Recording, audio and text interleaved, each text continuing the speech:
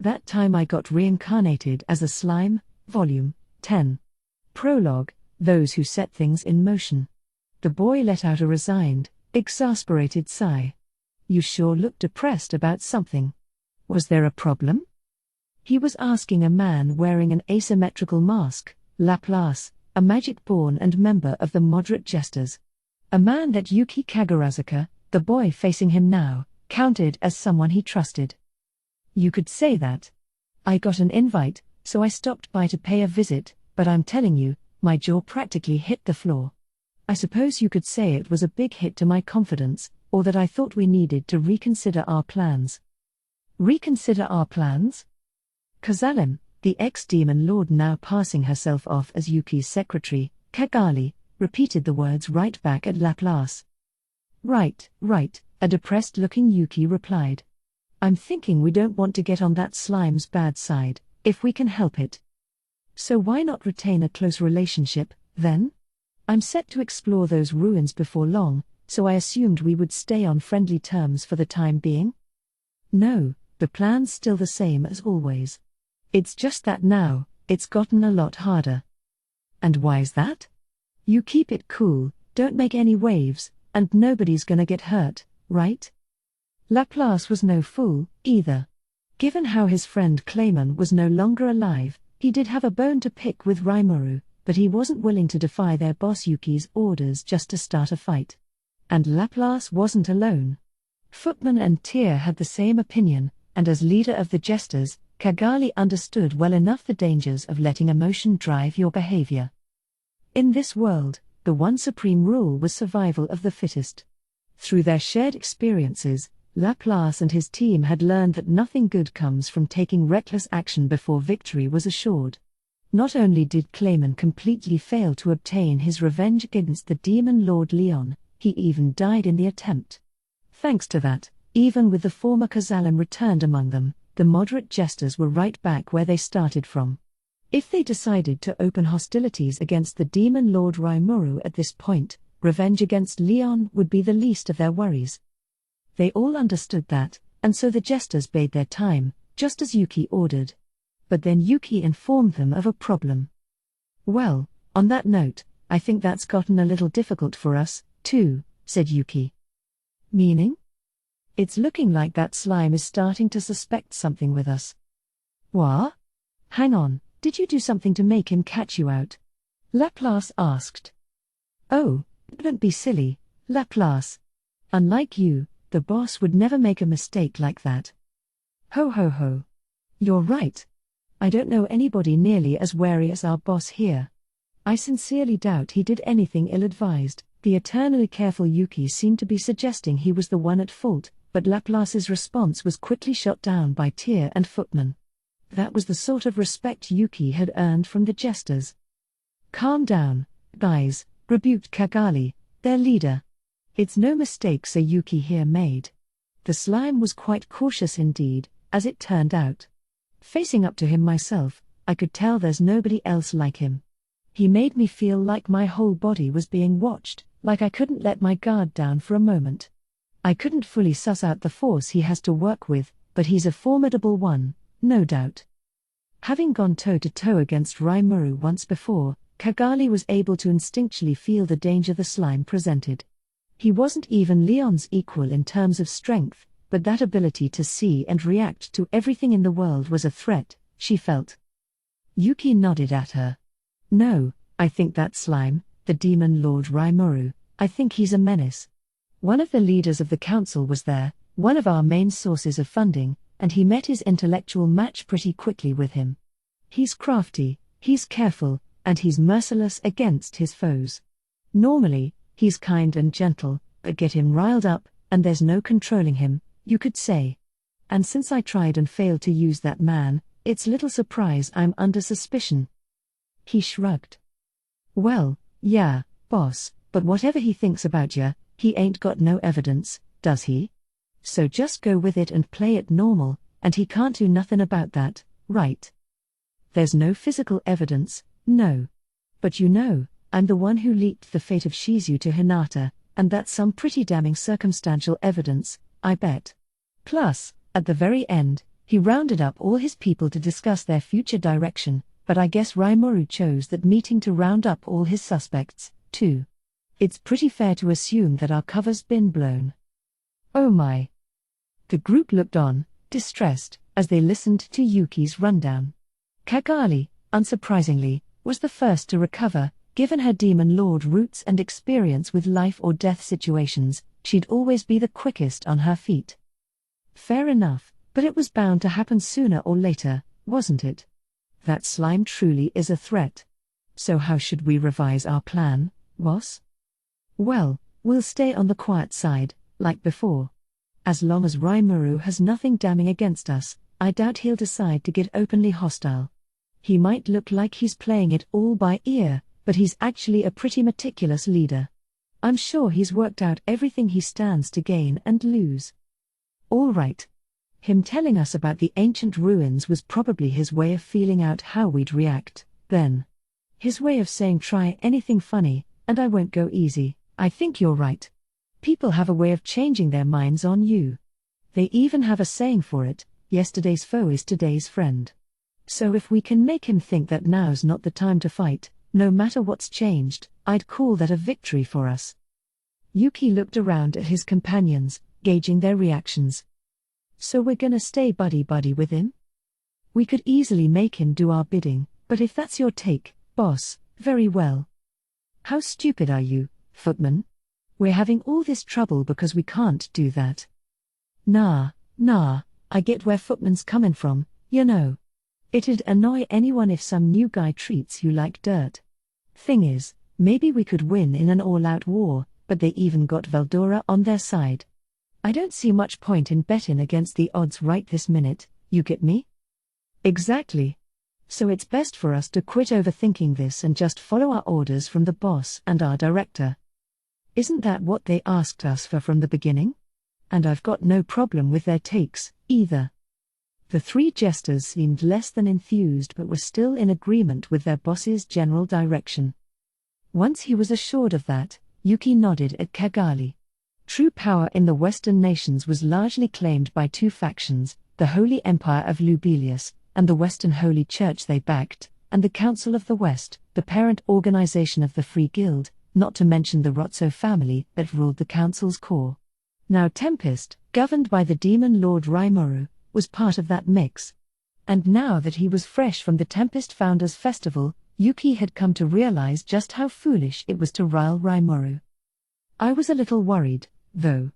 If I declared that I wasn't going to fight Rimuru, would these guys be willing to meekly accept that? The thought occurred to Yuki, but it appeared to be baseless. Kazalim might have acted differently, but losing to Leon once had taught Cagali a little prudence. The jesters had been working to realize their ambitions for years. To them, patience was already a virtue. To Yuki, it didn't seem like any of his faithful companions were hasty enough to thoughtlessly go out of control. I'm glad to see that, he said with a smile. Now, I think I'll let you take over the work I had assigned to Damrita. Huh? Meanin', the classified goods? What? Leaving that work to us? Ho ho ho. Are you sure, boss? This instantly unnerved the three jesters. Yuki kept smiling at them. You can handle that, right? Oh, you're on, boss. You're just worried that we'll go out of control and start a bunch of crap, aren't ya? Well, no way we're gonna. Even if we think we can win in a fight, we ain't gonna so much as lift a finger, I swear to ya. Right. Even Clayman lost his cool at the last minute, after all. If we made the same mistake, I wouldn't be able to rib him for it in the afterlife, true enough. Acting from a place of anger only leads to mistakes. As the angry jester of this bunch, that's something I'd be particularly prudent to remember. The demon lord Leon swore revenge against him someday, but I think that someday will need to wait. The trio each reassured Yuki with their own choice of words. He gave them a light nod. You've matured more than I thought, Yuki muttered, before recalling something else. By the way, the mention of classified goods reminded me, Rimuru brought the children I took in over to Tempest, didn't he?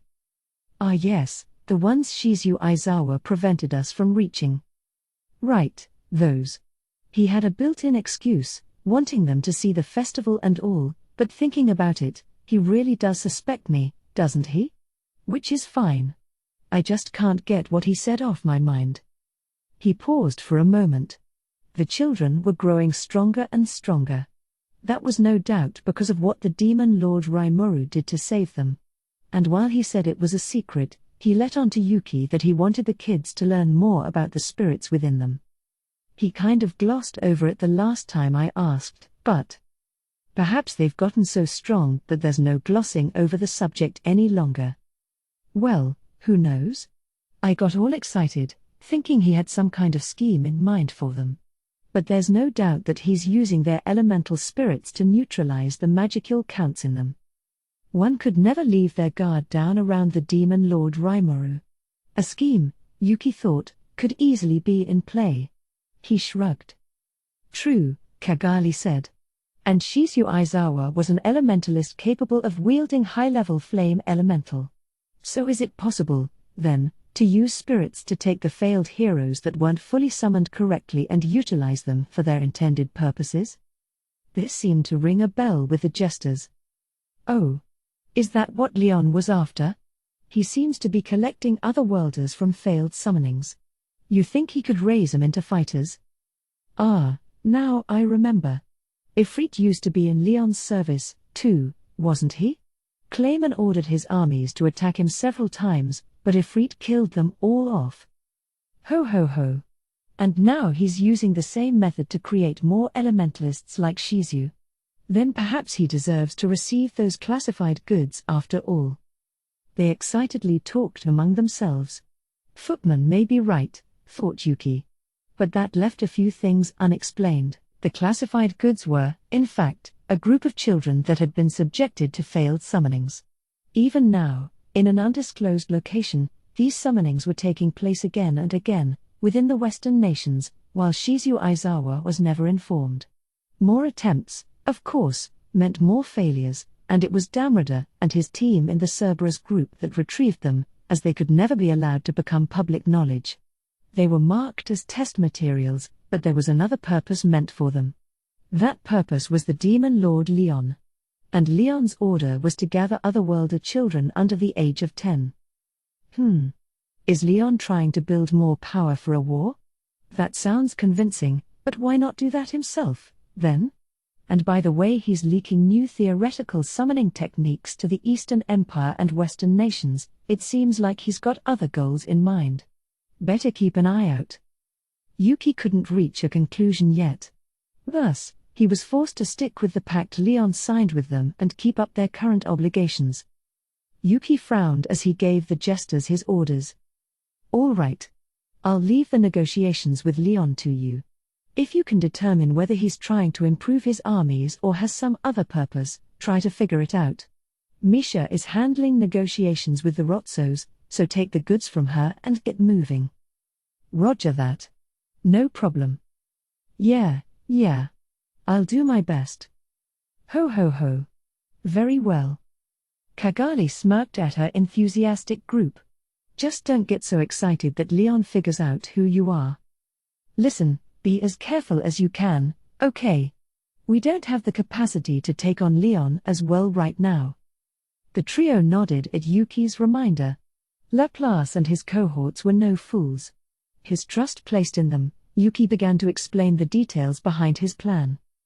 With the jesters given their orders, it was now Kagali's turn. She turned to Yuki, door-faced. So what should I do? She was asking about the expedition into the ruins. But ruins was a misnomer. Really, it was a city that Kagali and her acquaintances knew well. Back when she was still the demon Lord Kazalim, Kagali had constructed a defense system for a city that used the most advanced of magical techniques. That city was the so-called ancient city in question. Its name was Umrata, and unlike the surface zone protected by the system Adalman was part of, Umrata used a combination of a golem army and intricate, Kazalim-woven spells for its defense. Even Viola, the masterpiece Clayman crafted with the skills he inherited from Kazalim, was only slightly above average compared to the golems guarding the ruin. That ruin of Umrata, a ruin with such an impervious defense system, housed, in essence, the true hidden value of the puppet nation of Distav. Why were a bunch of ruins like Amrita guarded by such advanced defenses? To learn the answer, one has to go far back into the past. Long ago, a city of magic, once ruled by the elves during their heyday, fell thanks to their own foolishness. After riling the anger of a non-demon lord, the dragon princess Milim, it was wiped off the face of the planet in a single night. These formed the ancient ruins that are now referred to as Soma. The surviving elves swore to rebuild Soma someday, but they never did.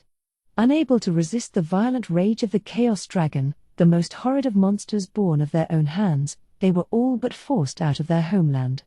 The Chaos Dragon was a catastrophe-level threat, not as powerful as one of the natural-born true dragons, but still nothing the elves could have ever handled. Thus, the surviving elves scattered across the land, each taking their own path. The unlearned peasant classes, lamenting their sudden misfortunes, relied upon the elven leader. Those with more strength and intelligence cleared out space to build their own nation. Some of them simply fled, blending into the background. Thus, thanks to only a small handful of people, the elves' glory days were over. Now the Dark Elves, accursed by their own sin, set off for new and distant lands, hoping to escape Milim's watchful eye. Kagali, the demon lord Kazalim, was among them, one of the few members of elven royalty to experience Milim's rage and live to tell the tale. Not a demon lord yet at the time, Kazalim built a city in the region he eventually found himself in, modeled after his homeland. It was his way to leave everything elven technology produced intact before it was gone forever. That city was Amrita, the capital of the puppet nation of Distav. Kagali shook her head, driving the memories from her mind. Amrita's defense system is still active. Could we use it to lure Rimuru into a trap? Based on their previous promise, Kagali would be joining him as they explored the ruins in Clayman's domain. If she was asked to direct Rimuru into an ambush, that would be simple for her. Besides, the only real threats in Kagali's mind were Milim and Veldora. If she caught Rimuru alone, she thought, she'd be able to do away with him. She had no doubt she could activate the defense system, at least. But Yuki didn't waste a moment to reply. That sounds like a neat idea, but you realize the demon lord Milim might be joining you, right? Well, I think we can work something out. If it's simply activating the system, I can do that without coming under suspicion. Kagali, or Kazalim, had already had a nation destroyed under her feet. Yuki worried about whether that still traumatized her, but she didn't seem to pay it much mind. She had transformed from an elf to a dark elf, then to a walking dead and demon lord. Any hang-ups she had about Milim had been fully conquered in the midst of that. Did that mean Kagali thought she had a chance against her? No. It wasn't impossible so much as it was suicidal. All right. In that case, have at it. I doubt it'll defeat him, but I was just thinking we need some data on how well Rimuru can actually fight. You think he can handle all that? Oh, no doubt. So please don't do anything that might reveal yourself, all right, Kagali? I know he's suspecting me, but right now, you're neither a friend nor a foe to him. Be careful that you don't give him any kind of information. I know, boss. They smiled at each other. Great. In that case, we'll all go make contact with Misha. And I'll stay here and keep preparing. So what will you do, boss? Me? I'm planning to contact Amrita and expand our bases of operation in the east. That way, if something happens, I can always flee over there. But first. Oh, so you are scheming something, then? You're telling us to lie low, but you're out pulling who knows what? Yuki snickered. Nothing like that, Laplace. It's just, I'm thinking I should play whatever cards I have in my deck. I haven't given up on ruling the West, after all. He grinned, and then, as they sank into the darkness, the Magic-Born quietly began to set their plans in motion. Chapter 1, A Brisk Labyrinth Business. The Tempest Founders Festival had ended in a resounding success. Those hectic days of preparation and festivities were now a good 10 days in the past. Our VIP visitors, as well as the common folk who visited from neighboring countries, were already gone. The same was true of Fuse and the King of Bloomond. They had hurriedly made their departure, promising to discuss matters once they had returned home. Garzel, the Dwarven King, had left in a similar rush to build the science and technology research team he was planning to send my way. Meanwhile, Elmesia, Emperor of Thalion, was nice enough to purchase one of the lodging houses in the swankiest district in town, near our reception hall. She had a teleportation circle installed in one of its rooms, ensuring she could visit any time she wanted. That's the rich for you. When they buy into something, they go all the way. I still remember the superiority-laden smile Elmesia gave the clearly jealous Garzel. Chances are he'll march right back to Dworgen and have their treasury authorize the cash to purchase one of our villas. Maybe I should be thanking Elmesia. Even better, she agreed to continue employing our local people working there, under the same conditions. Riggett was handling all the details, arranging for regular cleaning, meals when Elmesia was staying, and so forth. Of course, next time I pay a visit, I'll do so by transferring my consciousness into a homunculus. That might prevent me from enjoying myself to the fullest, but... Your Excellency, we cannot allow such selfishness.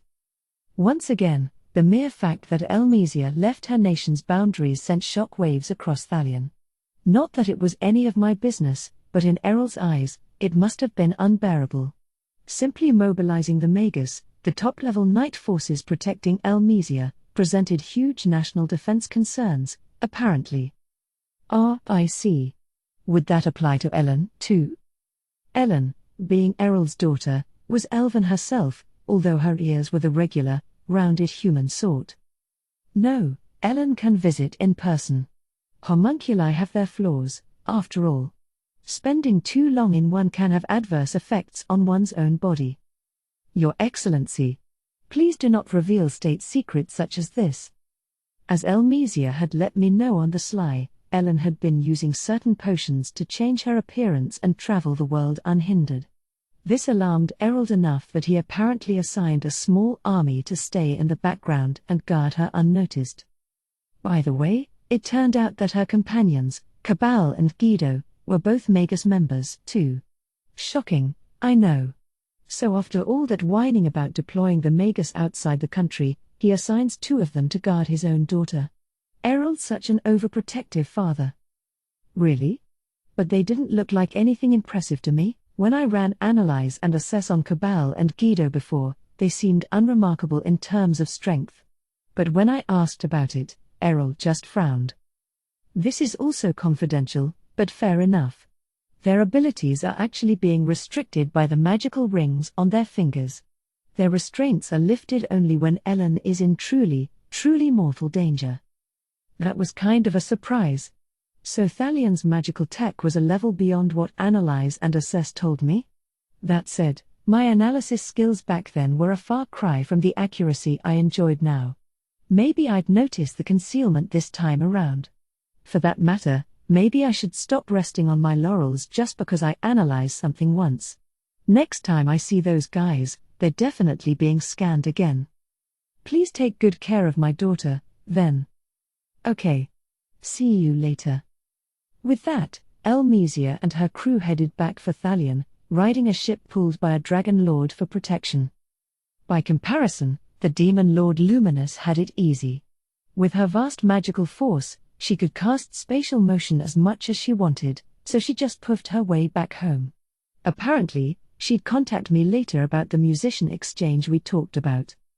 Hinata, meanwhile, was still in town, watching the kids study at our church and helping out with battle training.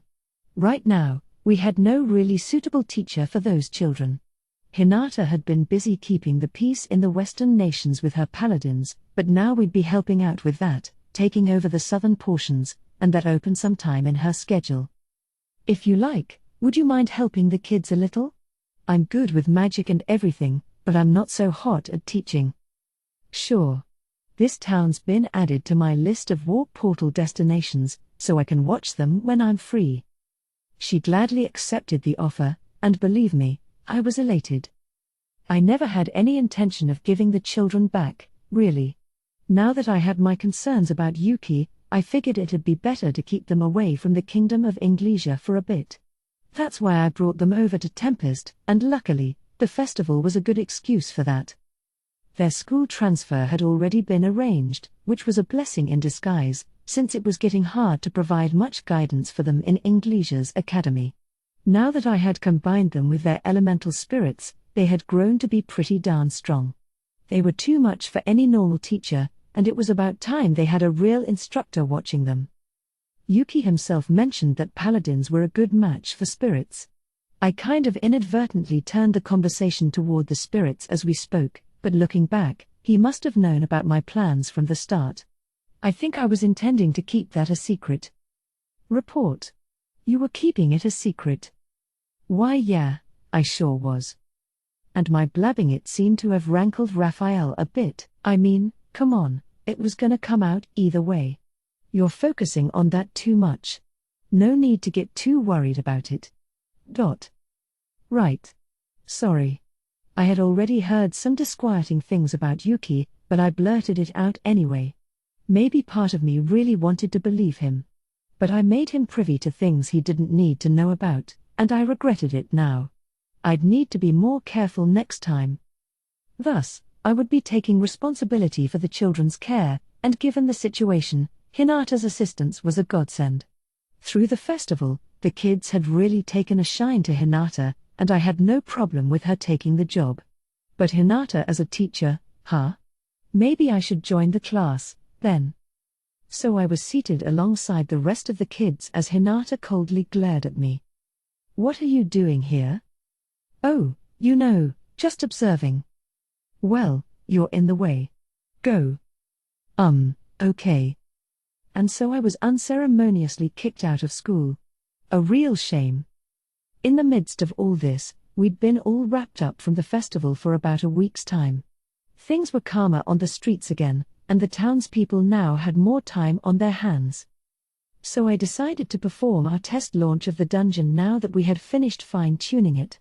More than a few adventurers were excited about exploring it. We had already gotten a large number of requests, and I wasn't about to disappoint them.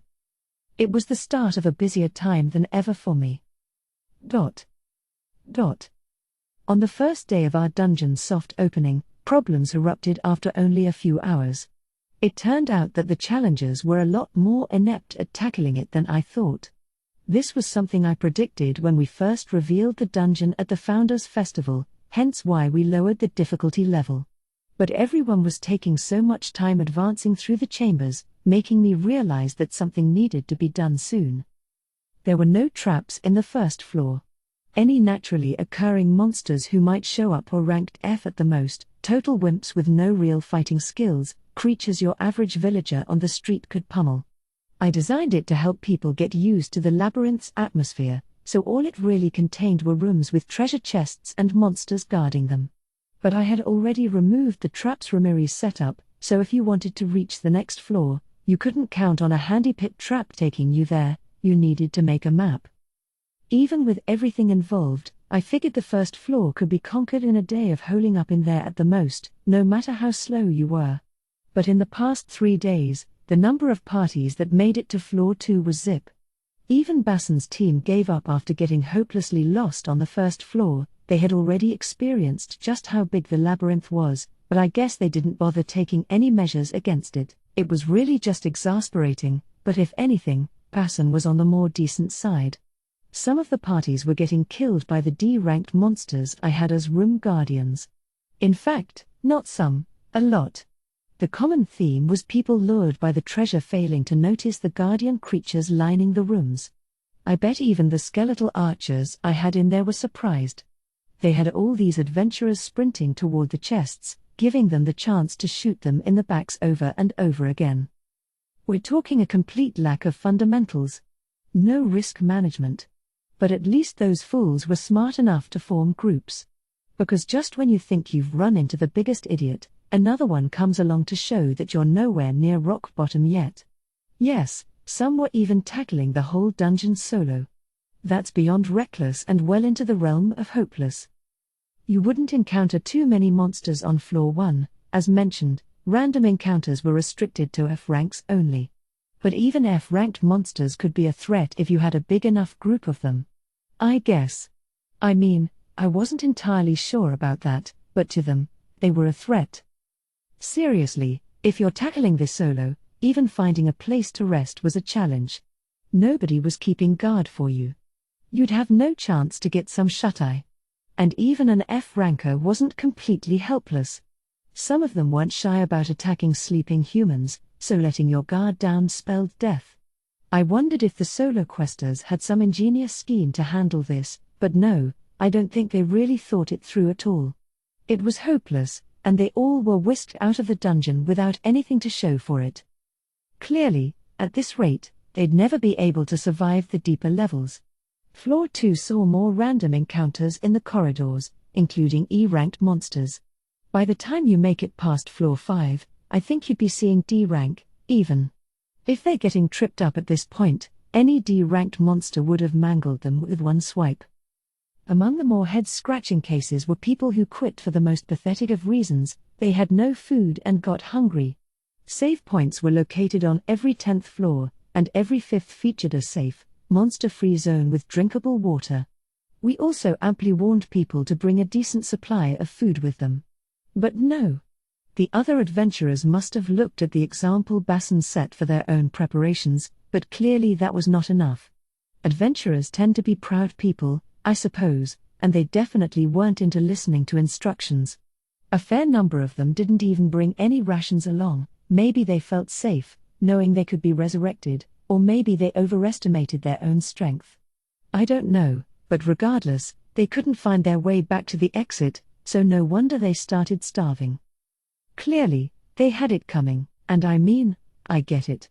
I know people want to retrieve as much as they can from the treasure chests here. But if I was seriously intent on killing my challengers in this labyrinth, I don't think anyone would conquer it in 100 years. Still, most of this first wave of customers were broke bodyguards and mercenaries looking for a quick buck, none of them with much exploration experience. No need to panic yet, I thought, as I watched things unfold for 3 days. But in the end, not a single party made it to floor 5 safe zone. I could barely stand to watch.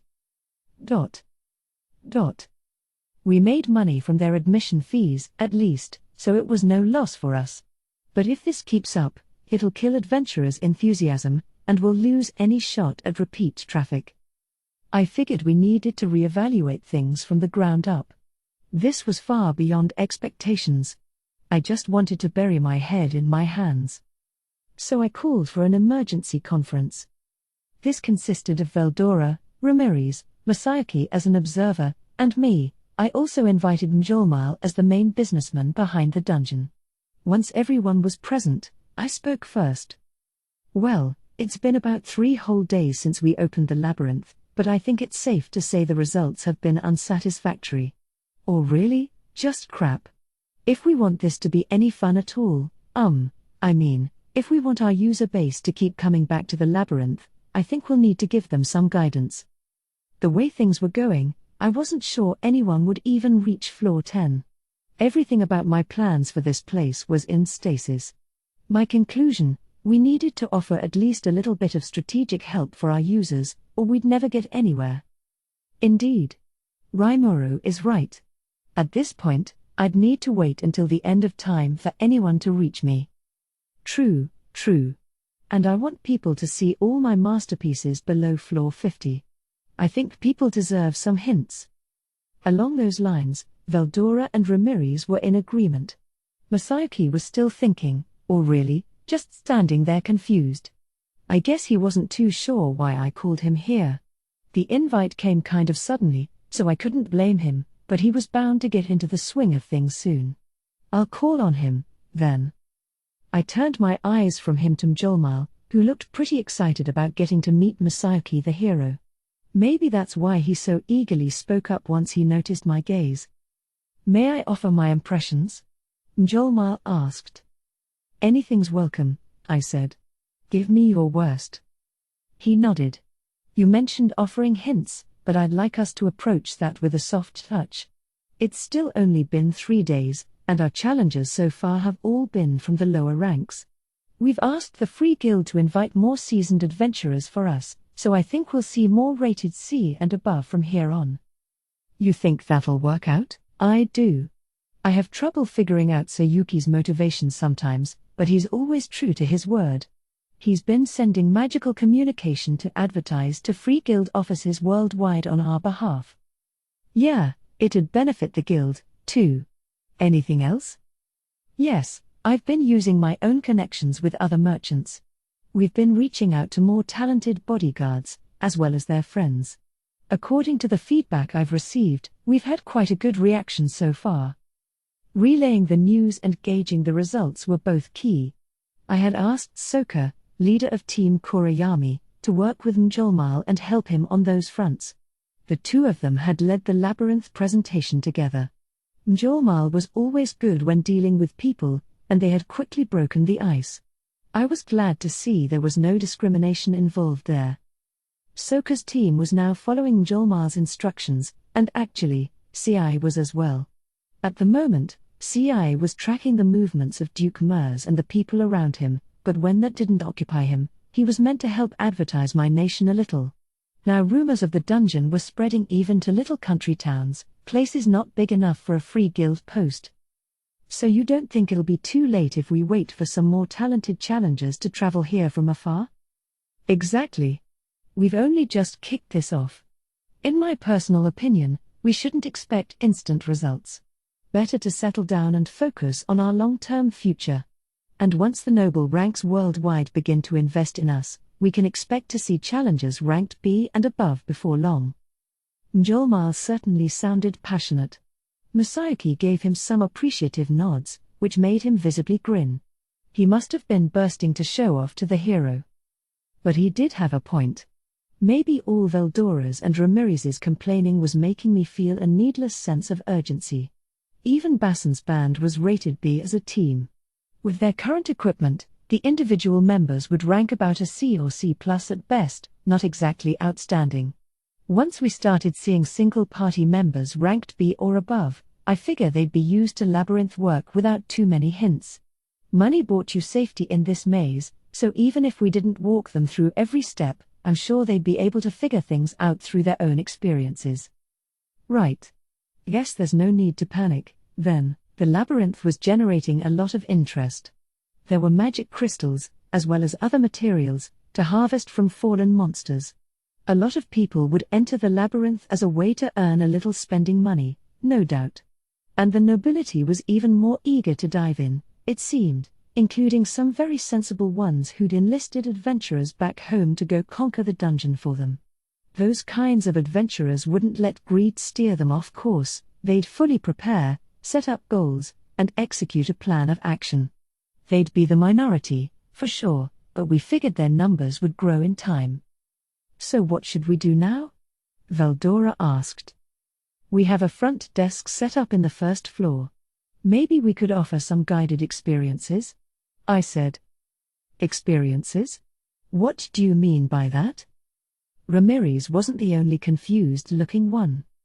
I mean, I explained, we could set up a training area that lets you test things out a little. Teach people about traps, have them train in battle with monsters, those kinds of things. That's a lot more meaningful than just giving out tips, isn't it? I'd also like to set up a gym of sorts, to help us train all the new Tempest recruits we've seen lately. It was impossible to get accidentally killed in the Labyrinth, so I think it'd be pretty useful to have. Then a rather unexpected person offered their agreement. In that case, maybe you could offer some courses in conquering the Labyrinth, too. It was Masayuki nonchalantly chiming in. I looked at him, surprised. Oh, should I not have butted in? No, you're fine. Ah, well, good. This is a topic I could contribute to a little bit more, so I thought I'd speak up. He grinned. He was adapting faster than I thought, but then again, he always was bold like that.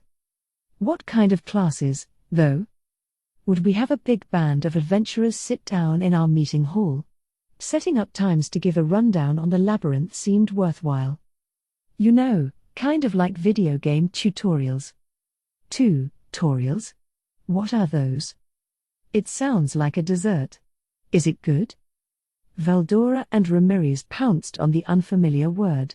I assumed Veldora had the vocabulary to know it, but maybe not. Languages in this world translated pretty well in my mind, but that auto-translate function only worked if both members of a conversation had a common understanding of the topic. If Veldora didn't know what it was, Ramirez certainly had no chance. So Masayuki and I had to explain the concept of a game tutorial. I was picturing something like an obstacle course. Yes, like Rimuru said, I think it's important you experience some of the basic moves you're expected to know before you enter the labyrinth. If we offer quick rundowns on the basics and divide it into missions, I think that'll help adventurers retain knowledge better. Adventurers wouldn't gain much from lengthy lectures. A training ground available to all wouldn't see a lot of use apart from the hard cores. So went Masayuki's logic, and why he thought a mission-based structure was a good idea. Before being admitted inside, challengers would get to complete a simple set of missions, ensuring they had the barest knowledge required to challenge the labyrinth. Veldora and Ramirez listened on, looking more and more convinced. Yes, that may just work. For my part, allowing this cavalcade of fools to tumble in and die simply bores me. Let us grant them a training area, so their skills can be at least somewhat up to snuff. Yeah, I think so, too. 'Cause if Milim saw this, she'd be so angry that she'd send all these challengers up into the clouds. They seemed all for it. And so did Mjolnir. And perhaps after this tutorial, we could offer them a line of Tempest brand weapons and armor to try their hand at. And if some challengers are facing more difficulty deeper down, a set of tougher missions could perhaps be of some benefit. This was some really helpful feedback. In fact, maybe we could even release a guidebook. It'd help advertise the town. It could be fun to have some qualified writer tackle that task for me. Regardless, this lack of labyrinth experience was killing our challengers' efficiency. Let's give them at least a few instruments to work with. Otherwise, we'd never find anyone capable of handling floor 50 and below, when the difficulty really started to ramp up.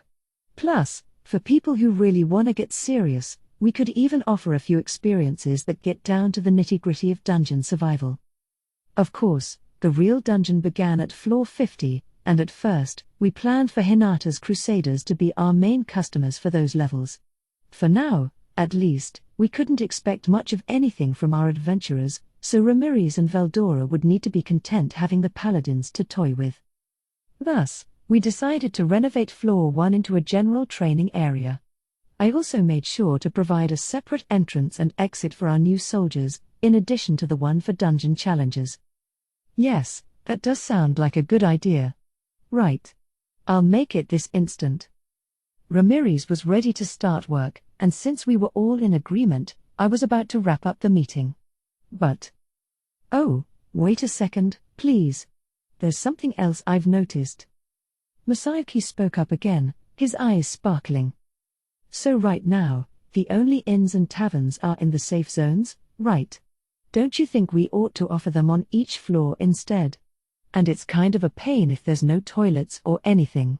If you can connect different spaces together anyway, I think it'd be nice to set up a door near the stairways to each floor or something that leads to these facilities. Some adventurers aren't even bringing a sleeping bag with them, so even if you charged a premium, I think you'd get a lot of customers, you know? What? Is this kid a genius? And toilets, huh? I no longer had any need for them, so it completely slipped my mind. All this useful feedback was flooring me. I turned to Ramirez, she confidently nodded back. Yes, Masayuki. I'll take that advice, too. Ah, so Masayuki, your observational skills astound me. Such insight. I'll get rid of the safe zones and set up a door leading to a rest stop near each stairway. It was kind of like setting up a vending machine selling toilet paper packets at high prices next to a train station bathroom that had no paper on hand. Unfair? Yes, but extremely effective. Masayuki's insight really was sensational. Well, I said with a smile, if you have any other thoughts in mind, don't be shy about sharing them. Masayuki pondered for a few moments, no doubt recalling all the video games he'd played. Could we maybe have a portable save point you can only use once? I was lucky enough to make it to floor 10, but now that you've removed the trapdoors, I think it's taking a lot more time to reach that point. This isn't a game to the challengers, so I think the time commitment involved is making things a lot harder as well. Yes. That's fair, too. I had to agree with him. The way things were, a journey to floor 10 would take several days. With his previous idea, we had stumbled upon the notion of making money off extended stays in the labyrinth. Maybe we should think more along these lines? Yes, that child is onto something. I was thinking the very same thing. Humans are such fragile little creatures, so we need to offer a bit of a helping hand. Veldora was the first to offer agreement. And who was the very person who designed this hellscape of a dungeon for fragile little humans anyway? Well, I can certainly set up disposable save points. But wouldn't it be more profitable to have adventurers stay at inns? So implementation wasn't a problem. Man, whenever the topic turned toward money, Ramirez was sharp as a tack. I was surprised she had something useful to say. No, Lady Ramirez, not necessarily. We should actually price them on the high side. If they don't have any pressing business, they can always stay at an inn, but I think a lot of people would need to regularly report back to their patrons or whatever. That, and I think some people would want to carry them around as extra insurance, in case something unexpected happens in the labyrinth.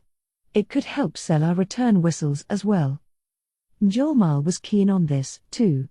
I think he sensed a business opportunity. And he was right, you could use them in many different ways. If you were spending several days in the labyrinth at once, you may want to know what's going on outside. Plus, the idea was to attract mercenaries hired by the nobility going forward, and they may need to file regular reports with their bosses. And also, in my case, my companions beat him pretty easily for me, but the save point on the 10th floor is protected by a powerful monster, right? I think a lot of people would want to use a save point before they challenge that guy. I nodded deeply at Masayuki. To a gamer, saving before you tackle a boss, or a floor guardian, in this case, was common sense. I recalled moments when I skipped that vital step before the final boss, only to lose several hours worth of play. Sad accidents like that can be laughed away because it's only a game, but how frustrating would it be if that happened in real life? Right, I said. Thinking about it, maybe we're being a little too unkind. Veldora and Ramirez nodded their agreement at me. Boy. Ah, right, your name was Masayuki? The advice you provide is quite helpful, yes. Yeah. I'm really amazed. You sure are an otherworlder, aren't you? Just like Rimuru. It's gonna be great working with you, Masayuki. Somewhere along the line, Masayuki had been accepted as a peer. Now, there's no need to spoil anyone past floor 50, I don't think. But in the floors that won't entertain too many veteran adventurers, I think it'd be a good idea to at least go a little easy. And now Masayuki was advising them as a full-fledged labyrinth administrator. That adaptability is probably his greatest asset of all, I think, and I had no objections to his take. All right. So let's set up a rest stop before the stairway on each floor. When you reach it, you can pay a fee or something to gain access to part of floor 95. And we'll set up an inn and tavern down there? Right. I'm not gonna open up the Elven Lounge to the general public, that's still members only, but we could easily set up something similar for adventurers. And don't forget, we'll charge a premium for it. He. Oh, I understand, believe me, I do. As a rule, prices are high in tourist sites. There's a soda and coffee vending machine at the summit of Mount Fuji, but you're gonna be paying the equivalent of $5 for a soda. There's nothing like eating a cheap box lunch at the peak, but while something like that's never gonna be gourmet cuisine, if you purchase it on the mountain itself, you can bet it's gonna go for 4-star restaurant prices. So it's a given that the facilities inside the labyrinth will be pricier than their equivalents outside. Now the little town we had going on floor 95 would be more useful than ever. But can you really craft disposable save points like that, Ramirez? Absolutely no problem there. Easy peasy. There are these things called recording crystals, and they're fine for disposable use. The item Ramirez produced was actually quite handy. You could use it anywhere in the labyrinth, and it worked exactly like a regular save point. Add yourself to a recording crystal, and the next time you die, you'll be able to restart from where you saved. If you use a return whistle to exit the dungeon, the next time you go in, you'll pick things up from your recording crystal. That held true even if the structure of the labyrinth itself changes. You wouldn't reappear in the exact same location, but you'd get transported to the nearest safe place, kind of. We can sell those at high prices, too, indeed. Well, actually, I'd like to distribute those a little more widely.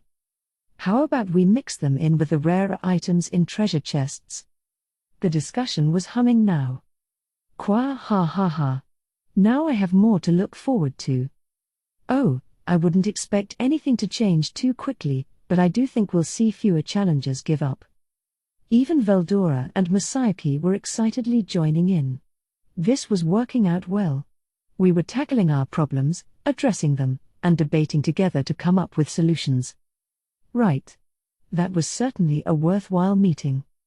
Floor 1 would now house a training area to help people learn the ABCs before tackling the dungeon, as well as a place for general announcements. We'd provide virtual missions for visitors to try out, helping them acquire the minimum knowledge necessary to survive. They were free to undertake this training, or not, as the case may be. Forcing the challengers into it wouldn't help much. All the risks fell on their shoulders. Besides, we would also set things up so that you couldn't die in the first floor, either.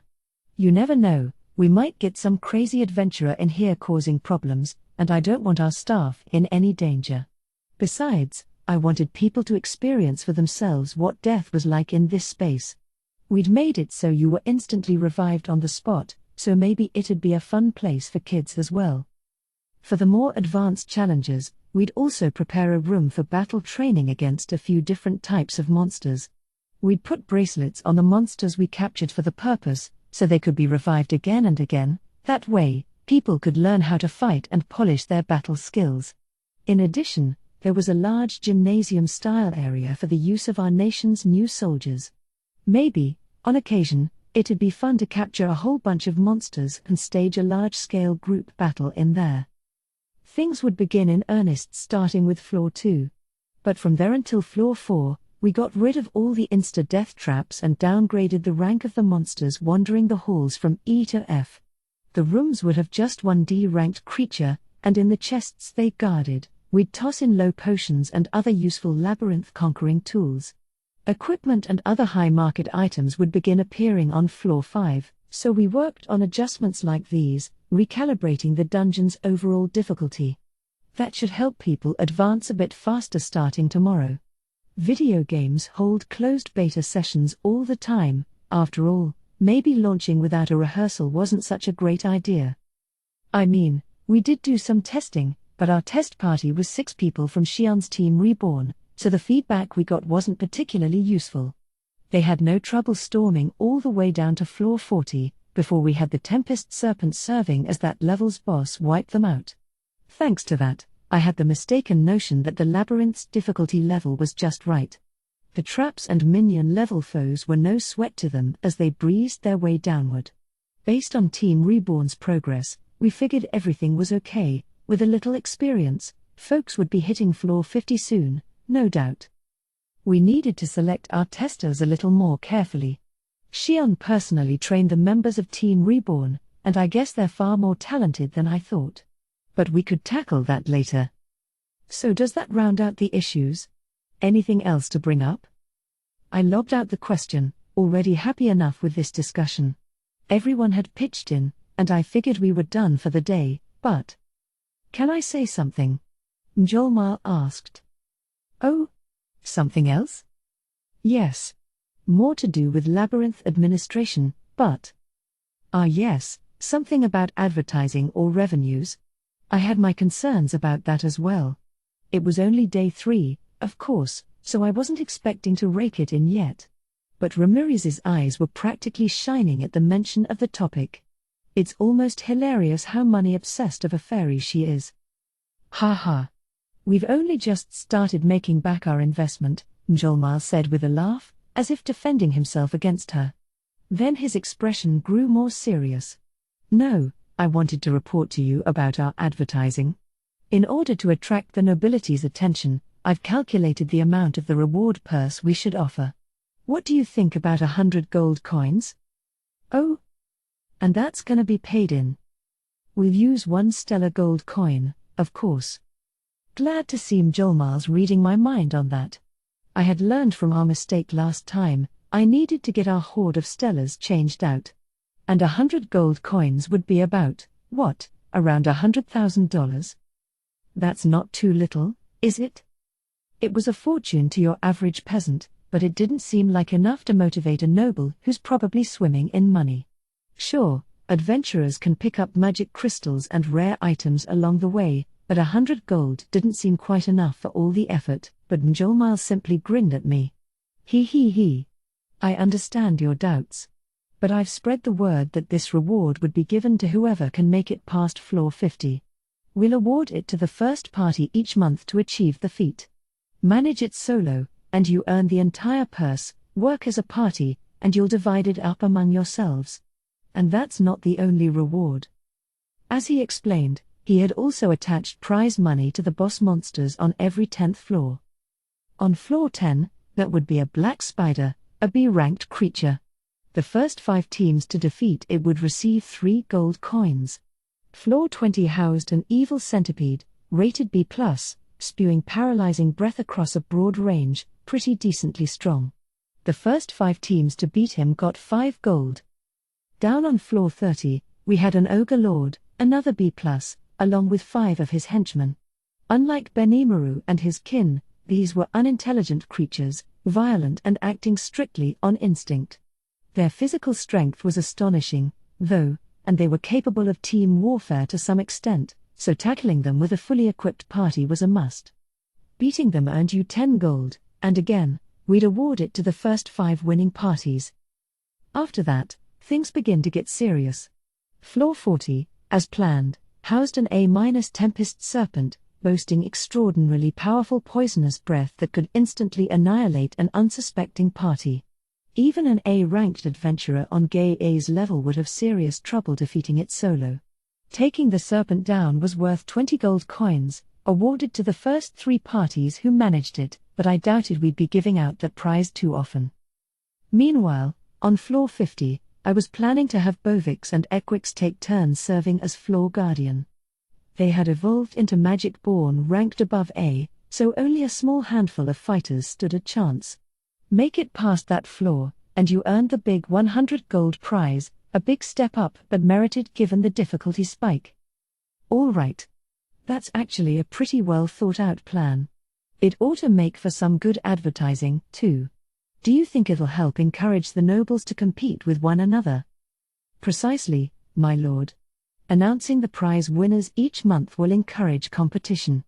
And challengers can only win a prize once, they can't be awarded the same prize multiple times, so we can keep things from getting too competitive. Makes sense. If you could only get it one time, there was no motivation for people to farm bosses strictly for money. This ensured the same small group of people wouldn't hog all the prizes each month, and since each award had a strict maximum, we could count them as fixed costs in our accounting. So do you think we can make a profit doing that? That will not be a problem, no.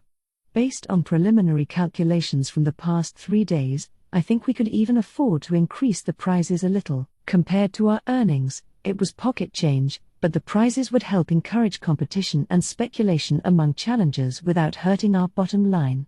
It was a brilliant strategy. Besides, nobody was going to zoom past floor 50 anytime soon, so I figured our payouts would be on the low side for a while to come. In fact, if anything, perhaps we could have Samasaki beat floor 50 and play that up in our advertising. Huh? With your metal, I'm sure it's only a matter of time, Samasaki.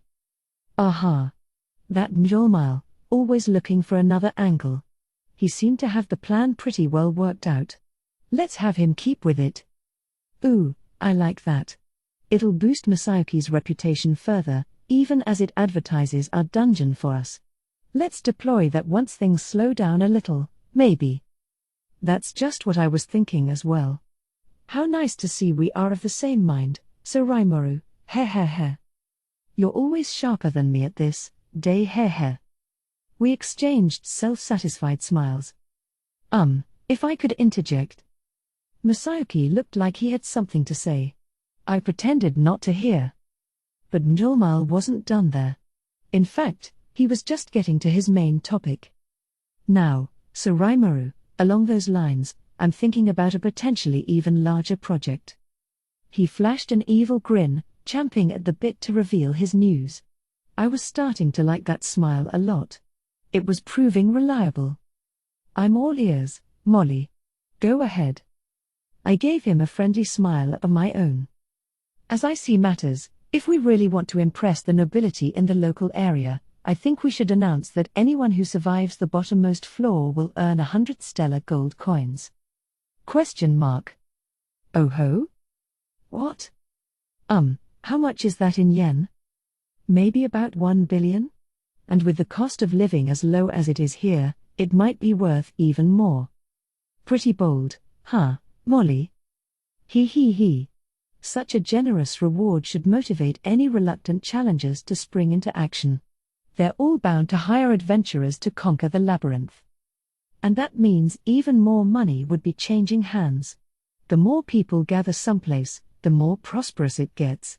If we can drive people's interest, potential customers who weren't interested before may hop on just so they're not left behind. But that's a lot of money, Ramirez shouted, looking concerned. But the confident Mjolnir wasn't perturbed. And who was the master of this labyrinth again? He gave Veldora a glance as he lodged the almost taunting question. Heh. Qua ha. It is I, Veldora the Storm Dragon, the very precipice of the draconic races.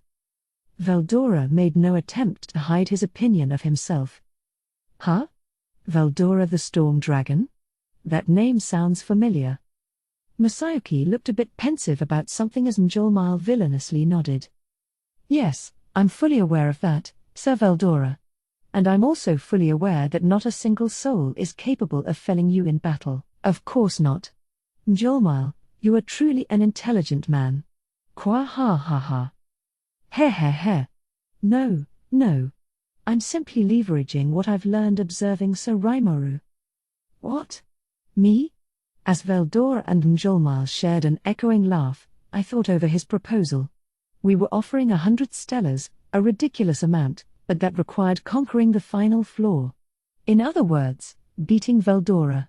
Nope. Not gonna happen. It seemed almost like a swindle to me, but it wasn't a lie, either. Besides, we still weren't sure right now whether anyone would even make it to floor 100. Yeah, I do think our labyrinth is well-nigh unconquerable. Right. That's bleedingly obvious. Precisely. Floor 50 is one thing, but the difficulty beyond that is simply unimaginable to me. We have literal dragons. Where will you find an adventurer who can slay a dragon? Mjolnir looked a little flawed. The concept even exasperated someone as bold and driven by greed as he. Our labyrinth was well defended, to say the least. I doubt we'd ever have to pay out those 100 stellars. No. That's the whole idea. This is just bait for the nobility, so I humbly believe we can be a bit lavish with the figures we throw around. I understand the paladins will be trying their luck, but I do look forward to seeing the results. He left it unsaid, but I'm sure he didn't think they could reach the bottom. I agreed with him.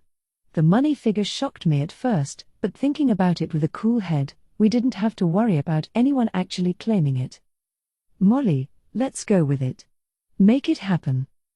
Very well, my lord. And try to get as many people coming here to take the challenge as you can. Let's tout it up as much as possible, then. We could call it the Demon Lord's Challenge. Would that work as advertising? Actually, wait a second. If I was going to keep calling myself Demon Lord, there was a good chance that reckless, suicidal people would keep on trying to fight me. It was a pain to deal with each and every one of them, so why don't I let them take a crack at me if they conquer floor 100, or something? Yeah. Let's go with that. In fact, tell everyone that if they beat the challenge, I'll give them an opportunity to fight me. That applies to you, too, Masaaki, so if people tell you to take me on, try to change the subject or something, okay? All right. Because honestly, I have no intention of fighting you at all. Thanks. Oh, I know. Well, Molly, you have my official permission. Have at it. At once, my lord. I'll just excuse myself, then. Mjolnir is so dedicated to his work. Once the conversation died down, he stood up, offered each of us a quick bow, and left the room. We could have ended the meeting there, as we all watched him go, but Masaaki looked concerned about something. Curious, I decided to inquire. What's up? Something on your mind? Well, about fighting, I guess people think I'm taking a wait-and-see approach, but I really am gonna have to do that fight sometime soon, aren't I? Fight? Ah, the promise he made during the tournament? You mean against Bovix? Yeah. After what I said in front of that huge crowd, I can't really escape it. But if I fight him, I'm absolutely gonna lose. I'm sure he would. Masaaki's unique skill was about as unique as they came, but it wouldn't be much help in actual combat. Although maybe it would be, come to think of it. It let him win without fighting, after all. But we would need to consider that Bovix battle. The crowd truly believed Masaaki could win, and so did Mjolnir for that matter. Masaaki wasn't shy about playing himself up in the arena, either. It was too late to say never mind. Maybe you could train with our kids while Hinata is here? That sort of thing would kill me. All I want is to live in peace, you know. He smiled briskly as he stated that rather sad fact. I thought at one point that he needed someone to teach him a lesson, but as a kid who came from Japan at the most peaceful point in its history, of course he wasn't gonna be this belligerent wild man. I'm not unlike him, if you think about it. Well, I can't have you lose either way, so let me think about that a little. Will you? Thanks, Rimuru. Sure. Just give me a hand when I need it, okay? Of course. Masaaki was being cooperative, and his reputation was helping me out a lot right now. If Bovix beat him, I stood to lose a great deal. It was a thorny problem, but we'd have to do something about it. I could try to reason with Bovix, but that didn't seem fair to me. I'll work on it. We chatted for a little while longer before I wrapped up this emergency meeting. The adjustments to the labyrinth were completed before the end of the day. So we excitedly continued our watch over the dungeon. Personally, thanks to the things Masaaki pointed out, I felt like the labyrinth had gotten a lot easier. But considering Mjolnir's warnings, I didn't think it had gotten too easy or anything. How would people react? First off, of course, there were always idiots who didn't bother listening to the instructions. They just breezed right along, ignoring the missions completely. They didn't get far into the ensuing floors, of course, but they just kept on trying, nonetheless. What drove them to do that? Their employers? Their pride? No, the answer was nothing so noble. They had a more calculating reason than that. When we debuted the labyrinth, the rare-level sword that Basson's party grabbed from a treasure chest was apparently a truly excellent piece in their mind. I guess they saw it in a much different way from me. Rare, in this world, referred to superior magisteel forged gear that had evolved to exhibit unique capabilities. The magisteel our nation produced was made by taking the magic ore from our high orcs in the mountains and exposing Veldora's magicules to it. Simply storing it inside the labyrinth made the process happen by itself.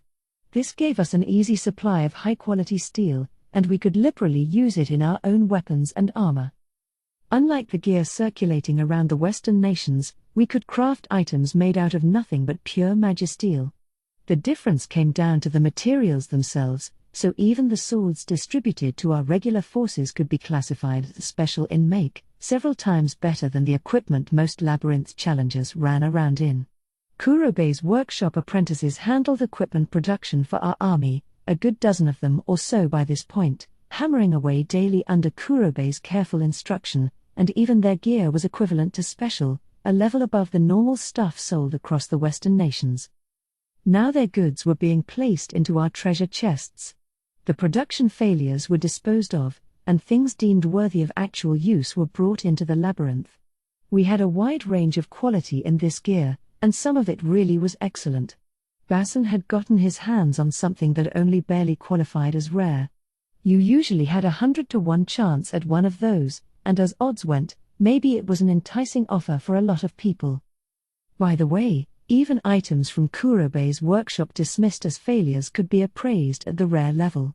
They may look like quality pieces on the surface, but if Kurobei called it a failure, it was a failure.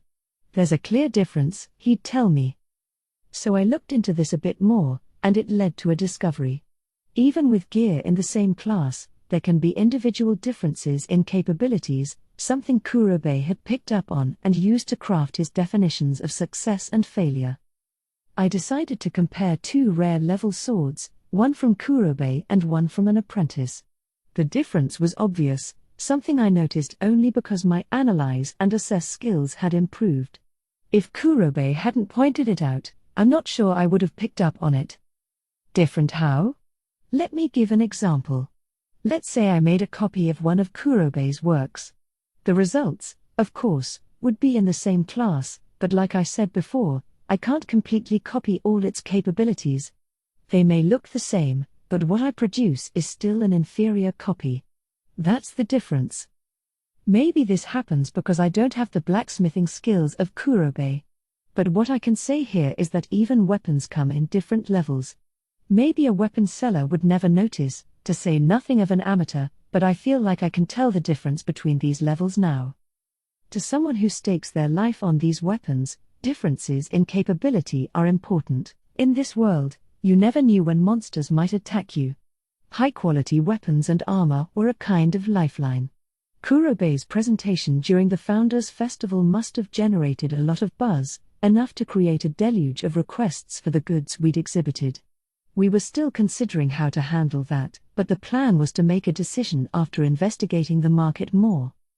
The rare equipment dropped by the boss on floor 10 was the best that Kurobei's apprentices could produce right now. They were inferior to Kurobei's own work but still on the upper end of what's generally available worldwide. Adventurers naturally want quality, of course, and I could see why Basson was so delighted. Even normal weapons, after all, could fetch over 10 times the usual price if they were good quality. Once you got into the special realm, that was more like 50 times. Rare? Obtaining one was a matter of luck more than anything. There weren't many around to find, and realistically speaking, money can't buy them. So it made sense that people were clamoring to enter the labyrinth. And Basson and his gang were even advertising for me at the taverns. Heh. Look at this, all of you. A sword just as wonderfully powerful as I am. And so on. The fact that the floor 10 boss dropped rare gear spread like wildfire among the challengers, then the merchants, and then around the free guilds of every nation. In an instant, people hoping to strike it rich were beating a path to our labyrinth, and that's what led to where we are now. I do have to thank Basson's band for all the free advertising, but you can't just run in and grab rare equipment like it's a trip to the convenience store. Thus, the people who refused to take our guidance began to lag behind those who completed our missions before tackling the labyrinth. If you had a little intelligence, you'd know it pays to listen to our instructions, after all, and as more people seriously took up the missions, training on the first floor began in earnest. Now we had challengers taking what they'd learned and fully preparing with it, helping our own budget with the equipment they purchased near the front desk. Then, a few days after we rebalanced the dungeon, we began to see parties reach the 5th floor. Floor 2 was vast but simple, and the traps up to floor 4 were more like jump scares than anything really malicious. So long as you kept an accurate map, making it to floor 5 was actually pretty easy. This seemed acceptable to me. Floor 5 downward was more of a test of ability. The traps got more hazardous, and monsters ranked D and above made their debut, but the treasure chests also held more valuable items. I wanted our customers to really pound those floors, doing their best to conquer them, but alas, it really was a challenge for most. To put it simply, fatigue began to be an issue. Keeping a constant watch for monsters is an easy way to mentally exhaust yourself, I suppose.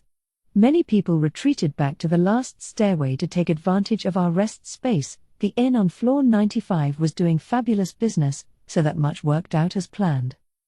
Around when our challengers began to strike a presence between floors 5 and 8, we started to see adventurers arrive from the world's free guilds, following the rumors. Some of them were seasoned adventurers bearing contracts from noble sponsors, and before long, the whole town was getting busier. With this second wave livening up the old guard, the race to conquer the floors grew frenetic, and with these serious contenders, we also began to see people try to cheat their way to glory. Yes, people decided to sell maps of the labyrinth in broad daylight.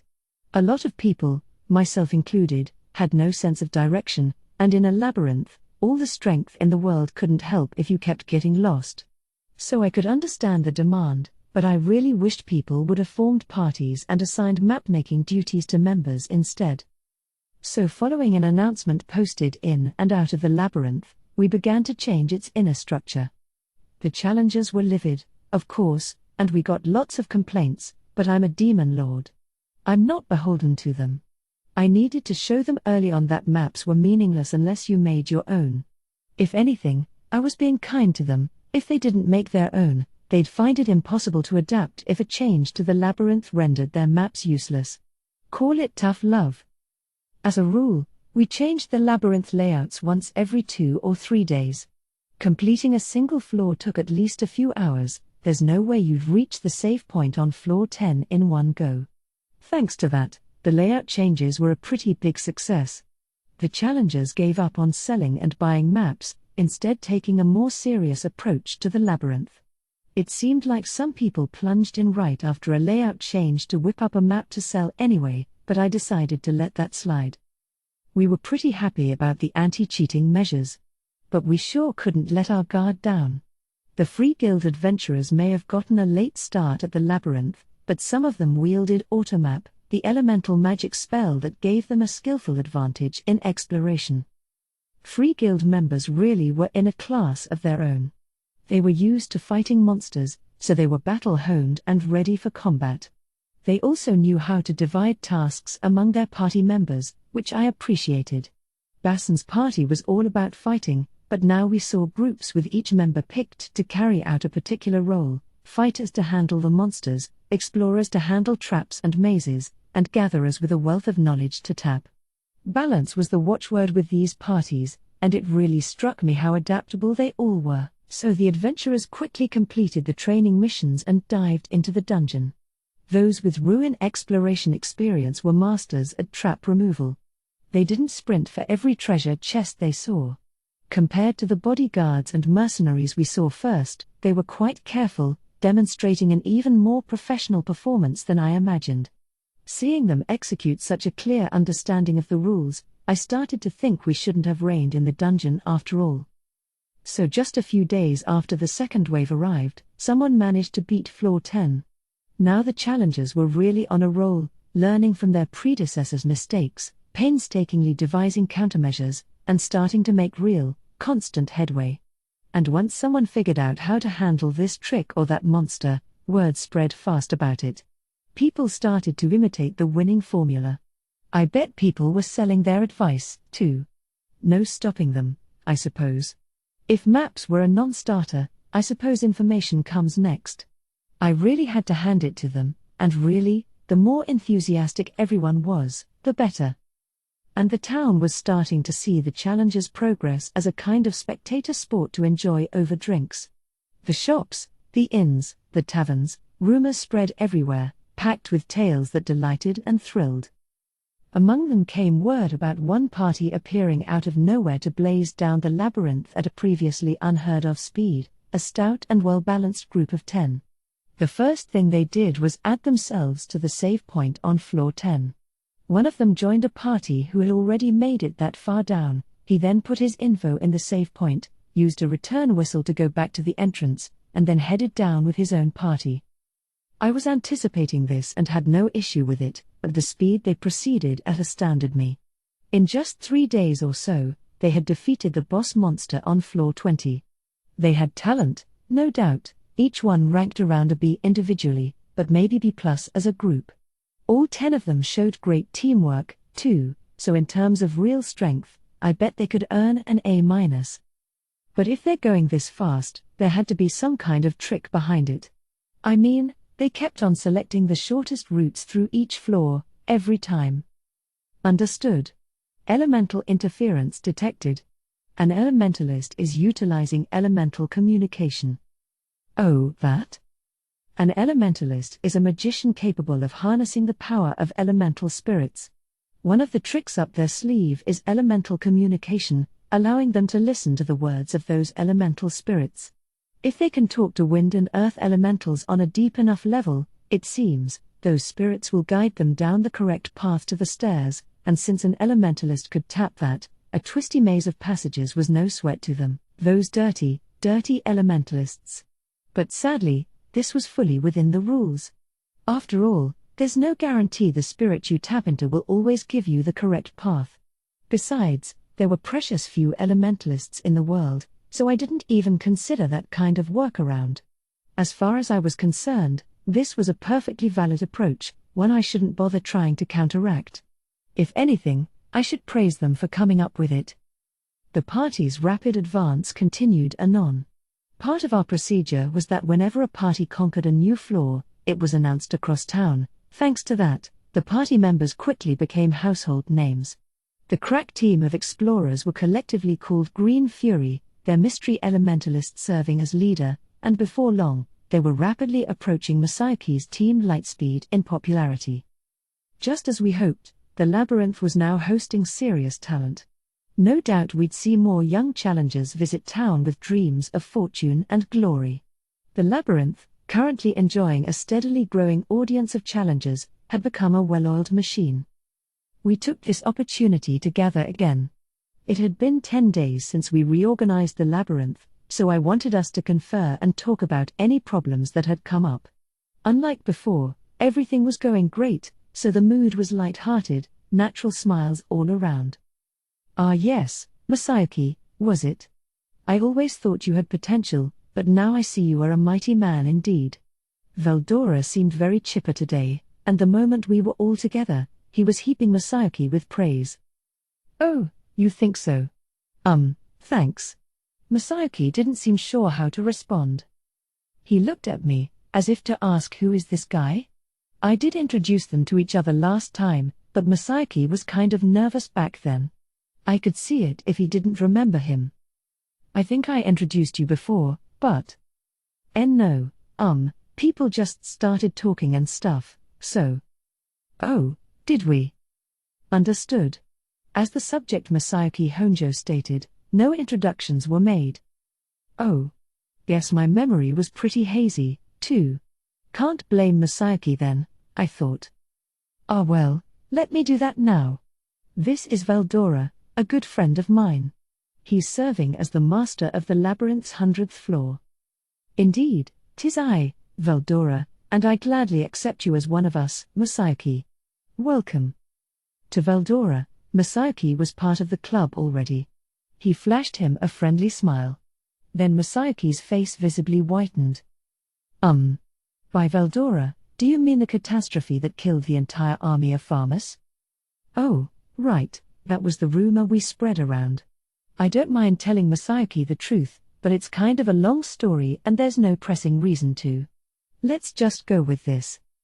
Yeah, he's kind of a big shot, so try not to rile him, okay? Kwa ha ha ha. Oh, but I am a generous soul indeed, so it takes a great deal to anger me. And if you provide me with sweet treats to eat, I would not hesitate to offer you my protection. There he goes again. I rolled up my notepapers and swatted him with them. Punishment complete. Discipline, you know, it's important. It must have surprised our local dragon, because he shouted, "What are you doing?" And so on for a bit, but I still had Ramirez to introduce. And this is Ramirez, a fairy and someone you could call the ruler of the Labyrinth. Masayaki had been muttering things like so I wasn't imagining it. In the midst of this, but my voice helped him regain his composure. His eyes turned to Ramirez, flapping in the air. Oh. You're a fairy, Ramirez. And you built that entire amazing labyrinth? That's really great. The compliments were more than enough to get Ramirez going as well. Whoa. Hey, I like you. In fact, I'll gladly name you my underling. And Rimuru. Did you hear that? He said that I'm really great. She was kicking the air in my direction, visibly excited as she bragged.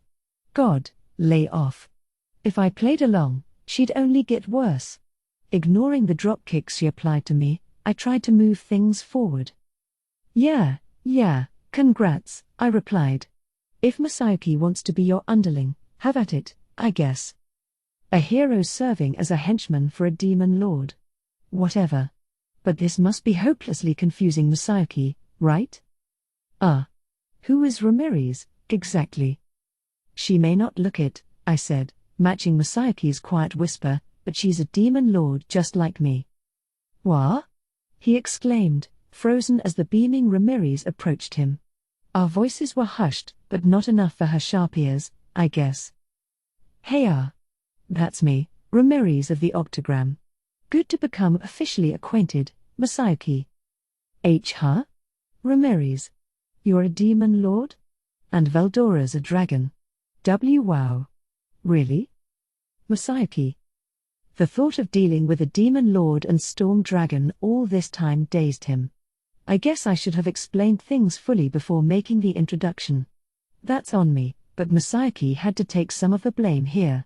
He's the one who acted all cool and collected at our last meeting. That's why I assumed he knew them already. It was his nerves of steel that allowed him to keep his composure. I didn't realize he was clueless this whole time. They say ignorance is a sin, but sometimes it's your greatest asset. Masayuki had been accepted by a dragon and demon lord, and he never even realized it. Once again, I couldn't help but marvel at his luck. It was Njolmal who finally threw Masayuki a life preserver. Lady Ramirez, please, none of that. Why, so Masayuki would hardly even know how to respond, would he? Since he was such a fan of Masayuki, I suppose Njolmal assumed that conversation was a joke, Ramirez making unreasonable demands, and the kind hero unsure how to react. I figured Masayuki's response would have disillusioned him, but I guess that's the hero's skill at work. Or maybe not. Somehow, it seemed like Njolmal really believed in Masayuki from the heart. Seeing it, or maybe even feeling it, Masayuki smiled. This is Njolmal, my trusted advisor and the head of Tempest's financial department. Kind of our Minister of Finance, I suppose. A pleasure to meet you again, Sir Masayuki. Ha ha ha. That's kind of you, Njolmal. Oh, no, I'm just an upstart from the underground. Well, as you said, I'm afraid I can't join with you right now, Ramirez. I've already promised Mikami, Rimuru that I'd give him my support. Masayuki lightly bowed at Ramirez. I'll bet, Njolmal said. So Rimuru does have a way of taking advantage of people. What had I ever done? And Ramirez was ready to join him. Well, if that's how it is, so be it. You're so cunning, you know that, Rimuru. Hey, I nonchalantly replied, first come, first served. Then Veldora started bragging for some reason. Qua ha ha ha. You won't find many people as dependable as Rimuru. Ramirez, I think you'll have to give up on ever getting ahead of him. But let's hear from Masayuki now. We need to proceed.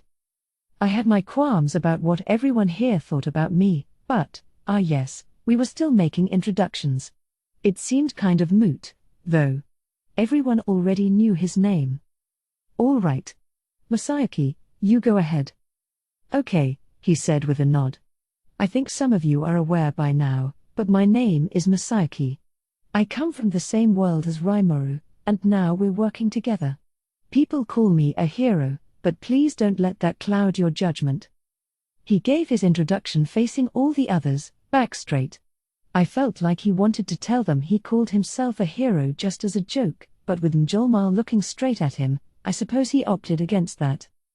Highly adaptable as always, he was already back to his usual composed self. Defiant, you could say. They may have met last time, but he was capable of being all smiles with Veldora and Ramirez, which took guts. He really was someone special. Maybe it wasn't his unique skill chosen one having its effect on the people around him, maybe a lot of it was just his own personality. I didn't think there was any way he could wield this much influence with a unique skill alone. That, I thought as we wrapped up the introductions, we could try verifying later on. We were all seated. Our last meeting was something of an emergency confab, but this time, things were less urgent. We were all at ease. I have to say, Masayuki, you sure are something. We owe all our success to you.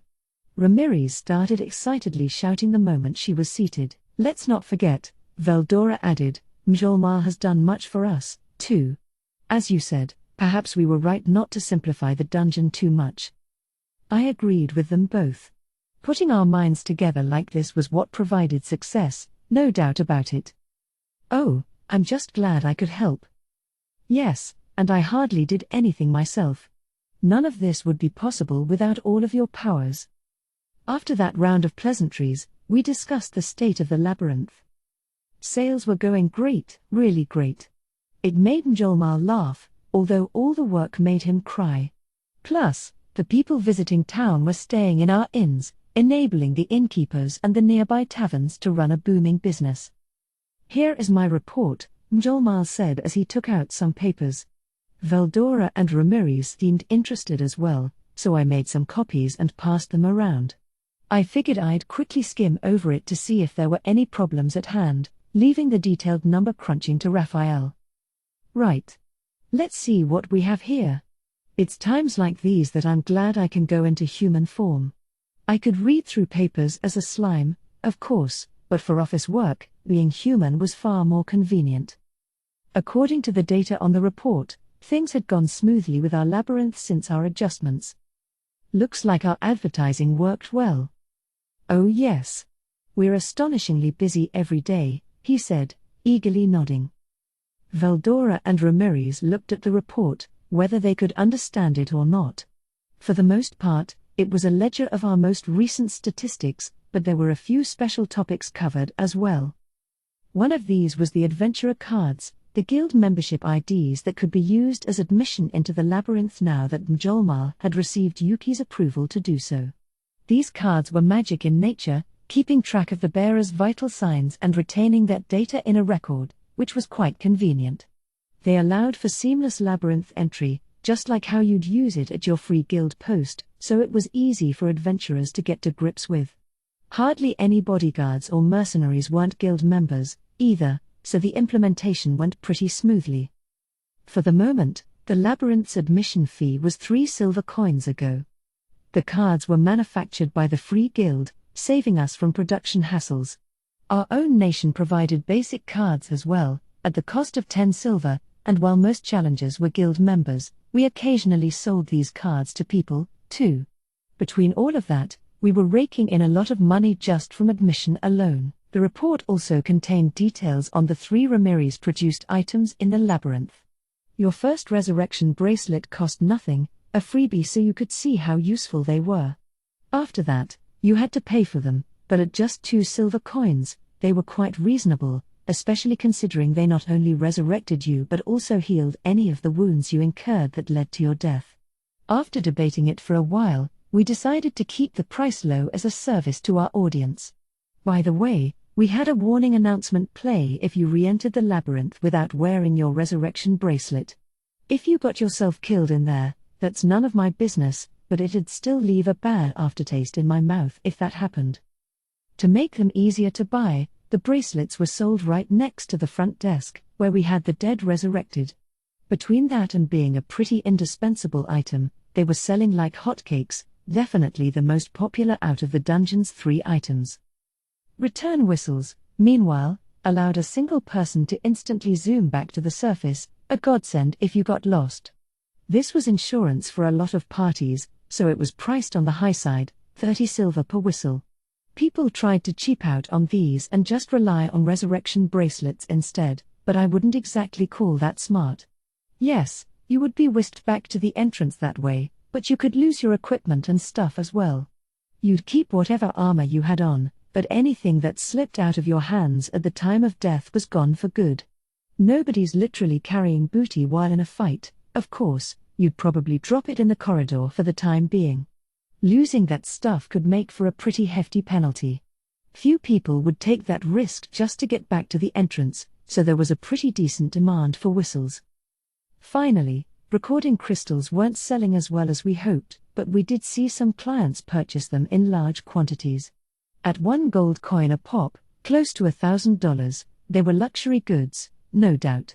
And why not? They let you basically turn back time whenever, and wherever, you wanted.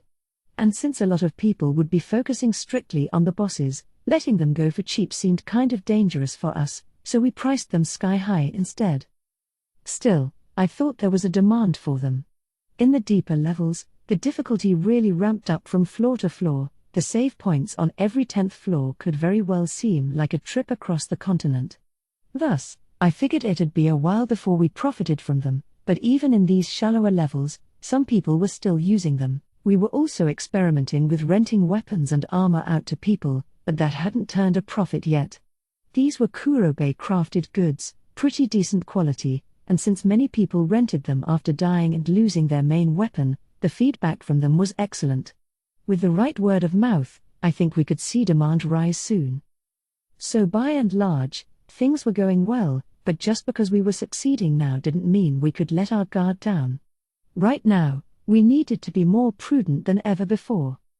The party at the forefront of the dungeon was continuing to do well, going deeper and deeper without anyone dropping out. They were drumming up enthusiasm among the other challengers, too, people who kept coming back after messing up. That improved our sales, a cycle we needed to keep going. If we can convince people that it's worth coming back again and again, then even our initial goal of at least 1,000 admissions per day seems surprisingly attainable. So, looking at Molly's report, I'd say we're a pretty resounding success right now. But we can't rest on our laurels. If you've noticed anything, don't be afraid to speak up. I wanted everyone to be at attention as I got the ball rolling. Ramirez was the first to react. Me. All right. Ramirez. You know the elementalist using elemental communication? Boy, I sure never thought about relying on the spirits for info like that. But I can interfere with that, if you want. What do you think? Interfere, huh? I did want to put some obstacles in their way, but it seemed kind of like a coward move to me. The approach this party took was completely orthodox, so getting all evil with them felt like we'd be going against the spirit of the rules. This isn't a war, or a competition or the like.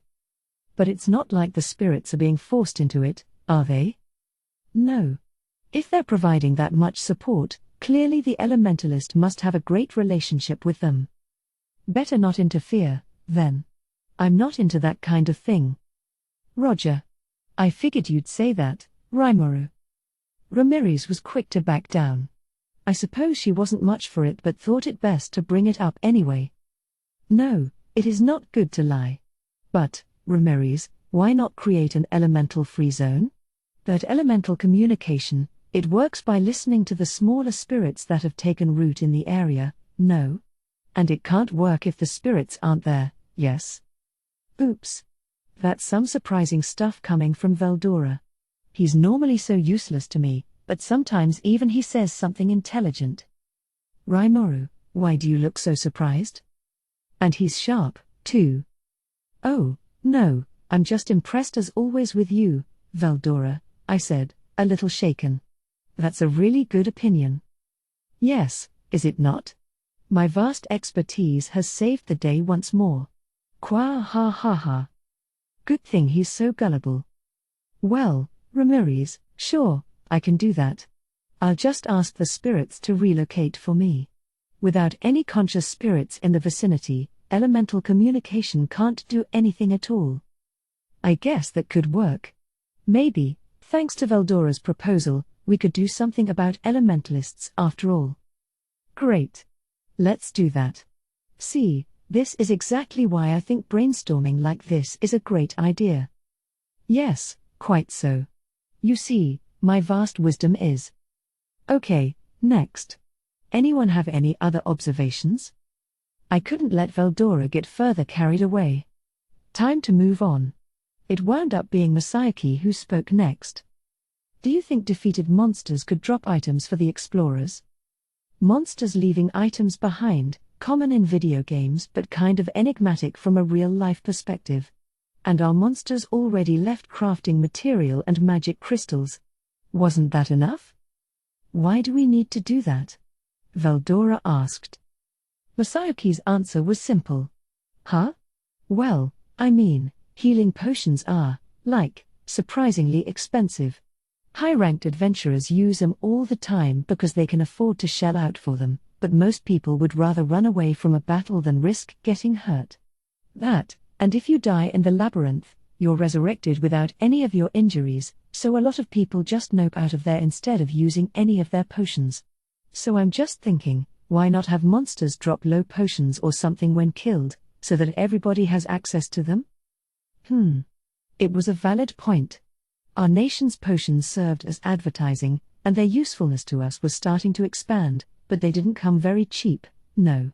In fact, sales were starting to stagnate a bit because of the price. Within Tempest, low potions cost 4 silver coins, high potions were 35, and full potions, while not offered for direct sale, would probably need to be priced at over 500 silver, or 5 gold coins, if we did offer them. Meanwhile, the cheapest inn in our city cost 3 silver a night without meals and 5 with a bath and dinner. A nicer room, used by passing merchants and the like, averaged around 10 silver plus meals. On the other hand, a D-ranked adventurer earned, on average, about 15 silver coins after a day of work in the labyrinth, maybe 20, if they worked in a party for more efficiency. That was good, for now, enough to live day by day on, but not enough to prepare for any kind of emergency. The treatment they'd need if they were sick or badly hurt, or any kind of social safety net, really, would be out of the question. Plus, they needed to maintain their weapons, buying new ones if they broke and saving up for better quality goods. In short, low-ranked monster hunters lived a hard-scrabble life. If they wanted a better one, their only choice was to polish their skills. And in a life like that, 4 silver coins was a painful investment to make. They need to put money aside for admission, of course, and I sure get it if a potion just isn't in the budget for them, and yeah, I know they're gunning for a treasure chest with a major find inside, but it's not like whatever they discover will make them filthy rich. That's common in games, yeah. I understand what you mean, Masayoki, but the monsters are naturally generated within the labyrinth, so I think it'll be hard to have them carry items. It'd be a mistake to excessively spoil our visitors, giving them something they didn't ask for in the first place. I'd like to do something to help, but I think they need to be able to support themselves first. That's what the Free Guild is there to assist with. From our nation's perspective, we can't really provide welfare to people who don't even live here. It's not exactly pretty, but you need to be strong to survive. I think we can do that, Ramirez casually commented, just as I was mentally throwing in the towel. Really? Sure. Just have them swallow the item right after they're born. If that was possible, it opened up a few possibilities. Maybe we could populate the treasure chests with more useful items and let the monsters drop the junkier stuff for explorers. Junk or not, it'd still be a source of income for the lower ranks, and going forward, I'd like those lower ranks to have something to live on. In a perfect world, people are rewarded for their efforts, and I wanted to make that happen as much as possible. Well, no problem, then. If it'll help people gain more of an income beating monsters, I bet it'll make them try even harder for us. And it'd have the side effect of boosting the trade in monster-derived materials, as well as providing another attraction for our nation. And once we have some more money to work with, we can divert some of that into welfare programs. I don't know how much we can do about illness, but serious injury? We could assist with it. If Japan can have universal healthcare, it's not a dream for Tempest to have something like it. A system like this is something we'll want to implement at an early stage in our nation's development, lest people call it unfair. If possible, I'd like to see that happen sooner than later. The problem is to figure out who, exactly, will call citizens of Tempest. Labyrinth runners, passing merchants, and people like that aren't, naturally. Maybe now is the time to register all our citizens and make the ownership of rights clearer to everyone. Tempest is a developing country right now, so we welcome any and all immigrants, but once our nation matures, there might be movements to ostracize non-citizens from our borders. A nation is, in a way, a large cooperative entity. Nobody can live alone, so we form communities to help one another survive. We don't need parasites latching onto our nation, and I didn't want to embrace anyone who didn't have a sense of belonging here. It's hard, after all, for people with different thoughts and principles to coexist in the same community. Basically, if a citizen belongs to a nation, they have a duty to work for the sake of it. In turn, they can receive certain services from that nation. That being said, people have the right to not belong to any nation, free of civic duty and retaining full, unfettered freedom. If you want to be part of Tempest, come on in. If not, you're still a welcome guest, but I can't provide you all the services a citizen would receive. We'll need to define the difference soon, and I think Rigard and I need to have some detailed discussions about this. See? I can think about serious stuff sometimes, too. You think so?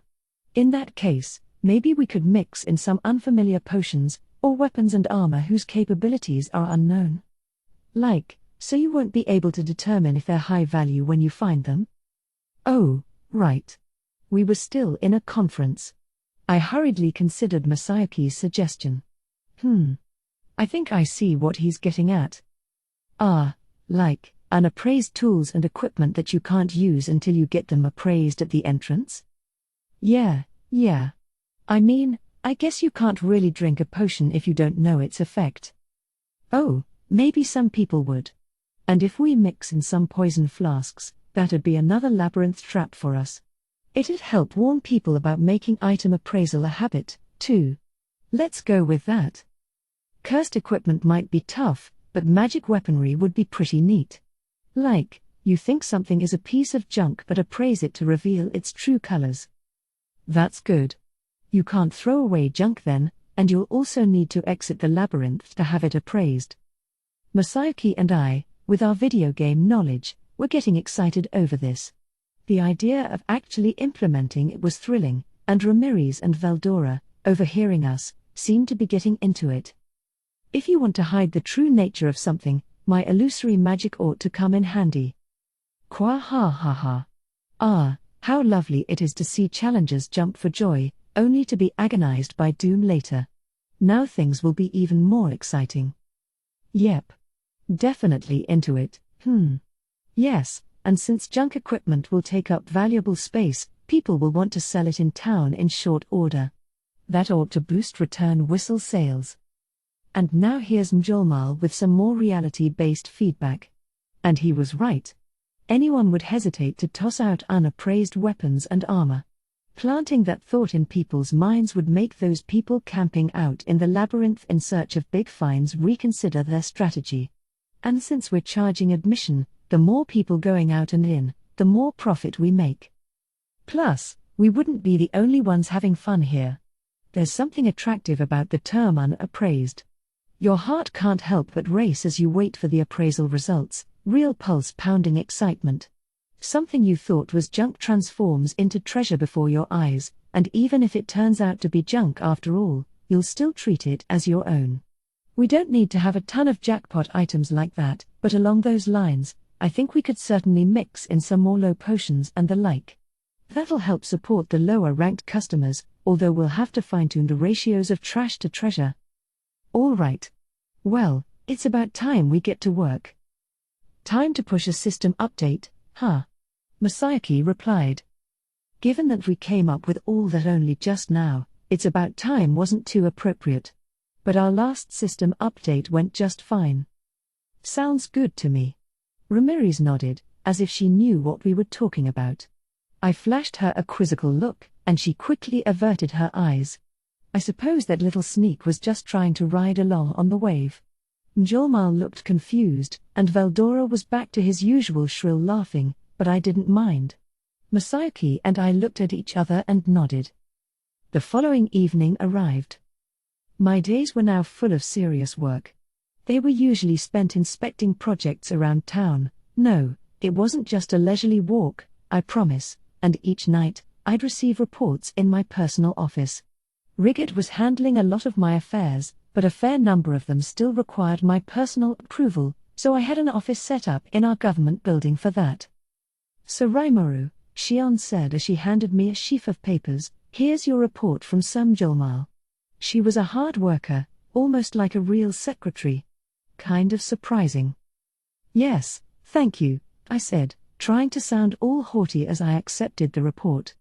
Julmal was already getting started on what we discussed at yesterday's meeting. "Everything's going well," I muttered. "I am delighted to hear," Diablo said, nodding. "In hardly any time flat, our tavern sales are up 10%. I guess it benefits all our citizens if the low-ranked adventurers have more money to work with." "Indeed. It's just as you read it, Sir Rimuru," Diablo nodded again as he gently poured some tea for me. "It's not at all like I had read it, actually, but it was pretty much what I hoped for. I couldn't be happier." Diablo was overvaluing me, like he always did, but it didn't bother me this time. I took a sip. "Huh? This tastes different. Did you change the leaves? Did you not like it?" "No, it's good, but..." It wasn't displeasing at all, maybe just a tad stronger on the bitterness than usual. "I'll replace it at once," an apparently panic-stricken Diablo said. But he really didn't need to. It was just fine, no problems to speak of. "It's just that Shuna always brings her A game when it comes to preparing tea." "Wait a minute. Hey, is this..." "Yes, your chief secretary insisted on preparing it herself. I tasted it to ensure it wasn't poisonous." Okay. That's a surprise, seeing Shion prepare tea this good. The even greater surprise, though, was Diablo actually cooperating with her. "I never thought you'd go with Shion on that." Poison doesn't work on me anyway, so I assumed Diablo was simply taste testing it, but that made it even more of a surprise. "I had no other choice," he replied with a smile. Sir Benimaru was balking at being her taster every day. It was my first experience ever feeling ill, a chance I'm glad to have had. I really don't think that's a necessary experience, but this time, I definitely needed to thank him. Shion looked really happy, after all. She's really grown, huh? Once upon a time, her home-cooked cuisine was more hazardous to your health than the deadliest of poisons, but now here she is getting tea just right. No magic or skills or anything. Her violin performance during the festival was another surprise. I'm being wowed all the time lately. It truly felt like an emotional moment to me. "Diablo, thank you." No. "And Shion? Well done. You did great." "Why yes. Thank you very much. Next time, I think I'll have Shion pour my refills." It was a little overly bitter, but I was happy. Then I recalled that I had never delivered Diablo his promised reward. "By the way, I still owe you a reward, don't I? You did an excellent job with the Farmus invasion, and here I've been giving you menial labor ever since you got back." No, it's my hope to be of service of you, Sir Rimuru." "Well, yeah, but..." I had given Hakuro some vacation time. He was off happily training somewhere with his daughter Mumiji. Gobta, I took to our special elf-run club down on floor 95. He didn't quite deserve a membership card yet, but I intended to dangle that as a carrot for his future endeavors. Of course, he was still off God knows where with Milim at the moment. Veldora grumbled a bit about wanting to toughen him up, too, but I hope he doesn't. That's just being cruel by that point. For Gable, I had a new research facility built, beyond the door that Veldora guarded on floor 100. He'd be the head of this laboratory, with Vesta as his second-in-command. Gable would be overseeing what had grown into a pretty large research team, so it was a fairly big promotion. So along those lines, I had given what I thought were appropriate rewards to everyone. Not doing anything for Diablo, someone who worked so hard by my side, was out of the question. "In that case," Diablo said as I thought this over, "there is something I would like your permission for." He always had the greatest knack for reading a room like that. "Go ahead. Say it." "Very well. I was thinking that I would like someone working under me to handle my more miscellaneous duties." "Oh, like making tea?" I knew he wasn't a fan of that, I couldn't blame him. Why would a demon as powerful as Diablo willingly brew tea for a slime? Even I thought that was a bit bonkers. No, not that, Sir Rimuru. Taking care of your personal affairs is one of my most vital responsibilities. I am talking about miscellaneous tasks like raising nations to the ground. Someone I could perhaps send in my place to handle that. I, personally, will always be by your side, Sir Rimuru. He smiled as he said it. Come on. That's real work, not miscellaneous tasks. But to Diablo, I guess taking care of me was more important than waging wars. I really don't get what's in his mind sometimes. I see. But I can't have someone with that kind of power working under you. Someone with the intelligence and muscle to take down an entire country? It'd have to be someone like Benimaru or Ci. I wanted to make Diablo's wish come true, but this was asking a little too much. However, it turns out I was jumping to conclusions. No, I have no intention at all of standing above Sir Benimaru or anything of the sort. There are some old acquaintances of mine I am considering, so I thought I would invite him. So he wanted to hire some people? I didn't have any problem with that. That sounds fine by me, but will you need some money? I imagined he would, which is why I asked, but Diablo smiled and shook his head. No, I doubt they would be interested in money. In place of that, however, they will need some manner of vessel to serve as their physical bodies. Now I get it. If this is an acquaintance of Diablo's, it's probably gonna be another demon. All right. Is it okay if it's something like what I gave to Beretta? If Diablo insisted on a human corpse, we were gonna have problems. Things were a bit different now from when I first summoned him. Yes, I'll ensure they don't complain. Then fine. Ramirez was just bugging me, in fact, about providing physical bodies for Thrainey's sisters as well. I said yes, since they could help us run the labyrinth. Maybe I should craft a few extra bodies while I'm at it, just in case. That's fine by me, then, but is that the only payment they'll want? That is not a problem. But I think that the protégés I am considering each have a staff of their own as well. I was thinking about bringing them on, too. Is that all right? As breathlessly confident as always, I see. It's like he never once considered the thought of being turned down. I can't pay them, but would they care? If you can provide them with physical bodies, they will gladly serve you, Sir Rimuru. He was so sure of it. And if he was, I had nothing to say. But there is one thing I better ask. So how many people are you expecting to serve you? By his manner of speech, I was picturing a small handful, but I needed to know how many bodies I should prepare to make. Well, I was thinking perhaps several hundred, 1,000 at most. That's a lot. 1,000 at most? And they're all demons? What kind of doomsday army was he trying to build? What, are you trying to have a war by yourself? No, I'd hardly expect them to battle me. Even if they did, I doubt it would be a hard fight for me. And so deadpan about it, too. Where does all that confidence of his come from? Are you gonna be okay, though? Yes, perhaps there is no need for such a large number. Very well. I will carefully choose among them and dispose of the unnecessary. No, I didn't mean that. I'm asking if you're gonna be okay. Diablo gave me one of his happy smiles. There will not be a problem, he declared. Well, now it just seemed ridiculous to worry about him. For all I knew, Diablo may very well be stronger than me. If he says it's not a problem, there was no point in me protesting. All right.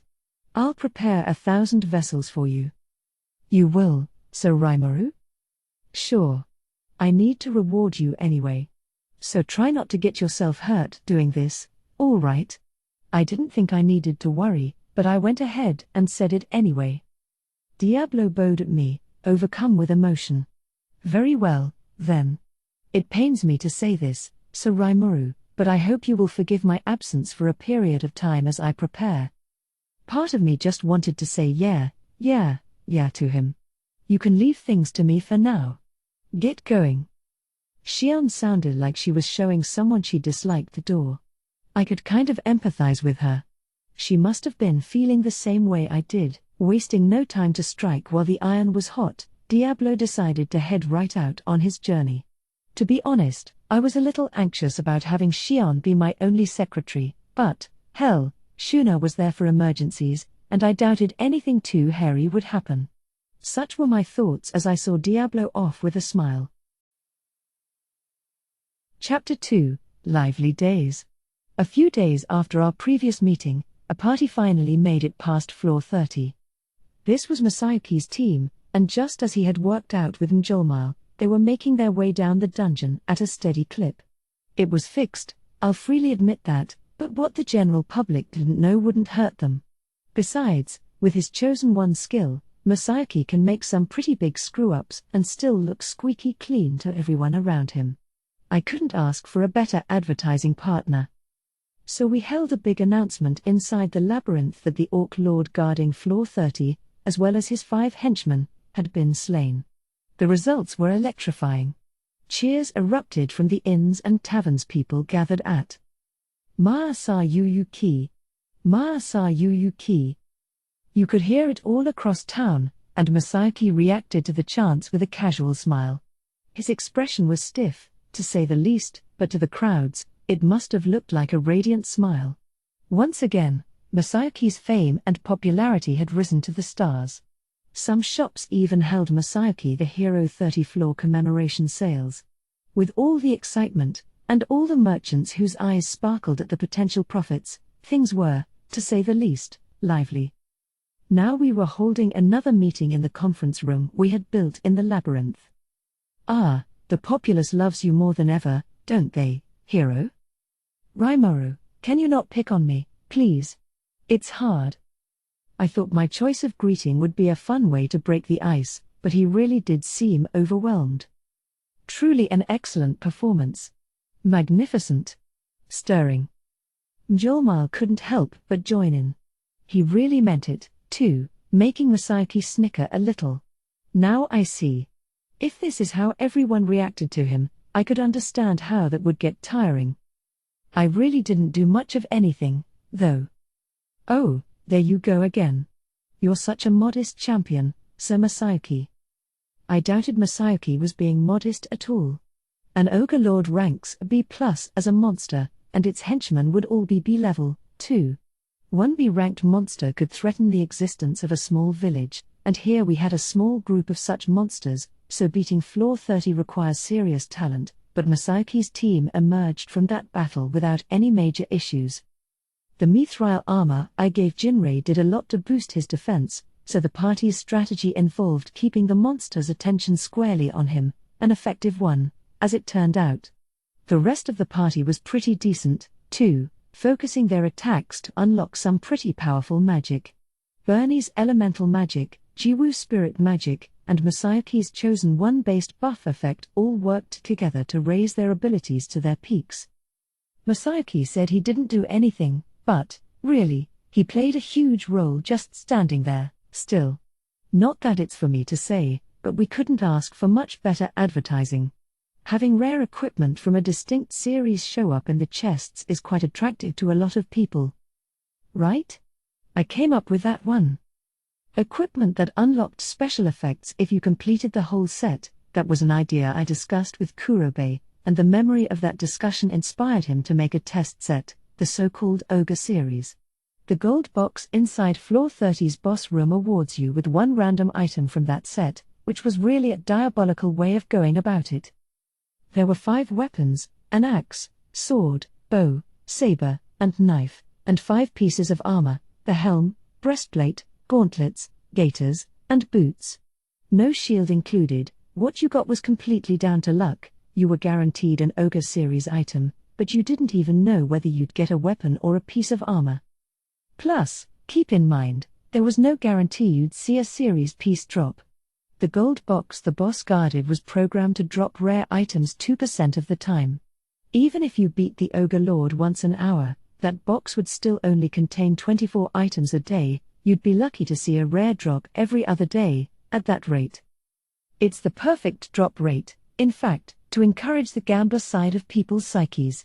It's human nature to want to collect them all, If you obtained a piece you already had, you could always trade or sell it. Now people had yet another reason to tackle the labyrinth. And we picked up the ogre greaves. Yeah, and if you can find all 5 armor pieces, it'll grant you magic interference, which is a powerful anti-magic skill. Real effective against the boss at floor 40, hint, hint. It was the same effect boasted by the scale shield I gifted Cabal a while back. That shield gave you the effect by itself, but with the Ogre series, you needed the whole armor set to unlock it. That's the difference between a unique piece of equipment and a rare one. And to be honest, the Ogre series was made from the magisteel we salvaged from the byproducts of processing the shield like scales of Charybdis. This meant it was already a powerful magic blocker, effective against the Tempest Serpent's poisonous breath, and I hoped people were excited about collecting them. Oh, really? Uh-huh. So the tactic I'm hoping people adopt going forward is to collect the whole set before taking on the next boss. With Masayuki's team conquering floor 30, we had now formally announced the Ogre series. It wouldn't be long before the information spread worldwide, and I'm sure it'd energize even more would-be challengers to try their own hand at the labyrinth. Parties were allowed to be up to 10 people in the dungeon. No matter how strong a group of monsters you found in there, if you had a party of adventurers ranked P or higher, there was nothing they had zero chance defeating. It'd be a trial and error process ahead for them, I'm sure, but if they think of it as training for group battles against monsters, I think it'd be good experience for them. I definitely want them to build up their equipment for the floors beyond. Besides, everything was going to plan. We didn't miss a thing. That's your idea, huh? So you think we need to complete the series? Well, that's a good question. The mithril armor I gave Jinrei is a rare piece as well. It's got no special traits, but it provides better defense than the ogre breastplate. You could just keep pushing and beat the Tempest Serpent that way, maybe. The serpent was a tough foe, but there'd be only one of it.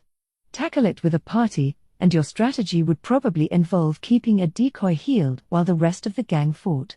That would be Jinrei with this group, and I figured he'd be up to the task. All right. In that case, we'll keep going down. Gotcha. Good luck, okay? Because you're the best pitchman we got.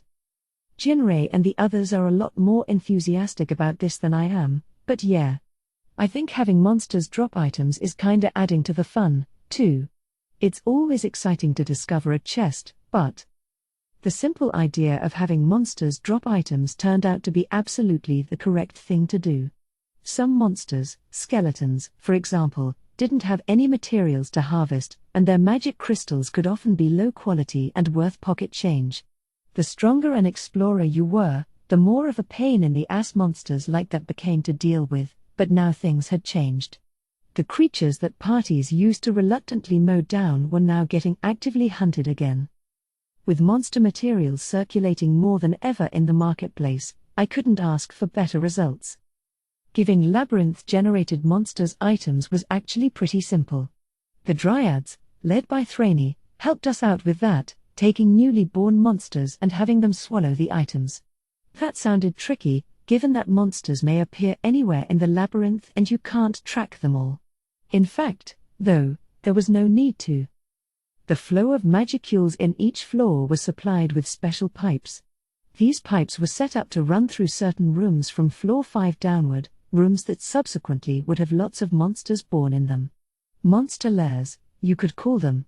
To manage the labyrinth, Thraney and the Dryads would place the items I specified in each of these rooms, the monsters would swallow them up, and then the Dryads released them into the maze at large. Tracking all the monsters generated in the labyrinth was a pain, but one greatly reduced by only having to watch over the monster lairs on each floor. Monsters who self-generated in the regular corridors wouldn't carry any items, but that wasn't a problem, we didn't need every single monster to drop something anyway. Thus, we had a reasonably efficient way to enable monsters to carry items around on each floor. I originally envisioned the monster lairs as a kind of trap, but now they were more like administrative pens. Of course, you might see a hapless party tiptoe into these rooms right when they were packed to the rafters with monsters, but hey, it adds to the tension. It's all part of the charm for everyone. you never know what you may find around the corner. And the appraisers are working around the clock. We're charging 1 silver per appraisal, but there's pretty much a line at all times.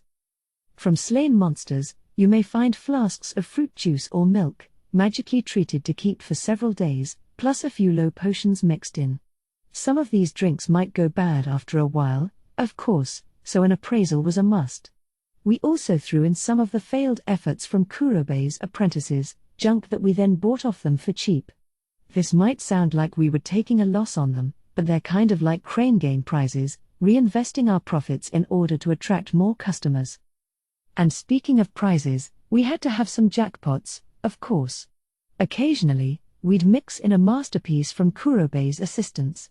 This, of course, generated a ton of buzz, with people going around town showing off the special sword or whatever that they picked up inside the labyrinth. It really added that addictive touch we were hoping for. Now, like ants to a hill of sugar, we were seeing people come back again and again. So we had booty in the treasure chests, monetary rewards for beating every 10th floor, and plunder from the monsters themselves. A lot to attract repeat business with. Thus, it was fair to say that the labyrinth was going well. It was perhaps inevitable that more people were showing up in the town. And floor 95 is just packed. Effused Ramirez, the others nodding their agreement. Yes, the new inn on floor 95 was already a big success. Each floor had a conspicuous room before the stairway containing a rather unnatural-looking door reading INN on it. There was a bell next to each one. Explorers rang it to call for a labyrinth manager who'd explain what lay beyond the door and how they could take advantage of it. 1 silver coin was required to open it, not much less than admission to the labyrinth, but to regulars, that wasn't going to be a big outlay. The majority of people who heard the manager's spiel wound up paying, after all. And there was a good reason for that: the ever-changing labyrinth structure. Thanks to all the corridors and such changing every 2 or 3 days, it was much trickier to conquer a floor than its size suggested. Few people could advance through a huge map without getting lost, and we had measures in place to prevent elementalists from relying on elemental communication too much. It was now a challenge to find the shortest route through a floor, and as a result, you really couldn't reach the save point at every 10th floor in a single day. Thus, until now, parties were forced to camp out in the corridors. I've never slept in an open corridor before like that, actually. Oh? I turned to Masayuki. How was it?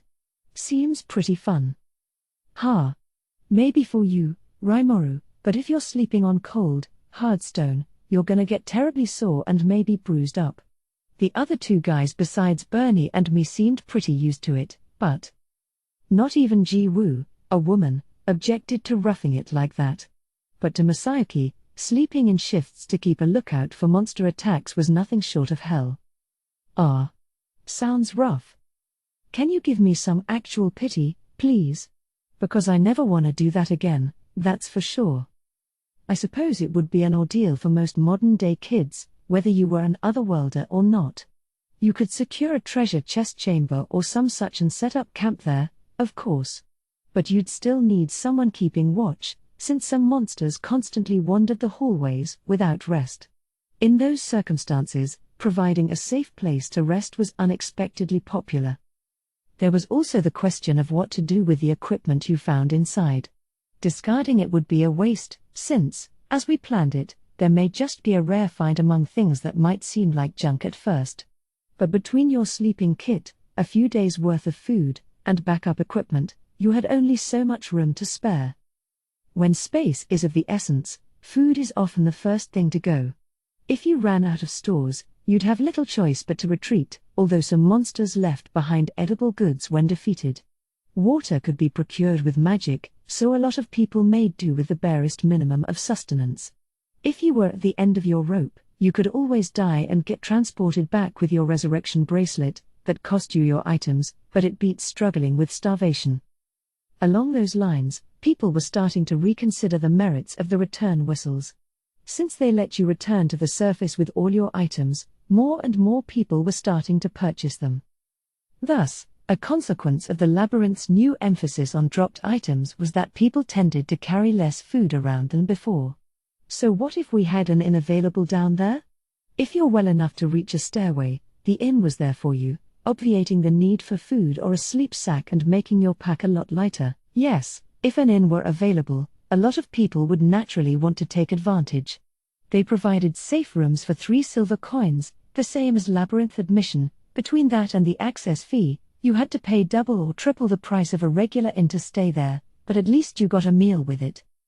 Those 3 coins gave you access to a building divided by gender, filled with capsule hotel-like rooms just large enough for a bed and little else. I'm not going to talk this place up too much, your money didn't get you luxury. I was having some treants run it for us, and the work was carried out by new staff as an on-the-job education program. Cleaning, laundry, cooking, customer service, our hires would get to practice all of that here, and if they make the grade, they'll be able to find work up on the surface. Despite the rustic conditions, the inn still found its clientele. Your money bought you safety in the labyrinth, after all, and nobody was about to complain about that. We also provided a few extra services for additional fees. Clothes laundering, 3 silver.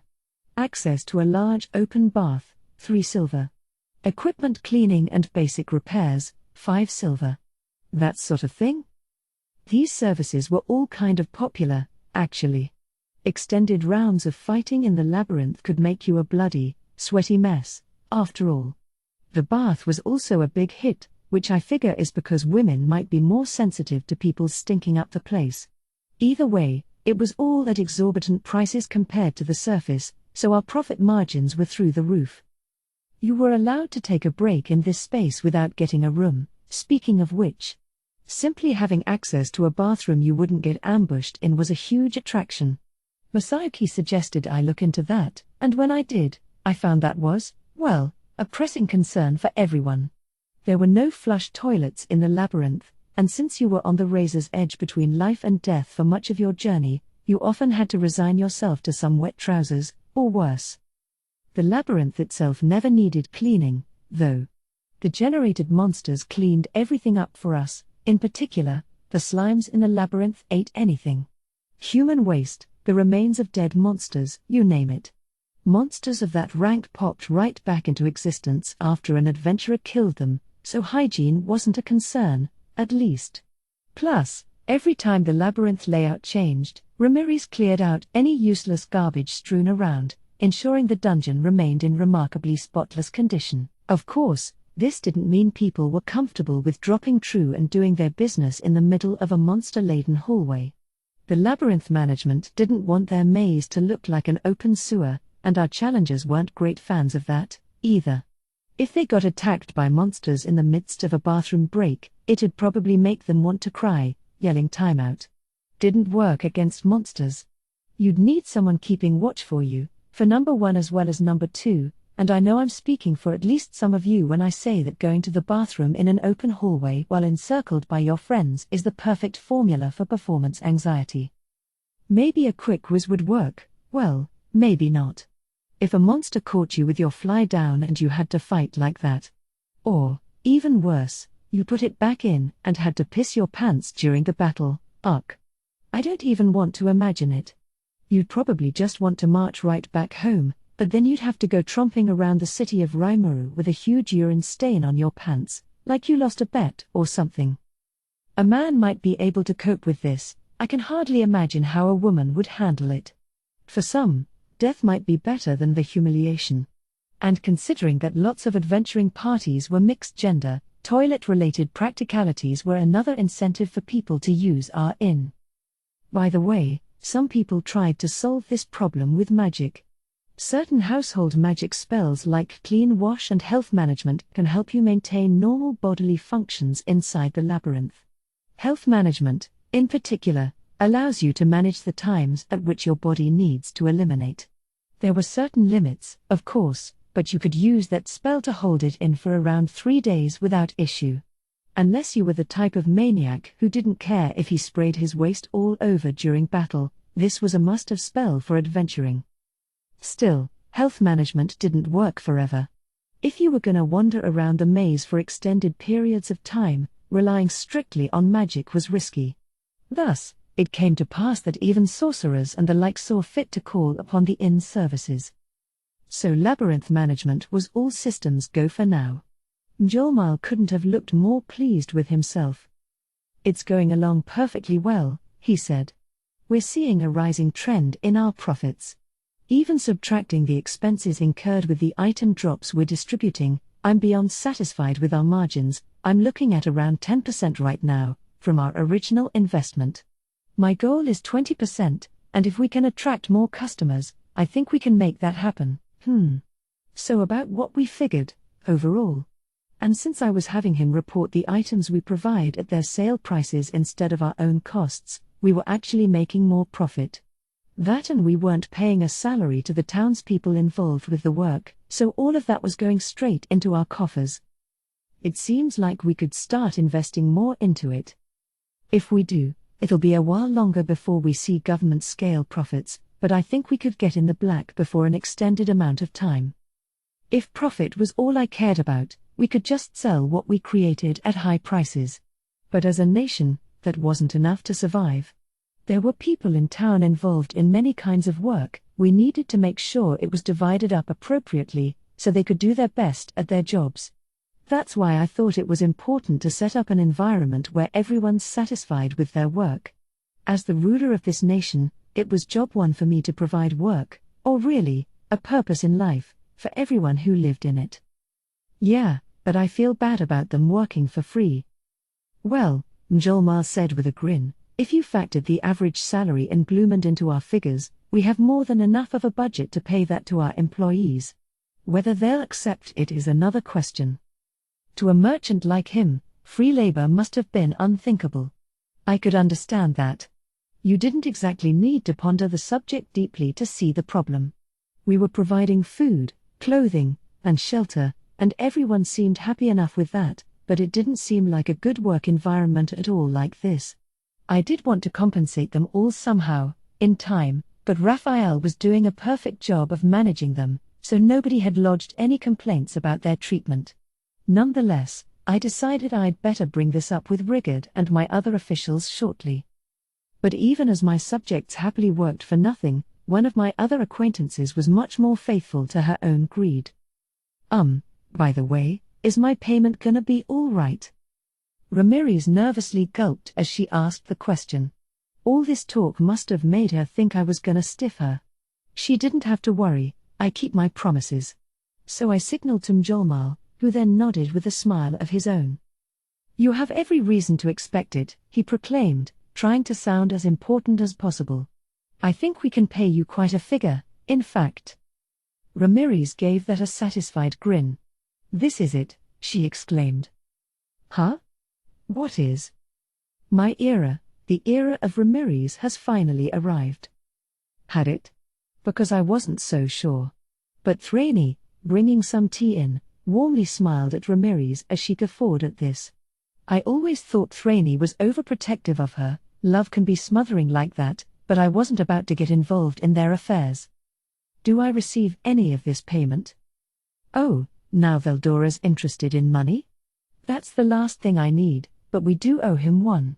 I gave another nod to Mjolnir. "Yes, of course, we have a payment prepared for you as well. Would you be satisfied with the same amount Lady Ramirez is set to receive?" Mjolnir and I had worked this out in advance. Veldora, after all, was acting as the master of this labyrinth, not that he had to do anything, really, but it was his magicules that kept the dungeon environment running. His converting magic to magisteel for us, in and of itself, generated huge profits for Tempest. I didn't think it right to try to cheat him. "Ah. Wonderful. I knew I could count on you, Rimuru. I see that I'll always be safe in your hands. Don't go wasting it, you two." Of course not." "Why yeah, of course not. I know how to save money." Knowing how, Ramirez, doesn't mean much if you don't do it. But they both looked pretty gratified, so I opted not to rain on their parade. "Ha ha ha. Of course, they're free to squander at least a little of it. Money, after all, is something you save because you know how much fun it is to use." "Ooh, yes, agreed Ramirez. That's such an astute insight, Mjolmal. Molly, if you coddle Ramirez like that, she's gonna run with it. Thraney is a great example of how not to handle her. I suppose so, yes. And I have experience working at that takoyaki stand. Now I see what a noble thing work is, as well as how vital money can be. Rimuru, you worry about me far too much. You're one to talk. I was the one who arranged that whole damn takoyaki stand for you, and Mjolmal pulled more than a few strings to make it happen. All you did was grill up the damn things. I had to mentally restrain myself from saying all that. There's no better teacher than experience, I suppose. Let 'em do what they want. Even if it blows up in their faces, as long as they learn something from it, we're good. So, Mjolmal, how are things looking outside the labyrinth? I asked. I knew things were moving fast around town, but how were things really going? I was curious. Mjolmal smirked at me. Brisk indeed. That's the only word for it. The festival is long over, but really, we haven't seen any major drop in our population. We now have a pretty steady clip of merchants going in and out, and I think that's going to be quite stable for the time being. Would you say the town is starting to function as a stopping point for trade? Precisely. Merchants are starting to come see me so they can begin to do business here. They're not going through intermediaries all the time, either, so Sir Rigard has a rather full schedule these days. From free guild members to big-name merchants from the Western nations, they're all inquiring about opening up shop here. Sounds better than I thought, then. The Founders' Festival was meant to prime the pump, and in terms of attracting people, it was a big success. Now the labyrinth I'd made for fun was building a good rep of its own, winning favor with all our visitors. After that, all we had to do was fine-tune things to keep the money flowing. I wanted people to challenge the labyrinth, earn money, then spend it on our nation's goods, not just our inns and taverns, but weapons, armor, and other consumables. I'm sure our merchants from other nations would play a big role in that. The Free Guild purchases monster materials, then deposits the money with us. Foreign merchants would bring us rare and exotic goods, no doubt, and at the end of it all, our town would be livelier than ever. Give it enough time, and people the world over would know just how fine this nation's goods are. We've got a lot of exclusive things to offer, rare foods and liquor, all the cuisine Shuna was developing, the gear from Kurobei's workshop. Even Kaijin's apprentices were helping flesh out the selection. That wasn't even all of it, and the selection was only going to grow. Word about all this could easily spread by now. Even without advertising, we'd have no problem attracting customers, and at the end of it, people the world over would accept us and see us as necessary. I was sure of it. What's more, some of the gear made in Kurobei's workshop was on sale as special merchandise at certain shops.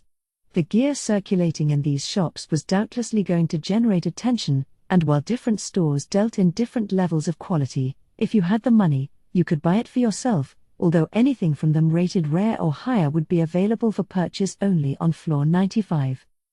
I'm sure some people might doubt this gear's capabilities, but that wasn't a big problem. We've got a place right by here, after all, that lets you test out what you bought. We rented it out to people in the labyrinth, even, although not too many people had taken advantage yet. It'd only be a matter of time, either way, before they used that gear and began talking up how good it was. Little by little, we were building trust in our nation. Trust is more important than profit. I'm not about to go into the red for the sake of trust, but as long as we stayed in the black overall, I'd call that a success. We're not in this to make money, we're in it to get our nation accepted. Sounds like exactly what we aimed for. Even if Tempest's a monster nation, if merchants can see profits, they'll come for us. The labyrinth's seeing more and more visitors, and I think we can build a relationship with the Western nations too. Mjolmal nodded. Smooth sailing, indeed. And yes, more and more visitors are coming. People know it's a monster nation run by a demon lord, and they're still coming. Just as you surmised, I think it's safe to say that people are trusting us. He was in firm agreement. But he's a funny guy, that Mjolmal. He said us just now. From that, it seems to me that despite being human, he's fully looking at matters from our perspective. I'm glad for that. We can't earn trust overnight. Trust is gained in drops and lost in buckets, that's the truth. And maybe we're stimulating people's greed to bring them here, but there's no easier thing to connect to trust. If you think that someone can address and satisfy your desires, that's the same thing as earning their trust. Mjolnir's a good example of that. We're connected by a desire-based trusting relationship. Do good work and receive just profit from it, that's really important, I think. And, of course, it's no fun if that's a one-way street. You need to look at the other side of the equation and figure out if you can trust them. Right now, we've got the perfect environment for training ourselves on that. We've got a teacher in Mjolnir, and I'm gonna study as much as I can under him. Then I paid Ramirez and Veldora their salaries. They both seemed satisfied with the amount. I told them not to squander it, but have they thought at all about how they'll use it? The question weighed on my mind as we kept discussing matters. Hey, do you think we could set up a space for my personal use? Sure, Ramirez replied to me, but what for? You want to do some research, too? No, it's more about development in my case. I have a few ideas in mind that I want to try building. In terms of research, Kurobe was way ahead of me. His workshop was in the southwest part of town, along with the workshops of those apprentices he deemed worthy of going independent. That district was seeing weaponsmiths from all over now, hearing the rumors and building their own forges and repair shops to compete.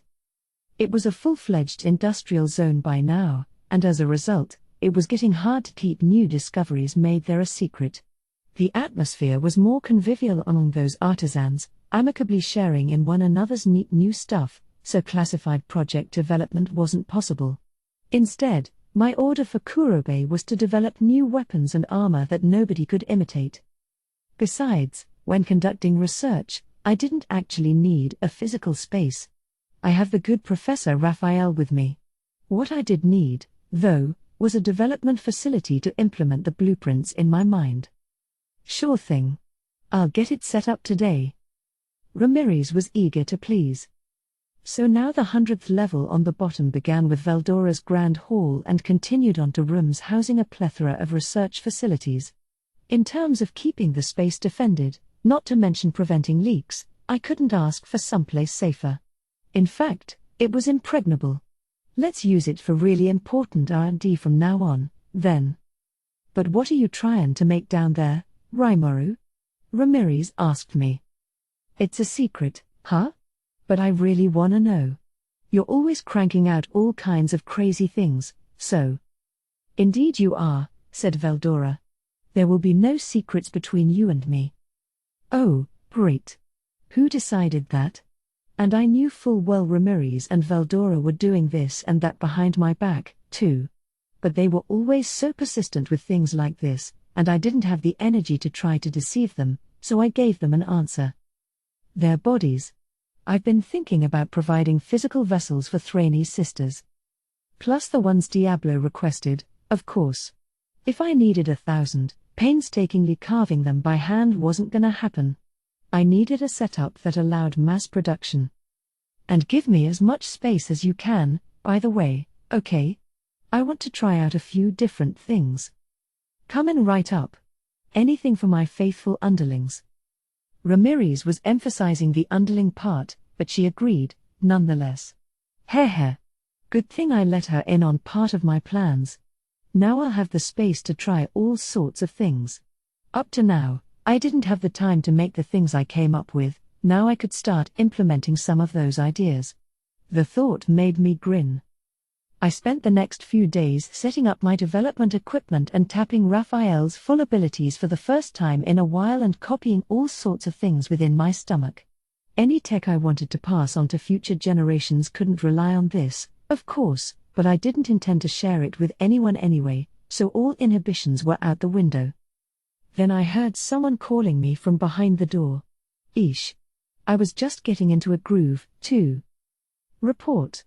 You have not communicated with the outside world for several days. There is a possibility that something has happened. Come to think of it, I had been skipping out on meals, hadn't I? Raphael's observation reminded me that maybe I'd been a little too caught up in my own world. Even if nothing was going on at all, it's natural that Shion or Shuna would get worried. Better make my rounds, now was a good stopping point anyway. Replying to the voice I heard, I left my research center. As expected, Shuna and Shion were right there. So Rimuru, are you all right? I was worried. You didn't even appear for the meals you enjoy each day, so I thought that something might have happened. Ah. So they were concerned for me. Sorry. I got a little lost in thought. No, not at all. As long as you're safe. Shion is right. With all the hard work you've been doing, of course, nobody will complain if you want to take some more time off. Once they saw I was fine, they were all smiles again. Now I felt kind of bad. They really cared a lot for me. Well, I'll make sure to check in at least once a day from now on. That would make me very happy, so Rimuru. Yeah, better not get too wrapped up in my hobbies. Having someone worried for you is, in itself, a blessing. As I let the remorse wash over me, Shion suddenly spoke up, as if just recalling something. By the way, some Jolmal has been searching for you since yesterday. Huh? Then he should have called for me. He did, but there was no response. I apologize. We should have been louder. No, sorry I didn't notice. I'll set up a doorbell or something next time. Shion didn't seem too perturbed about it, I guess she didn't think it was too important. But after seeing how Mjolmal was still hot to see me the next day, she grew a bit more concerned and talked to Shuna about it. Apparently, it was Labyrinth business, but Shion didn't know what kind. Did he figure Shion wouldn't understand it if he explained it to her, or was it something he was reluctant about letting Shion in on? I wondered about that. Guess Diablo was a lot more talented than I thought, though. At a time like this, he would have absolutely found a way to attract my attention. In fact, he probably would have joined me at my research desk. Maybe that made Diablo more selfish than Shion, if you think about it, but enough about that. Mjolmal's waiting for me. Shuna had prepared a boxed sandwich for my lunch. Shion brewed up some tea. I was enjoying both as I waited for my finance minister. Sir Rimuru. I was looking for you. We've got big news from the Labyrinth. I was in full relaxation mode, but Mjolmal was frantic. What? What is it? I asked, wondering if our user base was complaining about something again. Following Sir Masayuki, we've got another team that made it past floor 30. Oh? Cool. That's faster than I thought. I wouldn't be so calm about that, Sir Rimuru. They're practically sprinting their way down. In fact, they're almost at floor 40 already. Oh. Yeah, maybe I shouldn't be so casual about this. But I didn't see what was worth getting in such a panic about. What Mjolmal said next convinced me otherwise. And their methods are, well, they're making a science out of skirting the Labyrinth's rules. For example. He then began to explain. And he was right. I hadn't predicted this at all. As he put it, this party had come upon fairly ingenious ways of using Ramiriz's labyrinth items. First, they activated a recording crystal in front of the boss monster on floor 20. One crystal works for an entire party, so even if the boss wiped them out, they could revive themselves at the location they set for themselves. That was within expected bounds, so far, so good. But then, apparently, they would use a return whistle to warp out of the labyrinth. And then the party would split up, with each member going on to form their own party, always with 10 people, the maximum. So then, all those people. Precisely. It's no longer a party so much as a small army. What was once a 10-person team was now 10 parties, a total of 100 people, each of them ranging between C+ and B+ as individuals. Apparently, they all wore a uniform of sorts, an overcoat with a shared design and a certain emblem sewn on it. They stood in line, no doubt unnerving the people around them as they marched in formation into the labyrinth, and that was the force they brought straight to the floor 30 boss. The rules stated that only one party could engage a boss at once, but here were 10 of them challenging the same boss, standing in line to wait their turn.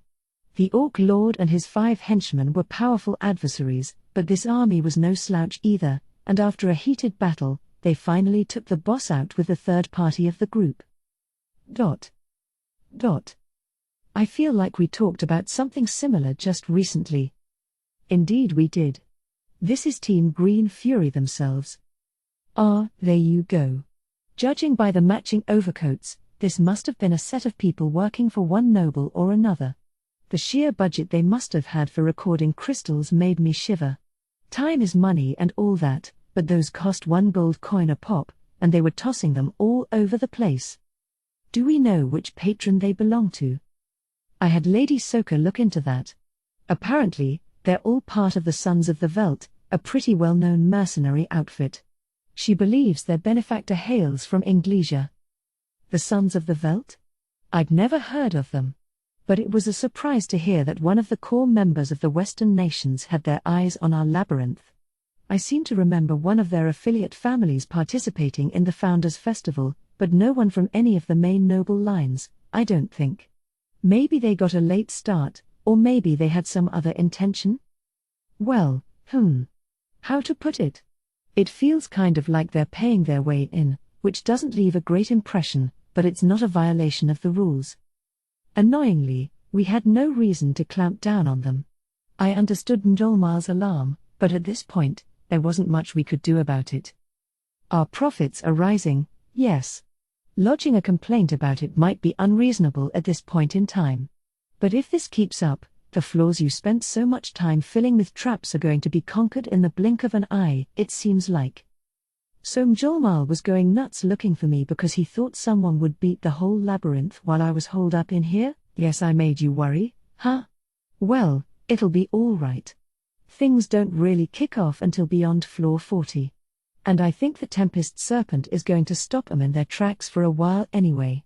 Team Green Fury had some excellent teamwork going. I think they ranked an A- as a fighting party, but as individuals, they were each around a B, so I doubted they could hold out against powerful ranged attacks for long. A Tempest Serpent is among the stronger of the A- gang, so even 10B+ fighters could have trouble emerging victorious against one. Indeed, but judging by what Lady Ramirez and Lord Veldora tell me, we have reason to believe the leader of Green Fury is misrepresenting their actual skills. Huh? True, I can't really run analyze and assess on someone in a video. Like. Report. Accurate magicule counts cannot be calculated via analyze and assess on a motion picture of battle. Right, Raphael warned me as much. I just used that video footage to assign a rating based off how the Free Guild ranks its monsters, so I couldn't really say with any accuracy exactly how powerful that party is. After all, I was only ranked a B+ by the guild, even though I'm definitely an S in actual skill. Ranks can differ from talent like that sometimes. And if someone was deliberately concealing their skill, we needed to consider addressing that. I think I better hear from Veldora and the gang about this. Certainly. I've already reached out to them, so let's pay them a visit. That's Mjolnir for you. By the time he rounded me up, he already had everyone else on call. I nodded and stood up from my seat. We were back in the Labyrinth's conference room, the usual gang. You are late, Rimuru, Veldora scolded me. Yeah. Look at what happened. You're the leader, start acting like it. Ramirez added. I'm the leader? That's news to me. But that didn't matter right now. So how's it looking? I asked. It's looking grim, replied Ramirez.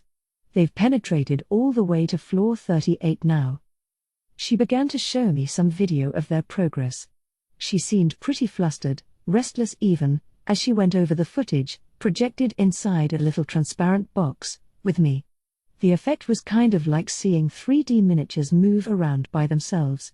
Too bad I couldn't analyze and assess this directly. Suggestion. If I receive permission to interact with the subject Ramirez's intrinsic skill macecraft, it will be possible to collect more accurate, detailed information. Ooh. A rare proposal from Raphael. It seemed worth trying. Let's ask. Ramirez, I have a favor to ask, if that's okay with you. Huh? Why all the formality? Actually, I was hoping to intervene into your mazecraft skill, but what do you think? Intervene? What are you gonna do, exactly? What was I gonna do? I wasn't too sure myself. Well, intervene. I wanted to collect more information about this labyrinth, sort of thing. I made most of that up, attempting to gloss over the truth with her.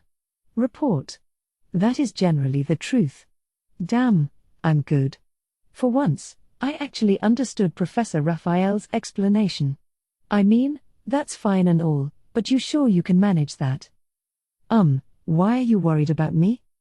It's just, there's a lot of information to go through. Not even I can fully grasp it, so I usually ditch it from my mind once I'm done creating it. Hang on. She called it a lot of data, and she was probably right. With over 1,000 challengers in the labyrinth at once, plus all the data from each floor, plus everything else, and we had permanent residents on floor 95, too. Trying to grasp all of that at once. Understood. It will not be a problem. Oh, okay. Apparently, it won't be a problem. I think I'll be fine. Why are you phrasing it like a question? Now, Ramirez, you are in good hands leaving everything to Rimuru here. There is not a thing for either of us to worry about. I was all anxious, but Veldora was kind enough to browbeat Ramirez into trusting me. Well, all right. I'll give you the right to intrude into my mazecraft skill, then. Ramirez touched me, and with that, I instantly had access to the labyrinth. Report. Connected to the subject Ramirez's intrinsic skill mazecraft. Now collecting information. The seemingly impatient Raphael sprang into action. The moment it did, maybe I felt a whole bunch of data run across my brain? But it didn't hurt at all. I was tensed up, prepared for anything, but this was kind of a letdown. Report. Analyze and assess on the Team Green Fury complete. Their leader is over the A rank, but my appraisal of the others does not differ greatly from before. In a moment, Raphael found the info I needed. Talk about reliable. Then I noticed the analyze and assess was still running. Did something catch its attention? Understood. Analyzing all battles that have taken place within the labyrinth. So quit bothering me, I thought I heard it say. Which made sense. There's no way an average bum like me would understand the professor's thoughts. I'm sure it was plotting something grandiose again, but I'll leave it be for now. So back to our meeting. I see. Did you learn something, Rimuru? That was fast. It didn't work, did it? Ramirez, to say nothing of Veldora, gave me a doubtful look. I'm sure they had trouble believing me, as much as that annoyed me. I said, bragging a little, this guy's an A+ or so. I brought up some other footage from Ramirez, blowing up the view to make it easier to see. Huh? This surprised the whole room, Ramirez more than anyone else. Rimuru? Why are you using my skills so well? Ha ha ha. Well, you gave me the right to intervene, so I guess that's why. You're kidding me. Even I can only show footage from a set position. I need to personally know someone before I can track them on here. Apparently, Ramirez could only access footage that had already passed through her labyrinth managers. I could see why. Wrangling all this data in depth was a dizzying task. Well, let's just say I'm more gifted at this for now, I said to assuage her as my eyes turned to the image. The over-A explorer we were following was the elementalist who led the Green Fury team. If that leader was hiding so much power, there were likely even more elementals they were able to tap into. If they had access to higher level ones, you could count on them having access to power several times their own. Ho! When you say over-A, are we talking about monster standards? Right. I think the Free Guild pretty much assigns ranks based off what rank of monster they think you can beat, but that, however, was ignoring any safety factors. I think, to be exact, the standards were based on the scenario of several adventurers facing off against a monster of that rank. All right, so what about us? You guys? Masayuki, I wasn't sure about. By the looks of him, he'd be on the low end of a D, but his unique skill was out of this world, so put it all together, and he'd be well into the A range. Saying that would probably give Masayuki the wrong idea, however, so I decided to keep quiet about it. Better to obfuscate the truth for now. I'd say Jinrei just barely clears the line for an A rank, but I'm not too sure if he could beat a Tempest Serpent solo or not. If he had the complete Ogre series set, though, it'd be no sweat for him. His mithril armor couldn't fully protect him against poisonous breath. As a foe, the Tempest Serpent was a bad matchup for him. Unlike monsters, humans come with a lot of weaknesses baked in, so to speak, and since this isn't a video game, weakness against one attack or another spelled the difference between life and death. Even if his core strength made him competitive, the right poison at the right time could still easily kill him. Huh. Jinrei's really something, huh? Yeah. Although, I think your skill is boosting him in pretty much every way. And then, who else did you have? Jiwoo and Bernie. I'd pin them both at A-. It was a great party. Well balanced, to be sure. Maybe that's why Masayuki's faults never bubbled to the surface. Yeah, I definitely have some companions I can count on. Ha ha ha. And given how much more powerful you are than them, so Masayuki, you're an over A for sure. After all, Surimaru himself certified you as a hero. Mjolmal had nothing but respect as he eyed Masayuki. I really wish he'd be kind enough to stop. Masayuki was smiling, but he looked about ready to burst into tears at any moment. But the problem is that it's not only the Green Fury leader, I said. Over on this team, this guy's an A, this guy's an A. The Sons of the Veldt, they're all called. They sure assembled a rogues gallery here. No way. That many high-ranked people? Nothing I would have an issue with. Yes, if the top members of the Veldt formed a party, even floor 50 wouldn't stop them for long.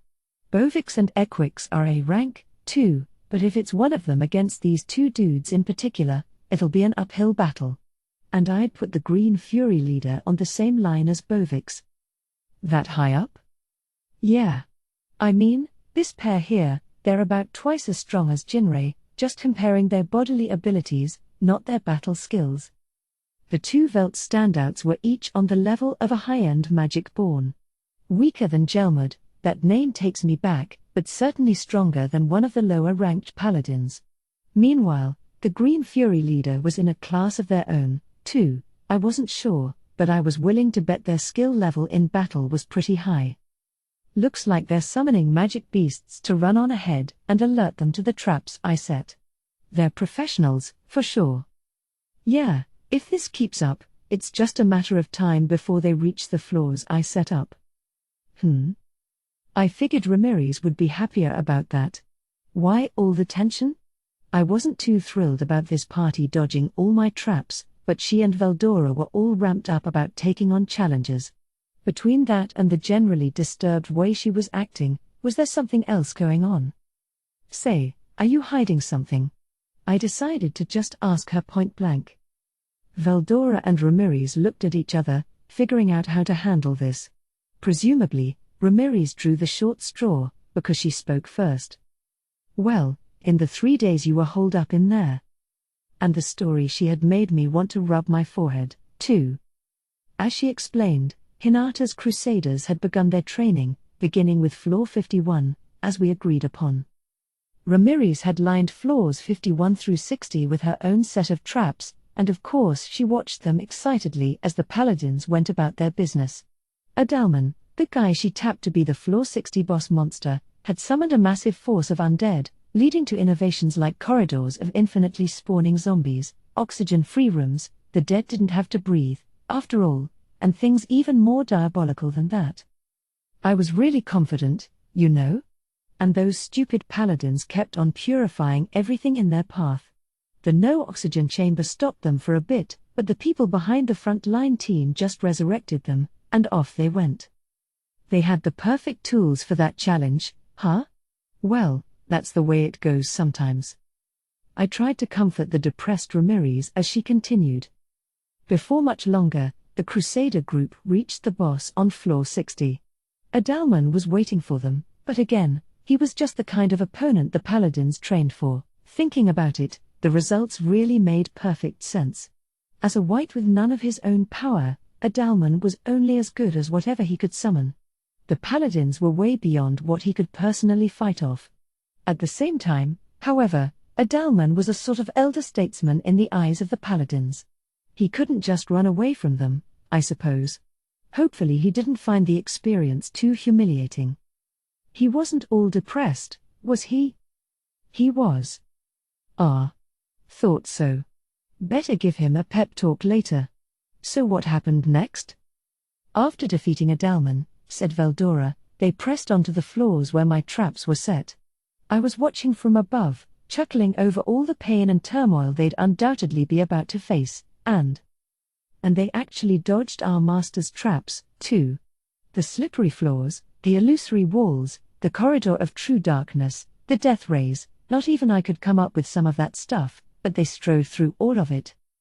Veldora and Ramirez gritted their teeth as they described it. The floors between 61 and 70 were Veldora's to decorate as he saw fit. His traps did take some victims, yes, but unless they died instantly, the Paladins could readily heal them back to shape. Between that and their resurrection bracelets, as they put it, the team never really acted like they were in danger. And here I thought those floors were too tough. With a team ranked A or above, as long as the whole party didn't die at once, they could always bounce back. Something told me we'd need to recalibrate the difficulty level a little. But my elemental Colossus put in a real good fight, said Ramirez. He wiped out all the challengers, even. Wow. If he can wipe out a team of Paladins, that's nothing to sniff at. But hell, his sheer weight alone was a threat. He was impervious to swords or magic, he moved like a jackrabbit, and his weight had to be measured in tons. He'd be anyone's nightmare. So why was Ramirez all despondent? Well, it appears that seeing the Paladins struggle against that boss frustrated Lady Hinata quite a bit, Njolmar said with a grin.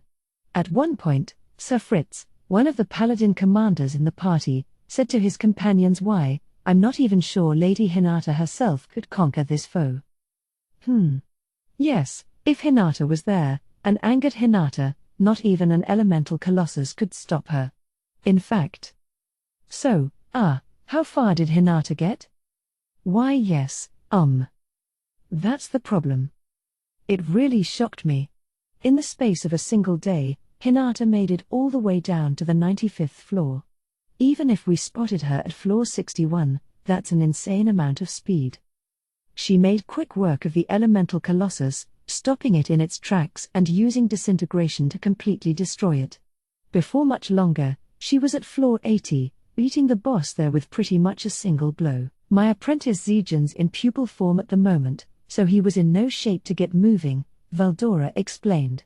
Apito woke up first, but she couldn't keep up with that girl's speed, so she got whipped.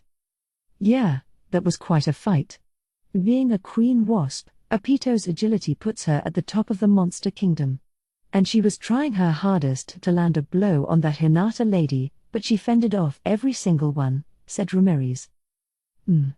Yeah, if it's Hinata involved, I could kinda see that. She's a strong one. How I even managed to beat her was still a mystery to me. And then she kept on going.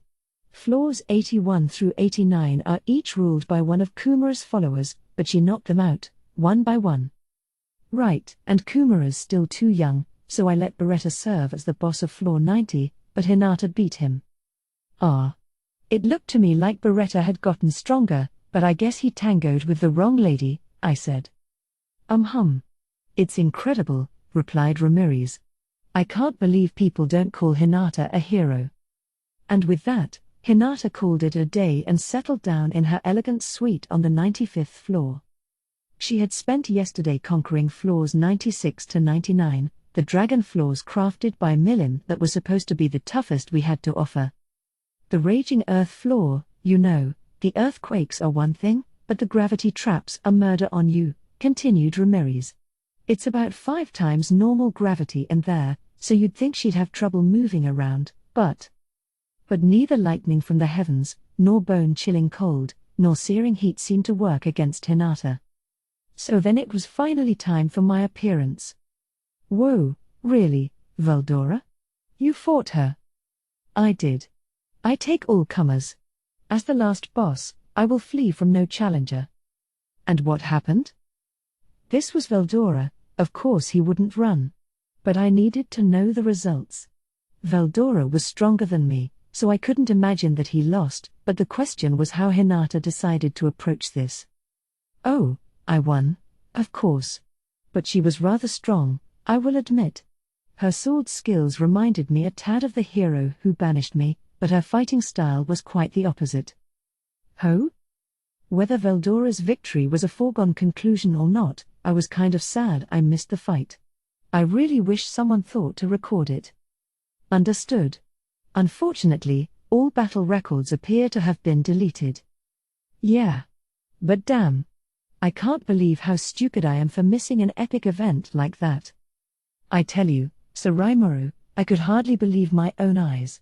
Ah, Lady Hinata was poetry in motion. Oh, Mjolnir saw it, too? I am so jealous. Yeah, I have to hand it to Hinata. People argue over who is better, am I or is she? But honestly, every time the question comes up, my stomach starts to hurt. Ah ha ha ha. Modest as always, Sir Masaki? Molly, please. That's not modesty at all. It's the cold, hard truth, he. Oh, no need to joke about that, Mjolnir. The smile on Masayaki's face looked taut and thin as he talked his way out of the question. Mjolnir didn't get the message. Ah yes, indeed. I am sure that when it comes to battle, there is never any joking around with you. Why, if you ever had the chance to wage battle against Sir Veldora, I'm sure the results would be beyond comprehension. I'd love to have a front row seat for that. It's funny. Mjolnir was usually such a compassionate, empathetic man. But with Masayaki, he just didn't know when to quit. Please, just stop. The kid looks like he's about to have a heart attack. Oh, you think so? Would you like to have a bit of a sparring match, Masayaki? A bit of a sparring match would kill him. Now. Yes, Masayaki's a champion, but he uses his brain to fight more, you know? If we ever fought, I think I'd have a slight edge, but with your outlandish strength, Veldora, I don't think he'd ever live up to you. I see. Yes, I thought as much as myself. You always were a fine judge of character, Rimuru. Qua ha. Phew. That ought to do it. Praise him, and it immediately lifts his spirits. Anyway, back to the topic. For now, I needed to hear Veldora's story to the end. I glanced at him, and he nodded back. Yes. You see, the hero who sealed me away never made a single wasteful motion in her attacks. By comparison, that woman Hinata seemed to take a more varied approach, searching for something that could work against me. They were both cool-headed as fighters, never exposing themselves, but Hinata's style seemed full of needless strikes and movements to me. As he described it, Hinata executed a wide range of attacks, every kind of magic, amulet, and artifact she could think of, she deployed them all. Simple physical attacks don't work on Veldora, so I imagine she was experimenting to see what, if anything, would. But pretty much nothing she threw at him had any effect.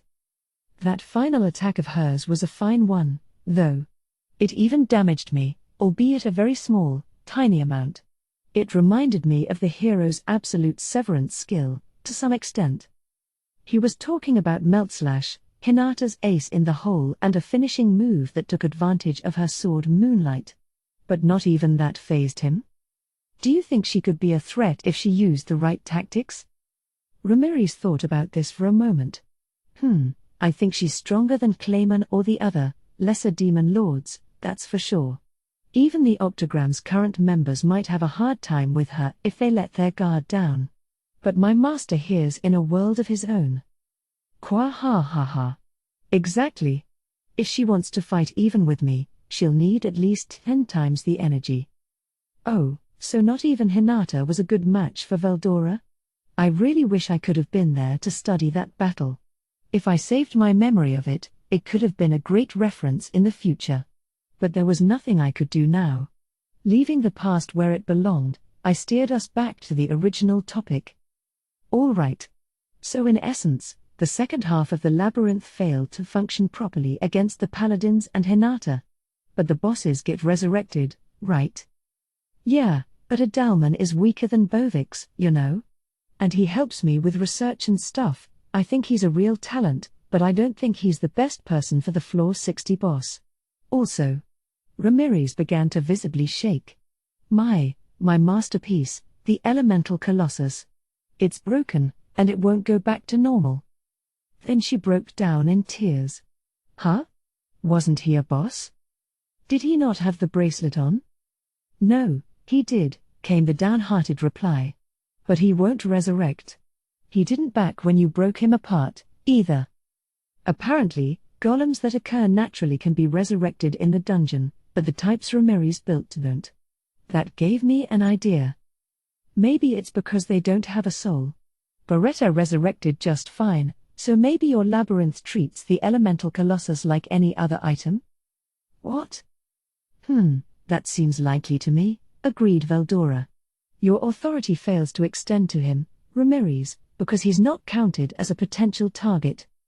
It sounded right to me. Which means that even if I rebuilt it, it might just get broken down again. That wasn't going to happen too often, given its strength, but we should really address that. And before that.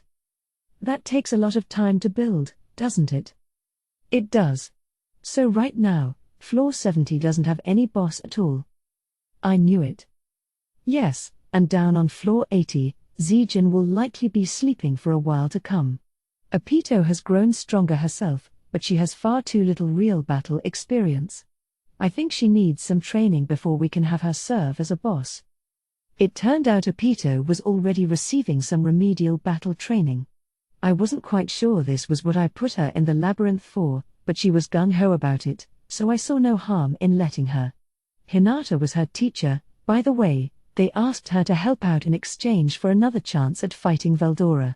Hinata was already assisting with our kids, so giving Apito some battle instruction probably wasn't much more of a stretch. That left Kumara. The Kumara minions running things from floors 81 to 89 were, in essence, magic-born manifestations of Kumara's own 9 tails, 1 per floor. Each had their own free will, evolving and learning by themselves, but detaching them from her own body like that greatly reduced Kumara's own magicule stores. Thus, they decided Kumara would join with Alice, Chloe, and the rest and study under Hinata. All of this was decided yesterday. Okay, so we have no real bosses from floors 60 to 90 right now? That's right, indeed. And that is why we have a problem. Ramirez and Veldora were sneering at me for some reason. Good heavens. Boy, talk about bad timing, huh? Mjolmal and Masayuki were just as surprised to hear about this. I thought things were pretty chill with the Labyrinth by this point, but I guess I was wrong. All right. I think I understand the situation. I heaved a resigned sigh. So now I had a stack of problems to deal with at once, but at least we knew exactly what needed to be addressed from floor 51 on down. Plus, the traps I laid out were still in fine shape. I suppose it'll only be a matter of time before someone slays the Tempest Serpent, but there's no need to panic. Ah, that's the confident Rimuru I know. You have a plan? Hee. I thought so. I knew there was nothing to worry about with you around.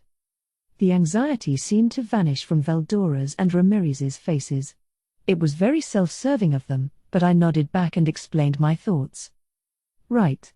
Like I said before, my traps begin to get serious from floor 41 downward. Those are bound to trip them up. Ah, how reassuring to hear. I suppose so, yes. And what kind of traps are these, Rimuru? Oh, is that what you ask? Better sit down for this. Well, the coups de grace of the slimes on floor 49. Once you make it past a certain hallway, you're cut off from the rest of the floor and confronted with a huge pile of slimes. Bad ones, let me add. This swarm of slimes would merge together to form truly gigantic slimes, almost 10 feet in diameter. The escape routes in front of and behind it were cut off, effectively stranding the poor victims. Physical attacks, slices, blows, heavy impacts, didn't work on it, and in a closed corridor, not much magic was safe to use. Anything that exploded was likely to blow up in your face, so that was off the table. These slimes didn't have much attack force, no, but they'll maneuver to cover you from both sides, the classic pincer strategy. If you can picture edging closer and closer to the wall behind you as one of them advances, you can probably see how much of a threat they could be. Kwa ha ha ha. Victory is ours. Yeah. It's in the bag for us now. Not so fast, you two. I didn't stop there. I'm glad my initial salvo was enough to make them cheerlead for me, but there were a bunch of other traps. Prepare to quiver in fear as I break them down. Slime pool, what at first glance looks like a bouncy, rubbery corridor is actually a slime, one that opens into a soupy grave halfway down. Slime rain, a storm of fist-sized slimes descends upon you, each one small enough to work their way into your clothing and armor. Watch for acid burns. Slime doll, looks like a monster at first, but it tirelessly takes all your attacks, gradually exhausting you. Even worse, each attack you try on it exposes your weapon to corrosive acid. Try not to let your equipment get destroyed, and so forth. I had other ideas, but for this set of flaws, I wanted the focus to be on explorer harassment. Breaking their weapons, in particular, could make it impossible for them to fight any longer. It's the perfect way to buy us time. Brilliant. Truly, a brilliant selection of traps.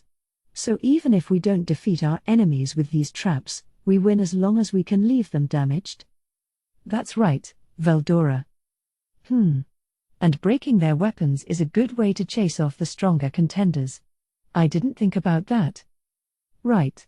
If you can beat them, it's fine, but now they're gonna have to think about what if they can't. It ought to buy us some time. For now, these traps wouldn't do much more than slow the challengers down. That was a shame, but we needed that time to come up with more permanent solutions. So what do you intend to do with the time you buy? Veldora asked. Better give a serious response to that. It's important we don't forget that our labyrinth isn't your normal, run-of-the-mill labyrinth. This is the advanced dungeon, a newer, evolved type, and it's meant to keep evolving and growing more advanced. Exclamation mark. Yes, of course. So we just need to make adjustments so the dungeon can handle things better next time. First off, Adalman. I'll figure something out with him. I wanted to change up the atmosphere in his boss room anyway, Ramirez, so I'll need your help. Sure thing. Adalman had made it up to the rank of cardinal in his life. I think his job was officially high priest or something. In a party, he'd be your back row support type. Leaving him to serve as a boss solo was a mistake. He needed to be paired up with some kind of front row partner. I had some other thoughts, as well, so Ramirez and I decided to visit Adalman later on. Next came the Floor 70 boss. We'll just have to make another elemental colossus, I said. And the perfect person for the job's just come back. I could get the needed materials, so let's take that approach. But it wouldn't be any fun to just build the same thing again. The perfect person? Ramirez asked. I nodded at her.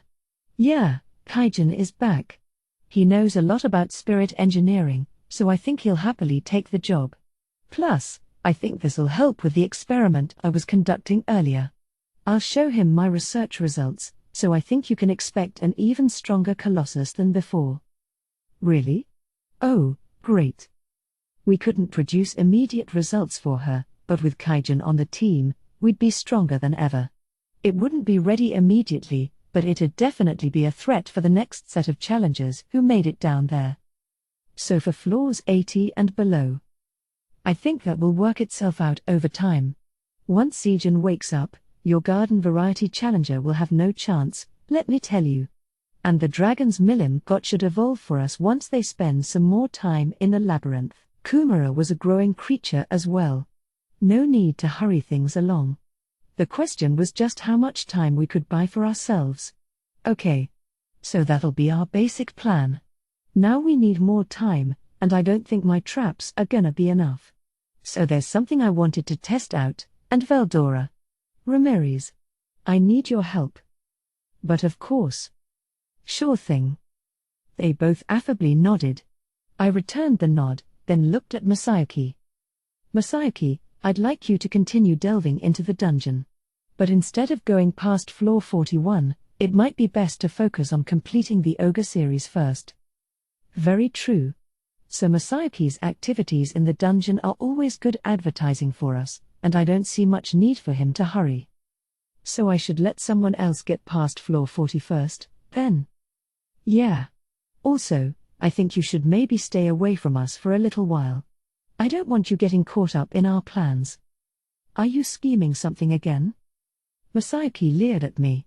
Well, that's mean. He's acting like I'm always hatching some kind of nefarious new caper. Well, let me keep that under my hat for now. But we'll handle things on our end, so Mjolnir and Masayuki, I'd like you to keep things going as normal. Very well, Sir Rimuru. All right. I'll give the news to my party. Good, then. Now to see how long my traps can hold out. Okay, if there's nothing else, let's. Oh, one moment. I did want to discuss something. Just as I was about to adjourn the meeting, Mjolnir stopped me. I guess he had other business to address. What is it? Well, what Mjolnir had to say threw me a bit. Lady Hinata was asking me about her reward money for conquering the labyrinth floors. Huh? I reflexively replied. Those prizes, awarded for clearing every 10th floor, were meant to attract the nobility's attention. What did Hinata want with them? I mean, she did earn them, but she did not officially make it down to the bottom during normal operation, no, but as she explained it to me, if she played by the rules, didn't she deserve to be paid? Mjolnir looked concerned. Okay, Hinata. Yes, you're technically right. But weren't we kind of in this together? It was a test for us, too, and to them it was on the field battle training. I didn't see how money had to be involved. No. Turn her down for me. Are you sure, Sir Rimuru? If we do, she may decide to stage a more serious challenge in the dungeon, wouldn't she? It's fine. Just remind her that people will learn she lost against the Labyrinth Master, and the word'll spread like wildfire. Qua ha ha ha. It is impossible for me to lose. Nice. I knew he'd pitch in at a time like this. Plus, if she really did stage another attempt, we could leverage that in our advertising. Well, all right. But if possible, I'd like you to break the news to her, Sir Rimuru. What? No way, yeah. No. I didn't want her hating me. It'd suck if she thought I was being a tightwad. Better to leave this role to someone like Mjolnir, with the firm, resolved attitude I needed. But if I may, riling Lady Hinata's anger honestly scares me a little. Thanks a bunch, Molly. I think he was about to say something, but I cut him off. Sorry. I'm just not into doing that stuff. A pretty girl like her, you know, I'd like us to stay friends. Besides, Mjolnir's got a mafioso face and isn't afraid of anyone. He thinks of everything in terms of profit and loss, so I'm sure he'd have no problem saying no. I'm also sure that I just imagined it when I thought I heard him sadly mutter, perhaps I'll use my pocket money, then. Under his breath. That wrapped up our agenda. Leaving the now grieving Mjolnir to himself, I went on with my business. I told Veldora and Ramirez our meeting time tomorrow. There was some prep I'd need to wrap up before then, but before that, I had one errand to attend to. Xion was on standby outside my chamber, so I took her along with me to visit Shuna. Shuna was overseeing dinner preparations when we saw her, giving out instructions to her staff. There were more people in the kitchen now, the air alive with conversation between an assortment of species. The skill Shuna demonstrated by organizing them all showed her strength as a leader. I hated to interrupt her for my personal business, but we were battling against time here, so she'd have to forgive me. Hey, Shuna. Got a moment? Oh, Sir Rimuru. By all means, Tell me what you need. Shuna ran up to me when I called out to her. In this noisy kitchen, everyone was always kind enough to let me sample their dishes when I stopped by now and then. I tried to offer a quick comment for everything I tasted, but I was in a rush, so our impromptu tasting had to wait. Sorry, guys, but I need Shuna's help with something today. I'll be able to take my time in here next time, okay? Certainly. Stop by whenever. Wait till you see what we've been working on now. The enthusiasm was palpable. I guess me complimenting someone on their food was a kind of status symbol around here. Next time ought to be real fun. Okay, Gobichi, can you run things for a while? Yes, Lady Shuna. Ready and able. Gobichi was second only to Shuna in cookery by now. He was the head chef whenever Shuna was gone, so we were in good hands. Right, see you later, I said, waving at the disappointed kitchen staff. We were on our way to floor 60, Adalman's lair. Oh, thanks for that sandwich, by the way. It was good. Shuna smiled as we walked along. I'm so glad you liked it. Allow me to make a box lunch for you next time, Sir Rimuru. Shion was quick to volunteer. I considered my options before replying. Yeah, you're certainly improving by leaps and bounds. Could you maybe work with Shuna on one sometime? I thought I was safe trusting Shion by this point, but a little insurance never hurt. Shuna's presence should keep Shion from going crazy in the kitchen. Perhaps tomorrow then, Lady Shuna? Hee. All right, Shion. Let's begin with something simple first. It was a pleasant exchange. Their musical performance had been in perfect sync, too, actually. I'm glad they were getting along. So we chatted along those lines as we reached the 60th floor. Adalman, I'm coming in. Ah, it's you, Sir Rimuru. Truly, recent events have filled me with anguish. I am fully prepared to accept any punishment you deem fit for my inferior self. He immediately fell to his knees when I said his name. His penchant for exaggeration was as healthy as always, but I was used to it by now. Nah, as far as that goes, it's our fault for misreading this. You're not a good fit for combat against paladins. I don't think you could have avoided that defeat. No, even now, I lament just how spiritless I was in battle. Losing to such inexperienced fighters. I approached the battle as if I were still a white king, but I lost after my magic failed to trigger. Right now, Adalman was nothing more than a powerless white. A white with some pretty advanced magic knowledge and battle experience, sure, but species-wise, he was just a low-level monster. There wasn't much magic he could fully harness, and the only creatures he could summon were equally low-level undead. Monsters had the capacity to evolve via the magicules in the Labyrinth, but that took time.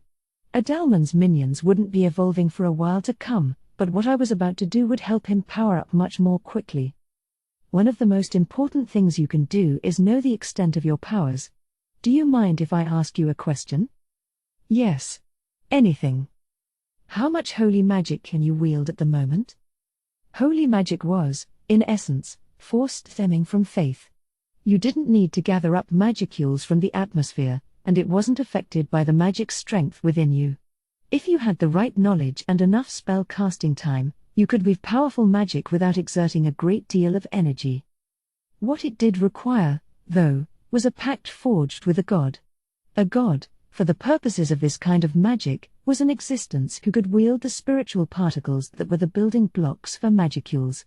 It wasn't dependent on the caster believing in this or that god, or some other divine concept in this world. A god was just anyone who could directly interact with spiritual particles. In Luminism, for example, Luminous was a god for this reason. Adalman was a devout Luminist, and becoming a monster hadn't shaken his faith at all. That's why he could cast disintegration as a white king, I suppose. Now, however, he was worshipping me as a god instead of Luminous, and we couldn't forge a pact of faith with each other. I figured holy magic was thus out of the question, maybe. These days, not very much, I am afraid. Even lower-ranked magic is inaccessible to me. I thought so. Holy magic, in essence, worked the same way as spirit magic. A pact was involved, and you were borrowing force from a higher power to cast your spells. Not even Hinata could cast holy magic without borrowing Luminous' powers. If the human race didn't align itself with a godlike Luminous, they'd lose access to one of the most effective ways to handle monsters. It'd be ironic if it weren't so scary to think about. If Luminous' whims had driven her to go in a different direction, the world might have wound up far more chaotic than it already was. All right. So let me ask you, Shuna, how much holy magic can you use? And what's your faith pointed at? In my case, it is not exactly holy magic. It is an imitation, powered by my unique skill parser, and it works surprisingly well. I see. An imitation? I did leave her to analyze the barrier over our town, come to think of it. Maybe that let her copy a subset of holy magic as a side effect. And in addition to that, my faith is in you, Sir Rimuru, and there's no doubting the power that brings me. That's why I think I might be able to do this. Shuna gave me a somewhat bashful smile. Huh? But when you fought me, didn't you say that even monsters could use holy magic? I was bluffing, Shuna replied, still smiling. It was a bluff I was quite sure of, but you wound up proving it for me, Sir Rimuru. Adalman gave us a quizzical look. It was surprising how much variety there was to his facial expressions, being a skeleton and all. But regardless, the most important element executing holy magic was faith. Faith was intertwined with connections in the soul, and it might be that Shuna inadvertently grasped this at the deepest level. If that was the case, I just needed to present my theory and have Adalman learn it. He should know how it feels, so I didn't think it'd be that hard. Now, I'd like both of you to accept for me what I'll call the secret skills of faith and favor. I just learned them from Luminous not long ago, and it's strictly classified information, so keep that in mind. As a former high priest, I figured Adalman could rediscover holy magic once he could connect with me. Even now, when his magicule count was nothing like it used to be, holy magic ought to make him a lot more useful in a fight. The secret skills of faith and favor? Now I too shall bask in the powers of the truly divine. He was even more stifling than usual today, but I put up with it. Sir Rimuru, do you mind if I ask a question? I hadn't thought about it until now, but for the first time in a while, I was being carried by Shion, in slime form, of course. I didn't want that to stop, it was comfortable, after all. This holy magic talk would fly straight over her head, I was sure, but I had to be confident she could keep it secret. Don't tell anyone, all right? I said to her, of course. Came the energetic reply. I was happy enough with that, so I went over the basics of my plan with Shuna. I see. So I can learn holy magic as well if I can believe in you? Right. I think so. It's something you can research in your free time anyway. Maybe talk about it with Adalman and stuff. All right. I look forward to seeing how much of it I can learn. Shuna was picking this up fast. With her parser skill, maybe learning disintegration wasn't a pipe dream, even. As for Adalman. Oh. I am swelling, overflowing with power. He was pretty excited. Holy cannon.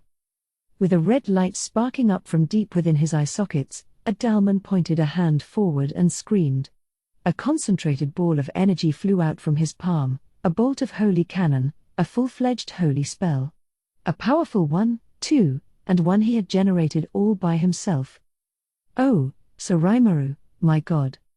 He prostrated himself before me in worship. I wish he wouldn't. It kind of made my spine prickle. Great, that worked, huh? Now keep practicing so you can start casting some higher level magic. And if something comes up, you can always turn to Shuna for advice. I was clearly trying to hurry things along. Shuna, understanding my intentions, lightly nodded. So you want me to be his advisor since you dislike dealing with him yourself? I heard that question loud and clear, but pretending I didn't was probably the best move here. If she could just assume I'm an insensitive clod who doesn't understand anything for myself, that'd be great. I promise I will live up to your lofty expectations, Sir Rimuru. Adalman, meanwhile, was energized like never before. I decided now was a good time to give him another important piece of advice. Now, as a white, if you cast a holy spell, doesn't that damage you? There were two types of holy magic, one neutral type that worked with spiritual particles, and another of the holy type that cancelled out magicules. Holy Canon was the latter type, and as a monster, I figured that would cause him damage. Ha ha ha. A little pain is nothing that would faze me. Ah. Adalman's just soldiering through it. But that doesn't really solve the problem. I could tap Beretta's reverse, a unique skill to flip the holy attribute around to demonic, but that's another future research topic. For the time being. Then how about this, Adalman? Still enveloped in Shion's chest, I sent a beam of light into the air. Oh. I removed the holy attribute and powered it up a bit. It's called Holy Ray, and it's my own creation. Holy Ray is a neutral attack, neither holy nor demonic in nature. As long as you didn't screw it up, it would never damage the caster. However, it was a trickier spell to cast, in other words, it required the user to have more faith in me. It was meant for a single target, and in terms of spontaneous force, it was better than my Megiddo spell. It launched quickly and emitted a bright light, but it was actually a long string of concentrated, spinning spiritual particles. As a piercing attack, it wasn't as powerful as disintegration, but took much less time to cast. Wonderful. Truly a wonderful spell. Adalman was beside himself with joy. If he could master this spell, it might help him get used to manipulating spiritual particles in general.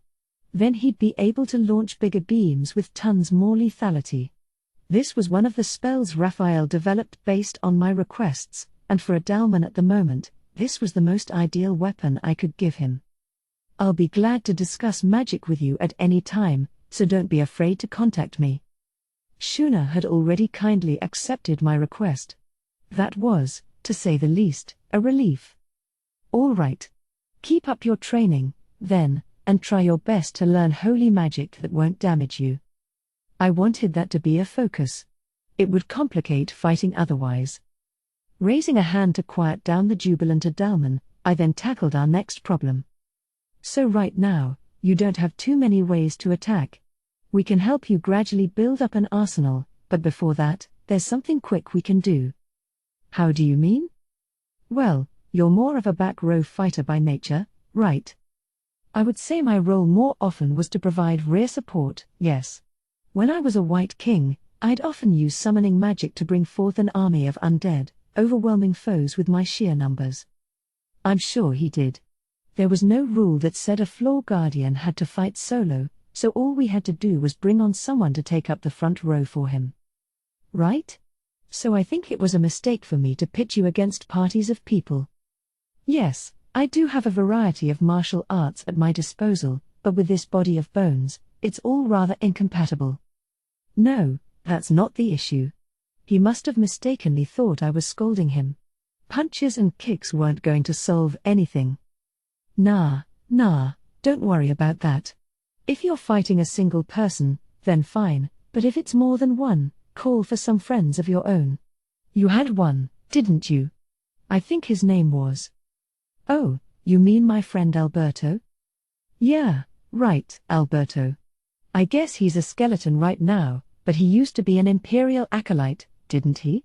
Good enough with a sword to trouble Hakuro, even. That's the kind of strength you need. And if he's got the right equipment, he can still cut it in a fight today, right? Yes, with his talents, I am sure he can live up to your expectations, Sir Rimuru. I could sense the pride in Adalman's voice. Now I was getting more confident about the idea I had. Okay, can you give him this equipment for me later? I produced a set of gear from my stomach and laid it out on the floor. Previously, I had heard Alberto was capable of fighting without a shield, so I figured this was the best set for him. Cursed Sword, a one-handed, medium-length sword that absorbs life force from its surroundings, including the wielder, making it a failure as a weapon. Cursed Mail, produces a constantly deployed barrier with high magical resistance and defense, but also continually saps the wearer's life force. These two items were collaborations between Kurobe and Garm, both trying to extract as many features from them as possible. They were planning to create a whole series, but they shelved it once they realized no living being could use them. Garm, in particular, actually collapsed while crafting them. Things would touch and go for a little while. We could laugh about that now, but given that backstory, we were all a bit loath to just throw these things away. Besides, they both worked really great. Unique caliber gear, you could even call them. But since monsters count as living creatures, too, we figured they were completely unusable, and now, as I realized, that's no issue at all with the undead. What do you think? You don't feel sick or anything holding them, do you? I feel nothing in particular. We're already dead, after all. Adalman checked them himself to be sure. The moment he unsheathed the sword, Shuna and Shion began to wince. That life-absorb feature must have been working. Given how Adalman wasn't phased at all, undead must have been impervious to it. Great. I think you'll be okay, then. Back in its sheath, the sword no longer sapped our energy, but that alone could make it pretty decent for attacking. Oh, and there's this, too. It was a surcoat, an outer garment, made of my sticky steel thread, a superior piece, resistant to heat and cold and also resilient against bladed weapons. These were circulating around as part of the Tempest-made goods we had available, but we charged an arm and a leg for them. Very well. I will be sure Alberto receives these. He will be overjoyed, I promise you. Great. With Alberto fighting for him, Adalman would have a lot more options in battle now. Oops. Just remembered. And, Adalman, I want you to have this. I took out a jet black robe, like something a priest from some dark, sinister cult would wear. It looked kind of cool, actually, not to mention gaudily decorated. It was, in fact, one of the most impressive pieces of the whole Tempest clothing collection, something worth at least 100 gold coins, or the equivalent of a luxury sports car. Even royalty or nobility couldn't shell out for this without due consideration. Truly top of the line.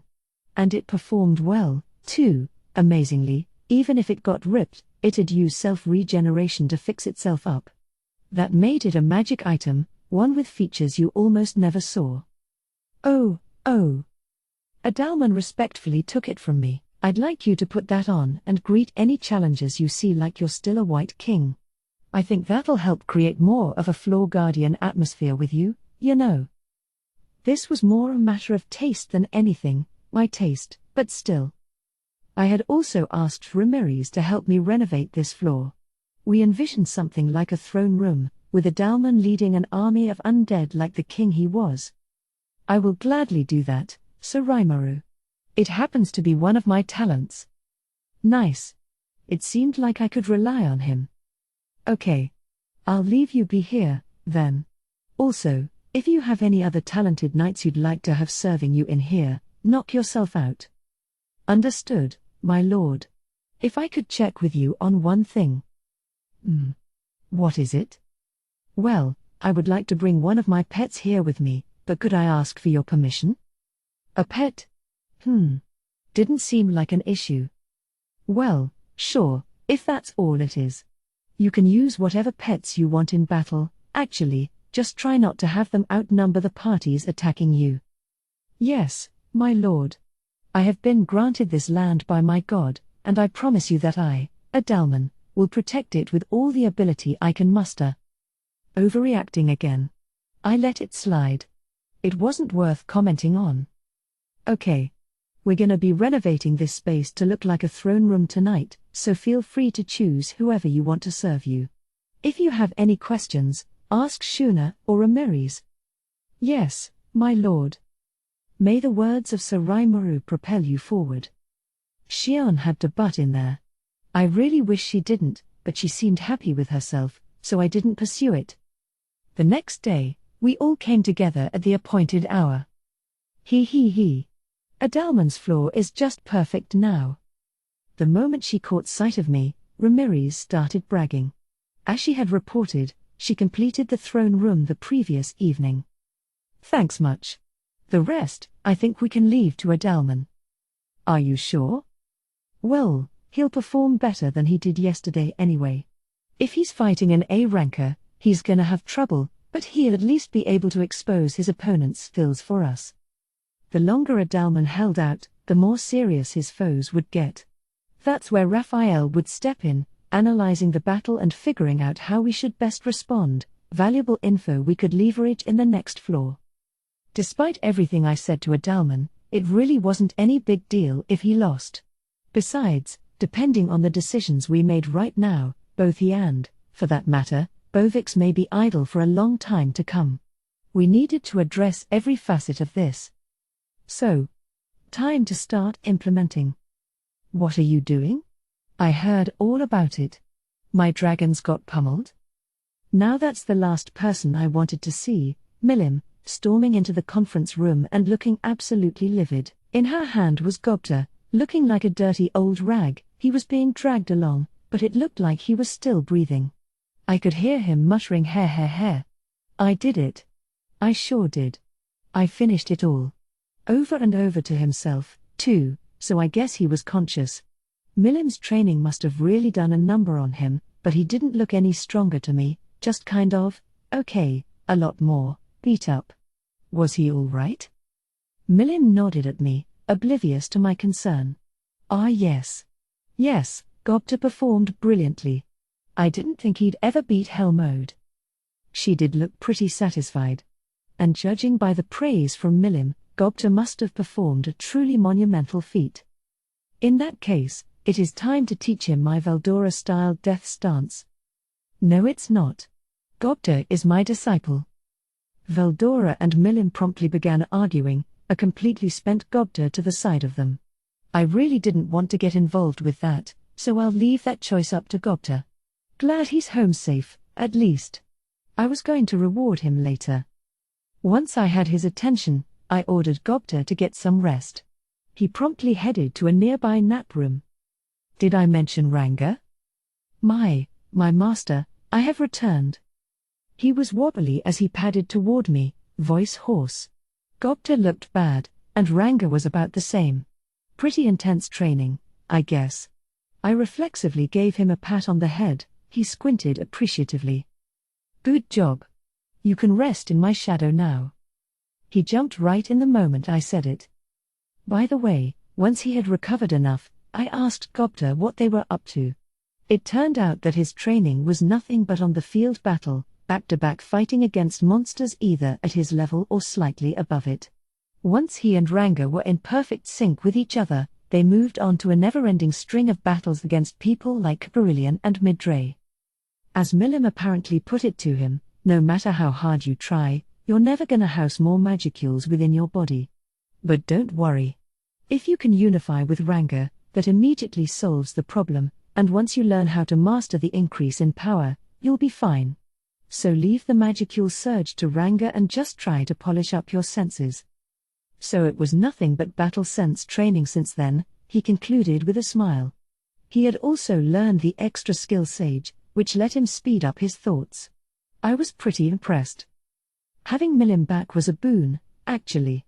After leaving a Dalman, I had been making the necessary preparations all night, just barely wrapping everything up in time. Promptly, I took out one of the items I had completed. Veldora, Ramirez, and Milim each gave it curious stares as I held it in my hand. Pay attention, everyone. I have a special item here, something I've been developing for a little while. Personally, I think it's groundbreaking. It'll help us solve the problems we're facing in the Labyrinth, and it'll also add some more fun to all our lives. I gave all three one of their own. I didn't expect Milim in today, but I was planning to invite her over once I had something practical to share, so hers was all set to go. The idea for this came from the homunculus Archduke Errol used earlier. I figured that having access to temporary bodies would let you do some pretty neat stuff. What's this? Never seen this before. Do I eat it? To me, it looks like a vessel for the soul, or the like. Milim, Ramirez, and Veldora seemed equally curious. No, Ramirez, it wasn't food. Did she think everything I brought over for her was food? Oh, well. Veldora was fairly close to the right answer. These items were quasi-compartments for souls. When transferring your consciousness to a homunculus, a corridor is established between it and your soul using some magic. I had analyzed and assessed the core components of that magic, revising them for my own needs. This was what I gave to Thraini, a vessel for her chaos core. I called it a pseudo-soul. Veldora's almost got it. This device imitates a soul vessel. I can't provide a soul itself, so instead, I tried to create a substitute that mimics one. Ho! Why did you do that? Veldora, maybe pleased he got it right, tried to sound as intelligent as possible. There was no need for me to put on airs, I could go ahead and just state my aims, but before that, I wanted to surprise them a little. After all the effort I spent on this, I thought I deserved a bit of fun. Hey, not so fast, not so fast. I'll explain everything to you, okay? But next up, I've also got this. Take it and try to imagine a monster in your mind. Anyone is fine. I then took out a set of black balls, each about the size of a fist, and handed them to my audience. Veldora gave it an odd look. Any type? Yeah. Either an existing one or whatever crazy thing comes to mind for you. So a goblin or an orc? Or a horned hare? Or an ogre bear? Or anything? Sure. But make sure it's something you like. I don't want you to complain about your choice afterward. All right. A monster, then? Do these create monsters who you'll repel labyrinth challenges with? Something like that. He was always super sharp with things like this. Satisfied enough with my guidance, the three of them picked up their black orbs and sank into contemplation. These items were called Master Cores, and the magical core of Charybdis came in handy with developing them. I had that kept in isolation within my stomach, but Raphael had finally finished analyzing it. It was the core of a large monster, as well as the root of its power. Apparently, in the transformation into Demon Lord, I had consumed all the negative energy inside, so it was now an empty shell. That made it perfect for housing a soul vessel, and now, here we were. After a few moments, the magicules in the air began to interact with the master cores, creating monsters, the exact ones each bearer imagined. Well, pretty neat, huh? And like Veldora said, we can use these monsters to engage parties in the labyrinth. That's what I gathered all of you here for. That wasn't the only reason, but nobody was listening anyway. They were all marveling at the monsters they created. Meanwhile, I was busy making my own monster, a ghost, a transparent, disembodied soul floating in the air. I'll omit its stats, but one special skill it had was cancel physical attack. As a ghost, no physical attack worked on it. It couldn't attack physically, either, of course, magic was its only offense. Next up was Veldora. There was now a skeleton standing next to him. It couldn't cast magic, although it could learn how later on, with the right evolution, it could also master Battlewell. Milim, meanwhile, had generated a bouncy, lustrous blob. It had no limbs, its color a garish red that demanded your attention. It was a slime. Why'd you make a slime? Are you picking on me? No, you asked me to go with something I liked. What's the issue? Now she was firing back at me. Ah well. She was clearly happy, at least, her eyes all but shouting slime out loud. I was wondering about the day glow red, however. Finally, we had Ramirez. What was this? A knight? Or a suit of armor? Yes, it was a suit of living armor, to be exact, full plate, but looking worn out for some reason. It was still the largest out of the 4 monsters we made. Maybe Ramirez's hang-ups about her size drove her to imagine something big. The fact that it was completely empty inside was pretty appropriate for her. Everyone peered closely at the monsters they just willed to life. But the surprises were only beginning. All right, so listen. As Veldora pointed out, I'm thinking about using the monsters we created to dispatch the intruders inside our labyrinth. Intruders? Yes. These monsters are the guardians of the labyrinth, so anyone stepping inside has to be intruders, right? Ah, I see. Huh? What? Indeed. Remember, Ramirez, we are running this labyrinth. Calling them challenges is rather strange, if you think about it. Yes. Now that you mention it, you're right. Yeah, I was thinking the same thing. Veldora's stepping in to explain matters was convincing enough for Ramirez. Milim, meanwhile, pretended she knew the entire time. I doubted she did at all, but I needed to move things along. Right. So we'll be taking on the intruders with these, but do you think it'll be possible at all? Of course not. They are far too weak. My armor looks pretty cool, but I'm not too optimistic, no. Rimuru, I'm disappointed in you. You know I'm too smart a girl to expect anything from these. Heh. Just as I thought, they were spouting off whatever popped into their minds. Why were Ramirez and Milim acting so haughty with me? That set me off a bit, but I needed to act my age here. Well, the story doesn't end when you create them. The real show begins now, so I'd like all of you to sit down and relax, okay? Now, what I'd like you to do is point your pseudo-souls at your monster and chant possess. Out loud. There were some incredulous looks, but they all settled into their seats for me.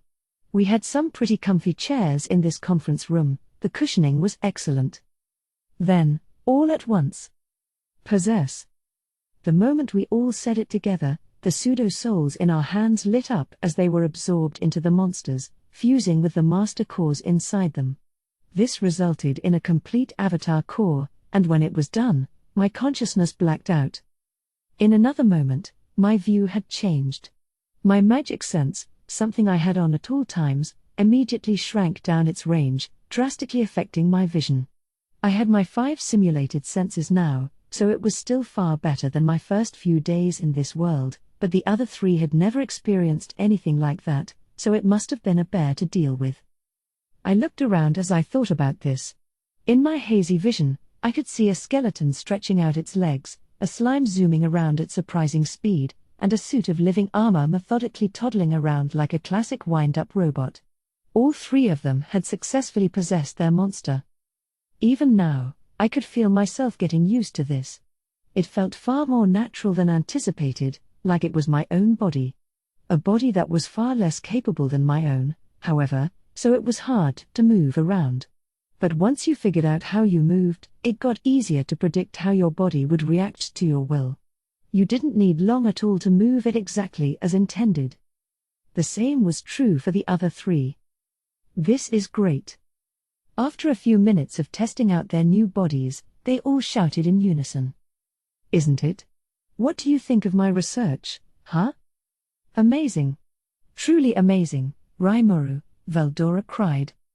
That's classic Rimuru, isn't it? No wonder I thought you were such a great guy, Ramirez agreed.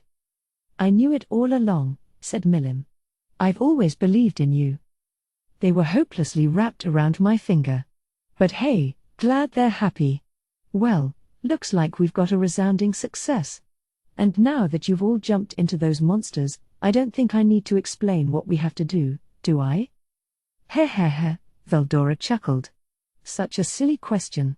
So instead of having the monsters do our bidding, we take matters into our own hands? What a creative idea, Rimuru. Exactly. I replied. Although, I wish I could have tried conquering the labyrinth in this form. So this is what a video game is like? I've heard about this. What? Is that true, Veldora? Said Milim. Master.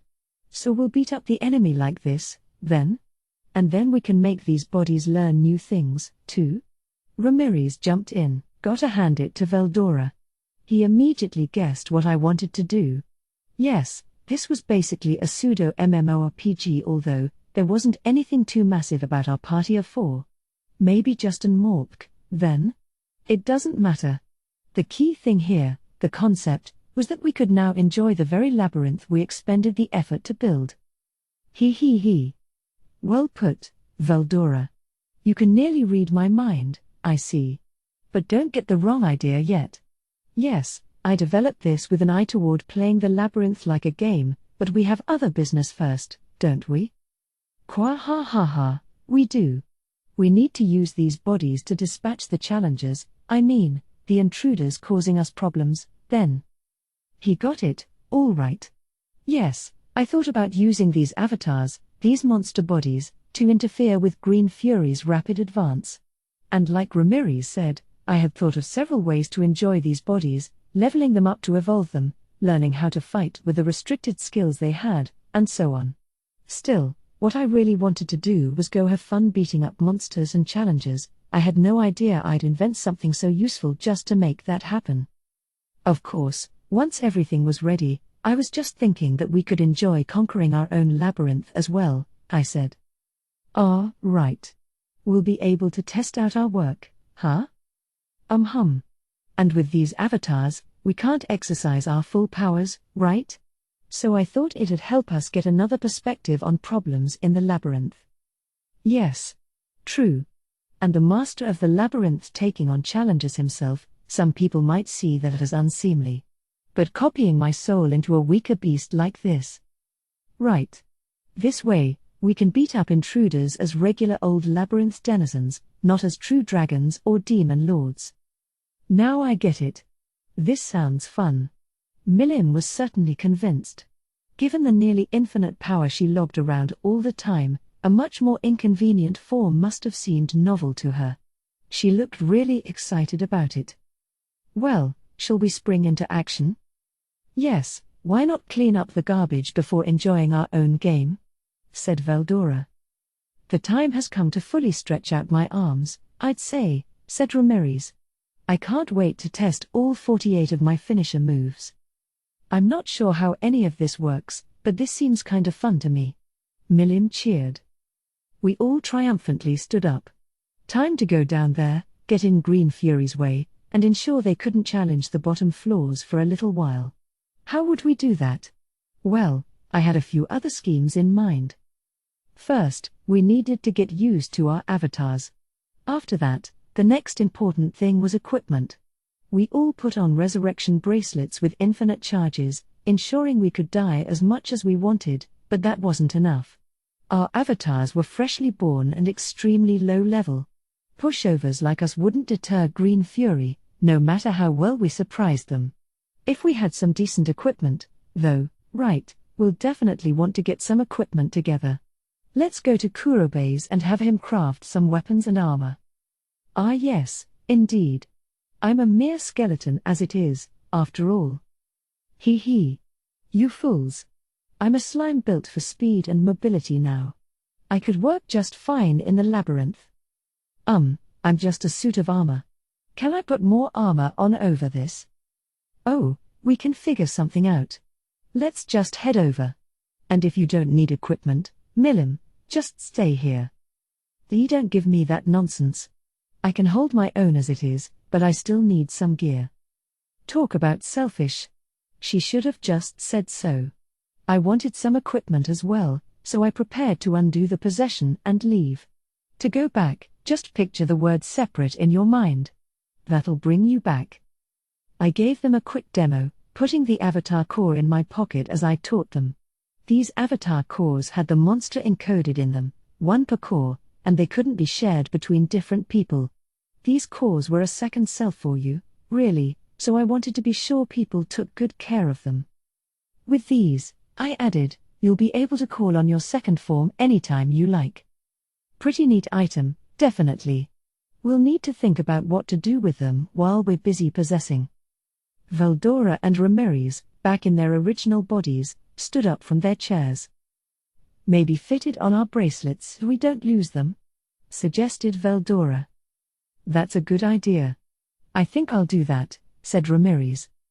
They both played around with the avatar cores in their hands. I think I'll do that with mine as well. But what about Milim? Hey, Millie. I'm gonna go like this. Before I could call for her, Milim, in slime form, was digging her way into my pocket. Okay, let's go, she shouted, bossing me around and demonstrating her utter lack of interest in listening to me. She must have really liked that body. Pretty childlike of her, which, yeah, she is a child. Calling a child childish wasn't very constructive, so I gave up on scolding her and got going. We were at Kurobe's workshop. You there, Kurobe? Oh, Soraimaru? What brings you here today? Kurobe came right up when I asked for him. Seeing Veldora and Ramirez with me surprised him. Well, we're looking for some weapons, I said as we walked inside. I hadn't been around for a while, but the workshop definitely had more people now, monsters included. It was scorching hot as usual. Temperature didn't affect me, so it was fine, but working in here must have been grueling for the others. Looks like you've hired some more apprentices. Yeah, luckily. They still need practice, but some of them are pretty talented. Some of them looked up as they heard us talking in the workshop. Once they saw who I was, they leapt to their feet and bowed at me. Seeing all of them do that at once startled me, but Kurobe was used to it. It's not break time yet. Get back to work. His ornery shouting drove his staff to return to their jobs. But I kind of understood their thought process. If you're sitting at your cube, and the CEO comes in out of nowhere, you'd be nervous, too, especially if you were on the bottom rung. And maybe it didn't feel that way to me, but I was the ruler of this nation. I hadn't let it concern me before now, but maybe I should have given more advance warning as a rule. Coming in casually like this might have just caused trouble for everyone. Whenever a district manager or whatever came to view our workplace in my old world, we'd always spend the previous day cleaning up the whole office to prepare. If it was the president, then no mistakes would be tolerated. The higher up you went, the more it unnerved people when you got all casual with them, I guess. Still, I didn't want every trip out to be filled with pomp and circumstance. I hated to call Kurobe out of his busy work schedule, better for me to just show up whenever he's free. Sorry I barged in without any warning. I think I'm gonna make a regular habit of it for a little while, so no need to get all tense, okay? Thus, I decided to address the staff. Maybe them being too casual with me would be a problem, but there was no need to be on pins and needles around me. I loved acting like a boss, but I didn't make a hobby out of inconveniencing people. If the other person's too nervous to react to me, that bothered me, too. Gobta's obliviousness was just right. Just keep in mind the acronym TPO: time, place, occasion, and it was easier to find the right approach. My advice seemed to relieve the staff a bit. Once I was sure of that, I nodded and went into a room deeper inside the workshop. I wasn't aware of this, by the way, but the apprentices weren't anxious just because I was a demon lord. While I wasn't paying attention, someone had held a Tempest popularity contest, and apparently, I had been voted into the top 3 idols alongside Shuna and Shion. A surprising result, they told me. Ramirez and Milim were in the rankings as well, and while I won't say exactly where, I can tell you that Milim and I were way ahead of Ramirez. I wasn't sure whether to whine about it or marvel at how my town's grown. Either way, hearing about it later made me roll my eyes. So what kind of stuff do you need? In his personal chamber, Kurobe got straight down to business. Well, we all went over the hopes we had. I'm intending to have Garm build the armor, so I think it'd be neat if you could collaborate again. Yeah, true. All right. Let's go bother Garm about it. So as we talked, we decided to take Kurobe over to Garm's workshop. I wound up causing a similar commotion over there, but I'll skip describing it. Equipment for monsters? Wow. You always have the craziest projects for me, don't you? As Garm groused about this, the 4 of us all possessed our avatars to demonstrate for him. All right. We'll make you exactly what you want, no, even better. Yes, we're on the case. I love a nice, creative project like this, and I'll try to craft some stuff that'd never work on a human. Kurobe and Garm both readily agreed to the project. And really, I couldn't wait to see what they came up with. They said the work would be done in several days, so in the meantime, we trained ourselves to get more used to our avatars. Nothing too complex, fighting monsters in the labyrinth's upper levels, attacking obvious newbie adventurers. Over the past few days, we had grown adept at dividing up our roles. Reaching that point, though, was a slog. At first, we even lost to beginner parties up top.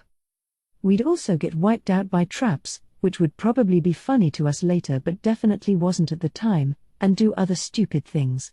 We tried using magic items to keep traps from deploying and stuff, even. It was Ramirez who kept setting them off, with Veldora usually suffering as the hapless victim. I floated, meanwhile, and Milim could stick to the ceiling. Pitfalls weren't a concern for us too, so we forgot to warn the others about them. That was a mistake, I'll admit, but Ramirez. Seriously? Why are you setting off traps? We made sure to give her an earful about it, and I think she deserved it. Through all the pain, we skipped out on sleeping to keep on training. In battle, teamwork was the most important thing. Normal parties would talk to one another or give signals with their eyes, but we had pretty much none of those skills at all. We had Veldora and Milim with us, after all, two people who were the strongest in the world all by themselves. What we did have, however, was one cheat-level skill, thought communication, letting us stay in touch and give orders with pinpoint accuracy. I was the party's command post, Veldora, Milim, and Ramirez serving as my hands and feet. Thanks to that, we began to rapidly build ourselves, eventually gaining some decent experience and abilities. Once we had a good footing, we patiently waited for our equipment as we fine-tuned our teamwork. As we did, we heard the news that Team Green Fury had beaten Floor 40. "Hoo boy," said Ramirez. "Now they've beaten the Tempest Serpent, huh?" They took a pretty careful approach. The first team was all about gathering intelligence, the second whittled down its energy, and then the A-team killed it, said Veldora. Bosses were resurrected regularly, of course. But if a boss successfully beat a party, that didn't erase its current damage or state of exhaustion. If a group of people had the right teamwork, this gave them a clear advantage. That was a mistake. Bosses really need a way to heal. Yeah, but those monsters work strictly on instinct, so. As Veldora saw it, they lacked the intelligence to use healing items anyway, making it a moot point. He was right, but we weren't out of options. Why don't we bring it up with Thraney? I suggested. The Labyrinth managers can heal monsters, can't they? Oh, right. I'll do that. So we decided to have Thraney's sisters heal bosses if they were involved in a consecutive streak of battles all at once. Little by little, we were addressing and solving the Labyrinth's issues. And then, they're about ready to hit floor 49. What'll we do, Rimuru? Milim was on the verge of panic. But she was right. Green Fury would reach their most climactic battle yet as soon as tomorrow. Well, we may not have our equipment at the moment, but I'd say our teamwork is golden, said Veldora. Shall we try taking them on now? I'm game. Time to use my arms of steel to beat them to a pulp. Ramirez crowed. Those two were always out for blood. Honestly, though, I don't think we stood much of a chance in a clean fight. For now, floor 49, packed with the most devious traps I ever devised, was our only real chance at messing with them. Well, so be it. Maybe we can scrounge up some weapons. Even if Kurobe and Garm provided us the best gear possible, we probably wouldn't take a frontal approach with them. It'd certainly up our chances a lot, but we could probably hold our own anyway. But just when I was about to commit, I heard a knock on the conference room door. "Sir Rimuru," came Shion's refreshing voice. "Kurobe said he's ready." Our party looked at one another and grinned. Our specialized avatar equipment was complete. I was given a death scythe and hell garment, two magic items that even ghosts could wear. Veldora got the death blade and hell mail, along with a Hellgate shield to complete the picture. As a slime, Milim could only equip simple objects, swallowing up a death stiletto and covering her body with a crimson cape. The moment she did, her body grew a pair of blood-red wings, quite a transformation. "See?" she gleefully shouted. "It's really true. You need to equip your items, or else they won't work." Yeah, great. If she was happy, I was happy. Finally, Ramirez. She had ordered heavy full-plate armor, which looked like a work of art, but we weren't sure if she could even equip it. Nervous, she possessed her living armor and tried to take it up, and at that very moment, she switched armor. With a clatter, her old tin suit crashed to the ground, turning to dust and vanishing in the wind. She had upgraded from living armor to heavy living armor, not an evolution, but more like a total replacement. Whoa. This is so much easier to move in. She was right. Her old, creaky gait was now smooth and ninja-like. It'd help her teamwork a lot, I was sure. Funny to think a suit of armor's feature set could affect the way you moved, though. Kind of an unexpected discovery. Elated, Ramirez now had to select a weapon and shield. Haha. I don't need no stupid shield, was her opinion, so she opted for a large two-handed weapon instead, the Death Axe. The power it packed made it the ultimate in weapons. Wielding it was tricky, but oh well, not my problem. She got picked on all the time for being a wimp, so maybe this'll assuage her ego a little. Funny how her personality kept coming out like that. So we were all decked out in brand new equipment. These weapons and armor were all on the level of a unique item, but since they were heavily modified for use by monsters, they were more novelty items than anything. For beginners like us, however, they were crazily overpowered. What's more, they had a type of curse applied that registered our names to them, thus, they could never get stolen. It was the best equipment we could have possibly asked for right now, and it gave us a new perspective on everything. It was almost time to rumble, and we couldn't have been more excited. Time for a quick check of our avatars. My ghost dropped physical offense in favor of magical and spiritual attacks. It was classed as a sorcerer, and in time, I'd like to maybe teach it spiritual and illusory magic so it could make the upgrade to full-fledged wizard. Holy magic would be a nice addition, too. What would happen if I placed faith in myself to drive that? That'd be a fun experiment. Veldora's skeleton was an all-rounder, capable of various kinds of attacks. It was a fighter class, and I think he wanted to teach it magic so it could become a magic knight later. Milim's slime, meanwhile, was geared entirely for speed, and for landing telling blows in a single strike. Wish fulfillment for her, I suppose. Her class was assassin, and maybe I could have give her some training, but I didn't want to occupy his time with our dumb little make-believe fun here. Her basic strategy involved lunging down on foes from the ceiling, a powerful strike if it worked, but what did she intend to do if it didn't? Run, I suppose. She certainly was fast enough for it. In a way, she was the ideal slime fighter. Finally, as you'd expect, Ramirez's heavy living armor was an attacker with more than ample defense, giving it a lot more stability than I originally gave her credit for. The class was Berserker, and while she was no crazed warrior, defending herself was never really a priority in Ramirez's approach. As a dangerous, attack-oriented creature, that was the name she was given. Once she got used to things, I could picture her as a tank, providing a twin wall of defense with Veldora. We were all set to go. Given that we never got hungry, long, dragged-out battles were our lone major advantage. Let's do the best job we can to get in Green Fury's way.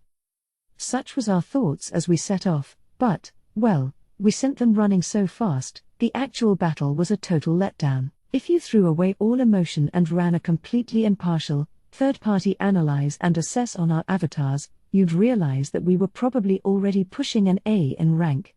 Our equipment was more than half the reason for that, but even without it, as long as we made good use of our powers, nothing could stop us. The main oversight we made was that our own personal battle experience was reflected in our avatars. We couldn't use all our skills, but things like thought communication and hasten thought were themselves enough to give us a decisive edge. Plus, we could cast magic so quickly that it was really unfair. Our restricted magicules blocked us from using much of it, but we had the knowledge for it, and thus we could handle magic better than even your average royal court sorcerer. This came with no casting time, so we could engineer tandem magic strikes with practically zero time lag. Our foes had no chance to react. Veldora, meanwhile, was such a genius with his sword, it was like he had eyes in the back of his head. Qua ha ha ha. My Veldora-style death stance gives me instant access to an infinite number of sword skills. Oh, wait, this doesn't work. He was trying to imitate the moves he saw in the manga he read.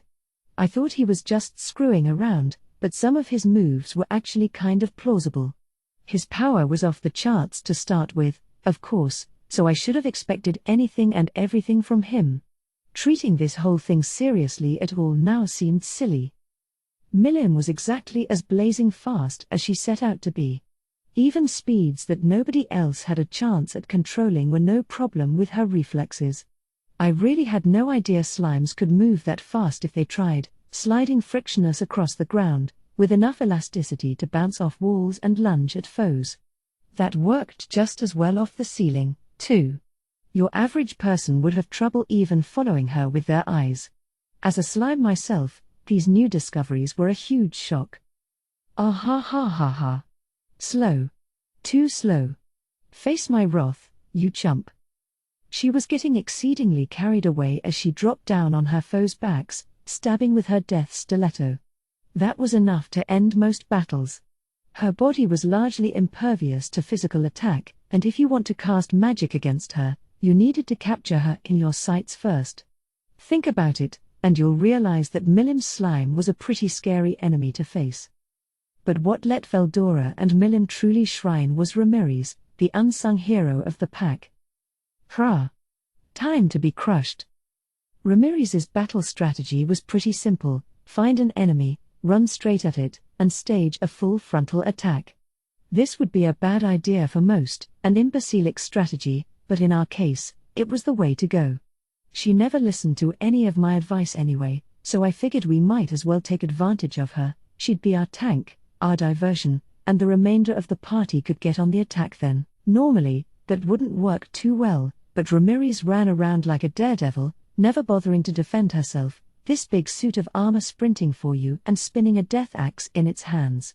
Anyone who saw it would be forced to deal with it, and since she didn't care about defense, her attacks tended to find their target. She also had cancel pain, which helped a lot. Plus, the armor itself was pretty sturdy.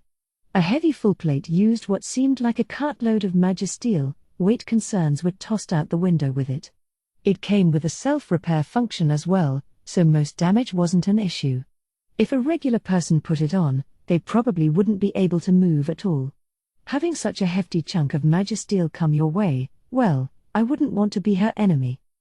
What's more, I had recovery magic. I had been experimenting with holy magic as part of my work, and it was surprisingly easy to deploy. It wasn't a matter of having faith in myself so much as offering prayers in exchange for control over spiritual particles, a skill usually shut away from me.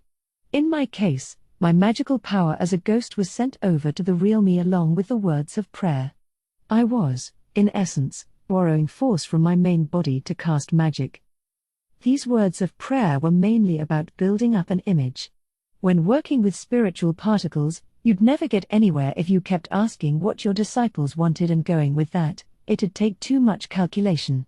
All that processing work is instead applied to the people who placed their faith in you. The more disciples you had like that, the more magic force you got. To put it another way, you got higher up as a god. You were also connected to your believers, and you could use those believers' minds to expand your calculation capacity, kind of a substitution cheat that saved you magic force and time. Now I saw why Lumina sought to build more believers for herself. With a massive enough number of practitioners, she could whip up large-scale magic on a passing whim. The secret skills of faith and favor, indeed. That's some scary stuff she taught me. But enough about that.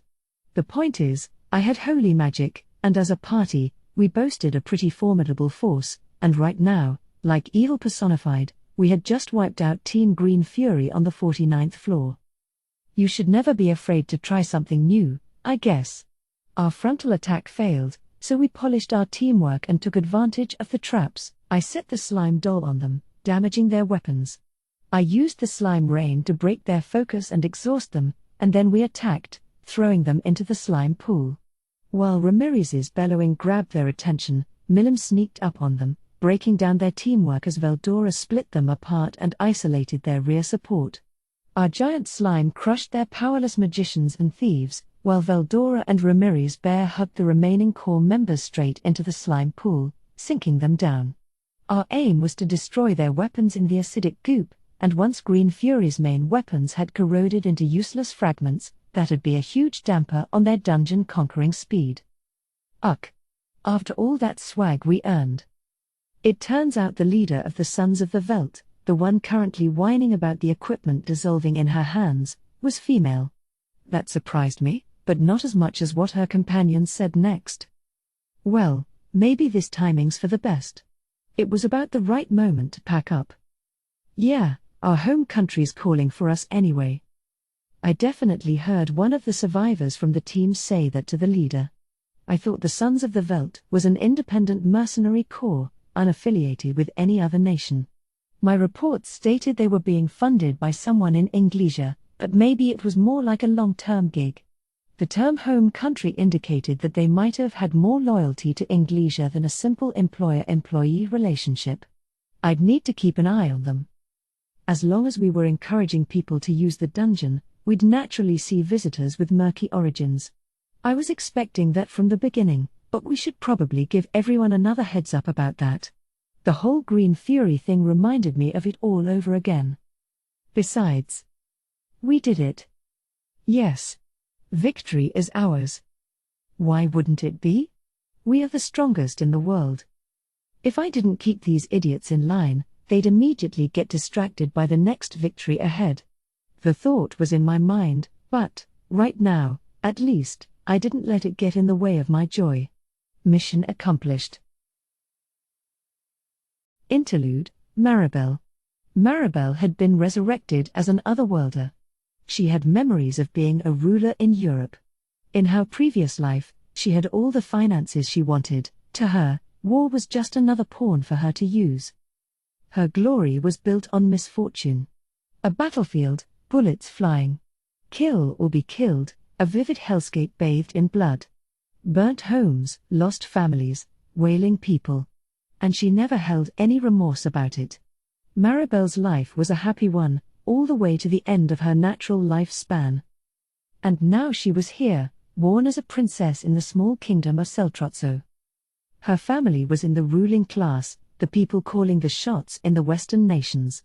In this world filled with monsters and chaos, nations couldn't afford to squabble with one another. It was natural that something like the Council of the West would be formed. That council was built hundreds of years ago by Granville Rozzo, the great founder of the Rozzo family and a mysterious, seemingly ageless figure. He was the oldest among the 5 elders who held actual power in the council, while still serving as head of the Rozzos, who had taken root in the Western nations. Even a princess directly related to Granville wouldn't have so much as a chance to see him. Maribel's own brothers, in fact, had never even met the 5 elders before. But Maribel was different. Her memories, and her will, were things Granville couldn't afford to ignore. The advance of civilization would have been impossible without the existence of money. People advanced from using crops like rice and wheat as currency to a money-based economy, pushing society forward by leaps and bounds thanks to the scale money allows. The value of money could also change. Gold and silver coins were made of metals with intrinsic value, guaranteeing that the money itself would have similar value. But now we were in an era where things like receipts and bonds in business transactions could serve as substitutes for money, the start of a paper-based economy. This would lead to the creation of banks, outposts indispensable to free exchange. You gave banks money, they gave you receipts as they diverted the money to other things, lending it to those without cash and earning interest from them. That was the business model people eventually came up with, and it was a kind of magic more insidious than alchemy. Money, in the form of interest, seemingly appeared out of nowhere. Comparing the amount of cash circulating in the world and the total amount of receipts generated, there was clearly going to be a substantial amount of irrecoverable funds, as well as people in deep trouble after not being able to pay up. If you lent money and charged interest, you would always have that problem.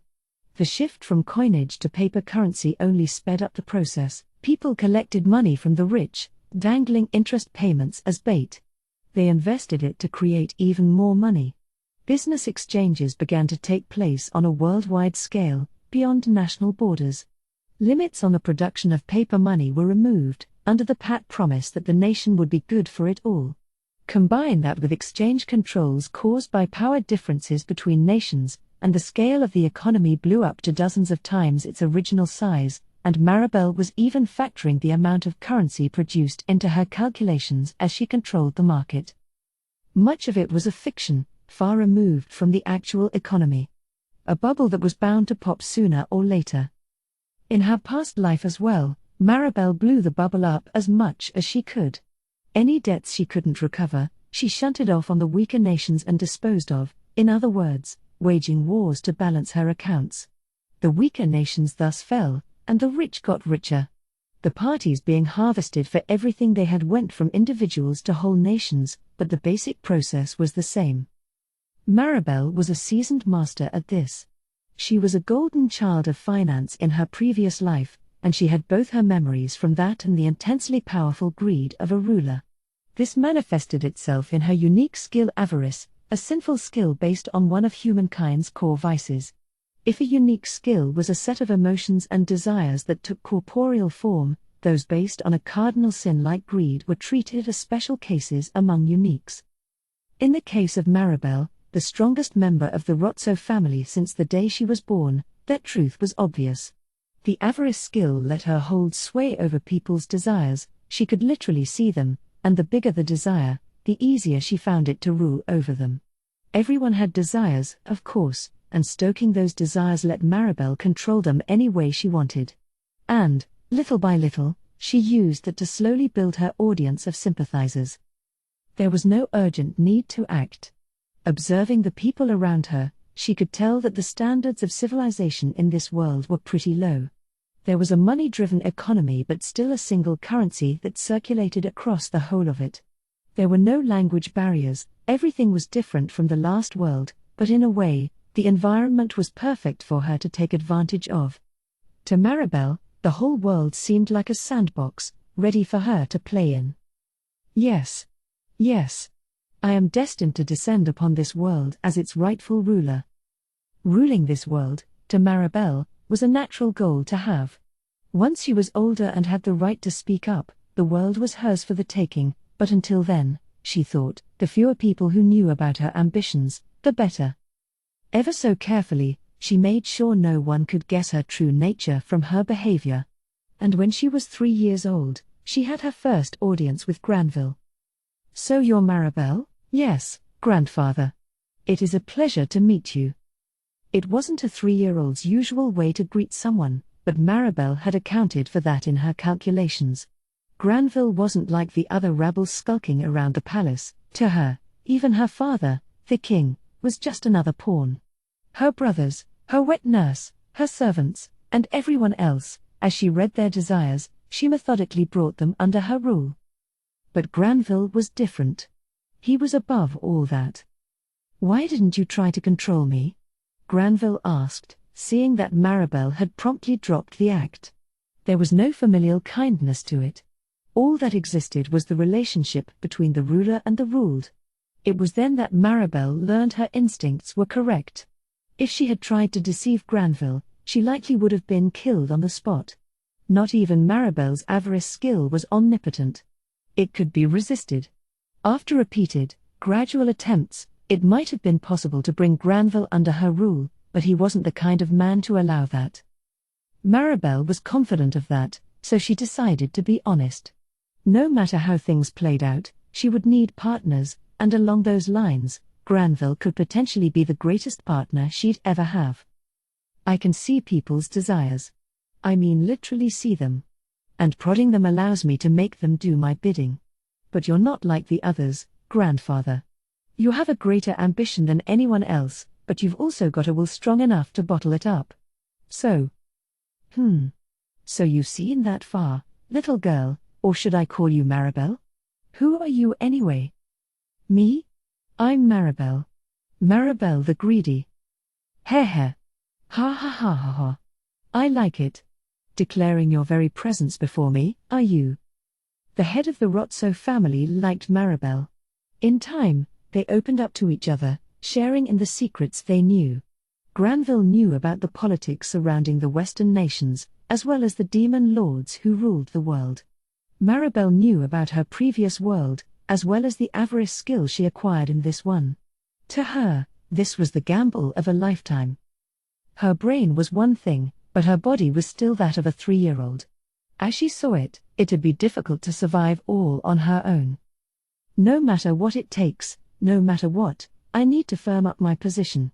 And to do that, she needed to prove to Granville Rotso, the local kingpin, that she was useful.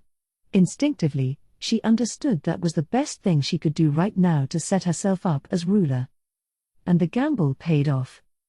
Maribel, if something happens to me, I want you to inherit my ambitions. What I seek in this world is peace. We must reach a world of universal equality, under the rule of the Rotso family.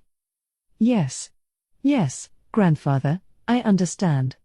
I promise I will provide you with my full cooperation. Thus, this unlikely pair forged a bond that none other could enjoy. The family founder and the little girl, the alliance between a former hero and one whose avarice knew no bounds. Granville spent the next several years guiding Maribel, instructing her on the full array of Rotso holdings and co-conspirators.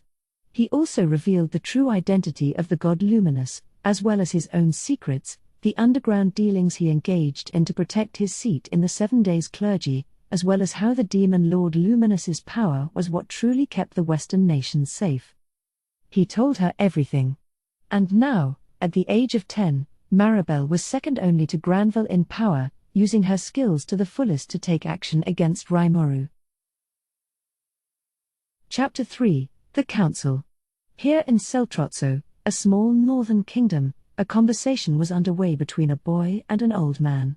The boy was Yuki Kagurazuka, Grand Master of the Free Guild, and the man was named Johann Rostia, council mainstay, generous benefactor to the guild, and Prince of the Kingdom of Rostia. As his last name suggested, he was the elder brother of Rostia's current king, but he was also one of the 5 elders who controlled the council. He always held his confidential meetings here, in Seltrotso, a small, rural nation perfect for avoiding the eyes of the Western nations. This was because Seltrotso was home to a safe house run by the Selt Foreign Information Bureau, the leading intelligence agency in all the Western nations. The SFIB was established as a risk management group, surveilling the lands outside human control and preparing for any upcoming monster threats. It had a group of talented agents, all of them ranked B or above, and its small number made it truly a team of elites. Any location under their protection would be impossible for foreign agents to infiltrate, and that was why Johann used this house for all of his most delicate meetings. Well, can I hear your report, then? Right. It's pretty clear that the demon Lord Rimuru's fully onto me. I went out of my way not to leave any evidence, using merchants from the east and so on, but regardless. Then can't you talk your way out of any suspicion? Yes, my own staff suggested the same thing, but there's no guarantee talking my way out of it would keep me safe, you know? He is a demon lord, keep in mind. Rile him the wrong way, and it'd be like stepping on a tiger's tail. Yuki didn't hide the fact that Rimuru was suspecting him. He had no reason to. After all, Johann, this 5 elders member, was essentially Yuki's boss. Boss was the right term, because this was strictly a business relationship between the two, one that existed because they both profited from it. The council funded the Free Guild, and in exchange, the guild carried out work for the council. It was a simple, give-and-take sort of agreement, on the surface. From the guild's point of view, they couldn't survive without support like this from the world's nations, the funding and preferential access it received for its organization's work. The guild had more influence now than back in its Society of Adventurers days, but in terms of power, it still wasn't above the council.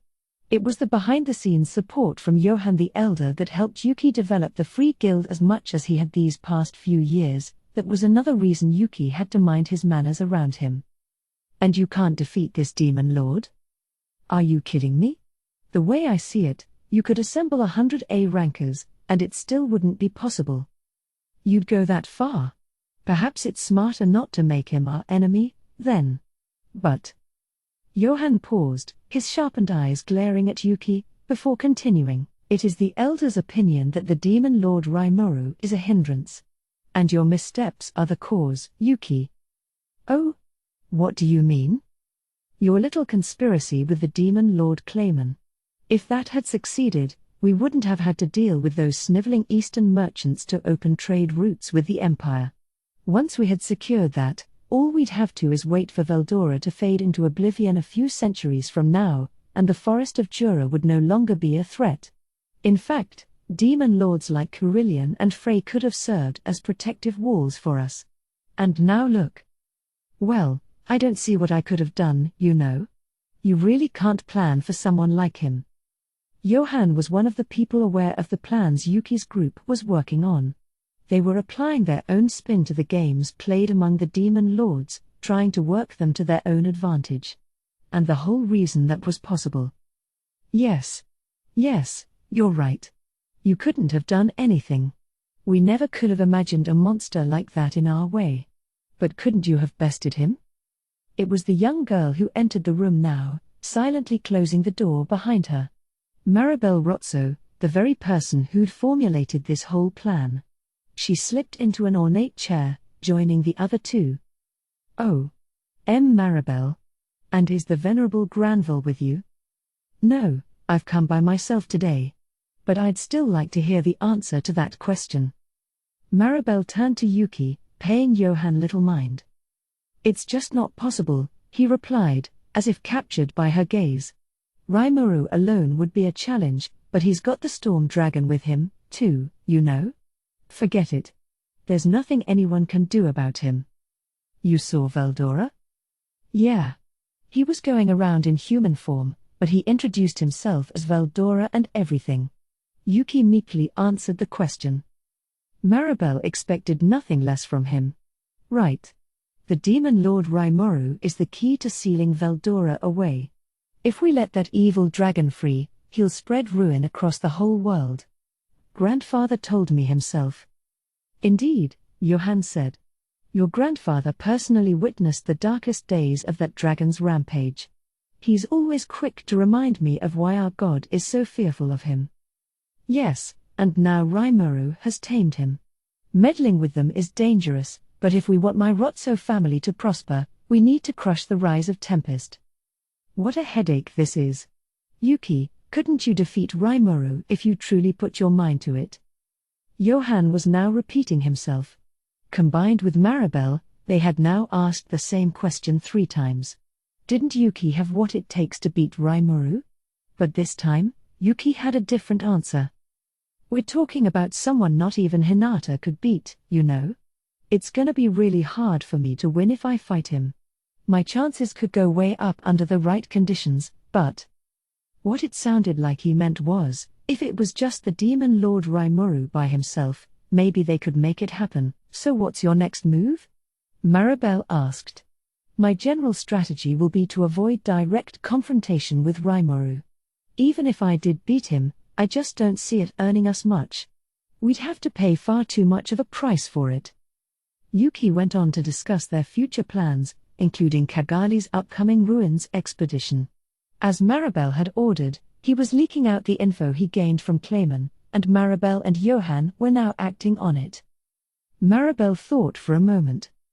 Eliminating Rimuru, or at least rendering him harmless, was something she wanted to achieve at any cost. The greatest wish of the Rotso family would have to go unfulfilled otherwise. Maybe it'd be easier to seize the world if they worked with the Demon Lord, but Maribel had already deemed that a poor choice. The problem was their differences in thinking. With this world as well, Maribel intended to take it from a single, gold-based standard currency to a paper-based economy spearheaded by each individual country. She wouldn't eliminate the current money system, she'd just implement new currencies in each nation. It didn't have to be paper either, silver or copper or whatever was fine, too. Basically, if she could build a world where currency markets went up or down depending on the power of all nations involved, then perfect. That's how foreign exchange worked, and it'd be the Council, and the will of the 5 elders, that set it up. That was the one absolute must to victory here. They needed to be the people deciding the value of things. Against the weaker nations, they'd even levy punishing taxes or conscript their populations into military service in the name of monster hunting. It was a perfectly legal way to subjugate one nation under the rule of a stronger one. All the conditions were in place. There were no outstanding issues to deal with. Maribel's plan to economically rule over the nations in the Council of the West was proceeding along fine, even Granville was happy with it. They had spent the past few years completing the groundwork for it. And now, with the rise of Rimuru and his nation of monsters, it was all going haywire. Maybe things weren't in crisis mode yet, but Maribel could see what was in store. The demon lord Rimuru would likely offer the Western nations their defensive support, in a bid to win their trust. With all that military power in the backdrop, he'd have them open up an economic relationship, to a certain extent, using Blumond, a small kingdom, as a foothold into the West. He'd run all the logistics, give his people the joy of working, and guarantee their safety. I wish he wouldn't mess with me, Maribel thought. Other large nations, like Dworgen and Thalion, were already complete, permanent packages. She may not have liked them, but she could accept them. But right now, Tempest was riding straight into Maribel and her companions' home turf. If they expressed a desire to join the Council of the West, it'd be like torching their personal hunting grounds. A declaration of war. She refused to accept that. She was sure that she and the demon lord Rimuru were incompatible with each other at the core. There could only be just one ruler, a single, overwhelming force. You had to be the one calling the shots, or else you were never promised a sure victory. And as long as the Rotso family was attempting to rule all of humanity, Rimuru would always be an obstacle. Even if they could work in harmony at first, it was clear to her that they'd grow apart over their respective interests. That was why Maribel saw the demon lord Rimuru as such a threat. It was easy to say she'd eliminate Rimuru, but actually doing it was much harder. She had participated in the Founders' Festival, so she could have a chance to observe him. It took some convincing with Granville, but he gave his okay after she promised not to do anything to Rimuru. The visit convinced her that she was right all along. Tempest was just too attractive of a city, brimming with desires, and in time it had become the cutting edge of trends, building a new age for the whole world. The more they opened up and forged deeper relations with other nations, the more valuable it had become, and before long, the Rotsos would no longer be able to make unilateral decisions. Yes. Everything's going the way the demon lord Rimuru wants it. The mere thought made Maribel want to fly into a rage. She resisted the urge as she pondered how to respond. Defeating him was out of the question. Even if they succeeded, they had no idea how Veldora would respond. Letting a monster capable of wiping out a force of 20,000 elites single-handedly go around unfettered was the height of folly. So that left rendering him harmless, either through coercion or persuasion. If they opted for coercion, Duke Mers's failures offered some important lessons. Maribel had perfectly set the table, hoping to indebt Rimuru in a way that followed every rule. Instead, Rimuru followed the rules to take revenge. The Duke was a fool for misreading the opportunity, but what really deserved praise was the personal connections Rimuru enjoyed. Yes. If there's a snake in the grass, you'd have to be a fool to prod at it. And now the Demon Lord wanted to join the council. It was easy to oppose that. Maribel had cornered the market for grain, in anticipation of upcoming wars. Now, thanks to Pharmacy's civil war, the marketplace was having to turn to private stores to keep their shelves full. Maybe we should disguise people as night bandits and have them torch the villages around the big cities. That way, they could keep raising the prices of staple foods, as well as restrict the amount of bread that entered the market. With the smaller nations, just a little bit of tightening could lead to major food distress. When people lacked food, they got angry, and that anger was directed at the people who started the war. There was nothing easier than riling up the unintelligent masses, and pinning all the blame on Rimuru would be a straightforward task. And then, voila! The representatives from those smaller nations would oppose Rimuru's council bid. It'd be perfectly simple for Maribel to engineer. But no. It used to be a given that you couldn't magically transport food, but I guess that demon lords made it happen. Judging by the sheer variety on offer in their dinner banquets, I think it's safe to assume that. And given his connections to people as big as King Garzel and Elmesia of Thalion, accepting him would probably lead to fewer problems. Engineering food shortages in the smaller nations could just give Rimuru a chance to provide them with support. If they scoffed at that plan and tried to coerce him out of it, they'd just be repeating Duke Mers's error. As Maribel concluded, trying something that already failed once could very easily come back to bite them. She wasn't self-absorbed enough to think she could carry everything out flawlessly. All she needed to do was proceed slowly, methodically, and carefully. With that in mind, winning Rimuru over to her side seemed more doable. If we want to sway him, we should try meeting with him and offering a chance to join a united front. If I'm willing to compromise a little, no, I can't do that. No need to be timid. I'm Maribel the Greedy. Whether he's a demon lord or not, I swear I can rule over him. There's no other option, she thought. The unique skill Avarice could freely control its target, ruling over their desires and making them do their bidding. Just as she had done with Yuki, Maribel could easily bring him under her rule, with him none the wiser. She had not one, but two ways of doing this. The first was to overwrite the target's desires with Maribel's own, making them into a cooperative partner with the same goals. This approach had a weakness: she needed to be within conversational distance of the target to trigger it. Plus, like a slow-acting poison, it took a certain amount of time to take full effect. If she didn't want to arouse the target's suspicion, she'd have to make several contacts with them to make it seem more natural, and since the conversation would need a reason to take place, there was only so much desire she could inject at once. It required a major time commitment. The second approach, meanwhile, went much faster. It involved using Avarice to force the target to accept her rule. A quick injection of greed could even destroy the target's self-awareness, turning them into a living puppet. This, of course, was much more dangerous. Depending on the size of the target's desire, this approach could also take some time, and even if it only took a few seconds, that'd be more than enough for someone as powerful as the Demon Lord Rimuru to kill Maribel. Taking this tactic required very careful preparation, which was why Maribel immediately gave up on it against Granville. Those were the two ways Avarice could take over a person. And given the way that it worked on people's primordial desires, there wasn't a soul in this world that could resist it.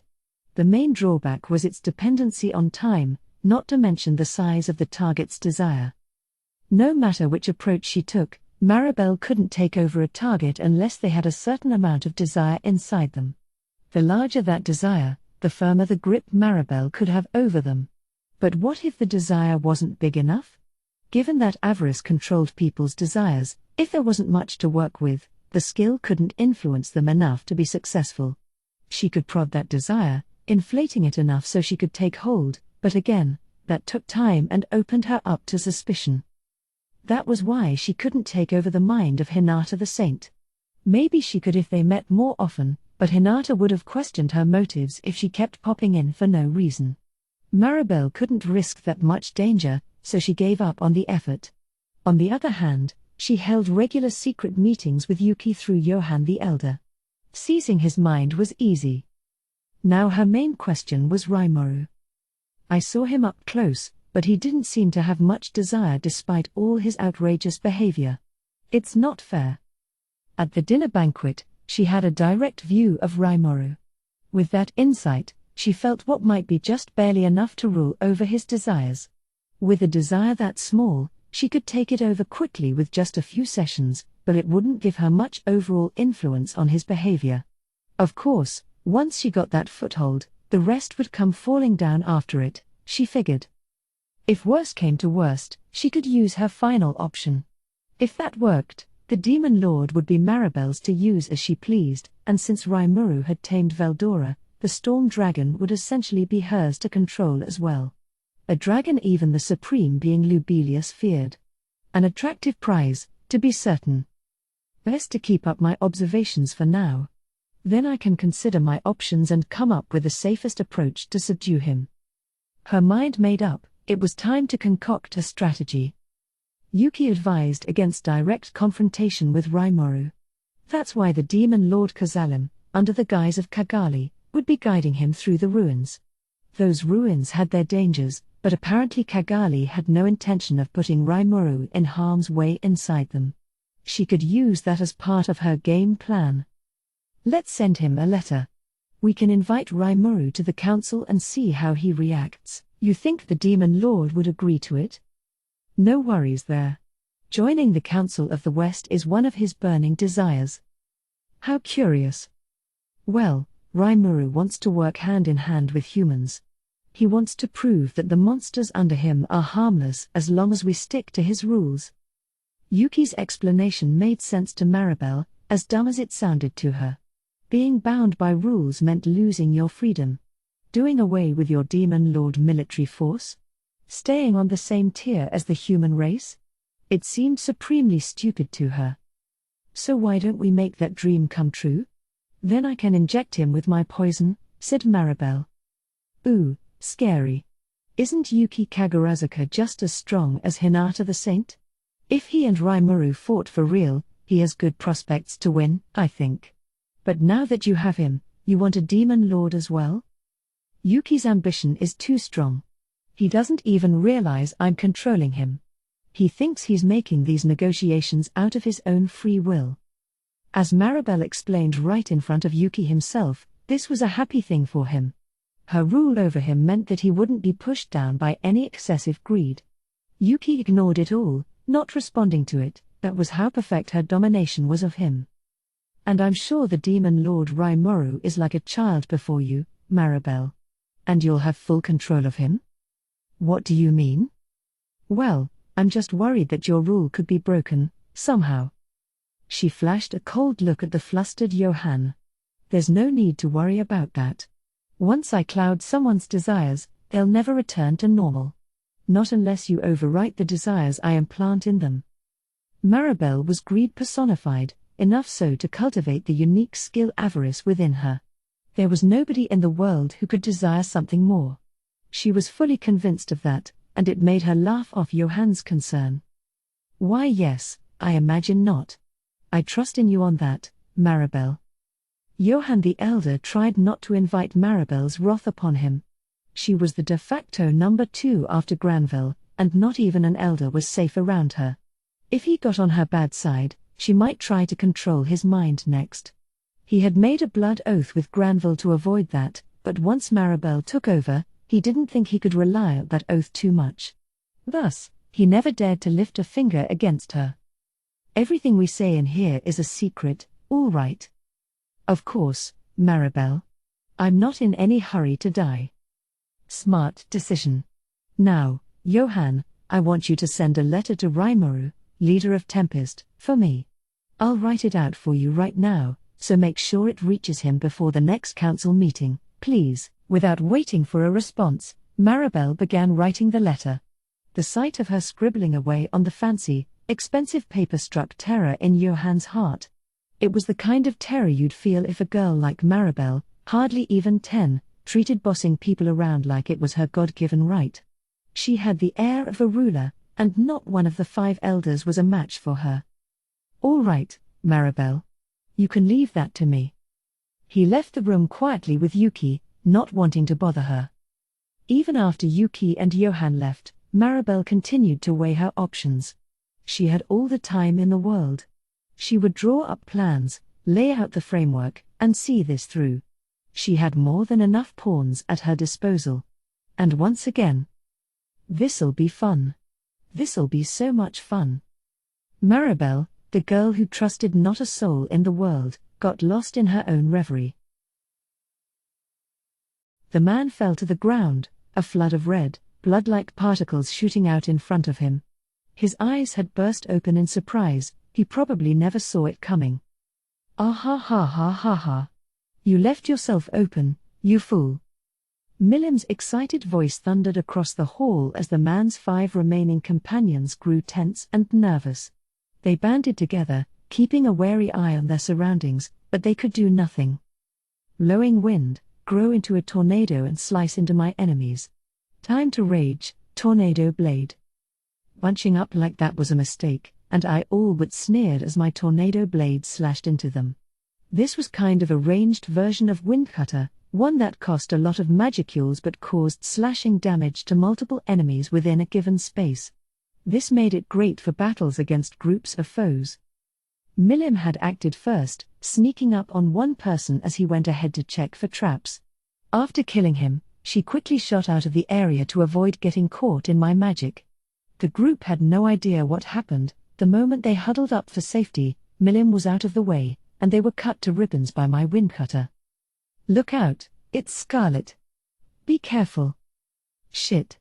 That magic got Marja and Nadja. And Jean's not breathing either. Damn you. All of you. The surviving enemies, beginning to appreciate their situation, started ranting at us. By enemies, of course, I meant the Labyrinth challengers. We were dealing with a group of adventurers this time, by the looks of it, and a pretty well-balanced one at that.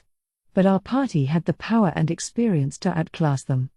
That first surprise attack took out the enemy's main search specialist, and before they even knew we were near, my opening magic landed the first strike.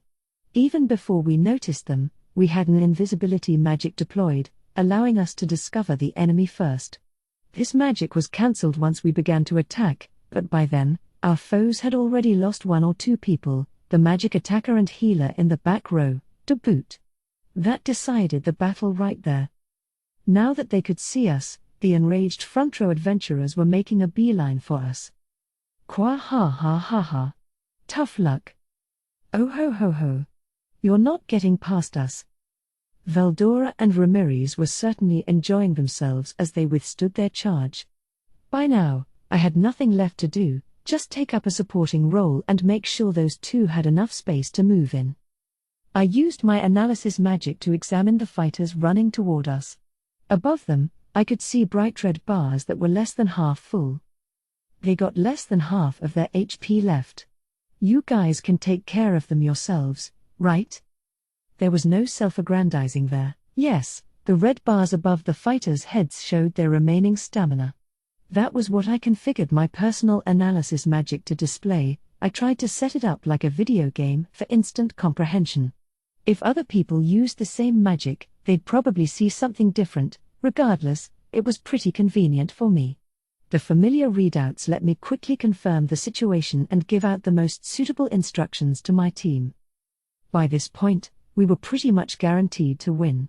A front row set of fighters with no rear support was no match for Veldora and Ramirez.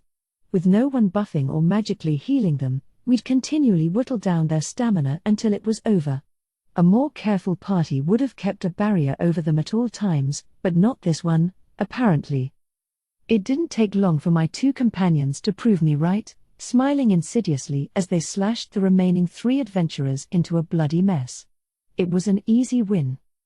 Using Milim's surprise attacks and my magic to dispatch the scouts and back row first was proving to be a sure win tactic for us. Of course, we'd been kind of overfishing the pond, so to speak, so our efficiency was starting to suffer. It wasn't perfect yet, but more and more parties were learning how to counter us. These challengers weren't fools, after all, and they were clearly making a dedicated effort each day. I was glad to see that, but we needed new strategies to deal with them. As I thought about this, the final survivor disappeared into a flurry of light particles. The battle was over, another sight I was getting used to. We did it. These punks were no challenge at all. Heh heh heh. You're right. We're invincible, the strongest there is. Qua ha ha ha ha. All these little ants. They leave me a tad unsatisfied, but my companions were getting thoroughly carried away now. What were we doing, you ask? Well, researching new battle techniques against the Labyrinth's challengers, of course. We were eager to learn, so we'd been putting in a lot of hours down here. I mean, you heard of Team Green Fury, right? We were able to beat them last time, but we can't rest on our laurels.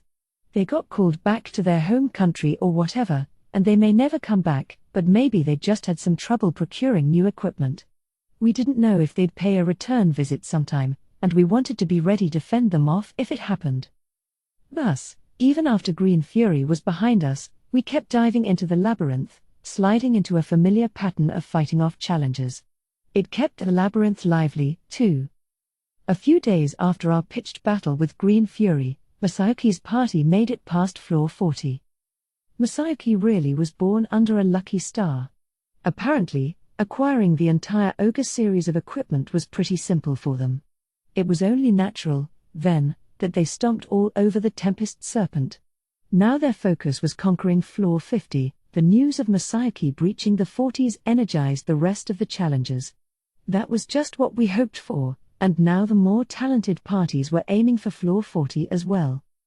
Our experiments with releasing some videos of the boss battle gave us a huge response, too. The recording of Masayuki's team fighting the Tempest Serpent, as shown on our projector, created buzz all over town. People wanted us to play it again and again. As Mjolmal and I saw it, this was a business opportunity. In a TV-free world like this one, battle footage from the Labyrinth was as good as entertainment got. We may need to edit out some of the gorier content, but then again, maybe there'd be demand for the uncut version, for the right price. We could work on that. Of course, there'd also be broadcasting rights, likeness rights, all those other little details, but I could let Mjolmal work on that for me. In fact, I bet Masayuki's smile could sell a lot of different products. The endorsement contracts alone might make him rich. He'd be happy, Mjolmal would be happy, we'd all be happy. It'd be a trial and error process, but I'd like to see how that worked out. And video content wasn't restricted to the footage recorded by magical items. In fact, we had a lot more saved up. Raphael was reading a massive amount of data from the Labyrinth and running analyze and assess on it made it possible to replay entire fights in visual form. We used that, for example, to create highlight reels for challengers, and this, too, was a huge hit when we broadcast it. It really riled up the more attention-hungry of the challengers. One of them reportedly claimed his video footage helped him find a girlfriend. Even people who didn't really take the dungeon seriously were starting to get into it, thanks to our shows. And I understood it. Maybe it was a little self-serving, but if it whipped up enthusiasm, then great. But it was our job to give them a dose of reality, too. Tough love was in order here, we couldn't let them get soft, and so we continued to hop inside our avatars and torment the challengers. Nowadays, people were calling us the dungeon dominators, fearing and respecting us. Our appearance had dramatically changed as well. The ghost I controlled now had a fear aura, a bluish-white, flame-like shimmer that burned around its body. I liked it, it really added to the atmosphere. Veldora's skeleton, meanwhile, had all of its bones refurbished. After seeing Ramirez change her armor out, he started whining about his own upgrades. A golden skull would suit me well, he said when I asked. Eesh, I thought about ignoring him, but considering my project for Diablo, I figured Veldora may as well join my experimentation with temporary bodies. I could, for example, replace his skeleton with a framework made of whatever metal I wanted to test out. Pure gold has durability issues, so I decided to go with the strongest material I had, although it was still in the experimental stage. It happened to be golden in color, too, so it worked well. This material is known as orichalc, a special alloy made by adding gold to magisteel and refining it with a denser dose of magicules than usual. Focusing on the everlasting element of gold and other precious metals, I was hoping to add that element to magisteel as well. The results were a grand success. This orichalc was better than magisteel in all aspects, not just strength. It was crazy. The only problem was that I couldn't produce much of it. Gold itself is both rare and unavailable for mass production, but hey, Veldora asked nicely, so I prepared an orichalc skeleton for him. Just like with Ramirez, the bones could be made of anything as long as he hung on to his master core. The conversion was a total snap, and now he was a gold-colored skeleton fighter. The durability far outclassed his original bones. It was excellent, almost needlessly so. As he moved around in it, I kept a careful watch, seeing how much punishment it could take and whether any problems cropped up. Milim, meanwhile, was now a celebrity, a terrorizing sight that people had named Scarlet. Her unbelievable speed made her look like a crimson shooting star, they said. Her battle style, abandoning everything except speed and relying on quickness and critical hits, had made her a legend, once spoken of in hushed, fearful tones. Even Ramirez had changed a little. Like the proactive fighter she was, she had taken on a more eerie presence, a purple death aura shimmering around her heavy living knight's frame. One swing of her death axe overwhelmed her foes, and her unrelenting battle style made her well known as a suit of armor who fought like a berserker. That knight might even be stronger than the real Romeries. Actually, I take that back. Wouldn't want to damage her reputation. So we had become famous in just a few days. The reaction from the challengers was just as great. They feared us, keeping a keen lookout for our presence. That made sense. We were stronger than some of the weaker bosses, and in terms of sheer malice, far above them. As I mentioned, our main goal was to research fighting techniques in the Labyrinth. This wasn't playtime for us, I can't emphasize this enough. Day in and day out, we gave our all to the research, and I was sure this persistent effort would come in handy for us someday, and it did. Challengers would occasionally use rare extra skills against us, or even original magics that I presume they invented themselves. I learned a lot from that, and now that Raphael could obtain information directly from the Labyrinth, everything anyone did in there could be examined in my research. Raphael ran analyze and assess on all of it, so the dungeon was turning into a treasure trove of data for us. Even better, just as our personal battle experience was reflected in our avatars, the things we learned in avatar form or attained in our original bodies. This was an unexpected side effect, and I was considering how we could use it on things like new types of training. Our research was continuing on a daily basis, so I suppose it's only natural that we learned a lot. One time, just one time, I promise, we got a little carried away and decided to try conquering our own labyrinth. The result, utter defeat. With our current abilities, Bovix, boss of floor 50, was like crashing into a brick wall. The frontal approach we preferred was useless against an over-A opponent like him. The effectiveness of our surprise strikes would need to be evaluated, but more than that, Bovix was just too much for us. I was glad we could rely on him, but now we felt like we had to beat him. So we decided to get serious about building up our characters. Again, strictly for research purposes. Research, and training for ourselves, too. Definitely not for fun. Make sure you don't get the wrong idea here. We watched as the fleeing challengers faded into the distance. That was an easy one, I muttered. The other three nodded. We were on floor 38 or so of the labyrinth, and given how close we were to the Tempest Serpent, there were a lot of strong fighters around, people who could give us a tough fight if we didn't pay attention. For our current state, it was the perfect hunting ground. Just as we were about to keep going, the replication of myself I kept in my office for emergency purposes contacted me. What could that be? I thought as the message "emergency visitor" flashed before my eyes. I guess playtime was over. Wait, no, we weren't playing. This was research. Very important stuff. I reminded myself of that as I returned to my office. There I found Shuna and Rigard waiting for me, as well as someone else, a woman I knew well. It was the ex-demon Lord Frey, lounging in one of my chairs. I guess this was my emergency visitor. Seeing me enter the room, Frey walked right past Veldora and rested her eyes upon Milim behind me. She gave her a friendly smile. "Ah, Milim. So you were here, were you? By the way, have you finished up the assignment I gave you yet? I found my watchman bound and unconscious on the ground, but you'll tell me what happened to them, won't you?" The smile stayed on her face the whole time. This was more an interrogation than a friendly question, I felt. Frankly, it scared me. It wasn't even directed at me, and I still wanted to be anywhere but here. In fact, it was exactly like when my school friend came over to play after finishing his homework, only to have his mom find out he hadn't finished it at all, so she stormed over to drag him back by the ear. Ah, nostalgia.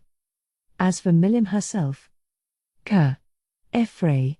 No, I can explain everything. The moment their eyes met, Milim grew intensely nervous. Velp. Guess the party's over for her. And let me just make it clear, we've got nothing to do with this. Okay? Ha. Milim, if you had work to do, you should have let me know, all right. I really shouldn't keep you here then, huh? Better head on back and get that work done. Rumbled Veldora, Rimuru is right. Our apologies for occupying you so long with our research. You should have told us you had work to do. Sorry to drag you along with us. Why yeah, that's right. Boy, Milim, coulda said something before we took you across Kingdom Come. Ramirez got the picture for me, too. Great job. See? That's the teamwork we've been building. Now we've hopefully demonstrated that we knew nothing and aren't involved in any way. There were tears in Milim's eyes as she looked at me, but, well, sorry. I don't think I can save you here. Also, please don't drag us into this. No. Frey, listen to me. Milim tried to protest one final time, but Frey's iron smile sunk the effort. Resistance was futile. Milim was now hers. Picking her up by the scruff of her neck with her talons, Frey fully neutralized her. With that, she dragged her all the way back to her homeland. Phew. That was scary. I thought we were all going downtown there, but we made it through scot-free. But just as I breathed a sigh of relief. By the way, Sir Rimuru, what have you been doing all this time? Shuna had appeared behind me without warning, and she had a sharp question ready for me. Sweat that I knew I physically couldn't sweat seemed to bead up on my forehead. No. I'm fine. This is fine. I wasn't playing this whole time. It was research. Yes. Research. My resolve firmed, I decided to make excuses. But before I could give it a shot, Veldora spoke. I think we might be getting in your way here. Allow me to continue my sorcery research back in my own chambers. There is much deep knowledge even I may still glean from it. He kept up his muttering as he took a volume of manga out and turned around. He's running out on me. By the time that thought crossed my mind, it was already too late. Oh, yeah, I think I'll join him down there. Now even Ramirez was stabbing me in the back. They both walked briskly out of the room, leaving me to rot. I can't believe them. Only at times like these did they operate like a practiced team, but I couldn't dwell on my heartless friends. I had to give a reason fast, or else Shuna's rage would scare me to death. A bad excuse would destroy me here, calling it studying or research seemed a little weak to me. As I watched Veldora and Ramirez leave, my brain cells went into full operation, desperately seeking the best response. Damn it. I couldn't think of anything. But I didn't need to panic yet. If it had come to this, I had one last resort. It's time to shine, Raphael. Nope. No need to fear. I had Raphael, a font of wisdom, on my side. Come on, I begged my friend. Give me a shining excuse that'll get me out of this. And the result? Understood. There is no need to make excuses. Just stand your ground, and the problem will be resolved. Huh? No need to make excuses? What do you mean, just stand my ground? Oh, there you are, Sir Rimuru. I've been looking for you. Just as I had that thought, my beloved Njolmal burst inside, looking harried as usual. So that's what it meant. Talk about Deus Ex Machina. Molly, you're a savior. Ah, hello, Molly. I was expecting you here soon. Following Raphael's advice, I stood my ground and acted like I planned for all this. Njolmal gave me an odd look, but then began nodding, seeing the wisdom of playing along. Ah, glad to hear, Sir Rimuru. We've received a letter from the council, but have you had a chance to read it? It was in a very tightly sealed envelope, so I'm wondering if it's a request to visit them so they can deliberate over our admission. Huh? A letter from the council? They wanted to hold a conference to decide whether to let Tempest join them or not. So the moment had come at last. Really gotta hand it to Professor Raphael, though. Did it realize the council would get to work right this moment for me? Ah, no way. Not even it could. Understood. Green Fury was hired by the Kingdom of Inglesia. Based on the timing involved, their primary goal was clearly to investigate matters inside Tempest. Also, according to a report from the subject CI, agents from multiple intelligence organizations were sending reports back to their home nations at the same time. Putting this together, it is very likely that moves were made over the past several days. Okay, maybe it could do it. It was just as the professor calculated. But I didn't remember hearing about any report from CI. Understood. It is believed that my lord was too preoccupied with his games to pay attention. Don't call it a game. They say there's no kidding yourself, but I guess there's no kidding Raphael, either. But it had a point. I was pretty serious about matters up until we defeated Team Green Fury, but after that, yeah, we were just having fun. But Raphael definitely got me out of a jam there.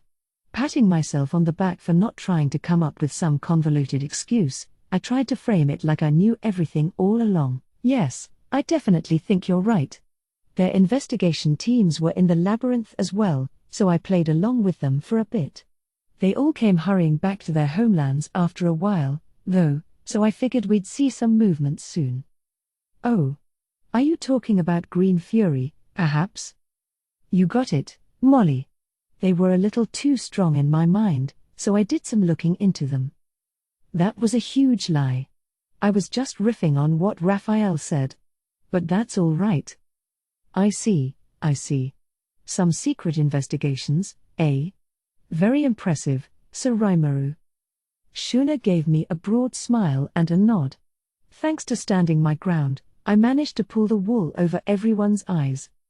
Now that the danger was past, I accepted the letter from Jolmile and looked through it.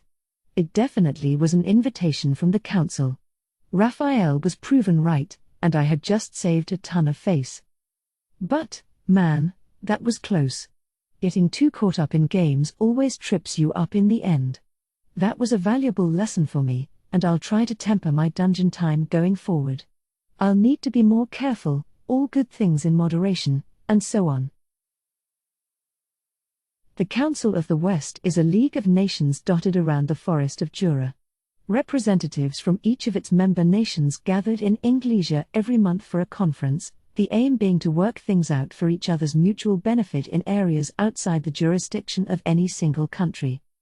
Each member nation, no matter how small, had an equal say as they all deliberated together.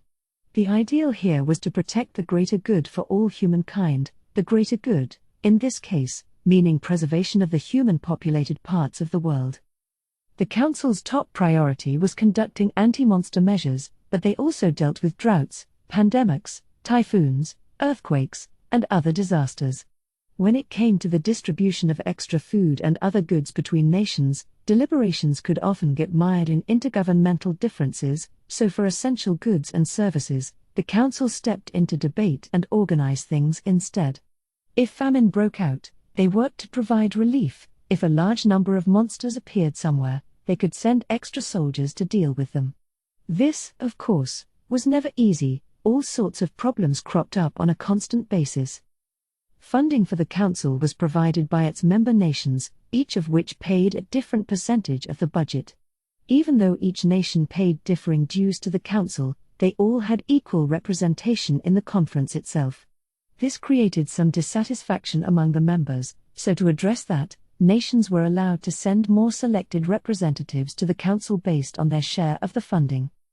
Of course, that opened up the possibility of throwing the Council off balance, so regulations stipulated that member nations had to contribute a much larger percentage for each extra councillor they added. Despite that, a country sending more members inevitably meant they got to have a larger say in matters. With that in mind, the larger nations often paid several times the usual budget contribution so they could send several councillors over. As discussed, the Council's activities had no direct bearing on the interests of its member governments. Despite that, it was still a good place for larger nations to show off to the world. The more of a say they had in the Council's agenda, the better chance they ran of getting favorable treatment when everything shook out. If danger came along, they could apply pressure to make sure their country was looked after first. The funding received was used to conduct the Council's business, which was always decided by majority vote among its representatives. For example, let's say a dangerous monster appeared somewhere.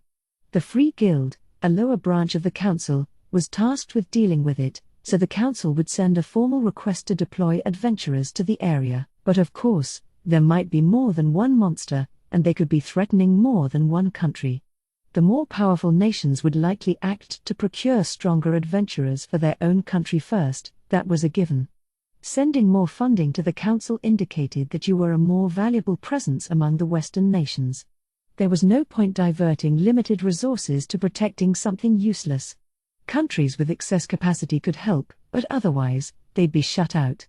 That was the reality of it. The weak were given the cold shoulder on an equal basis from everyone, in a very cruel game of numbers. This was why being late with your share of contributions was never allowed. The minimum contributions were always collected, and anyone who couldn't make the payments was booted out of the council. To the weaker nations, that was a matter of life and death. It meant nobody would help them if things went south. It was the council's job to make those decisions as well, so it was a given that countries with more councillors had a lot more power in the group. These contributions, of course, weren't cheap. They piled up based on the number of representatives you sent, so even a superpower like Farmus could only send around 5, at most. The fall of Farmus was thus a huge event, nothing the council could afford to ignore. Between figuring out how to handle the new kingdom of Farmanus and addressing the rise of the troublesome Jura Tempest Federation, tensions were understandably high around the council right now. After the Tempest Founders Festival, the council held a special session that quickly erupted into chaos, with representatives yelling at one another until they were hoarse. Hinata Sakaguchi attended as a guest of honor, given her close relationship with the demon lord Raimuru. She could have turned down the invite. Unlike the Free Guild, the Western Holy Church wasn't a subgroup of the council. They were on friendly terms but existed as completely different structures. As a leading figure in that organization, Hinata had every right to ignore the summons. But when she heard the council's subject matter, she decided to join in. They were set to discuss Tempest's admission into the council, a resolution that could greatly affect the future direction of the Western nations, and considering that, Hinata couldn't stay away. The current chaotic disorder in the council made her wince a little. When you collect a bunch of fools together, it's not surprising how little work gets done. Hinata led all of her own meetings, keeping decision-making as quick as possible without things falling too far out of hand. A serious enough disagreement, after all, could always be decided with battle, such was her philosophy.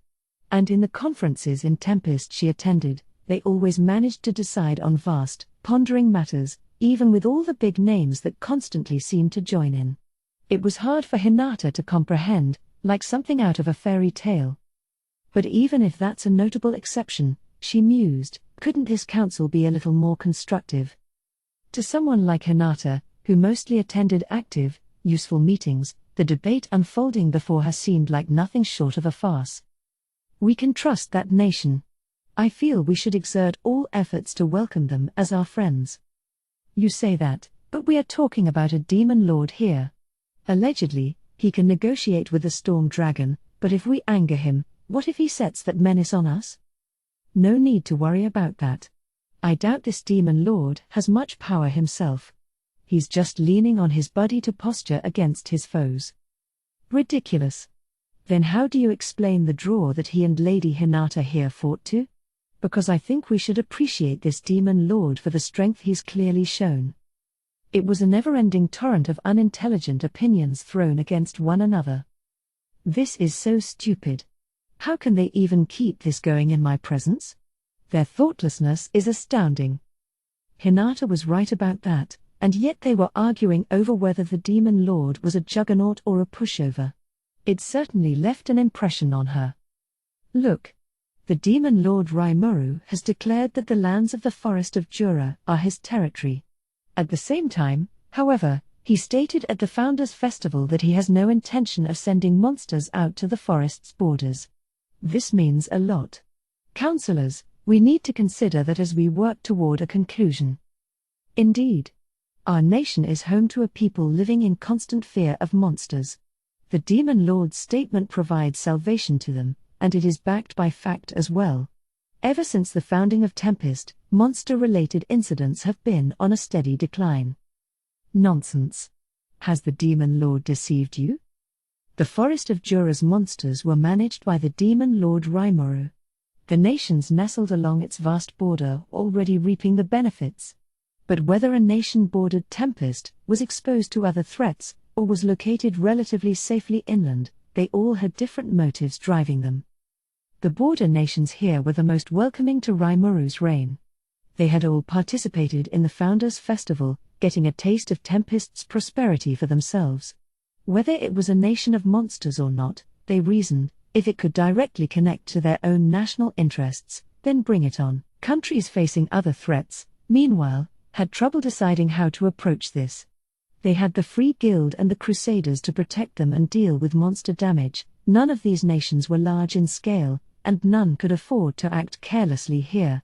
They were all in the same boat, largely, and they had their hands full staying afloat as it was. The more quick-witted among their leaders were already scheming to see how they could take advantage of Tempest, but some of them skipped the Founders' Festival entirely and had no inherent trust of monsters. The debate over Rimuru raged among these nations, and no matter which side they went with, their position was a pretty weak one. Finally, the larger, safer nations, and the countries dependent on them, were, as a rule, approving. They, of course, had the luxury of tackling this question based on how they stood to profit from it. Security was not a concern of theirs. They were countered by councillors who were more skeptical about Rimuru's policies.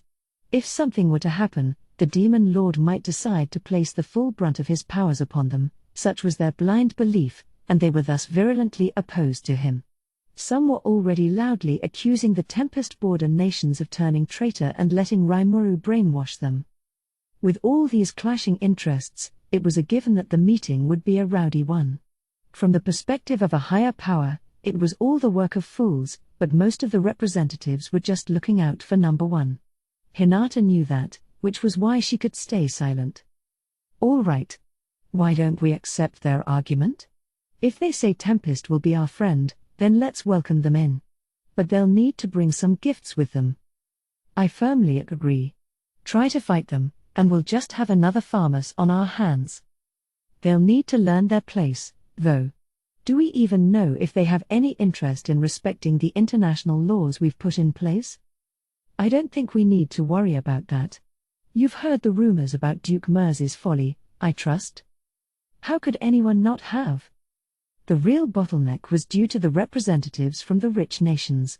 They were well informed to start with, and they were deliberately trying to stir the pot here, encouraging the chaos. Their objective was clear, they already made their conclusion, and now they wanted to guide everyone else toward it without seeming too unnatural. I feel for the smaller nations' representatives. They were oblivious when they came here, and now they're faced with a choice. They may as well throw their vote down the drain. Ignorance really is a sin. Without the correct information, you stood to lose a vast amount. And now the weak were being hounded into letting their precious vote go to waste. Still. But I suppose this is all leading up to Tempest getting accepted. Which is fine by me, but the larger nations shared the same motives as Hinata. It was a pity about the citizens of the weaker countries, but as she saw it, better to keep her mouth shut about this. She did need to resist the urge to speak up, though. The demon lord Rimuru's motives here don't really matter. The question is whether we can make good use of him or not. Precisely. Given our present concern about the East's movements, there's no reason to turn down a demon lord's power if he allies with us. Prince Johann Rostier, one of the senior representatives in the council, was now bringing up the Eastern Empire. The East, you say? Meaning the Empire? There are movements? But Veldora is right next to us, in the forest of Jura. Johann's statement caused a stir among the council. Now, Hinata thought, we're getting down to business. The preamble went on far too long, but that's nobles for you. They were feeling one another out, gauging how much information each side had on them. Once they were sure their side had the upper hand, that's when they bared their fangs. That was their style, just as Johann showed when he so expertly seized the initiative. As I'm sure you're all aware, the military of the Eastern Empire, namely, the Nazca Namrium Ulmaria United Eastern Empire, has begun making certain maneuvers. According to reports from passing merchants, they've been conducting military exercises at a higher rate than before. The council fell silent at Johann's words. Hinata was aware of that, as were Garzel Dwago and the heads of the other nations bordering the empire. They probably kept tabs on the empire through the sales of their healing potions and equipment. Since the Dwarven Kingdom was officially neutral, Garzel was no doubt following his obligations to keep what he knew confidential. Plus, Rimuru undoubtedly knew as well. The proof was in the tech announcements he made at the Founders' Festival. Rimuru insisted that that was really all Gable's and Vesta's own work and so on, but that was a barefaced lie. He had to be involved, too, and he meant his statement as a threat against Garzel. Not a threat exactly, perhaps, but it was Rimuru's way of saying, hey, Tempest is making the potions now. You can never underestimate him. He knows what's going on in the East, and he's needling Garzel about keeping quiet. How far ahead is he looking? It's just amazing to me. Thus, whether he knew it or not, Rimuru was being vastly misunderstood by Hinata here in Inglesia. Now, while all of this might have been known information to Hinata, it was shocking news to the majority of councillors here. Everyone sat on the edge of their seats, waiting for more from Johann. They needed as much information as they could as they debated how to protect themselves. Nations rich enough to have regular armies were one thing, but the smaller ones didn't even have the free budget to retain one of those. Small scale was the watchword with their militaries. They preferred to hire mercenaries at times of war, but if the whole region was building up their firepower, they'd be facing pretty slim pickings. Everyone, Johann said in a voice that carried well across the chamber, calm down. I'm not saying the Empire will make their move at once. Let us keep our heads cool and debate how to respond. Just as Hinata thought, this was the real topic of the day. And what will we do? One representative asked, followed by many others. How to respond? What measures do we even have against them? The kingdom of farmers is gone. Even if we wanted to build a defensive line, we can't do that with just us smaller nations. Order, please. The Empire isn't on the move because of you-know-who in the forest of Jura. I wouldn't be as assured if he was still sealed away, but now he's alive and active for us. Wait one moment. You want us to pin our hopes on that evil dragon? Please, I'm telling you, calm down. Right now, if the news is to be trusted, Veldora has been tamed by Sir Rimuru, the Demon Lord. The very same Demon Lord who seeks admission to our council, am I right? Then I think the answer is clear. The man calling for order was Count Gabon, a representative from Inglesia. Councillor Gabon is right, Johann continued. As we face this threat from the east, now is no time to wage a war of words against each other. If the Demon Lord Rimuru will join the council, I am sure their military might will aid us. Ah. Certainly, yes. Cheers of agreement rang out. Johann smiled approvingly.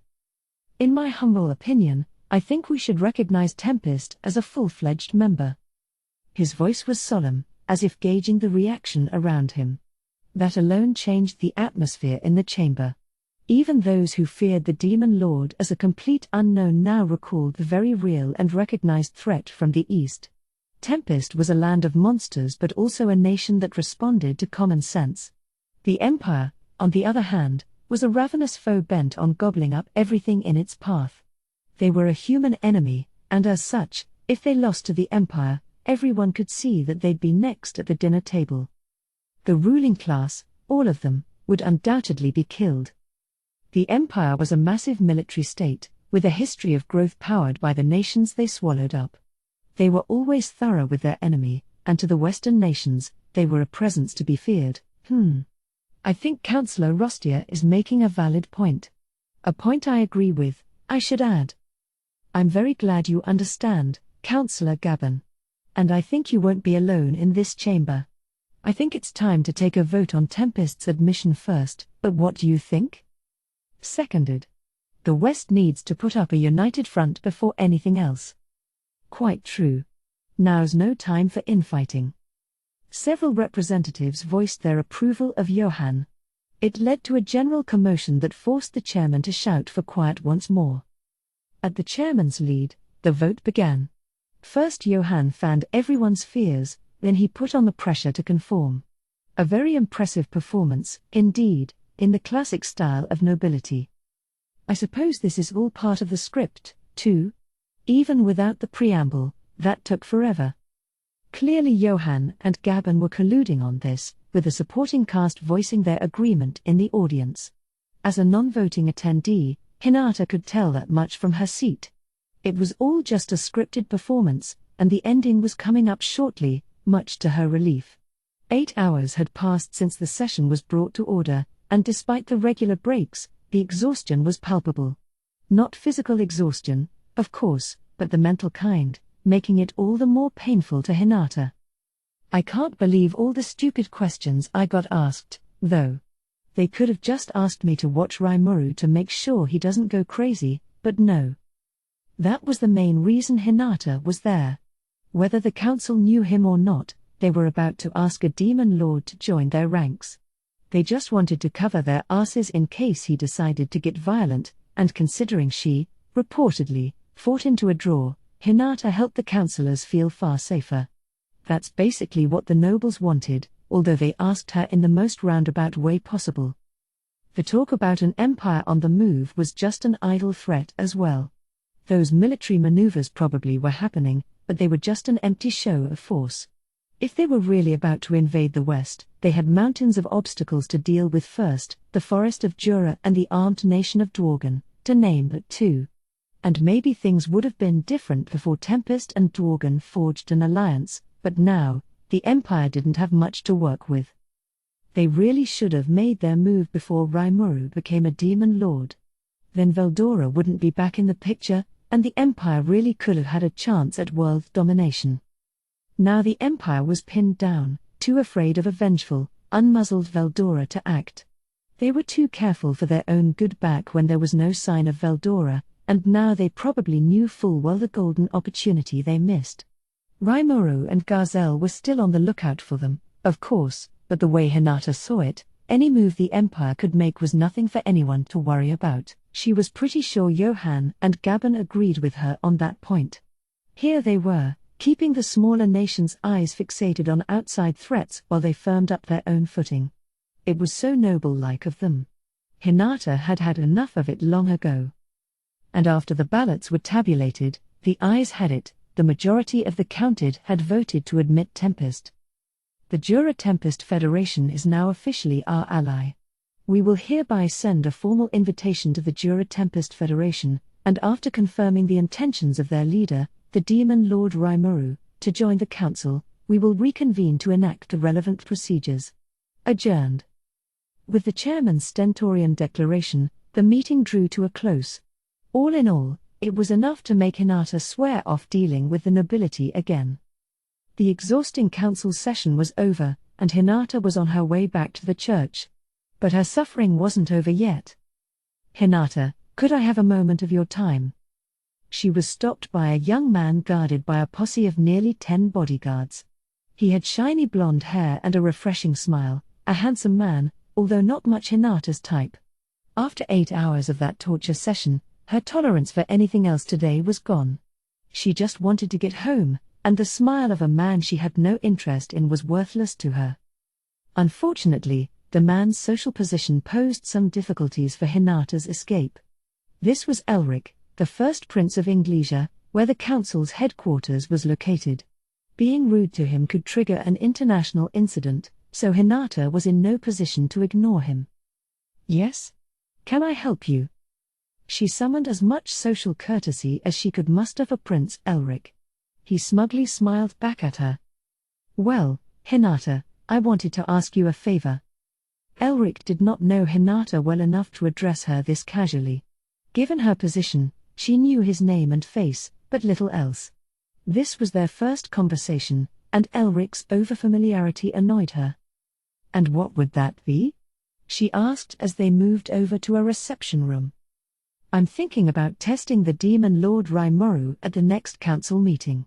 Only the upper echelons are aware of the news as of yet, but if a Demon Lord is joining the council, I think that would greatly unnerve many of our people. We will need this Demon Lord to live up to his duties, and we need to see whether he will deign to listen to us. That's where you come in." He flashed her another gleaming smile. Hinata wanted to jump out a window. "How do I come in?" she asked, dying for him to get to the point. Elric, perhaps expecting Hinata to be a bit more cooperative, seemed daunted by her lack of interest. Still, he tried to look unaffected as he continued. Well, let me explain. I describe it as a test, but the one in question is still a demon lord. If he decides to cause a scene, we'll all be in trouble. So I'd like to ask you to provide security duties for us. As prince, Elric no doubt expected the entire world to serve him at all times. He knew he had good looks, and he was convinced no woman could ever turn him down. Hinata, he was sure, would be no different. Even his bodyguards looked on like this was common knowledge. But Hinata had her doubts. For one thing, she had every right to turn him down. Did he think I'd say yes with that attitude? Why, if I may ask? Why?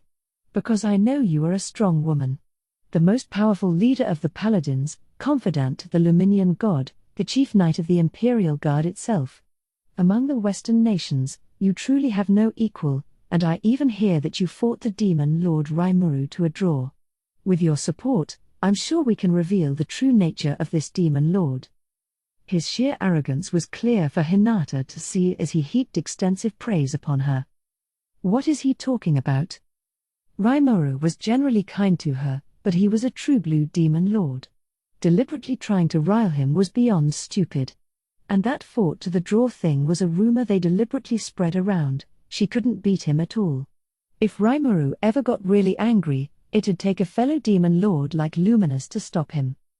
I think that idea may be ill-advised. He is truly a powerful demon lord. If we were to fight again, there is no guarantee I could beat him. Oh, come now. No need for modesty. Just because you're talking to me doesn't mean you have to act like a meek, gentle woman. The smile was now gone from Hinata's face. Elric's self-absorbed protest deeply peeved her. The oblivious prince was interrupted by one of his bodyguards stepping in. This large, important-looking man was Reiner, head general of Inglesia's Royal Knight Corps, and Reiner was about to rankle Hinata even further. Ha ha ha. Lady Hinata, I can understand if you're smitten with Prince Elric, but now is no time for such dalliances. There's no need to worry about matters if I'm around, but with your additional muscle, we will have that much extra insurance. So if you could. The chiding tone to his voice robbed Hinata of any desire to hear the rest. I'm afraid I cannot. The Western Holy Church and the Holy Empire of Lubelius have signed a non-aggression pact with Tempest. And a word of warning as well. Please refrain from angering the demon Lord Rimuru. Pardon me? Are you ordering me around? The bodyguard, along with Elric, seemed flummoxed by the idea that she'd actually say no to them. Hinata had absolutely no intention of playing along.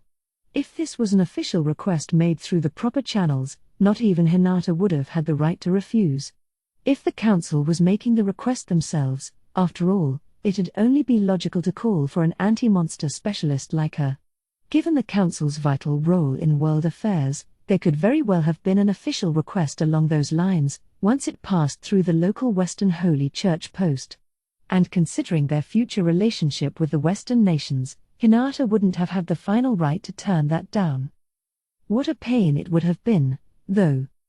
Still, if that happened, there would have been a lot of intricate conditions to decide on, and given how their non-aggression pact forbade clearly hostile acts, Hinata probably could have found a way out of it. Elric and his goons must have tried approaching her directly to skip all that, and now they were paying for it. You will regret this, Lady Hinata. Do you wish to make an enemy out of Sir Reiner, head general of the Inglesia Royal Knight Corps? Exactly. The human race cannot allow a demon lord to do whatever he wants among us. Don't tell me the Western Holy Church is fine with someone like him going on a rampage inside the council. The other bodyguards were starting to whine at her, too, but that actually relieved Hinata. From them, she could tell this was all just a few people stepping way out of line. Unfortunately for you, I'm afraid the demon Lord Rimuru enjoys my full trust. Now if you'll excuse me. So she left, thanking her lucky stars that this entourage lacked intelligence. In her eyes, she had exhibited the barest minimum of decorum needed, so this shouldn't become any sort of diplomatic controversy. Making this unscheduled approach to a council invitee was a much ruder thing to do anyway. Even if a prince was involved, Hinata handled it passably well, if not exactly with perfect poise. But they're not really going to try to anger Rimuru, are they? The anxiety bounced around her mind. The moment she swore off nobles forever, this had to happen. Well, I turned down any involvement in it. Hopefully, cooler heads will prevail among them. If you wanted to take on a demon lord, you'd better have had the national army backing you up. If a small group of them tried to pick a fight, it really would take a party of champions to save your ass, and they wouldn't have the time to prepare like that. A demon lord on the council floor was probably an opportunity too good for them to pass up, but having an unexpected event to take advantage of didn't automatically up your success rate. But what if this entire encounter was planned from the start? That seems pretty unlikely. But I better keep my guard up next time. The thought was depressing her already. With the invite in hand, I was now here in Inglesia. I guess they were giving me the royal treatment, because I was lodged in the fanciest hotel they had. Once this meeting was over, I looked forward to checking out the capital for the first time in a while. Benimaru was dauntlessly guarding me, with Ci receiving reports from his spies in the shadows. Speaking of shadows, I was starting to miss Ranga's presence in mine. He was out hanging with Gobta often these days. Gobta had fully rebounded from Milim's grueling training, but I guess he didn't have much time to rest. Milim had apparently declared that she was going to test him regularly from now on, with a string of real battle competitions against Carillion. He came crying to Ranga, wailing about how he'd be killed at this rate, so I guess Ranga felt obliged to come join him, but judging by his wagging tail, I supposed he liked Gobta a fair bit. Nothing wrong with building a friendship. So I officially brought Benimaru and Shuna along with me. A larger group would have presented lots of problems, so I decided to keep it small and simple. I was thinking about taking Shion as well, but I was still ever so slightly concerned about unleashing Shion in a big city. If she messed something up like she usually did, it could lead to all sorts of disasters, so I had her focus on educating her staff and keeping things orderly for me. Geld was too busy directing the construction of Milim's new capital to get away from that. Diablo was still off on his epic journey wherever. He talked about the protégés he'd round up, but was he struggling with it? Because the production of his body vessels was proceeding along well, I wanted that wrapped up before he returned, so really, there was no need for him to hurry things along. I'm sure he'd zoom right back if I called for him, but I didn't have any pressing work for him, so no reason not to give him some free time. Hakuro was off with Mumiji to the land of the Tengu. Gable was out with Midray visiting the city of the Forgotten Dragon. It was home to a flock of wyverns, apparently, and he intended to capture some and attempt to domesticate them. Building Team Hiryu into a stronger fighting force had been on Gable's mind for a while. As part of that effort, he decided to try building a flying squadron with wyverns as mounts. It was easy to forget given his newfound career as a scientist and researcher, but Gable was still a powerful warrior beloved by his followers. I think he was onto something with that idea. If he made it work, I'd need to amply praise him for it.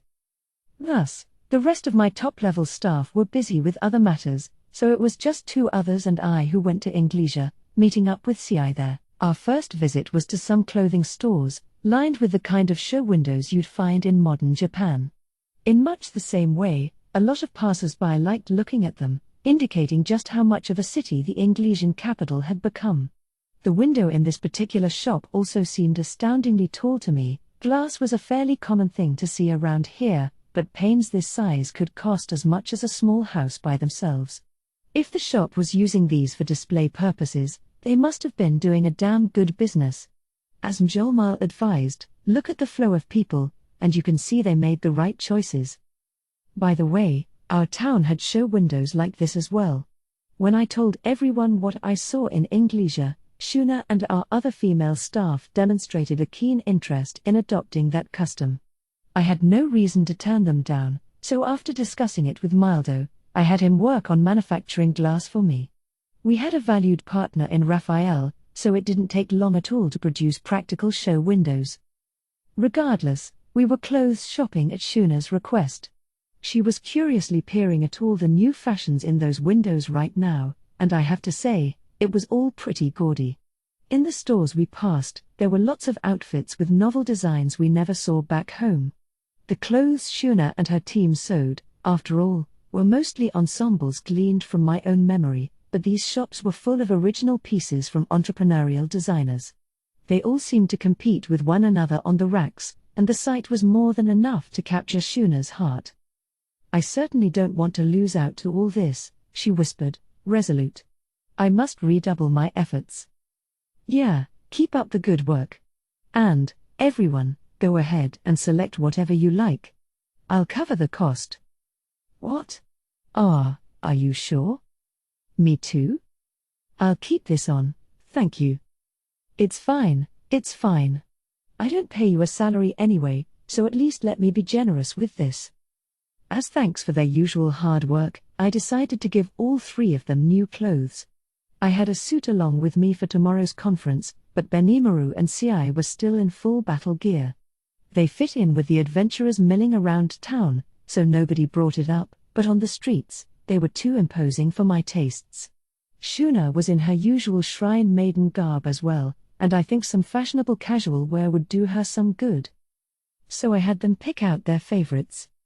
Benimaru and Ci went with tailored jackets, shirts, and skinny jeans. All right. It looked good on them. And Shuna went with, whoa, a fluffy white gaucho skirt and an ice blue knit vest? Cute. That really worked on her. That looks good. I like it, Shuna. Thank you very much. I'm glad to hear that, Surimaru. Yep. The shrine outfit is fine and all, but something casual wouldn't hurt her, either. It's also novel on her, fresh, if you will. Since we were there and all, I decided to purchase several outfits. We'd no doubt use these as models to sew our own, starting next time. I also purchased a thin, dark blue dress for Shion as a souvenir. She's got kind of a cool demeanor, in terms of looks anyway, so I figured she'd stand out in that. I'm sure she'll love it. You think so? Glad to hear that. Yes, I'm positive. If Shuna said so, it was probably true. And you guys look okay in that, too, so go ahead and take it. Not as much guidance for us, huh? No. Benimaru and Ci sounded like they had complaints, but who knows? And why were they still trying on outfits? They acted like they didn't care, but now they were diving deep into the racks. A handsome man looks good in anything, so I really didn't think they needed to agonize over their decisions that much. Meanwhile, all my decisions were snap judgments. It wasn't like I could describe the difference between one ensemble or the other, so I had the store clerks pick for me. Couldn't go wrong with that, I figured. Finally, we made our selections. We were fitted for them on site, which let us change right into them. Shuna was now lovingly clutching the box of clothes I got for her, smiling broadly. Unlike my disappointing secretary Shion, Shuna pretty much always had it together. The gap between them was charming like that. Benimaru and Ci looked happy about their own clothes, too, so I'd call this outing a success. They pretty much worked day and night, so I really wanted to thank them somehow. If this excited them that much, I thought as I settled the bill, I should have taken them here sooner. After changing into new clothes, we headed for the cafe our old friend Yoshida used to run. A trainee of his had taken it over, and it was doing a pretty decent business, and since we were one of their suppliers, we were allowed to make purchases at a discount. We were scheduled to meet Hinata there, whom we heard had arrived in Inglesia before us. I figured we could enjoy my first Inglesian lunch in a while as we talked over tomorrow's conference. As we waited for her, I let Ci give me a briefing. He had his feelers all over the Western nations, so I figured he'd know why they chose this timing for the invite. All right, Ci, your report. Certainly. First, I'd like to start with some of the feedback from the Founders Festival. He gave me a rundown of the more important rumors and discussions he had picked up from across the land, in an easy-to-grasp fashion. I appreciated that. The response to the Founders Festival was pretty positive. From the royalty up top to the farmers at the bottom, people talked about it all over the place. The dungeon was also generating tons of buzz. Our ad pitched to the nobility must have worked, because a few of them were forming teams of challengers to conquer the dungeon. Even people from faraway lands, not just the border nations, were reportedly curious. At this rate, I thought we could expect even more customers soon. After that pleasant news, we got down to business. So did you investigate the merchants, and who's behind Duke Mers? I did not neglect that, Sir Rimuru. From the merchants' families to their business relations, I conducted a thorough investigation. Based on that, I did not find any connections to particularly suspicious figures. However, these merchants did go through several government intermediaries in order to obtain business licenses in the nations they work in, and when I traced these officials, I found they all had connections to Duke Mers. So, what did that mean? Understood. The merchants were likely doing the bidding of the subject Mers. All right. So there's probably not much point investigating those guys further. What about Mers, then? I guess there really is some kind of secret cabal running the Western nations, and they might be scheming something new right now, as we speak. Mers seems like a competent enough noble. We better keep him under surveillance. So Mers did a good job covering his tracks, huh? What's that potential threat up to now? As competent as he might be, though, there was no escaping CI's eyes. No matter what kind of seedy group he tried to buddy up with, it'd only serve us in catching him red-handed. But CI quickly banished that thought from my mind. He's dead, Sir Rimuru. Huh? We believe he was felled by some manner of long-range attack. As the Duke of Garstone, Mers was something of a big shot. If someone like him was murdered, I really was starting to wonder about this mystery cabal. And if this was that cabal's way of escaping capture, they must have a lot of power to work with. Report. There is the possibility that they have noticed the subject CI's investigations. So they shut him up, huh? Maybe we should give this adversary the respect they deserved. They weren't playing around. And you didn't see who did it? Benimaru asked. No, CI flatly replied. I didn't detect any presence at all until Mers fell to the ground in front of me. He only heard the sound of Mers collapsing, so there wasn't a whole lot he could do to stop anything. He sounded despondent about it, and I couldn't do much apart from console him. That's pretty unbelievable. If not even you could spot them, they must have been attacking from thousands of feet away. You would have detected the magic if they used any, and if it was some flying projectile, you would have picked up the lingering aura from that, right? It really couldn't be that easy to hoodwink him. I've got Raphael with me, of course, so magic sense lets me detect pretty much anything. But this? Maybe it was a sniper, huh? A sniper? What is that? Not a concept Benimaru or CI were aware of. Shuna gave me a curious look as well, and I suppose I could see why. This world didn't have guns, but then, would it be so unusual for an otherworlder to have one? You said a gun? I'm pretty sure Yuki has a handgun. What? The sudden voice from behind almost made me fall out of my chair. It was Hinata, sneaking up in an attempt to startle me. Benimaru laughed in my face. Even CI was stifling a chuckle, a hand covering his mouth. I looked so dumb. Come on, my brother. And you too, CI. Shuna, thankfully, yelled at them on my behalf, so I resisted the urge to speak up.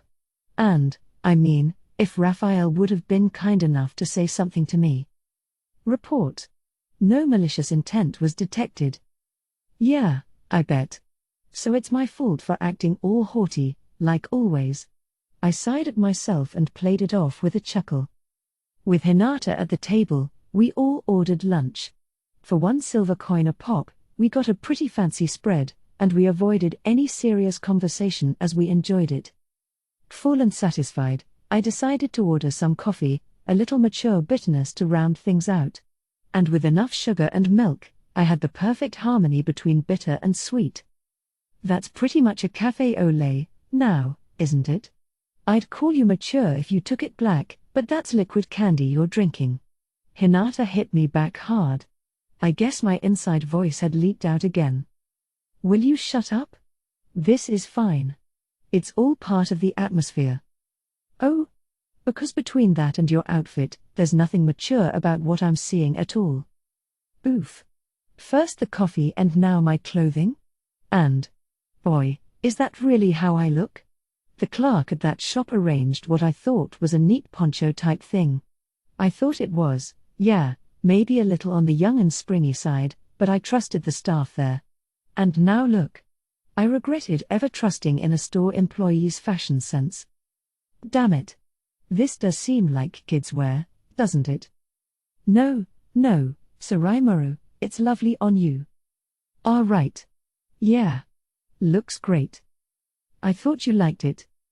It's lovely on me. So I look like a kid to them? Man. What a shock. My clothes were comfortable, at least. I didn't dislike them. But that's not the issue. I'm supposed to be high society, you know? I had even grown a bit lately, enough that I could probably pass for a middle schooler. It makes you look cute. Those are the facts. Give it up. My shoulders slumped at Hinata's verdict. I guess I'd have to. I don't have the slightest amount of adult charm. I already am grown up. Why do I have to be obsessed with my height at this point in life? Maybe I'm just gonna have to face reality soon. Hinata, meanwhile, wasn't as brightly dressed as she was at the festival. She was looking smart in her paladin uniform, a dignified beauty in an outfit usually meant as menswear. Maybe she and I should swap looks? I resisted the urge to verbalize that thought, still a bit peeved as I went back to our first subject. With all due respect to the late Duke Mers, we needed to discuss the method of his murder. So if there are handguns around, do you think a sniper did it? I don't know much about guns, but a handgun's range doesn't go beyond 50 yards or so, does it? Said Hinata. Maybe. So we'd need something like a rifle. Are there sniper rifles in this world or anything? I couldn't tell you. I've certainly never seen one, but I can't guarantee there aren't. Right. But maybe it's better, for now, to assume there were and act based on that. I decided to send a thought communication to Benimaru and the others to describe the kind of rifle I was envisioning. Interesting weapon. Yes, if someone used that, I can understand why I didn't detect it. I think I could handle this weapon well enough. We can mix up the required gunpowder, and I imagine Dold would be able to make the unit itself for us. The three of them had a variety of feedback. Benimaru didn't seem too impressed, but to CI, it was a threat that he clearly didn't have a countermeasure against as a bodyguard. It was a different sort of mission, and a different sort of challenge. Shuna, meanwhile, was eager to make one of her own, the scariest reaction of all. I'm sure it was possible, yes, but should we? The development of guns changed the entire nature of wars, although the nature of war in this world was more about the quality of your offense than the quantity, which often made traditional Earth strategy obsolete. Bringing guns into the mix seemed dangerous to me. I figured we should hit the brakes on that for the time being. In the other world, this is a brutal weapon, something that can make even a powerless person the strongest out there. I can't say how effective it'd be over here, but maybe you could defend yourself against a magic beast or the like. Well, you can run out of bullets, but you will never run out of magic. But you could always make higher caliber weapons for extra punch, and with enough of them, you could be a serious threat. But I hope you won't start mass-producing them just because you can, all right? Yes, it certainly wasn't impossible. In fact, it was very possible. That was why Hinata put her foot down so fast. We'll see. I think magic's gonna win out in a fight, but arming the general populace with guns would still be dangerous. The lack of widespread gun ownership in Japan made me feel that particularly keenly.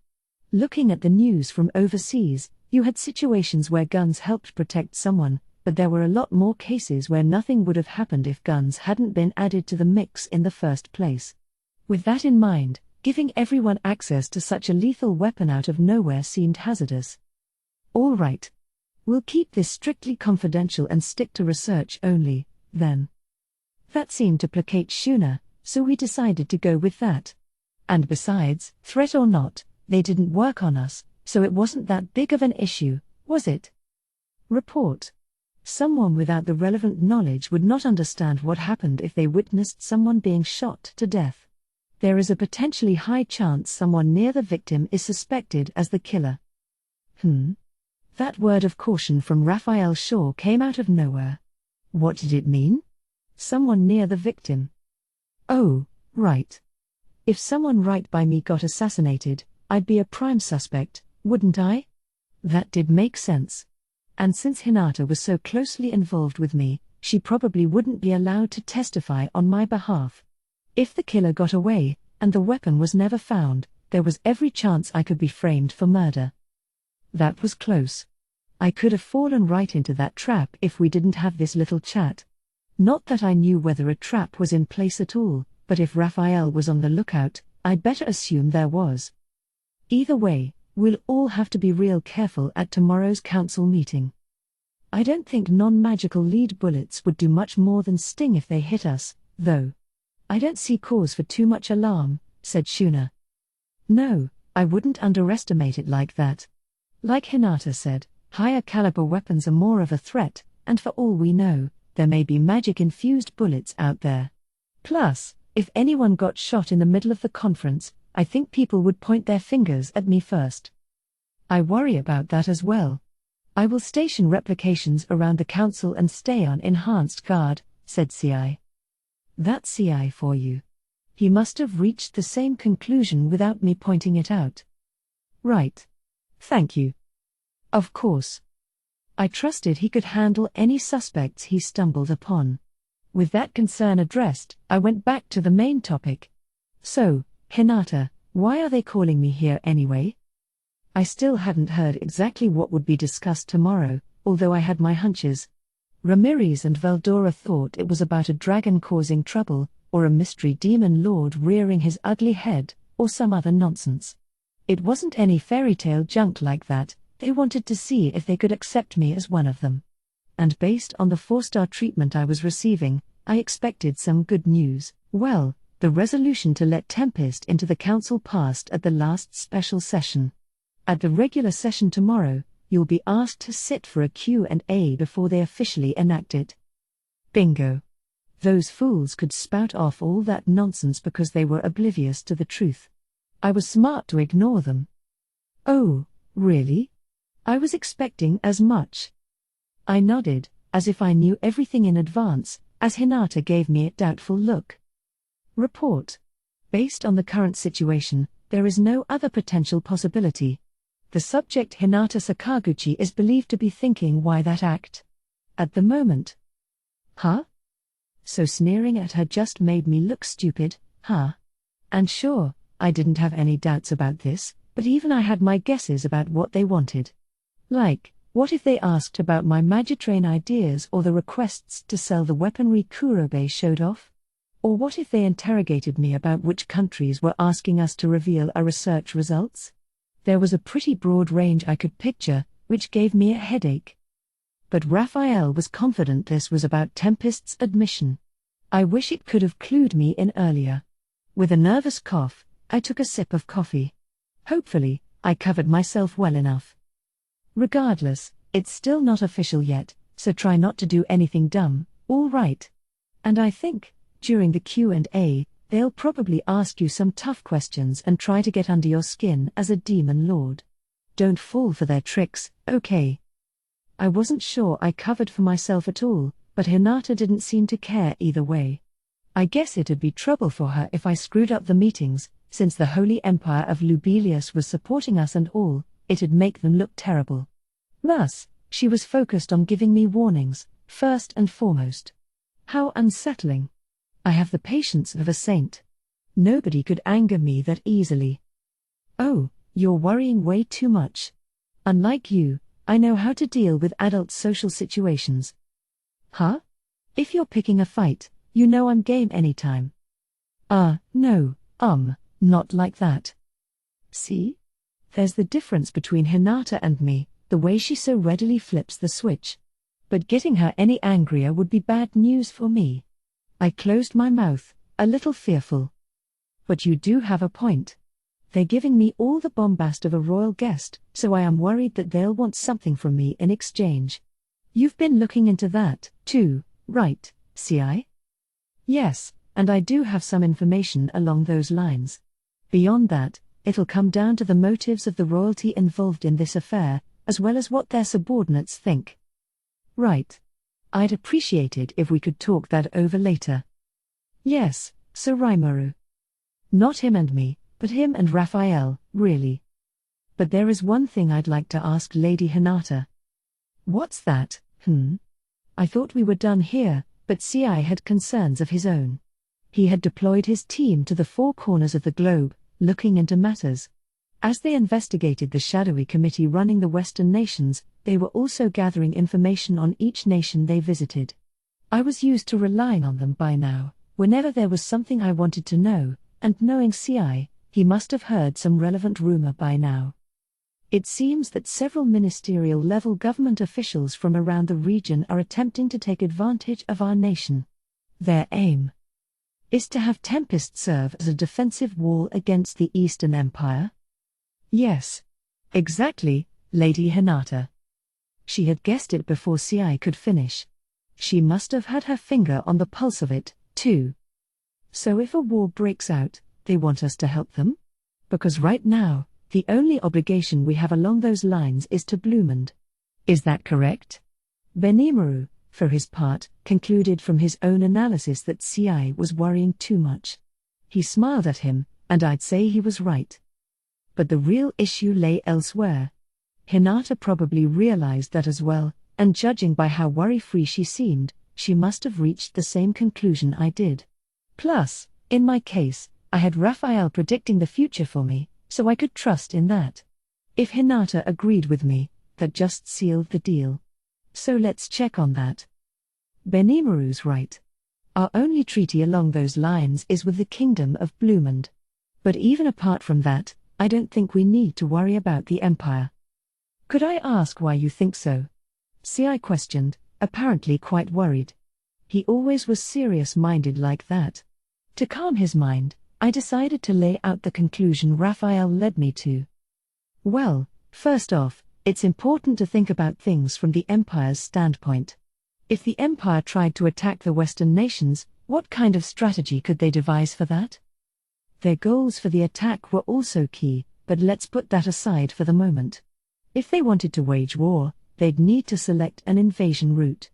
There was a path straight through the forest of Jura, a harsher one over the Cainite Mountains, and a potential sea route, the old trade passage dating from before our highway system. And while it depended on how large a force the Empire sent, there were issues with every option. The sea route was a challenging one. It was the most direct path to the Kingdom of Farmers, but once you left the shores and went into coastal waters, you left yourself open to the large sea creatures that called them home. You'd be sailing right into a nest of over-A monsters, and even a large fleet wasn't guaranteed to make it through safely. Even the spear tuna that was such a delight at our dinner banquet was a tough foe to face in open water. If one rammed your ship at 60 knots, or nearly 70 miles an hour, it would easily tear a huge hole in the vessel. But even a steel-sided ship couldn't breathe easy, because among the creatures in the ocean, a spear tuna was still on the small side. These creatures lacked intelligence but brutally attacked anyone who dared intrude into their territory. There wasn't a military vessel on this world that could take a ramming from their 30-foot-long bodies and stay afloat.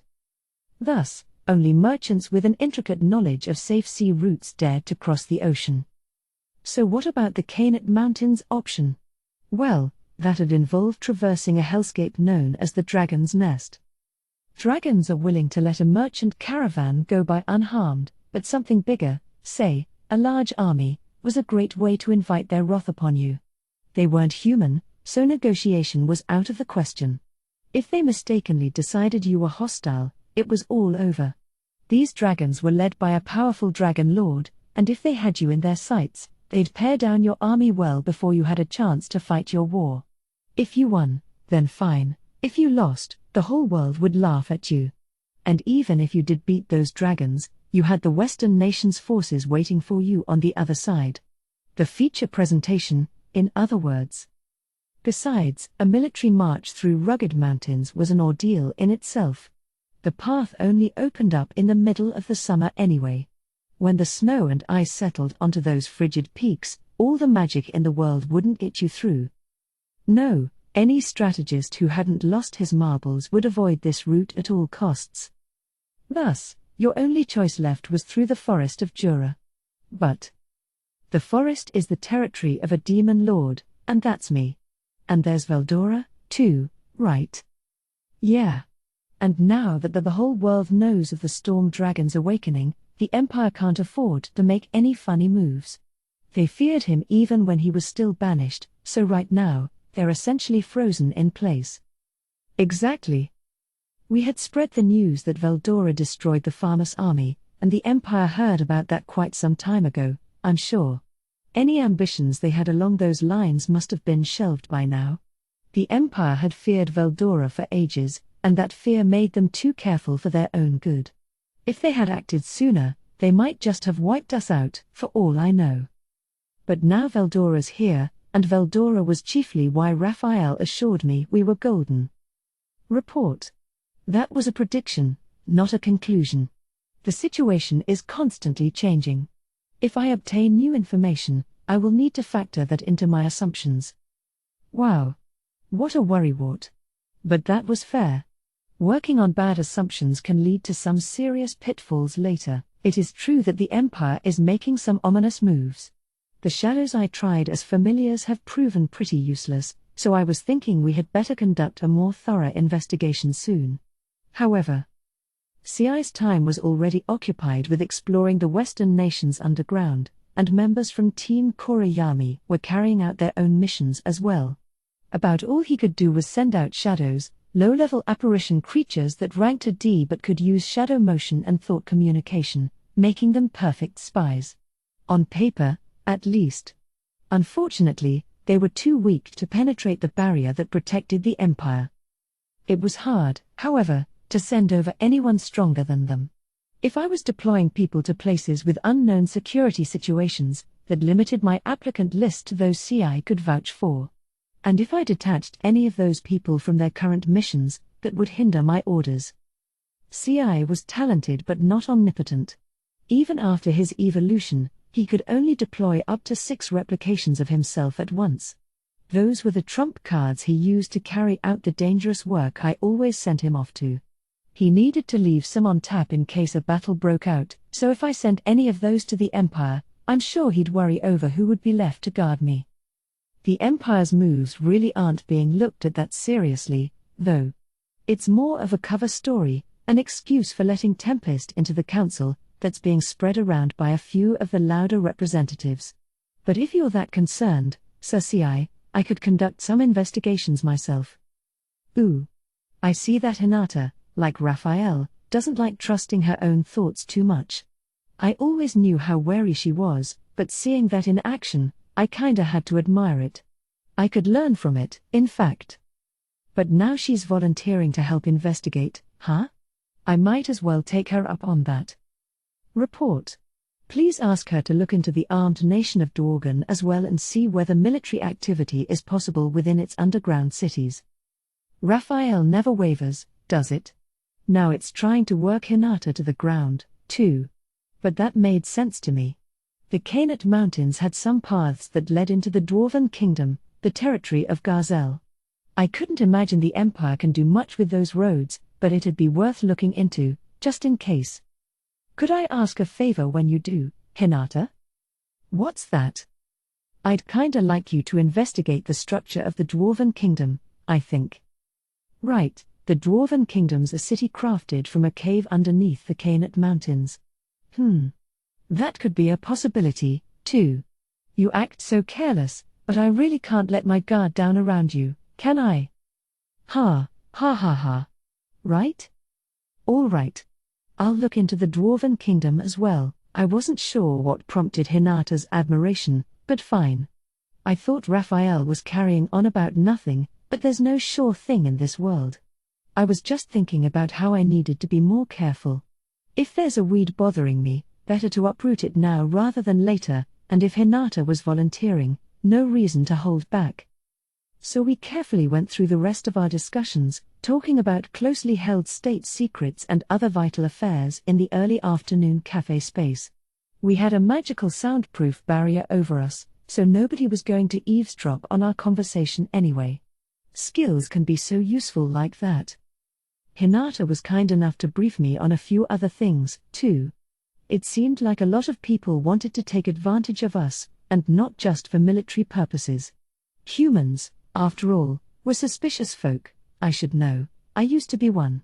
That's why what Hinata told me made so much sense. I just want you to know, all right.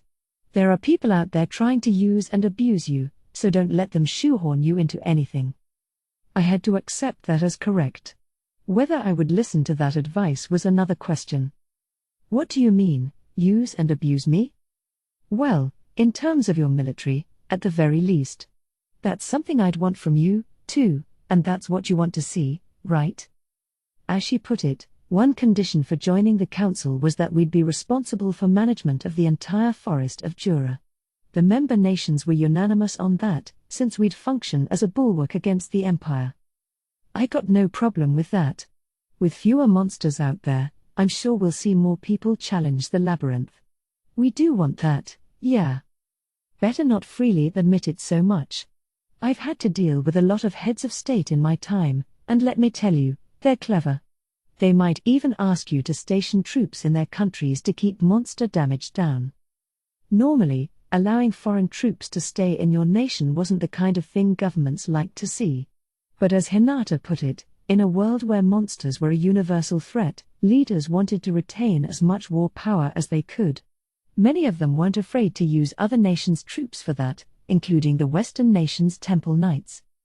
Proposal: you could deploy troops to their nations to create an obligation to you. If we were recognized as a nation, it made sense that we could deploy our army to foreign lands as a peacetime maneuver. If something came up, that'd make it easier to exercise our military authority. My home country back in my previous world took that strategy a lot. Oh. I see. That's not a bad idea, actually. Why don't I let them use us? I can't say I like letting them think they're taking advantage of us, but, yes. It's essentially giving influence to our nation, isn't it? I grinned as Benimaru and Ci voiced their agreement. Shuna kept up her own smile, and I suppose her lack of complaint meant she agreed. And if we were all on the same page, that meant I could do what I wanted tomorrow. Why are you looking all sinister? An exasperated Hinata asked. Guess she's reading my mind again. But she didn't say anything else, which I took as her tacit approval. That marked the end of our lunchtime discussion, but before she left, Hinata brought up something else, as if she had just thought of it. Oh, right. I think there's also a group planning to do something stupid at the event tomorrow, so be on the lookout for it, okay? Once again, she warned me not to lose my temper or lash out at anyone. What she meant, I suppose, is that the council wasn't a monolith, and I should treat everybody there as one and the same. Eesh. Why was she so concerned about a pacifist like me? She didn't need to say it, I understood just fine. So I told her she was worrying too much, and we left it at that. The next day came. We were heading over to the council's meeting hall, Benimaru, Ci, Shuna, and me, all in suits and looking sharp. It goes without saying that all our weapons were in my stomach, so at a glance, it would have looked like we were unarmed. Hinata had given me her full briefing, so I didn't have an iota of anxiety. Maybe a few councillors wanted to take advantage of us, but on the question of my admission to the council, all my worries were behind me. If I was recognized as a friend to humankind here, that'd be one step closer to the ideal society I had in mind, a world where man and monster coexisted and shared in one another's prosperity. To borrow a phrase from Juran, a monster and man cooperative alliance. On the monster side, We already had magic born, dwarves, elves, and more living with one another. That alone already resulted in a massive new economic sphere, but as an ex-human, I really wanted to reach out to them as well. But humans, they're greedy. It's all, what do I get out of this? With them, and they're willing to shut out their own countrymen just for thinking the wrong thing.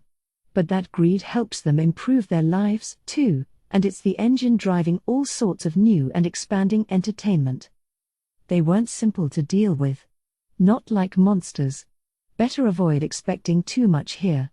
I couldn't assume this would go great from the very beginning. When I reached the council hall, several councillors were there to greet me. They were from our border nations, and based on what they heard from the Founders Festival participants, they wanted to forge friendlier relations with me. I sure appreciated all the compliments, and I responded in kind, figuring it best for the future. They started smiling at me, the ice now firmly broken. Ah ha ha ha ha. I heard you were a demon lord, Sir Rimuru, but what I didn't hear about was how much of a sociable leader you are. I would certainly like to maintain a friendly relationship with you, going forward. No, the pleasure's all mine.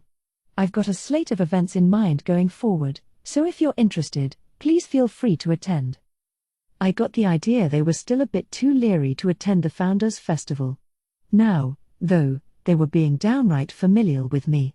All that effort from Rigard, Mjolmile, and the others must have been paying off. Now I was feeling really good.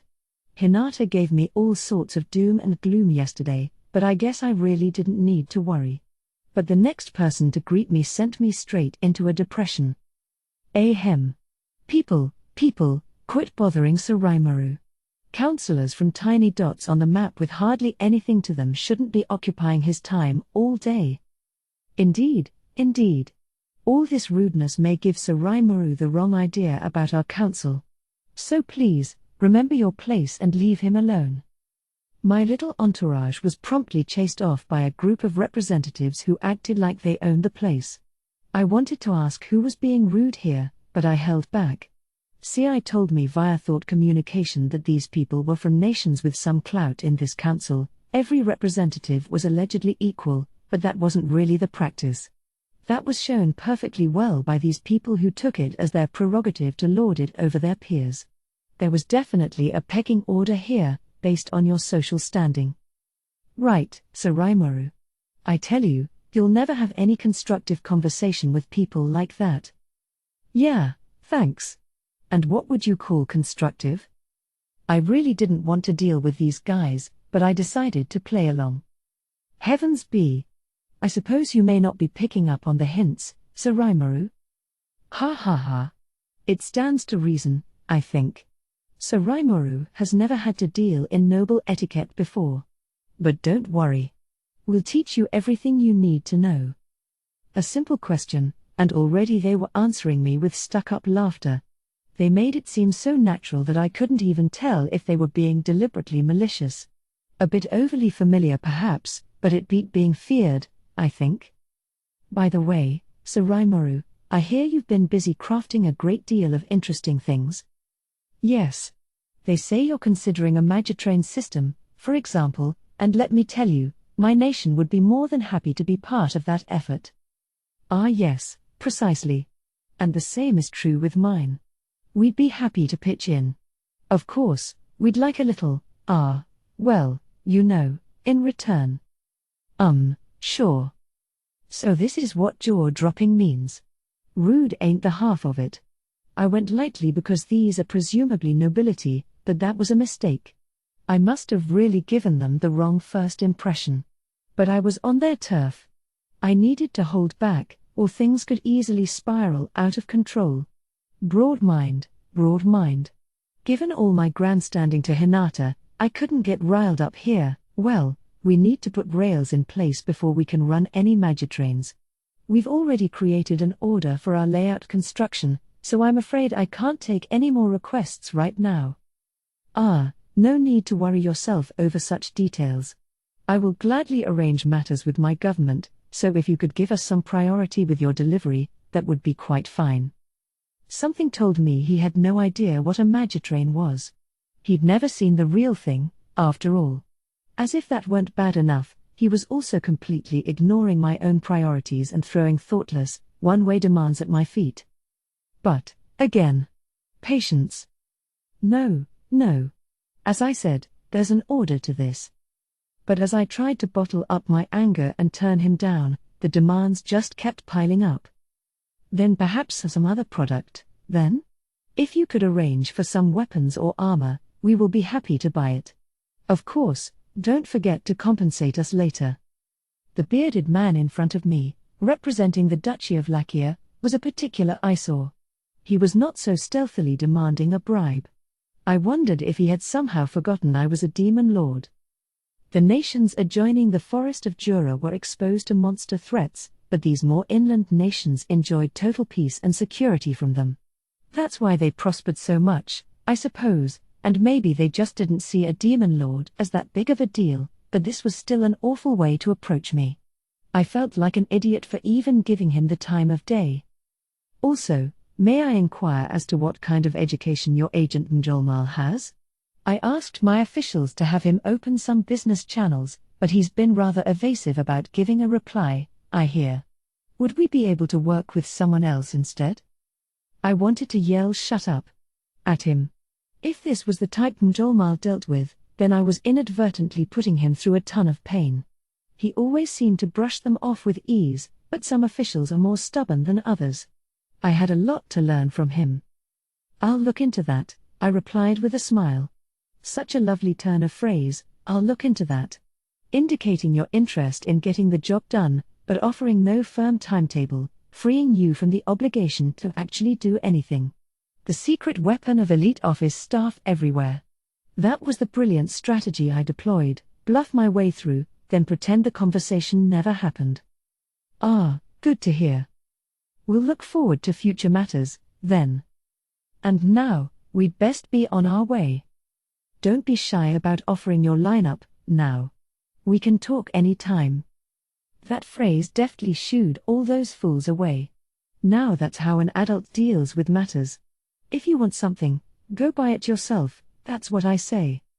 Ah, certainly, I look forward to that, I lied as I saw the representatives go. What a pain they were. I had no obligation to give them anything. It'd be much surer for us if we just sold our wares through the Free Guild, at least they didn't demand bribes. A few other counselors approached me as well, and I gave some quick greetings before moving along. Any long conversations here seemed likely to get me in trouble. It was still morning and already I was getting a bit testy, but at least this was good experience. If I caused any problems before the conference even began, there's no telling what kind of tongue-lashing Hinata would give me later. I decided to accept things as they were as we entered the hall. Should you have let them go like that, Sir Rimuru? I can't believe you forgave their flippant behavior. Benimaru turned to me the moment the attendants guided us to my seat. He held back before, following my lead, I suppose. I was ready to vent back at him, but Ci and Shuna beat me to the punch. Don't expect Sir Rimuru to act like you. The bleating of little minions like them would never be enough to disturb his mind. Exactly, my brother. Sir Rimuru has a heart as broad as the wide open sea. It would be foolish for him to engage with the common crowd like that. Sure. If that's what they say, I guess I'll just have to play along. Yeah, something like that. Benimaru, if you let that rile you, you've still got a lot to learn. Of course, I was angry on the inside. But if Shuna and Ci were kind enough to misread my body language for me, I had to work with it. I spent a few more minutes lecturing them on the finer points of interacting with humans. The seats were laid out in a fan shape, with us at the base, where the chairman would normally be situated. This put everybody's focus squarely on us, one desk and one chair. My associates had to stand behind me. The chairman emceeing this session had moved to a safer seat on the second mezzanine. I say safer as compared to us. Being a demon lord must have put a lot of people on their guard around here, and having all their eyes on me made it terribly difficult to collect my thoughts. So the meeting was formally brought into session, but that's when hell really began for me. I was trying to be shrewd, as haughty as my post demanded, but I couldn't lose my temper, either. I had to hold it all in, listening to everything the councillors said. Hinata had clued me in on the agenda before I came here.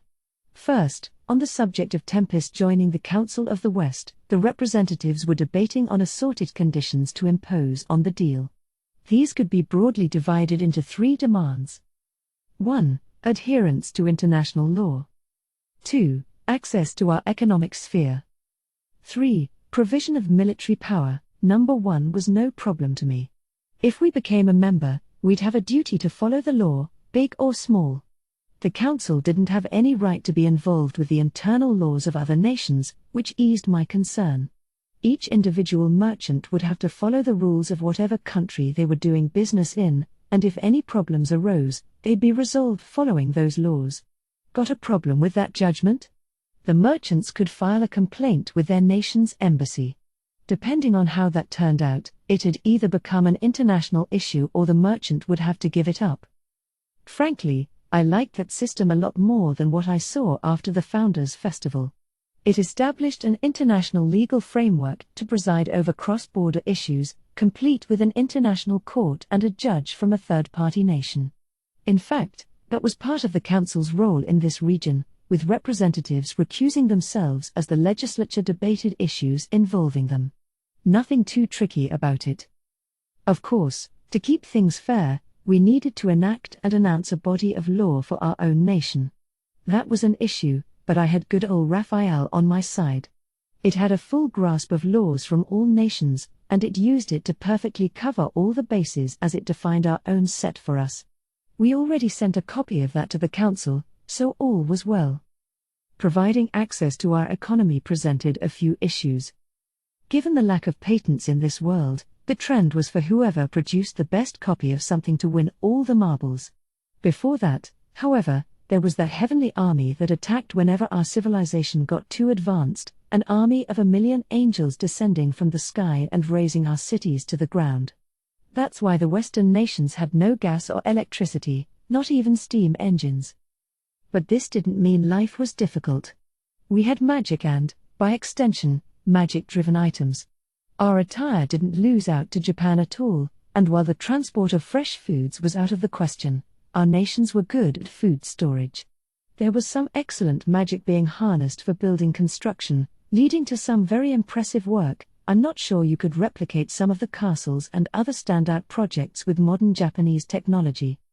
So everyone's core needs, food, clothing, shelter, were being fulfilled, and life was actually pretty pleasant in the cities. So what's the problem? The problem was that, between Vesta and Gable's presentation and Kurobei's weapon and armor exhibition, word about our technology was starting to leak out, as shown by that bearded guy from Lakia asking about my magitrains. Yom and Mjuran were commanding large groups of workers, of course, so this was expected. I didn't mind if people knew about our stuff, but I did mind the people who tried to steal it. Or really, trying to steal it was one thing, but now you had people like that Lakian guy trying to make us build a railroad and calling it a business transaction. Lakia should share in this first. How could you be so thoughtless? Sir Rimuru, the Republic of Zamund is far more worthy of serving as Tempest's closest partner. Order. Now is not the time for debate between member nations.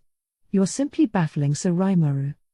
If the white-bearded chairman hadn't stepped in to quiet things down, we might have been bogged down forever. Open markets, in themselves, weren't a problem, but I wasn't expecting an obligation to share all of our tech. If they see us as some kind of international handyman for them, I dreaded how they might try to use us in the future. Now I saw why I had reason to worry about the things I did. And despite how depressed I already felt, the conference was still dragging on. As for the third condition, a military power-sharing deal, we'd need to have some debate on that. Following Hinata's word of caution, I had I'd do some more research for me. We know there were people who wanted to tap into our war power under the name of military cooperation, but the same was also true for us. Tempest would be responsible for managing the Forest of Jura. The proposal was for us to handle monster-related issues, and I was fine with that. That much I predicted from the start, and it worked better for us. Even in my discussions with Hinata, we agreed that Tempest would handle Jura defenses, while the Crusaders covered things in the barren lands. My nation would cover the bill for this monster defense, which I'm sure the Council loved. After all, if we wanted to keep the economy running smoothly, world affairs needed to be kept stable. Nations wary of the Eastern Empire no doubt appreciated our defensive power as well, not that I expected it to happen, but if push did come to shove, we'd be there on the front line of it. So yes, the Council definitely wanted to take advantage of us. That's why I needed to be sure we could do the same in return. We would defend the Forest of Jura, that was a given. But the smaller nations also wanted to use our excess capacity to help protect themselves. There may have been fewer monsters venturing out from the forest, but they still couldn't defend against unexpected monster intrusions. Some flying monsters were particularly dangerous, and the nations couldn't afford to cheap out on their defense budget. But there were patrol soldiers and monster hunting adventurers to pay, and if the Council didn't cover the cost, they'd have to make up the difference with taxes. Even worse, if they had to wait around for the Free Guild to show up after a monster discovery, they couldn't prevent damage before it happened. Nations that had Luminism as their official religion enjoyed regular patrol visits from the Crusaders, but there wasn't an infinite number of them. They had a huge amount of terrain to cover, and I'm sure there were times when they were simply unavailable when needed the most. That's where we came in. Each nation could pay us a defense fee, and then they'd be free to use us however they liked. At the same time, though, they'd be relying on us for national defense, so they wouldn't be able to ignore us any longer. It'd be a display of power for Tempest, and a way to expand our influence on the Western nations. The money they'd pay us would also strengthen our position, 2 birds with 1 stone, really. And what if the Empire really did attack? Then, for better or worse, Tempest was right in the middle of their invasion route. If a fight couldn't be avoided, it'd naturally be well advised for us to shore up our rear support. If they accepted our defensive forces instead of fearing us, we couldn't ask for anything better. If we wanted to make this work, there needed to be an absolute, overwhelming difference in war power, enough to make other nations think they could never beat us in a war. It'd be ridiculous to entrust your defenses to another country otherwise. And if we could make the Western nations take a if you can't beat 'em, join 'em stance with us, our mission was as good as accomplished. As each of the representatives gave us demands and played interference with one another, the chairman completed his preamble. Those are the conditions placed upon the admission of the Jura Tempest Federation. Lord Rimuru, do you have any objections? I had better give him some, or else I'd be consenting to everything. I could ignore the councillor's inane commentary, but I better not commit any oversights with these conditions. I wanted to take advantage of these guys, but unless I could bind them down with a treaty, I was wasting my time. Isn't this the kind of thing we work out on paper first, then get a chance to debate on? That annoyed me a bit. What if I couldn't give them an instant reply in this session? I assumed this was another way of harassing me. But I had Raphael with me, considering all the oral arguments and using my own hands to write them down. Talk about omnipotent. So I had my friend think about the issues and come up with a rebuttal. Well, I've considered all of your conditions and prepared a list of my doubts and alternative suggestions for each one. If you can accept those, I have no reason not to go forward. I handed the documents I had written up to Benimaru, who took them to the chairman. He accepted them, looking a bit overpowered by him. I had agreed to the general outline of the conditions offered, but I had changed a few of the stipulations to ensure I still profited, even if they took advantage of me. Raphael was kind enough to mark out all the sections to change for me, so, unlike an oral agreement, everything was set in stone after the fact. The chairman, no doubt seeing us as mere monsters, looked at the documents, a complete, blow-by-blow rundown of the explanation he had given us, and blanched. I could understand his surprise when he saw my revisions in red pen, all but spelling out for him that he couldn't pull a fast one on me. It was all Raphael's doing, not mine, but let's gloss over the details here. If you have any concerns, I'd be happy to discuss them. If he couldn't accept my terms, there was no urgent need to join the council. I just presumed that my quest for general acceptance from humankind was still a bit premature and deepen my ties with the nations that already accepted us. No, No, there are no problems, exactly, but if possible, Lord Rimuru, I would like some time to debate these matters. The chairman, being no fool, must have realized that he couldn't browbeat us like usual. He would carefully go over my revisions, and he voiced no real complaint about that. Not that I got any time to deliberate, but even if I protested, I wouldn't have gotten any. So for now, I agreed to his request. Why was this happening? The desk, kicked into the air, was suspended in space, slowly falling to the ground, and in the midst of this nearly stopped moment in time, Hinata's eyes seemed particularly cold to me. She didn't need to use her voice to tell me what she was thinking. You've done it after all. With a heavy sound, the desk crashed to the floor. I buried my heel in it, crushing it beyond recognition. Too late to turn back now. So I reclined in my chair as if I had planned all this, crossing one leg over the other. Then, giving a gloating stare at the councillors gaping at me, I heaved an internal sigh. Look, I kept it bottled up at first. I had a reputation as a grown, mature leader for Tempest, and I took pride in having a heart broader than the ocean. That much, I think I've made clear from my recent actions. People called me a bastion of fortitude. I could even handle Milim with no problem. That broad heart of mine allowed me to laugh off and forgive all her selfish bantering. But what if, instead of Milim, you had this room full of unattractive, obsessed, materialistic old men who never even bothered to hide the avarice glinting in their eyes? You could find the answer in that twisted desk in front of me. After an extended, 3-hour break, the meeting went back into session. Here's where my problems began. In response to the documents I submitted, the representative created something they called a list of requests and handed it to me. Judging by the tired look on the chairman's face, this was done against his will, but I didn't have any sympathy for him. A quick look through the list showed me that I could accept absolutely none of their demands. Here's a rundown. Open a Magitrain line to Inglesia, with Tempest handling all construction and costs. Provide high-quality weaponry and armor. Tempest is requested to help the Western nations strengthen its military preparations. As the labyrinth that appeared in Tempest is a treasure to all humankind, add the Council to its administration team.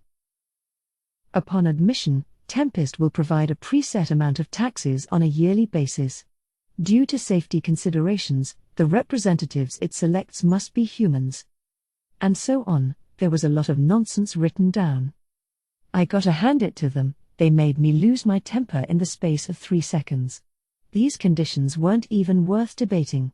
This wasn't just an unequal treaty. I'd sooner give up living with humans entirely than sign on to this. All right, people. Are you making fun of me?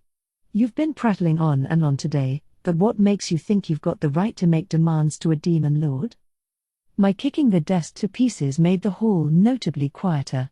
Holding back my rage, I spoke directly to the chairman, currently hanging his head in shame. Sir Rimuru is asking a question. Don't just sit there quietly. Please answer him. Shuna, smiling, delivered a follow-up blow for me, and I think that had more of an effect than anything I said. The councillors looked fully cowed now, some of them breaking into a cold sweat. I think you have the wrong idea here. Our nation has already almost completed a gigantic economic bloc of its own. The one reason we want to join the Council of the West anyway is so we can show the human race that we're not hostile to them. But if you don't want that, I've got no intention of forcing things along here. My voice rang quietly in the silent chamber. I wasn't shouting at all, but it seemed to make all the representatives' minds shiver with fear. I wasn't using Lord's ambition or anything like that. Against a human target, Lord's ambition would cause sheer panic at best, insanity and death at worst. No need to break that out.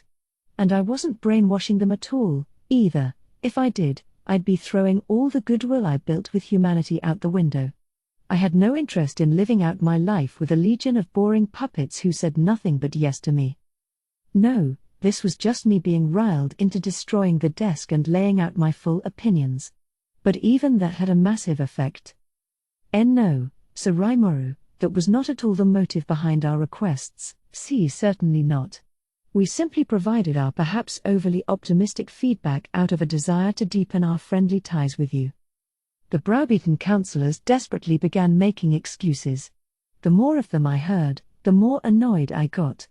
First off, why was the king of a nation only a sir? If I was convening with other kings and leaders, I'd expect that, but being called it by someone without a country to govern was the same as saying I ran no nation at all. It was a nation addressing a colony, and it demonstrated zero respect for us.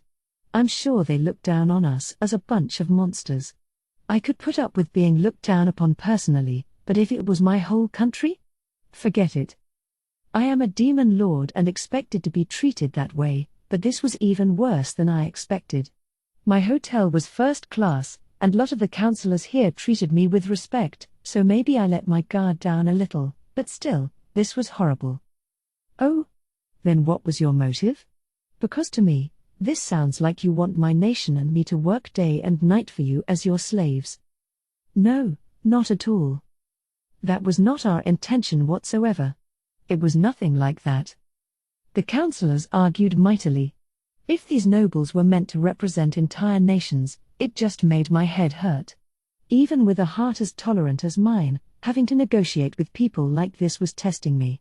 If Yuki had made these sly old dogs do his bidding, then he must be the slyest fox of all. I wish I could follow his example, but I don't think I could. Suggestion. Would you like me to automatically handle this? Yes. No. It sounded like Raphael was saying something, but I'm sure I imagined it. Yes, it's a trusted, talented assistant, but it's still just a skill. It shouldn't be able to so freely speak its mind like that. I guess I've been relying on it so much, I'm starting to hear my own internal desires spoken back to me. If something like that were possible, I'd probably have Raphael give all my speeches for me, and it'd be, like, why did I suffer for so long, then? I shook my head, attempting to shake the delusions from my mind, then stared back at the councillors. Crap. Now that my mind was cleared out, I just realized I had no idea how to resolve this situation. Haste makes waste, and all that. I just made things super complicated for myself, and fixing it all up was going to be an uphill battle. The representatives were frantic for a solution, and honestly, so was I. Report. It is not a problem. As you intended, Master, I have confirmed the effect of the spiritual interference affecting the room. What? I wasn't intending anything there. I wasn't thinking at all. I was pissed off, so I reacted accordingly. And now, report. With this quantity of samples, I have discovered the laws governing the spiritual interference. As with the subject Gay, the majority of councillors in this chamber are under the effect of spiritual interference from someone. Remove the interference. Yes. No. Well, I mean, sure. I thought yes in my mind without hesitation. The moment I did, the previously silent councillors began to speak up again. Well, of course Lord Rimuru is angry. How could we make up for this disgrace? Wait. These conditions weren't even brought up in our previous special session. Who tried to slip these past us? Things started to change pretty quick. Raphael strikes again. No matter the issue, I can always rely on it. Heh. Looks like the councillors regained their senses, I defiantly muttered, as if this was my plan all along. I just wanted to look cool, really, but it sure elicited a response from Shuna. They certainly did. I thought they were acting a bit strange, but someone had taken over their spirits. Well, Raphael? Understood. It is a type of spiritual interference skill. It does not exert any influence on magicules, so confirming its presence took some time, but it is statistically impossible for so many people to possess such similar wavelengths. It was believed that cancelling it would take time, but your anger wavelengths created an open seam. Right. Exactly like I pictured it, let's go with that. I don't think it was that strong, I ventured, without any evidence. The spiritual interference gave the councillors a sort of tunnel vision, maybe? Shuna and the rest of my crew gave me looks of impressed respect. I see. So you placed pressure on them to shake them out of it? That's right, Benimaru. I considered it all clearly before doing it. Better phrase it that way, I don't want them to start imitating my temper tantrum just now. Plus, this gave me the perfect excuse for Hinata.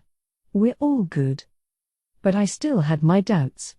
Who carried out that spiritual interference, anyway? Probably not Yuki, I don't think. I doubted he'd take an approach that left so much evidence like this. If he did, he'd need some motivation too, but no point pondering over that. Now wasn't the time to pursue the culprit. Right now, I needed to solve the problems staring me in the face. The newly awoken councillors were bearing down on a subset of the council, the group who created that list of demands. There were more than I thought, but they still looked like all was well. They must have had some other scheme in mind. Suddenly, I felt something odd. A few of them were looking toward a door deeper inside the chamber. Turning my ears toward it, I could hear several sets of footsteps. Did someone call the Royal Guard? Report. No such movements were detected, so it is believed this was planned in advance. Maybe they set this up to have me cause a scene so they could arrest me? Against a demon lord, that took a lot of guts. Maybe it really was that sloppy of a plan, I could picture it, but if so, the people of Inglesia and its surrounding nations must have been pretty oblivious to danger. They were so far away from the threat of demon lords that they must have gotten soft. The same was true of their councillors, there must have been a lot of optimists around there. Or maybe these were the fools scheming something Hinata had warned about? The moment that occurred to me, the door opened, revealing a dozen or so soldiers led by a larger man. Well, someone's sure in a lively mood. So you're the fool calling himself a demon lord? You certain you can afford to act so high and mighty if you've only got 3 people with ya? The large man immediately began shouting at me the moment he came inside. He gave a vulgar smile as he made no attempt to hide his disdain for me. This wasn't just rude, he was trying to start a fight, and there was no way to excuse it. My friends and I gave one another dumbfounded looks. Hang on. This was part of their plan. They had some kind of deep design behind this. Understood. It is believed that this man has nothing of the sort. Oh, really? So he's just a huge idiot? My name is Raimaru, and yes, I call myself a demon lord. Are you confusing me with someone else? Just in case, I thought I should ask. Whoops, wrong guy wouldn't cut it when the dust settled, so I tried to figure out the man's true motives. Shuna's smile had disappeared, and Benimaru was so angry that he was now frozen in place. CI was about ready to whip out the sword he had hidden on him, and weapons in the chamber were gonna be real hard to explain later. I was just as livid as them. In fact, I was so far gone, I almost wanted to laugh. That was how I remained cool-headed enough to ask the question. But the results were pretty lacking. Yep. You're the one. He said that idiot's name was Raimaru. No mistake, then. Which meant I was safe doing him in. What? Look. Can you quit it with that? I dunno what you want, but do you think you'll get away with that kind of lawlessness in front of all these witnesses? This wasn't something I could really say after bashing up that desk, but that was then. Let's use the law as a weapon to chase this freak away, because otherwise, I really might kill him, and if I didn't, I feared Benimaru or someone else would lose it. But the large man kept at it. Moron. This is my big chance. Once I knock you around and put this on you, all of you monsters will be under our command. What? Knock me around? Under his command? What's he talking about? Maybe I really was a moron, because I didn't understand him at all. Understood. This fool is saying that he will defeat you and make you follow his commands. Yeah, I know. If you keep explaining things with a straight face like that, I really will look like an idiot. And what's that in the man's hand? It was none other than an orb of domination, the very artifact I saw in use back when Milim pretended to be hypnotized. It looked real, but would that work on me? Understood. It is impossible to rule over my lord with the orb of domination. That's a relief. I don't know where this lumbering man found it, I thought, but I'd better break it before it puts anyone in danger. I stood up from my seat. It must have woken the chairman from his stupor, because he started shouting in a panic. Wait, Lord Rimuru. This is some kind of mistake. No one in the council is sponsoring this. Please, confirm it with Lady Hinata if you wish. She's an impartial party. He was respectful toward me, and I didn't think he was lying. Hinata didn't say anything about this. In fact, she warned me to stay on guard. I didn't think it'd be this in-your-face stupid, but for now, I couldn't do much except sit back and see how things went. The chairman wasn't my enemy. Neither was Hinata. And I had a lot of allies among the councillors as well. I know nothing about this. What is going on here? Who sent you here? Those soldiers' armor bears the emblem of the Inglesia royal family. Is Inglesia instigating this? I could hear them shouting above the confused representative. Clearly, they couldn't have been involved. This wasn't something the council hatched, it was the work of a smaller group gone clearly out of control. Amid the chaos, one person made a cool-headed decision. That was Hinata. When the chairman stated her name, she stood up and stepped between the large man and me. Sir Reiner, what is the meaning of this? Reiner, was it? If Hinata knew him, was he famous around here? Do not come in here without permission. We are in the middle of a council session. Soldiers like you are not allowed. Emboldened by Hinata's actions, the chairman began yelling at the group as well. But instead of Reiner, one of the councillors answered him, Count Gabon of Inglesia, I think his name was. Ha ha ha. Worry not, Chairman Lester. I called them in here to discipline that lawbreaker over there. Gabon was all smiles from his seat in the second tier, close to the chairman. Sir Gabon, have you gone mad? The chairman's face went red as he shouted.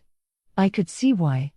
If a fellow councillor was involved, that kind of prevented the chairman from claiming the council wasn't in on this.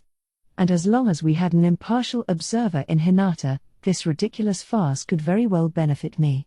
I hated all this verbal abuse but decided to weather it for a bit. Sir Gabon. I was not informed of this. This was Representative Johann Rostier, a prince, screaming now. He was among the more decent councillors, not placed under spiritual interference. I remember the disgusted look on his face when things first went awry.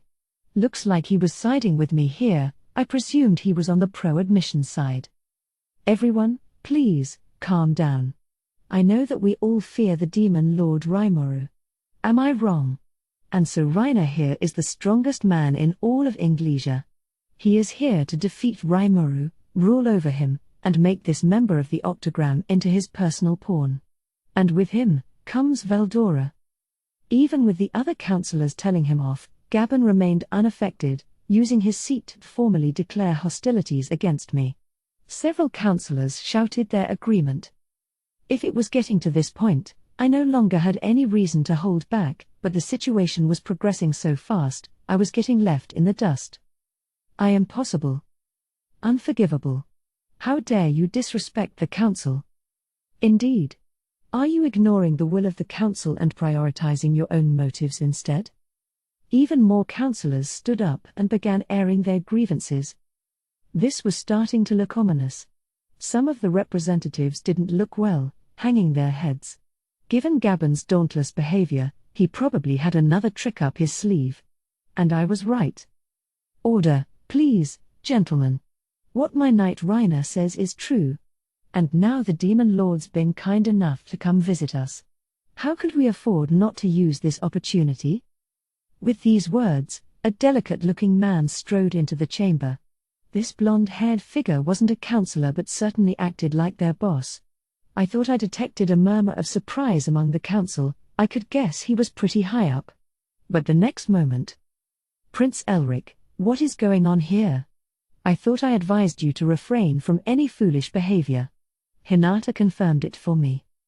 Apparently, this was the honest-to-goodness prince of this nation, and not even a council could be rude around a prince. No wonder there was so much consternation in the chamber. So was this Prince Elric the mastermind behind all this? He had incited at least a few councillors, by the looks of it. Hinata, I am disappointed in you. You've grown fearful of the Demon Lord and abandoned your post as guardian of humankind. What? Came the cold, low-pitched reply. Wow. He really pissed her off. Now I wasn't sure I needed to act at all. Enough back talk, Hinata. All right? You may be the leader of the Paladin forces or what have you, but there's no possible way you could best me, the head general of the Inglesia Royal Knight Corps. You can't even beat that wispy weakling of a Demon Lord, instead you lick each other's wounds. What a laugh. I bet you wet your pants running from him, didn't you? That vulgar smile was still on Reiner's face as he picked a fight with Hinata. Oh, man. Even I could feel the blood draining from my face. You, he. Can't even reply, can you? I'm assuming I've hit the nail on the head? Well, Miss Crusader Captain. That's a ceremonial title I presume you obtained by exercising your womanly wiles on that dirty old cardinal? Yes, I'm sure it was a sorry fight indeed between you and that Demon Lord. And a Demon Lord with no interest in killing his adversary? Don't make me laugh. Oh, now I'm taking the heat again. I really wish he'd stop. But I'll hand it to you, Hinata.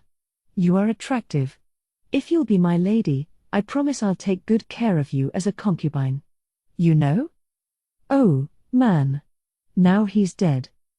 Hinata's expression didn't change. She was the cool, reserved beauty she always was. But the colder she looked on the outside, the more her insides raged like bubbling magma. Her patience amazes me, it really does. I would have lost it hours ago. Now, General Reiner. Isn't that going a little too low? But I'm interested in the Demon Lord as well. I wouldn't want you to have him all to yourself, you know. What do you think? I felt an indescribable chill run down my spine. Was this Gabon guy coming on to me? The thought, and this man, sickened me, and after today's events, it'd take a lot to move me at all. Good thing he was far away from me, because otherwise, I might have clocked him just now. Prince Elric, as the Prince of Inglesia, are you willing to allow this man, Sir Reiner, to say such things? Hinata hid the anger in her cold voice as she asked the question. Elric just smiled. He. Hinata, if you had cooperated with me, I would have given you much more honorable treatment. If you wish to blame anyone, blame yourself for angering Reiner. And yes, I forgot to mention this, but Reiner is more powerful than an A-ranked adventurer. And he's not alone. With that, Elric snapped his fingers. The door immediately opened once more, revealing a man in black, another in a green robe, and a group of people in overcoats with a familiar emblem on them. Come to think of it, I knew the first guy, too. It was Gaye, the dude who got his head cut off by Delta the Dryad. And those overcoat guys were definitely Green Fury, the team our avatars waged a life and death battle against. So was the green robe guy part of the Sons of the Veldt? He was hooded and wearing a scarf over his face, making for a mysterious, unknown figure, but he acted all upper class, so I figured he maybe ran the Veldt or something. Allow me to make some introductions. This is Sir Gaye, an A-ranked adventurer and now Reiner's aide-de-camp. And this. Elric placed a hand on green robed guy's shoulder. The theatrics made it clear just how self-absorbed he was, is the leader of the world-famous mercenary group, the Sons of the Veldt. I assembled as powerful of a team as I could, as I thought defeating a demon lord with anyone less worthy would be poor manners. Yes, you see, there are dozens of people like you running around here. Just because you have a little strength to your name, you know, doesn't give you the right to act like a king. He certainly had confidence. And if he wanted a fight, I was happy to give it to him. Report. Doing so would have a 100% chance of damaging your reputation. Right? Even to me, a demon lord starting a fight in front of such an influential audience seemed like a poor idea. And my policy was to fight a challenger only after they conquered my labyrinth. If I started bending that rule for no good reason, I'd have to duke it out with every idiot I passed by on the street. And what's more, someone in the chamber was angrier than me. People are strange that way. If someone else gets angry first, that actually has a calming effect on you. Let me ask you, Prince Elric. What you are doing is antagonizing not only me, but the entire Western Holy Church, said Hinata. Are you prepared to accept the consequences? No need to worry. I will not cause any trouble for the Western Holy Church, nor for the Holy Empire of Lubelius. Just sit there and watch, and I will guarantee your safety. Seeing Hinata fight to keep her cool, I forgot all about how angry I was. But from the chairman on down, there were councillors attempting to defy Elric's group. We weren't alone in the lion's den here, we hadn't been rejected by the council.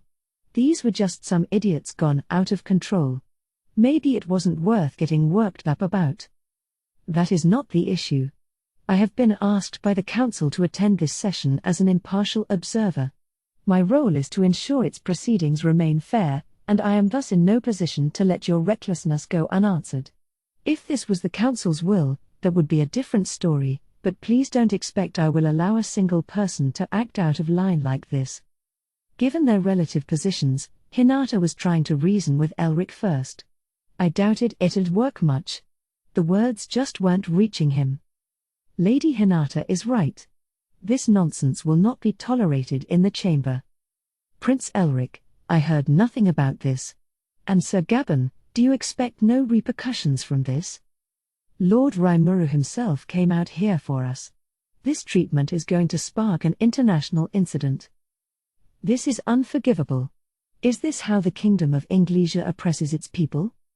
Rage, anger, ranting, more and more councillors were putting up a fight. Now I felt like I was in a theatre, watching the events unfold from my seat. My starring role might have been taken from me, but I didn't care. Without fairness, can you call it a council at all? Now the chairman was shouting. I cheered him on in my mind. Keep it up, shut your mouths, old men. You can simper all you want once I've taken control of the Demon Lord. Reiner, meanwhile, was already up on his imaginary victory podium. He had already riled Hinata past the point of no return, so I doubted I needed to do anything. I figured we'd just ignore him. Prince Elric, our agreement only covered our bodyguard services for you alone. Any hazardous behavior you engage in would void our agreement. Whoa. So the Sons of the Veld leader wasn't in on this? And here I had bunched them all together in my mind. Good thing I learned the facts in time. Why yes. The Demon Lord Rimuru is the most dangerous figure I can personally think of. That labyrinth he created is crawling with all kinds of insane creatures. You'd have to be a madman to come up with it. Should I take that as a compliment? Maybe all that fighting was worth it after all. The elementalist leading Green Fury was almost too scared of me now. Humph. Nonsense. You cowards do nothing but get in my way. Ah, but Gay is in the same boat with Reiner, eh? They seemed pretty alike, overconfident and turning a deaf ear to all outside opinion. He was flashing hateful looks at me now, although I really didn't know where the grudge came from. Either way, the chamber was one step away from erupting into full-fledged combat. Elric, taking charge in the midst of this stalemate, raised a hand. Order. All of you, listen. Prince Elric is speaking, shouted Gaben, who had come down from the mezzanine to stand next to Elric. The prince nodded his approval, took a long, careful look around, and suddenly spoke. Councillors. Now is the time to express your will to me. Will you join us, the heroes who will slay the Demon Lord? Or will you side with that nefarious lord and betray humankind? I, Prince Elric von Inglesia, know in my heart that the representatives before me will make the correct choice. He gloated like a stage actor. What? I reflexively replied, we're gonna vote on it now. The prince nodded back at me, like this was common sense. After that wacky entrance he made, he still wanted to try upholding his honor? Besides, if we held a vote right now, there's no way he'd win a majority of. Heh. Why not? We must decide this democratically, by vote. Of course, I'm sure we hardly need to. The council, you see, is firmly on my side. That piqued my interest. He was supremely confident, as if he already knew the results, which, if you thought about it, was ridiculous. Not even a prince could get away with this outrageous behavior in an international council like this. So why was he doing it? Understood. He has likely bribed many of the councillors. Ah, I knew it. But I didn't think he'd buy off representatives from foreign nations as well. It'd be an international scandal if it got out, so I discounted any possibility of that. Served me right for making the wrong assumption. Now, let us decide, fairly and honestly. We are about to defeat and take rule over the Demon Lord. All in agreement, stand up. As the prince's voice rang up to the rafters, several councillors rose to their feet with vile smirks. The collusion was obvious. Well, I suppose it's come to this. Even if today's turned out disappointing, I've got all the time in the world. If we've been rejected, then it's our duty to accept those results. Report. There are no problems. This is within expectations. It is. I was struck by the vision of Raphael letting a dark grin materialize on its visage. Come to think of it, CI had done a lot of investigating, hadn't he? People's opinions of our nation, the financial states of all the countries, how the royalty and nobility approached them. He had even pored through the legislative proceedings of each member nation. Raphael had examined all of it in intricate detail, and inside my stomach, it had quickly created a set of documents for me. I took them out. It was a set of ledgers. Ooh. Secret ledgers. Were these really within your expectations, Raphael? I couldn't believe this guy had actually found dirt on all the paid-off councillors. If I revealed these detailed lists of bribes given and received, I could take down everyone involved in one fell swoop. And now that I had incontrovertible evidence, this really was nothing more than a farce. That's Raphael for you. No stone left unturned. It was honestly scary. Report. My lord will be victorious without needing to reveal that evidence. Before I could figure out what it meant, the vote was over. Several councillors stood up and started clapping. Seeing this, Elric's voice boomed out again. We have our results. And the council's majority agrees. The resolution has passed. Gabon and Rainer had similarly sinister smiles as Elric gloated to the audience. They were ready to capture us at any moment, but not so fast. Fewer than a third of the council's members were actually on their feet. The majority was still sitting down. That fool Elric was so sure of his plan that he declared victory without even looking at the seats. Now the councillors clapping for Elric realized they were the minority.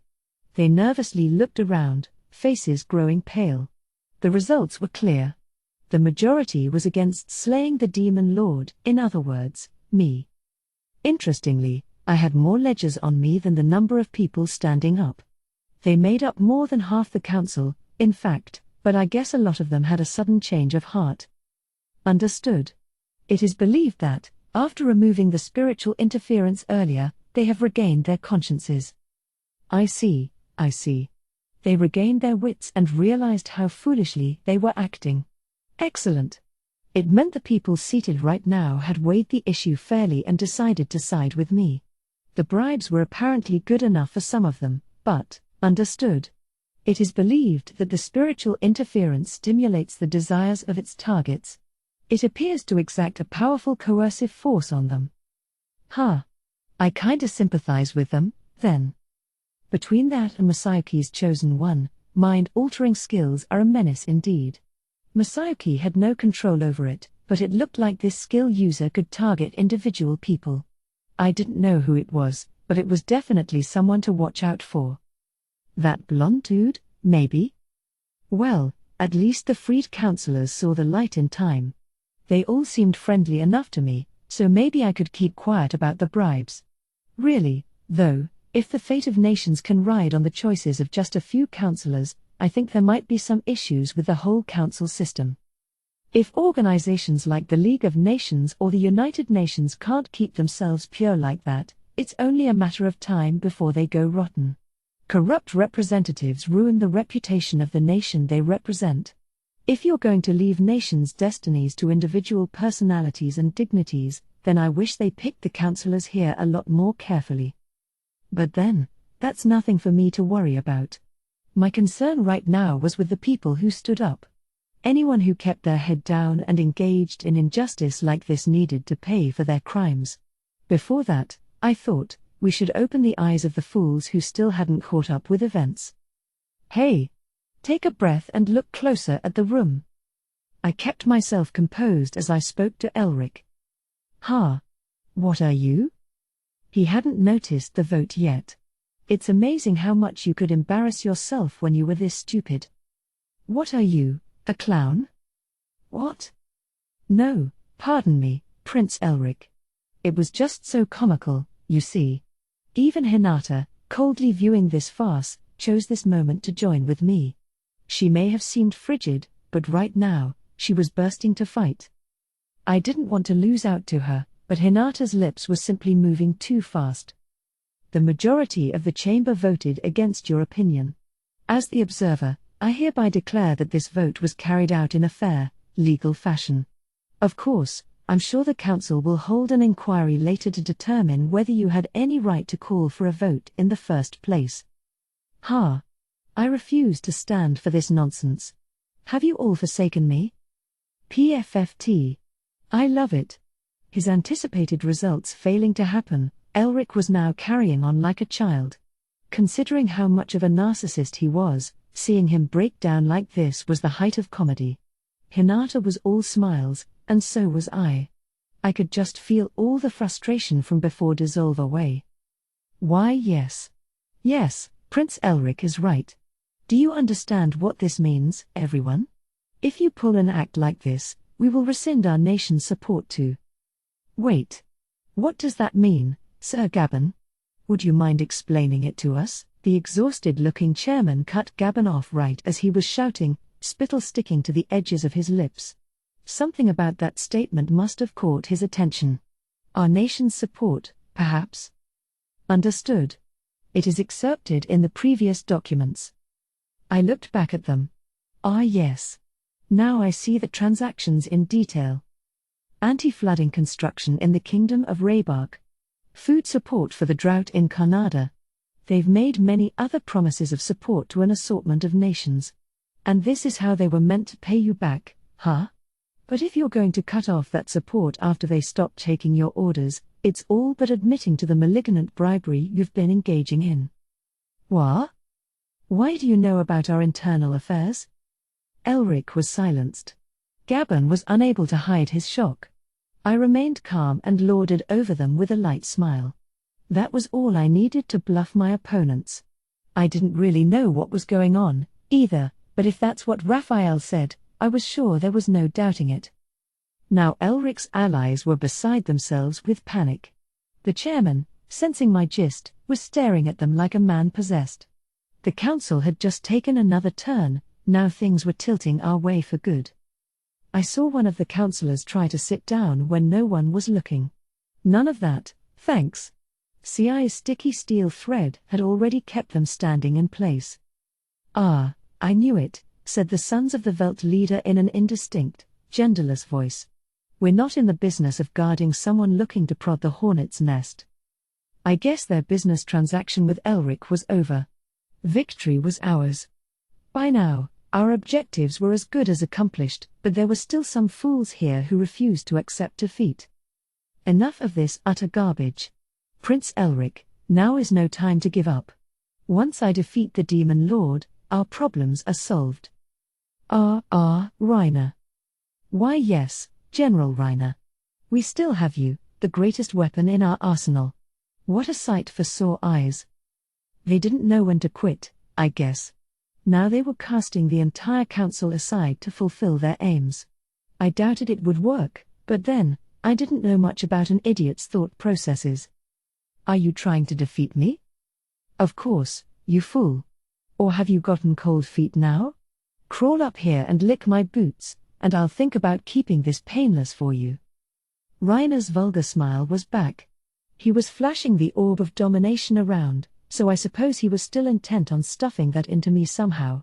Gaye, behind him, gave out some sort of order to his soldiers. They promptly moved to block the door. I suppose they wanted to keep everyone in here, to keep word of their blunders from getting out. The Sons of the Veldt had already taken a step back, but there were still a few upper-level adventurers on Elric's side, weapons out and pointed at us. Weapons in the chamber. Of all the foolish things, the chairman was screaming his head off, but the soldiers were keeping anyone from leaving the mezzanine. I stopped hearing him after a while, so I guess he got captured along with the other counselors. If it's come to this, I thought, but Hinata moved first. As observer, I refused to accept this reckless behavior. Also, Hinata smiled at Reiner, reminding him of all the insults he lobbed at her. She wasn't armed, since weapons weren't allowed in the chamber, but if she was, I'm sure she would have had her hand on the hilt of her sword by now. They're so dead. Rimuru, I'll take care of this. Heh.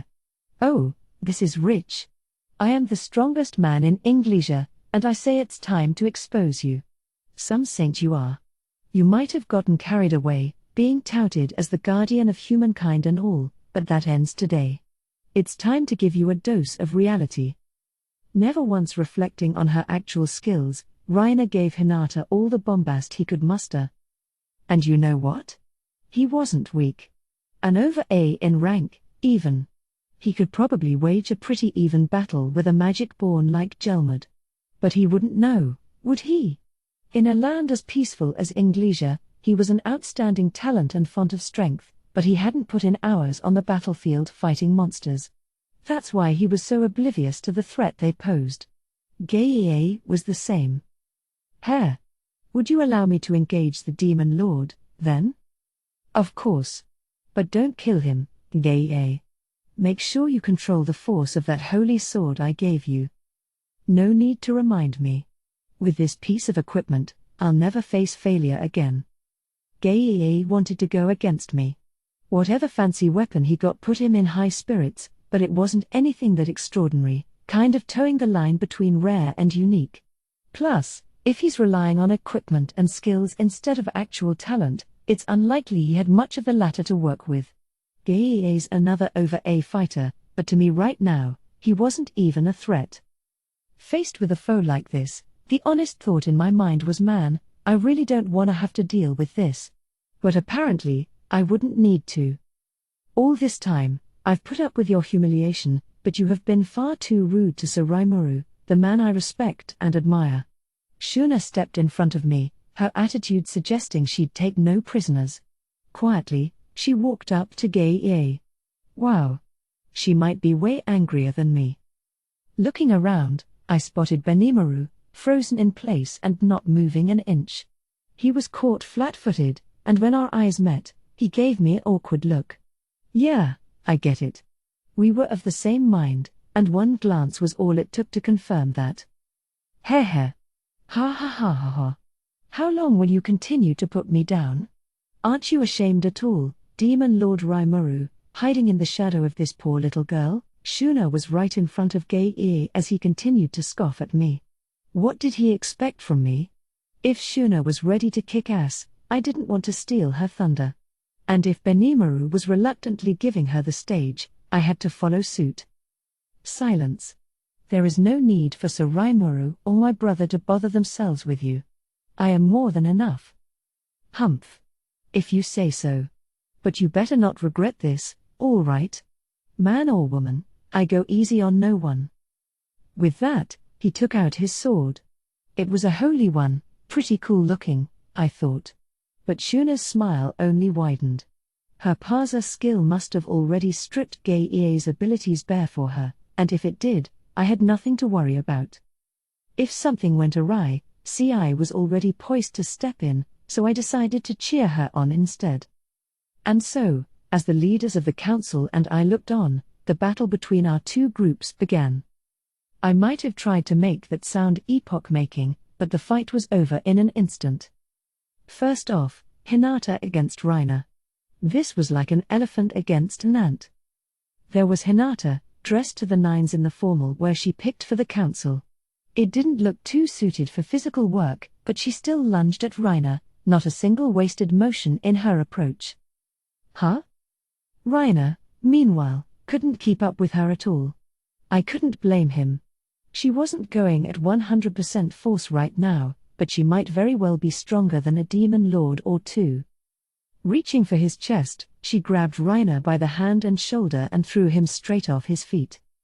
As for Gei, he lived up to his word, offering no quarter as he slashed at Shuna.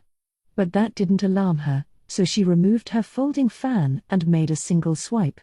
That was all it took for Gei's blade to snap off. Huh? His pained wail sounded less than heroic, but Shuna wasn't done yet. What garbage! I'm not going to make this kill easy for you. You said something about the A rank, if I recall, but would you mind fighting seriously for me, please? Don't tell me you're giving up just because your sword's broken. She pointed the fan at Gei, egging him on. Damn. Damn you. A monster like you, acting like my lord and master. Indignant didn't begin to describe Gei's state just then, but Shuna was clearly toying with him. The talent difference was clear, and if he thought he could win, I had no idea what was going through his mind.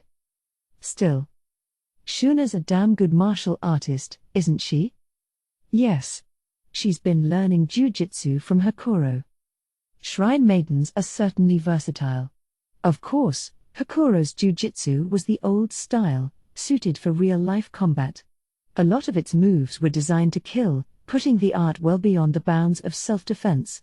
If that's the kind of thing they taught ogre princesses, there was no denying that racist battle chops. Shuna's follow-up attack had continued. Gei had taken out a backup sword, but she kept toying with him, knocking him down with a foot sweep. His heavy armor backfired on him as he frantically tried and failed to get up. Now she loomed over him, her fetching lips reciting a spell. I dedicate my prayers to my God. I seek the power of the mighty spirits.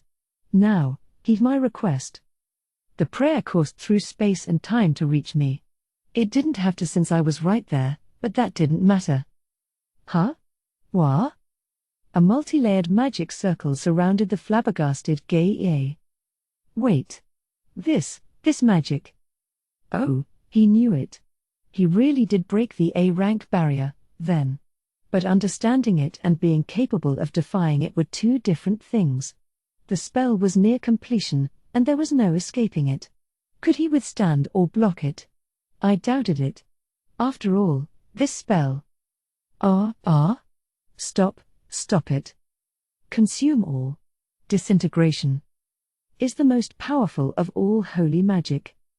A torrent of light swallowed Gei whole, consuming everything inside, or so it appeared. Just as I was thinking, oh, great, she killed him, I realized it wasn't the case after all. HNNNHHH. The swirl of light disappeared, revealing a half-naked Gei. His legs must have failed him, because he was sitting down on the floor and weeping like a schoolyard kid. Well hey, at least he's alive. Oh dear. My skills are still so immature, I suppose my magic didn't work. I knew I shouldn't have tried a spell I'm still practicing. She smiled the whole way through. I had to resist shouting yeah, right, at her. Using disintegration to strip only the armor off someone, after all, is an impossible feat unless you had perfect control over the spell. Really, though, it wasn't that long ago since I had Shuna and Adalman work together to learn holy magic. And she'd already learned the hardest spell. What a magic phenom she was. Her parser skill must have been offering her tons of support. Regardless, though, it meant she beat Gei without breaking a sweat. That left Hinata, but the results were already clear as day. General Reiner. Stop playing around. Silence that impertinent woman at once.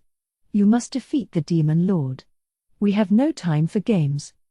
Gabon and Elric, failing to grasp the situation, were shouting at Reiner in unison. Reiner couldn't move. Hinata's stare was just too withering for him. Only after that throw did he finally realize just how much stronger she was. Not coming back for me? Then how about I head over to you? The moment Hinata moved to take a step forward. With one of the most pathetic screams ever uttered in the world, Reiner buried his head in his hands and fell to his knees. A steaming liquid was leaking out from his crotch. Holy crap! Who was wetting their pants now, Huh? It was so exasperating that I didn't know what to say. What? General Reiner, what has happened? As strong as you are, Hinata the Saint should pose no challenge at all. Seeing someone refuse to accept reality like this is scary, isn't it? It made it so easy to issue the cruelest of orders to people. Reiner just kneeled there, tears and spittle intermingling all over his face. So much for that. It was a mismatch from the start, but I assumed this was the end of it. With that settled, I looked around at the people standing by their ground floor seats. The most prominent one was Elric, in the front row and acting strangely. The Sons of the Veldt were huddled next to him, but I doubted they wanted a fight. They were keeping a natural distance, appealing to me with their body language that they wanted nothing to do with this. All right, Elric, sorry, Prince Elric. You picked a fight with me, so what are you gonna do now? Keep going? No. And you guys who stood up? I'm assuming your home nations fully sanction your behavior today, right? So can I presume them guilty of the same crimes? No, that, the Rimuru, please, one moment. I mean, Lord Rimuru. Please allow me to speak for a moment. I was greeting them with a smile, they were keeping their pallid faces down. A few of them were trying their hardest to plead their case, but I ignored them. I had forced them to remain on their feet, so all these counselors who incurred my hostility could do right now was plead for mercy. Whether I engaged with them or not, they were powerless. This way, I knew I had the upper hand. From the side, it may have looked like a pretty little girl nonchalantly lording it over a bunch of grown-ups. A rare sight if you ever saw one. Comical, probably. No way a faceless crowd like this could ever oppress a demon lord. Their lack of common sense, or a mind too weak to notice reality, just lost them the day. And what a sloppy strategy. I can't believe they really thought they'd beat me and turn me into some kind of puppet demon lord. I suppose Hinata was right, they wanted to rile me into making the first move, but... So how to settle this? Well, hang on. Over half the counselors were subjected to spiritual interference, their desires stimulated. Without me intervening, they would have sided with Elric, and his measure would have passed, putting me in a bad spot. No matter the internal circumstances, it was nigh impossible to reverse a completed vote. Things only worked out like this thanks to Raphael. But clearly, someone's out to get one over on me here. Report. Murderous will detected. The target is the subject Elric. Oh crap. My magic sense skill was picking it up, too. Over a mile away, someone was eyeing this chamber with malicious intent. But what would they do from this far? I promptly invoked Mind Accelerate and gauged the situation. Via magic sense, I saw a girl with red hair and kind of a wild look. In her hand was something small, black, and metallic, a handgun. Huh? A handgun from that range? And I didn't know how far one could shoot, but... Understood. It is the Walther P99, a compact, lightweight, but highly capable pistol with an effective range of 55 yards. I didn't need to know all that, thanks. Maybe it's a really good gun, but if it can't clear a football field, it's pointless. Our chamber is almost in the center of Inglesia, built inside a special security zone. Anti-magic defenses are built into its walls, sturdy enough that your run-of-the-mill attack couldn't even make a dent. Besides, any bullet fired would be subject to the physical laws of gravity and air resistance. Maybe it was enhanced with magic or skills, but if so, there was no reason not to use a full-on sniper rifle. Of course, you needed to see a target to shoot it, and there shouldn't have been any way for the girl to see Elric from her spot. Even if she had access to magic sense to pinpoint his location, there was a wall in our direct path, making a sniper strike impossible. After the recent assassination of Duke Mers, security had been beefed up around the chamber. I was on my guard as well, and I had already confirmed that this building was a poor choice for an assassination strike from far away. So her behavior shouldn't have meant anything to us. Shouldn't have. Or was she aiming for a ricochet that had changed the path of? The moment I had the thought, the red-haired woman fired her handgun. In the midst of dilated time, I could see the bullet fire out from the barrel, flying at blazing speed, only to be swallowed into a black hole that appeared out of nowhere. Huh? As I goggled, the bullet disappeared. Report. This is spatial connection, a type of spatial motion. Spatial connection was just that, a skill that connected two recognized points in space together. If the distance involved was small and the portal tiny, it apparently didn't take that much effort to deploy. But I didn't have the time to listen to that explanation.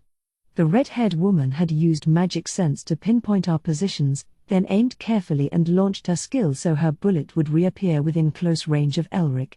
Thanks to that, she was about to assassinate someone across a full mile of walls, homes, and who knows what else. A small black hole opened up in the air, about 1.5 feet from the side of Elric's head. Coming out of it was a sure-kill bullet running at 1/4 mile a second. It was a point-blank shot, and there was nothing blocking it from drawing nearer and nearer to him. Slowly but surely, I watched it unfold. But I couldn't do anything. My voice wouldn't reach him in time. Nor could I move quickly enough to try to stop it. It is not a problem. Launch the ultimate skill Belzebut, Lord of Gluttony? Yes. No. Oh, that'll work?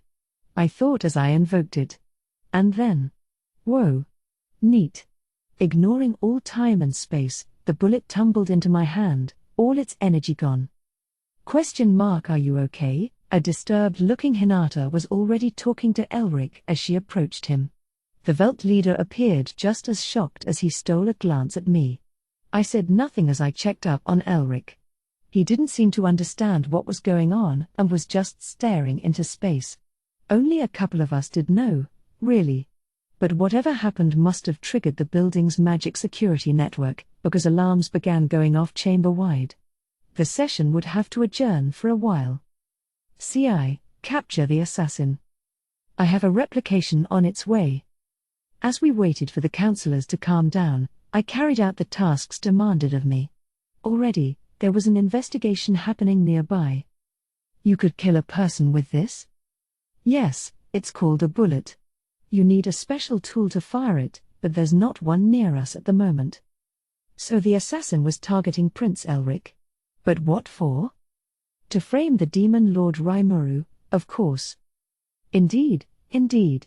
If Prince Elric was killed at this point in time, suspicions would naturally turn to Lord Rimuru. It'd certainly complicate our efforts to admit Tempest into the council. Yes, that was probably the real motive. These fools were likely set up as disposable pawns the whole time. The security chief, sons of the Velt leader, Chairman Lester, and Hinata were discussing matters here. I was certainly glad to be cleared of doubt. Elric was safe now, although he'd need to face up to the commotion he caused in the chamber later. Am I being targeted even now? He asked, his face haggard. He might have been a fool, but I didn't want him dead or anything. I think it's all right now, Elric, sorry, Prince Elric. When the assassin missed you, that put an end to the ambitions of whoever wanted you dead. At this point, there's no reason for them to try again. By now, it was no longer possible to frame me for murder. Elric was no longer of use to them, you could say, and therefore he had no need to fear for his life. But I'm the prince of a superpower nation. People could exploit me in so many ways. You think so? Maybe he was vulnerable, as someone in line for the throne, before he pulled all that nonsense today. But he wasn't officially crown prince, and there were other people in the line of succession, so at this point. If Elric had actually succeeded today, he would have been a hero, I suppose, but Inglesia wasn't easy enough on its royalty that an idiot prince doing dumb things would be allowed on the throne. Maybe the people would sympathize with his motives, but they'd never forgive him for screwing up. After today, Elric's chances of being King Elric someday were as good as gone. But hey, life's not all about becoming king, is it? You'll probably need to atone for today somehow, but after that, why don't you try reconsidering your future a little? I mean, I became a demon lord just by sort of drifting along, but I never really wanted to be one or anything. But there's no going back on it now, so I figure I may as well take advantage. Heh. A demon lord offering me comfort? I thought you'd be scarier. More vengeful. I'm not trying to comfort you. But generally, I'm a pacifist. Elric's shoulders slumped down as he resigned himself to his fate. I was a fool to be tricked like that, Gabon. It's time for you to take responsibility. Prince? You were the one who approached me. I fell for your cajoling, and I must atone for that, but you had best prepare to do the same, Count Gabon. Elric had now fully given himself up to the security team. It was pretty obvious that Gabon was the main person behind all this, rounding up Rainer and Elric and convincing them to cause this wild scene. I'm sure someone's using Gabon, too, that mystery organization, perhaps. I can't write it off as a conspiracy theory. It's probably best to conduct a full investigation, but not even CI's found any clues yet. If we can capture the sniper, though, maybe that'll lead to something. Let's hold out hope for that, and meanwhile, there's someone else I need to consult about. So, Gabon, there's something I wanted to ask. I turned my eyes to Gabon in custody. What? What does a demon lord want from me? Even now, his attitude still had problems. I want you to tell me what you were scheming when you enticed Prince Elric to join you. I'm not sure what you mean. I don't know anything. What? Are you abandoning me? And where's your evidence? Yes, I was asked by the prince to invite you here, but I certainly had no idea he would try something like that. You will not talk your way out of this, Sir Gabon. Both the other councillors and I in this chamber will speak against your case. Johann was having none of it, and neither were the assorted representatives nodding along with him, including a few being forced to keep standing. No problem finding witnesses, then. Beer. But it's true. I didn't know. The prince designed all of this. All I did was follow his orders. Nonsense. You're the very one who procured the orb and brought the plan to me. I can't say I know what you're talking about. Again, you will need to find some proof. Gabon was sticking to his story. And as sly as I'm sure he was, he must have been convinced that no evidence was left. Would it be hard to pin anything on him, then? It'd probably damage his reputation for a period of time, but at this rate, I could see him returning to the scene after a while. That's the nobility for you. You can't take your eyes off them for a moment, and they'll never go down too easily. A more direct approach, with weapons, would be quickest, but that was a last resort. As I thought about this, the door suddenly opened. His Majesty the King Egil is here. The attendant's shout was audible across the chamber, and those responding to it immediately stood at attention. I was about to join them before Shuna and Benimaru stopped me. Yeah, me kneeling or whatever would have presented an awkward picture. Apart from Hinata and me, however, everyone was focused entirely on the new royal visitor. Even the chairman was bowing his head. That's the kind of respect the king of a nation like Inglesia deserved. King Egil glanced at the councillors Ci had restrained. He didn't linger on them long before turning to me, his bushy blonde hair going well with his curly moustache. I see my son's caused you some trouble. You could say that. But I think we've cleared up our misunderstandings. I had no intention of exaggerating things. If human society could accept us, better to let a little rudeness now and then slide. Ah. Very good. Then as his father, not as a king, I give you my apology and my appreciation. He lightly bowed his head at me, the king himself. I was willing to accept that. Consider it forgiven. But I don't want to see a repeat. Yes, that I am certainly aware of. I hope to build a good relationship with you. King Egil looked straight at me, providing me with what I felt were his honest feelings. I figured I should trust him on that. If he reneged, I could consider my options at that time. It'll be good to work with you, then. And with you. We shook hands.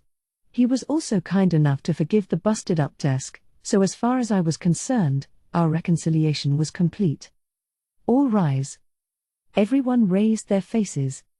They had all overheard our exchange, but I suppose this formality indicated that it wasn't meant to be on the record. A king wasn't supposed to bow to a foreign power that readily, and I supposed King Egil saw it as a last resort. Father. Enough.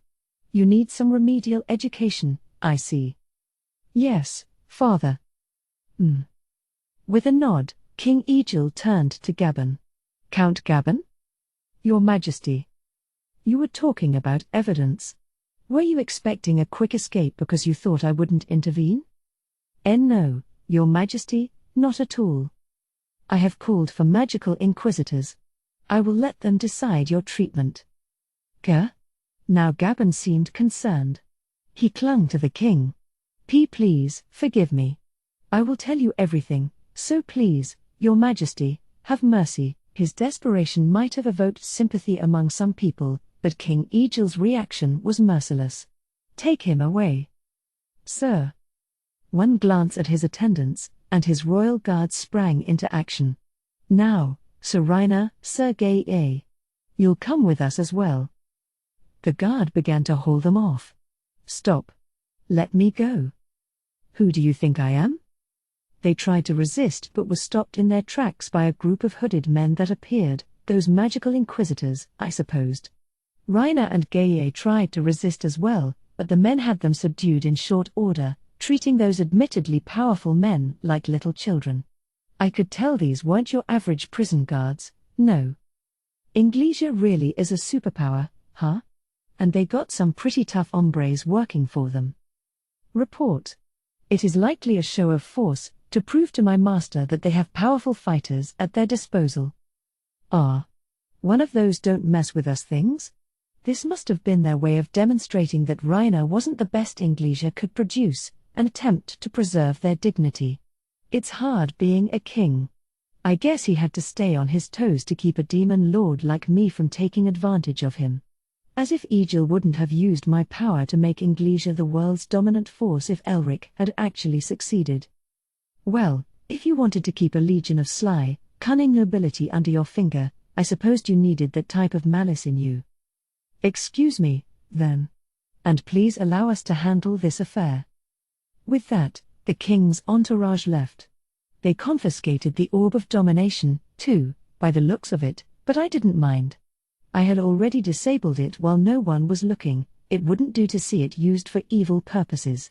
It also wouldn't do for me to carry on about it any longer, so I let it go without comment. Following an afternoon break, we continued with the legislative session.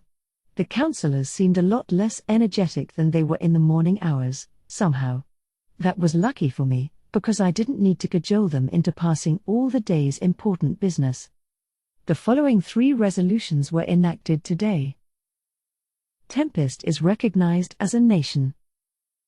Tempest will officially join the council.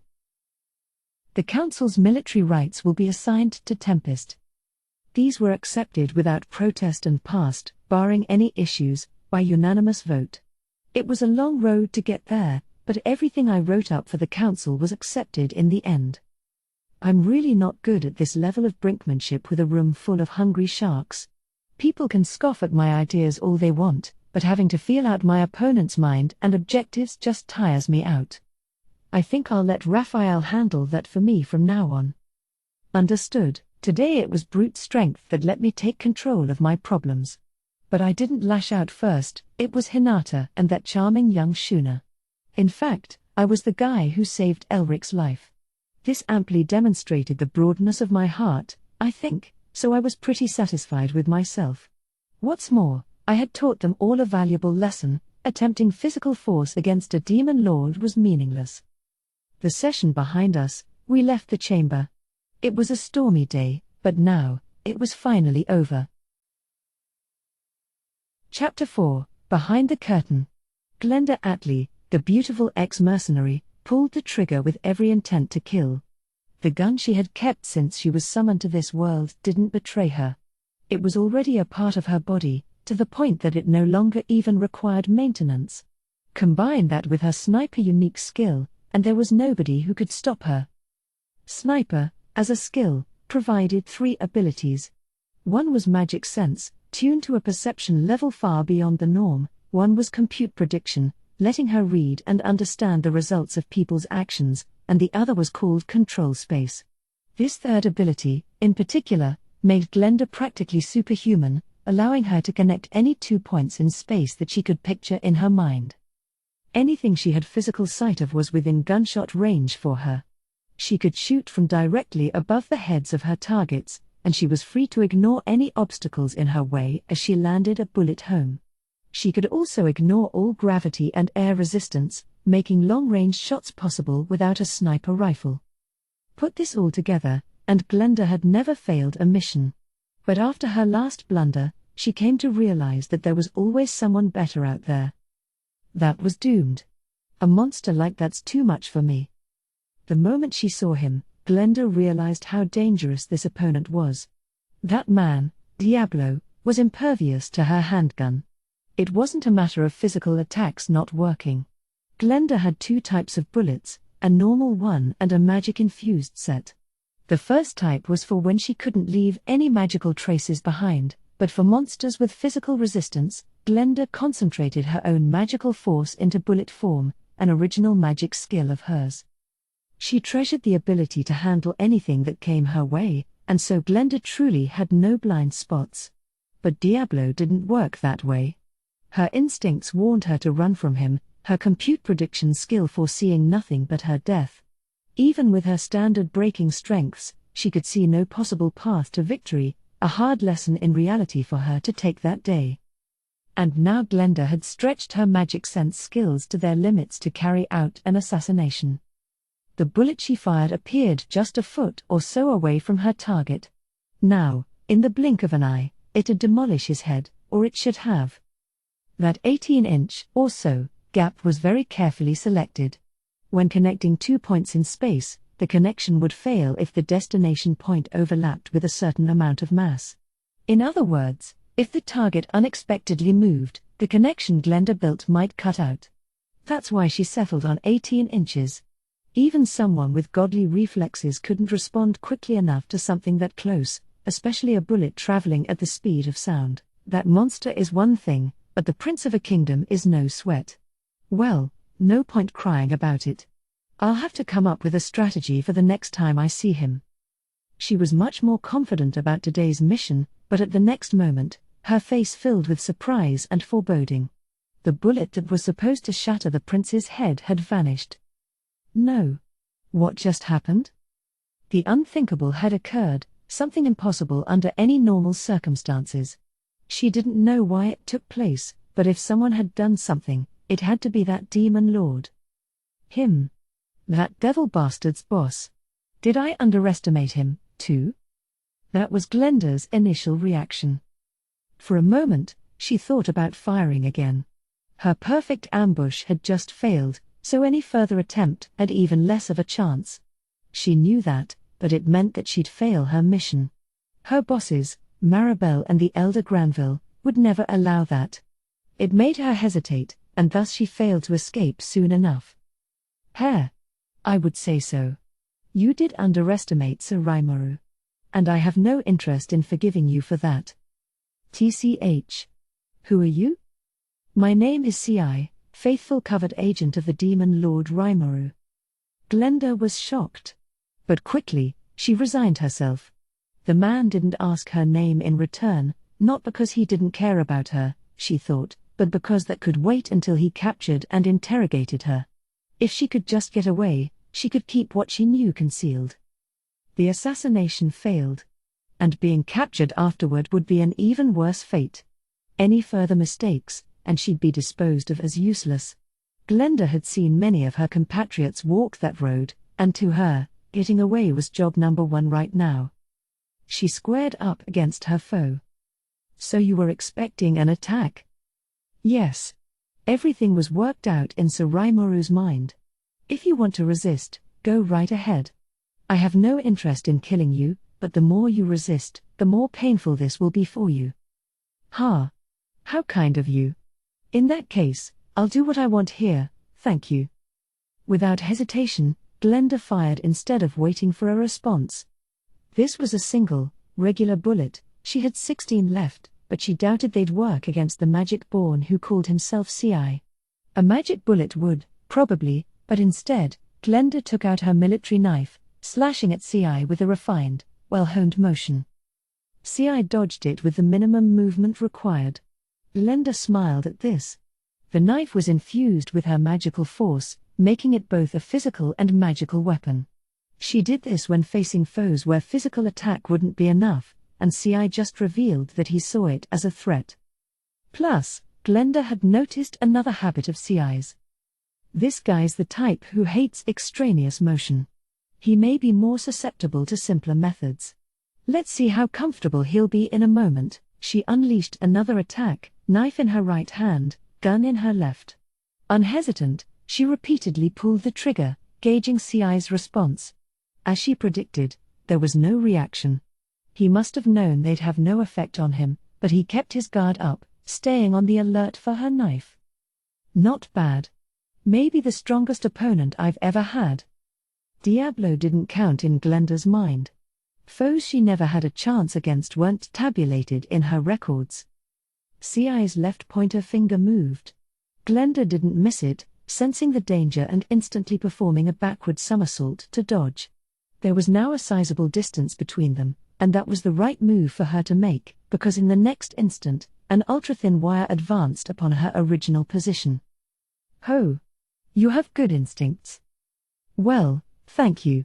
You're not so bad, either." The light exchange was punctuated by a gunshot from Glenda. It wasn't a threat to Ci. He went straight at her, not bothering to evade. So simple.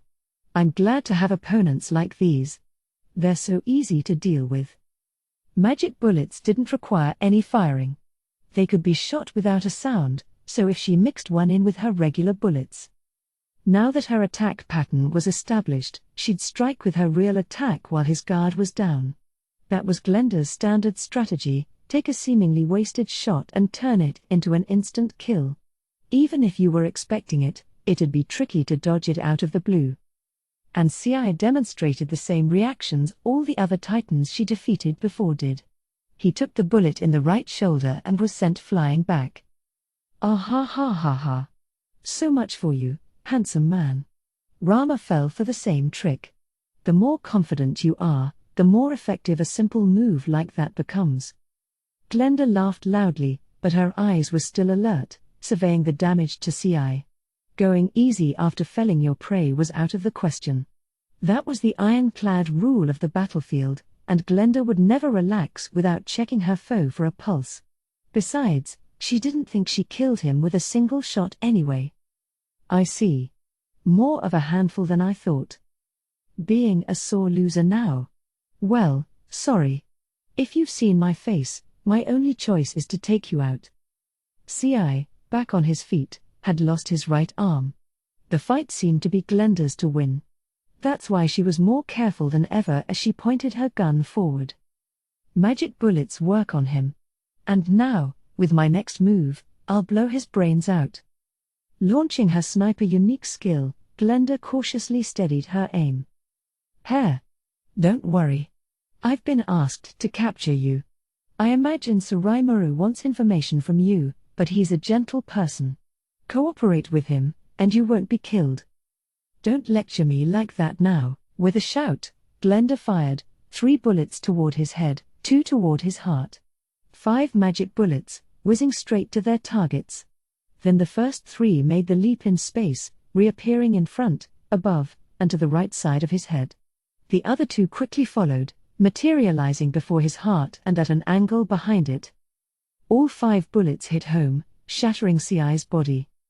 These warp shots were Glenda's pièce de résistance. Magically created bullets, unlike their regular counterparts, could disrupt and scatter magicules. Even if he could regenerate his body, those shots made it impossible. No matter what your skills were with a sword or spear, being targeted by supersonic bullets from all directions would be impossible for even the greatest of masters to handle. Based on her past experiences, Glenda knew full well what she was capable of. That was the secret to her continued survival, and that was why she now checked to be sure Ci was dead. His body was, in fact, collapsing into black smoke in front of her eyes. She breathed a sigh of relief. Since the moment she caught sight of him, a dark anxiety had been smoldering in her heart. It wasn't as vivid as it was with Diablo, but her instincts told her this was a dangerous foe. It's over. You were a tough one. I didn't have any capacity to go easy on you. Glenda was so relieved that the words just fell out of her. But that relief came just a bit too early. Suddenly, behind her, she heard a voice that couldn't possibly be there. Oh, really? In that case, why not give up and let me capture you? She reflexively leapt out of the way. Turning around in a panic, she saw Ci himself standing there. That's crazy. Didn't you die just now? Hare. You're the crazy one.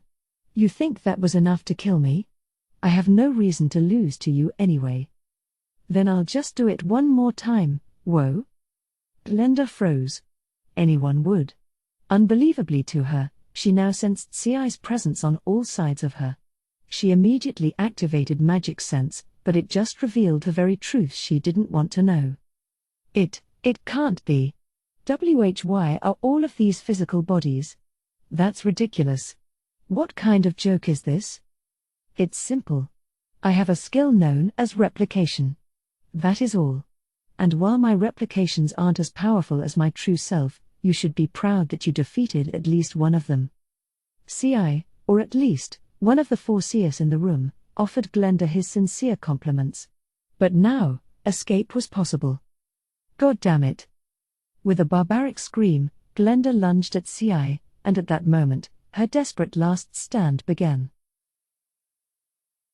On a balcony overlooking a garden blooming with flowers, a girl, a boy, and an old man sat at a round table facing one another. It was Maribel, Yuki, and Johann. We messed up. We botched it, Maribel said quietly. Despite that, she didn't seem too affected. She had predicted this, and in a way, it was part of the plan. What a disaster for Gabon, though. After all the devotion he had for you. Johann, seated in front of Maribel, was holding a glass of wine as he lamented the Count's fate. He may not have felt that strongly for him, but even he had just a twinge of sympathy for the man. Gabon, after all, was one of the 5 elders, just like Johann, or maybe was, by now. His fall was already in progress. Gabon was incompetent. All that time he spent living in Inglesia, did he develop a love for its king, perhaps? He would certainly have brought them under his control faster otherwise. Don't be silly. Not even we and the Rotzos have reached into the central core of Inglesia yet. Gabon couldn't. No, you're wrong. It's easy to seize the core. Just kill them all and leave a single infant remaining. And if that infant shares a blood lineage with Gabon, all the better. Well, yes, if you put it that way, but to Maribel, and all the blood-stained history she knew, this wasn't that radical an approach. In fact, she thought it was the peaceful way. It kept the body count low. But Johann wanted to explain to her that Inglesia's security wasn't about to just let that happen. It was an easy thing to envision, less so to act upon. But I'm interested in those magical inquisitors. Those unusual-looking people who served the king? Yes. Impudent, aren't they? So impudent. They must have built up their military to oppose the Rotzos. What do you think of them? They're strong, I suppose.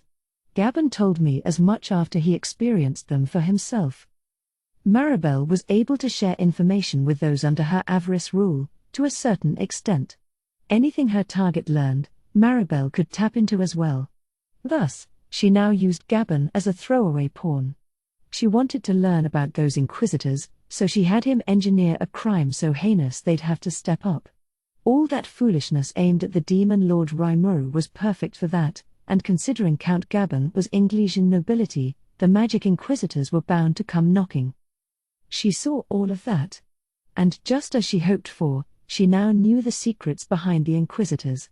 In fact, they weren't anything too deep, just people infused with enough monster force to become magic-born. They hadn't worked and trained themselves to perfection, like the magic-born Rosin of Old Farmus. To Maribel, these inquisitors, bereft even of sentience, a side effect of their bodies rejecting the monster elements injected into them, were just uninteresting toys.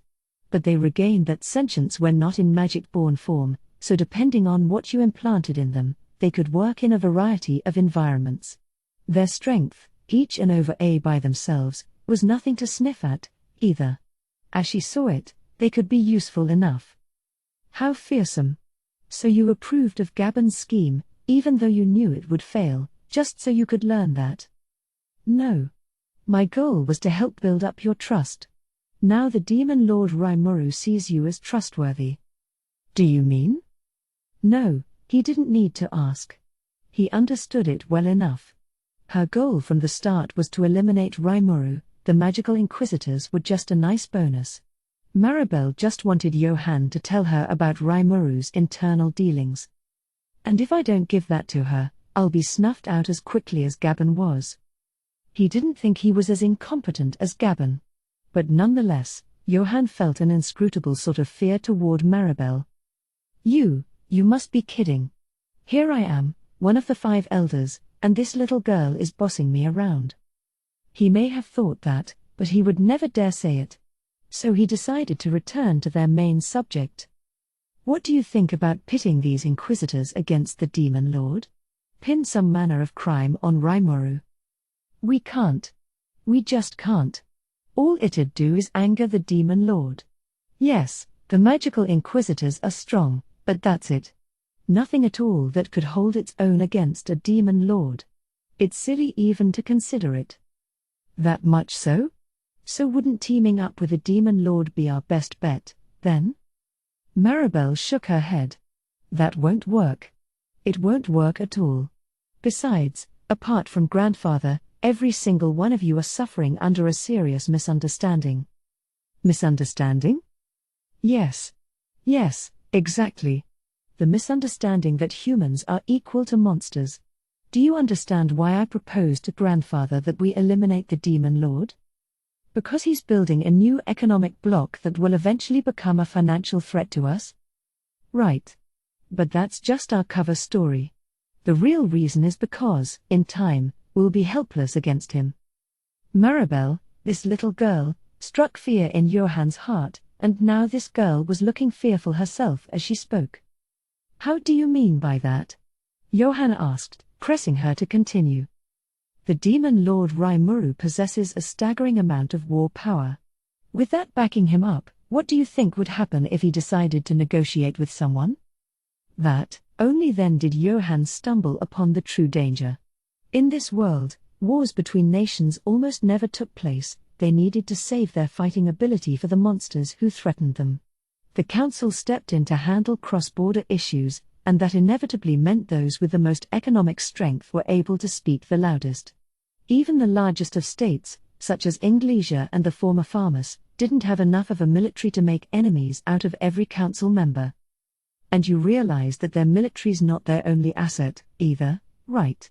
Being bound by rules is the same thing as losing your freedom, but if you can create the rules yourself, you don't have to lose anything, do you see? Tempest might follow the council's rules at first, but after that, nobody could say. And if Tempest decided to spread its own values to the Western nations, soon the entire region would have to take orders from them. The Demon Lord's rule would be complete, a totally peaceful coup. He could threaten them with warfare, he could apply economic pressure, but either way, the stronger nation always gained the power to punish others. It's funny. So very funny. And as time passes, there will come an era where everything will need to go through the Demon Lord. And if that happened, even Johann know where it led. But doesn't the Demon Lord seek to coexist with? Maribel stopped Johann with her cold eyes. It's stupid. So stupid. Not just you, but the entire council. They're all idiots. Then she took pains to explain matters in a way Johann could understand. Essentially, things may be fine now, but the future was an unknown. If humankind, after forgetting about the threat of the storm dragon, ever did anything to cross Rimuru. I don't know what the lifespan of a Demon Lord is, but humans are such short-lived animals. If we don't stop the Demon Lord's ambitions right here, the Rotso's one fervent desire is as good as scuttled. A Demon Lord could always change his stripes. And while humans may come and go, Maribel absolutely refused to expect human values from such long-lived rulers. You see? So that's why ideas like partnering with a demon lord, or taking advantage of a demon lord, they're all wrong, down to the very roots. None of them would ever work. Johann was silenced. Then, like the final nail on the coffin, one of her blood shadow troops chose that moment to make a magical call to her. He was reporting on Glenda's defeat. No. They captured Glenda? Johann looked shocked. Is that true? Not even Maribel could hide her surprise. Glenda's wariness was always commendable, no matter the danger involved, she always made it home alive. Maribel trusted her, not her personality, but that animal-like craving for life. I can't believe it. That clever, conniving vixen, Glenda was one of the standout results from the Rotso family's secret summoning program, an otherworlder forced by their spell to remain faithful to them. Her strength was well known by now, and the family treated her like a full-fledged tactical weapon.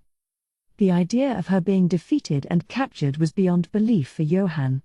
Elder or not, he was a normal human, and unlike Granville or Maribel, he could only think about things in standard human terms.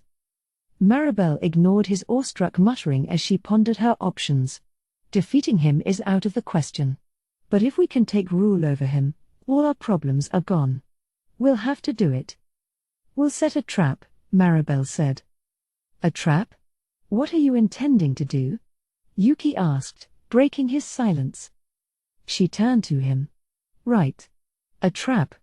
Your people are going on a ruins expedition trip with the demon lord Rimuru, aren't you? We'll set a trap there.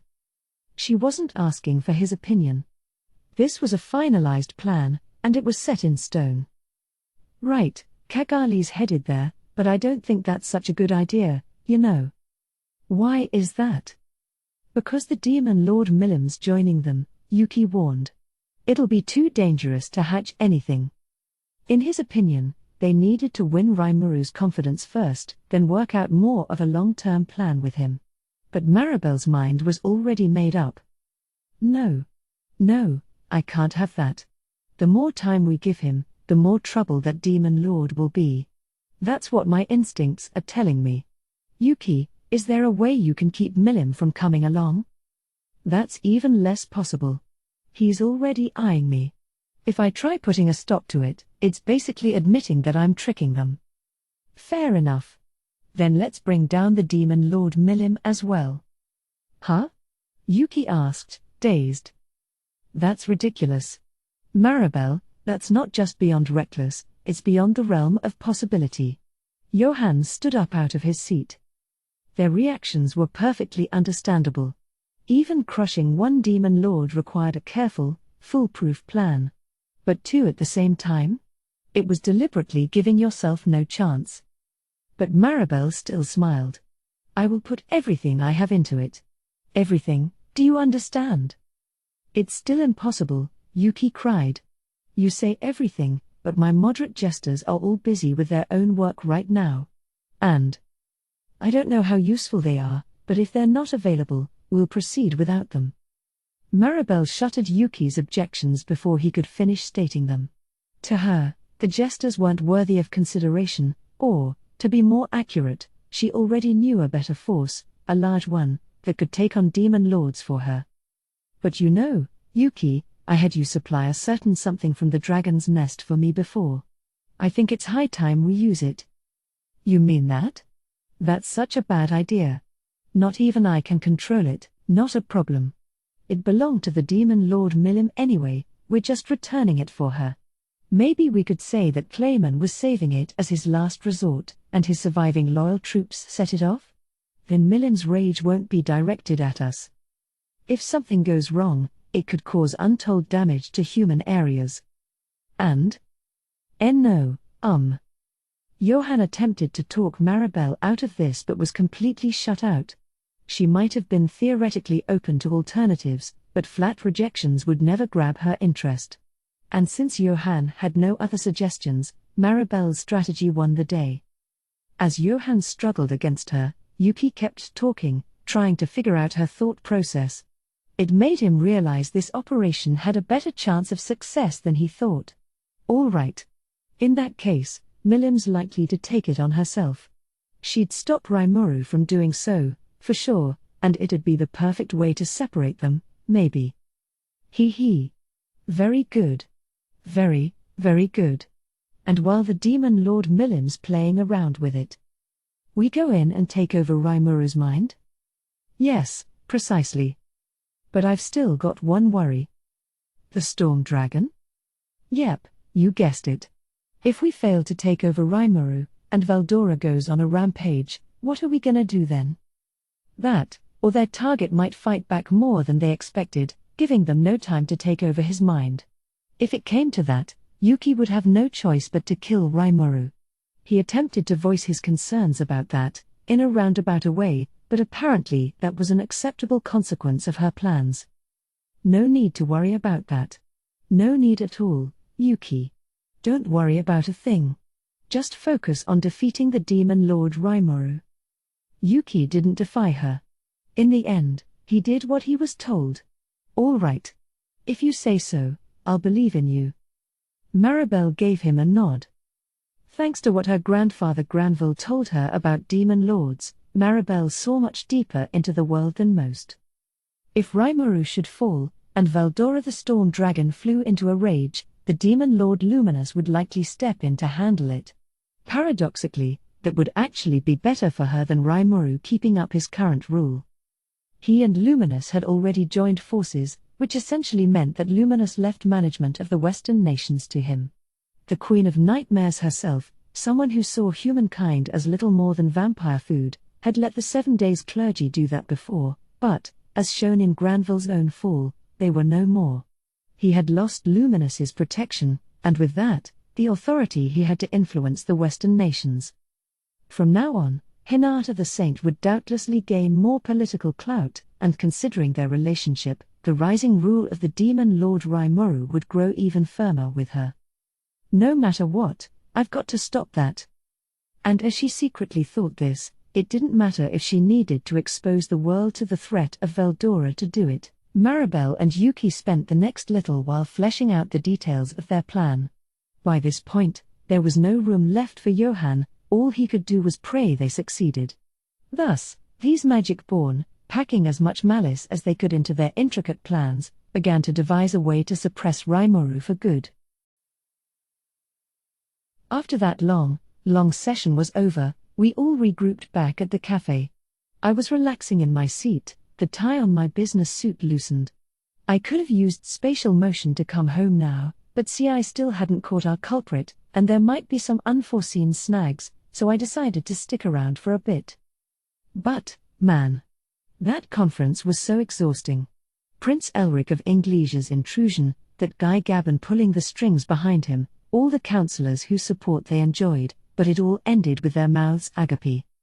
Gabon was a high-level noble, I guess, but even he got taken away by those scary-looking magical inquisitors. The other councillors in on the conspiracy were saved from that by diplomatic immunity, but thanks to the ledgers I submitted to the authorities, I think their home nations will be investigating them shortly. They'll lose their posts, no doubt, and a lot of them looked pretty alarmed about that, but they had it coming. Even a lot of the councillors who weren't involved at all treated me with, shall we say, noble indifference. I let the innocent ones go, but judging by my ledgers, a lot of them were criminals indeed. So I plan to alert their home nations about my evidence as well. The more the merrier, and all that. That ought to shake up things a bit among those fools, a lot of whom used their posts to fatten up their own coffers. The sooner they were gone, the easier things would be for me later. I sipped my coffee as I thought all this over. Well, a lot happened today, but now I'm glad Hinata and Shuna got angry before I did. I am the Demon Lord here, so I figured it wouldn't look too good if I started bashing heads in first thing. Oh, I didn't get angry. Some of the councillors were being discourteous in their diplomacy, and I just offered them some etiquette lessons. Neither did I, Sir Rimuru. I just helped a few rude gentlemen see the errors of their ways. If I was truly angry, there wouldn't have even been a pile of ashes where they once stood. Hinata and Shuna smiled at the same time. perfectly in sync. It was a little frightening. Against that sheer impact, all I could do was nod and say yeah back. But it was a good experience for me, interjected Benimaru. I mean, I got too angry up there. My mind became a total blank, and I didn't know what I should do about it. If Shuna had waited any longer to act, I might have torched every human in that room. I nearly did a spit take with my coffee. Yeah, I sure thought Benimaru was coolly eyeing the proceedings. I was glad to see him act all mature for a change, but he was actually so enraged that he lost hold of himself. Guess I shouldn't have been so impressed. But man, was that close. If I oversaw a bloody massacre in there, the entire human race would have it in for me. Look, whatever you do, don't do that, all right, ha ha ha. I was just kidding. Benimaru tried to laugh it off with a breezy smile, but he couldn't fool me. He was serious. I'd need to pick a representative to send to the council before the next meeting, and I better choose damn carefully. We were still talking, me finishing my coffee, when CI's report came in. Sir Rimuru, I have captured the assassin. I figured he'd manage the job fine, and I was right. What a talent, always doing a perfect job with the work I assigned him. She was an able fighter, to be sure. She didn't give her name or any other information about herself, but she referred to you as that devil bastard's boss. A crack professional assassin, no doubt, one who wouldn't divulge her identity that easily. But devil bastard? Did she mean Diablo? I couldn't imagine anyone else. Made sense.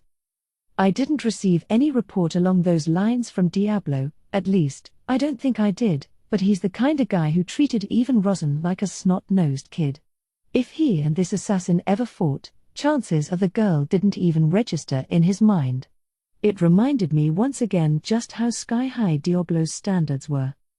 Rosin himself, after all, was a human strong enough to be worthy of a Magic-born title.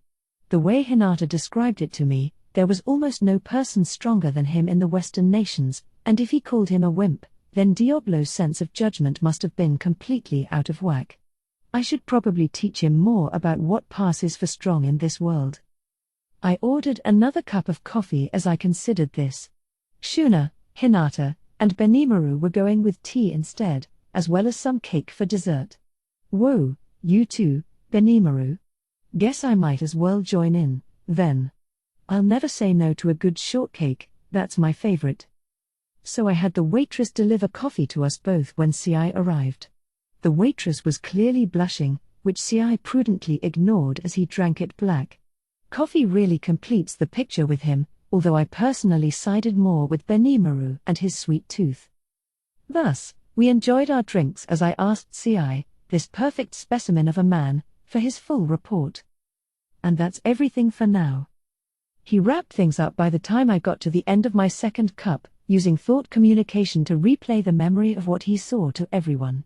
Based on that, it looked like CI managed to make this assailant throw every type of offense she had at him. She was pretty beautiful, too, but CI showed her no mercy. It was kind of like cheating in an old-school online game, taking advantage of some bug to get infinite energy. Letting your opponent think they had a chance to win, and just laughing in the shadows the whole time. If you can get your foe thinking they've almost won, that's when you can get truly malicious, forcing them to use all their items and so forth. That's the strategy CI must have used to get information from the assassin. Of course, this wasn't a game, and in an intelligence operation like this, you had to know how to read the story behind your target. CI didn't mess that up at all. I think he deserved praise for a fine job. Good work. You always impress me, CI. I tested out the strategy you described to me, Sir Rimuru, and it proved surprisingly effective. The key is to show yourself struggling a bit first, isn't it? Oh. Right. I think we did talk along those lines.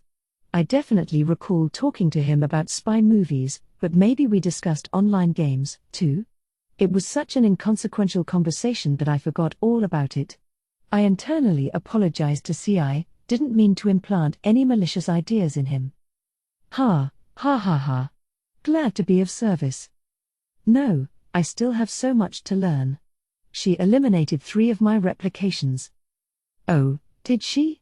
Well, at least we can get some clues about our enemy now. Yes. I will handle the interrogation. Interrogation, huh? Should I say something about that? As I considered whether to, Hinata interrupted us. You know, I wasn't sure whether to speak up about this, but I'm sure you already know anyway, so. The assassin Sir CI encountered used to serve under me. I didn't know what kind of powers she was hiding, but it sounds like she was more trouble than I thought. Now I see how she managed to beat Rama. If a bullet appeared 2 feet away from you, you probably couldn't react in time, either. Who's Rama? Oh, sorry. He was a man in my force, one of the 3 battle sages. Glenda beat him, and later he started working for her. Maybe Hinata could dodge a bullet that close to her, but most people couldn't. There was no doubting the danger Glenda's skill posed. But this Rama guy was a battle sage level fighter, huh? That made him potential demon lord material. Serious strength. And CI talked about one of his replications getting blown off its feet. That was probably a hand grenade, wasn't it? Oh, you mean that exploding ball of hers? Yeah, that. It doesn't sound like magic, and I think it's a weapon from my old world. Understood. It is believed to be magically generated by the subject Glenda. It is a force somewhat similar to materialize weapon, allowing her to bring things in her memory into reality. Materialize weapon? So she's not only a born sniper, but she's got that, too? According to Raphael, the full-on materialize weapon lets you fully regenerate any weapon in your memory. With Glenda, the skill wasn't quite as well defined, so she could only create imitations with similar effects to what she pictured. Even that, however, was enough of a threat. I agree with you. I haven't seen a real one, but it sounds like the ones in movies and stuff. Should we assume Glenda's an otherworlder, too? I don't think there's any doubt about that. Especially if she's using her memories to create earth weapons. I sneered triumphantly at Hinata. She leered back at me. Why do you know that? Oops. She's sharp. I was still keeping Raphael a secret. Better talk my way out of this. That's what I get for being a know-it-all, I thought. Oh, just a hunch. When you get to my level, you start to get hunches like that. Benimaru looked over to me, wonder in his eyes. It comforted me a bit as I gauged Hinata's reply. All right. But do you think I could help interrogate her? There are a few things I've been meaning to ask Glenda if I had the chance. Sare and Grigori never returned, either, and I think she might know something about them. Good. She let it pass. And if she wanted to talk to Glenda, I had no reason to deny her the chance. There was no need to hide our prisoner, and I definitely didn't want Glenda exposed to whatever awful things Shion did to hers. It sounded like Glenda had an encounter with Diablo, one she fled from immediately. The whole Prince Elric thing was nothing to do with us, really, so as long as she gave us her information, I wouldn't get rough with her. I guess I gave her quite a fright already, not physically, but in the break-your-heart kinda way. Whether we'd let her go, on the other hand, was a tough question. She was a tougher foe than we thought. She might be dangerous if set free. But I wasn't sure handing her over to Inglesia was such a great idea, either. Let's save that question for later. Okay. Wanna join me? Please, Hinata said, nodding. For now, we'd need to go meet Glenda first, gauge her demeanor, and figure things out from there. We decided to get going. By the way, I covered our tab at the cafe, just like I did yesterday. I didn't exactly appreciate Hinata's check making its way over to me, but should I have forgiven it like the generous man I am, or should I have said something? I'd hate to be called cheap. Then again, worrying about little things like this would probably get me pegged as a member of the lower class. The question weighed on my mind as we put Inglesia behind us. Chief? We were all back home, meeting up with one of CI's replications there. There we saw the captured Glenda open her eyes, only to find Hinata right in front of her. And she screamed in response. This was in a plain old reception area, not an interrogation room. Benimaru and Ci were guarding me on both sides, and Hinata was there as well. We were all having tea from Shuna as the interrogation began. "It's been a long time, Glenda. Glad you're doing well." Hinata went first, coldly looking down on her. She never did go easy on her opponents, and while Glenda was thrown at first, she regained her composure quickly. "Ha! I guess this is it for me, then," she brazenly said. "If you're gonna kill me, go ahead. The fates of captured spies never change much in history." Silence. "All you need to do is answer Suraimoru's questions." Ci was being just as merciless with his follow-ups. "Suraimoru, should we amputate her limbs to train her to be a little more complacent?" No thank you. And if Ci said he'd do it, he really would, so. No, just because we've got healing potions. Meaning we can give her that painful experience time and time again. Shuna interjected. That does make sense. No. I mean, just because we have healing potions, it's not nice to go so far with this. Seriously, stop. Shuna was smiling and nodding her agreement, but Hinata's eyes were killing me. Not even I would go that far against a woman. And Glenda didn't seem completely disinterested in talking. I felt like we could negotiate something. "All right, Glenda. We haven't met before, have we? I'm the Demon Lord Rimuru." "Hello. I'm Glenda. One of Lady Hinata's old troops and part of the 3 battle sages." For her part, she understood that jokes and bargaining wouldn't work against Ci. She provided her name, at least, perhaps figuring I was better worth giving answers to. She certainly knew Diablo, and I could see it if she ran after realizing she couldn't win. Very few people who shout out "kill me" actually want to die. I felt safe assuming she was attached to her life. But I was also interested in why she betrayed Hinata. Even if she didn't reveal her client for this murder attempt, maybe she'd be more willing to discuss other matters. Well, regardless of how open she is, I'll just have to ask whatever I can. I began with a calm approach. "So you were definitely aiming for Prince Elric. Is that right?" "Yeah."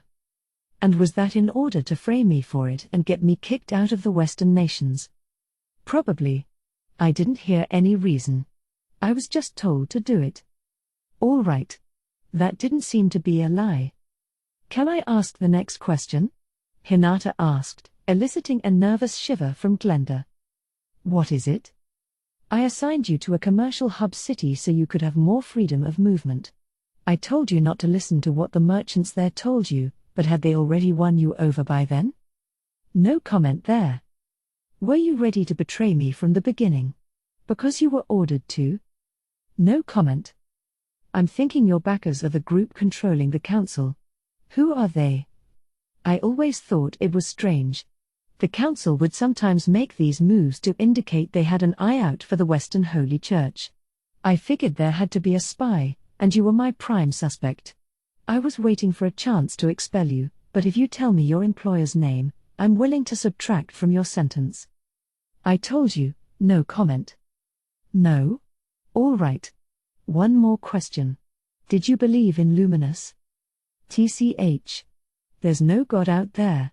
If you want me to believe in that, pay me. The next instant, Hinata had her rapier out. With a pure, melodious clang, I stopped it with my own sword. Whoa, Hinata. Not the head. You interrogating her or killing her? I didn't intend to. You liar. You had every intention of it just now. Eesh. Gonna have to keep a constant vigil, I see. Hinata absolutely would have decapitated her. I managed to react because I had an eye out, but we came this close to losing a valuable information source. It's all right, Suraimoru. I can use her as a test subject for my resurrection magic. Shuna was there smiling, like always. That's true. And I can use divine miracle resurrection as well. There was hardly any problem with it. I wasn't sure how much of this was an act. Both Hinata and Shuna were griping at me now, but I didn't really think it was okay to kill someone just because you could resurrect them later. I didn't think so, but there was a certain type of persuasive logic to it. It's strange. Look, can you just shut up for a second, Hinata? Time to tag back in. This was going downhill really fast, so I better have Hinata cool off for a bit. So, my turn again. Raphael, do your stuff. Understood. Raphael eagerly accepted the challenge. I simply voiced what it told me. I'm assuming a professional like you isn't gonna just tell me everything because I asked nicely. So you can just listen to me instead, okay? Interesting. Prod her and gauge what she knows from her reactions, then? Try not to lose your poker face, then. You better not look down on me. I don't need you to remind me. Glenda's up to the challenge, huh? So who's gonna win this? I wondered, as if I were part of the audience. Unique skills often take root in people's souls. You're a good example of that. Yours is bound fast to your soul with a powerful force. Didn't know that. So in that conference I attended, a lot of the counselors were tarnished by their vast, greedy desires. These desires were forcibly planted into them. There's a force involved that can directly impact people's souls, and I think that's what guided their moves. And you're under that same influence, Glenda. What? In your case, though, your unique skill is providing protection to your soul, so this influence hasn't fully clouded you yet. NGH. Glenda wordlessly scowled.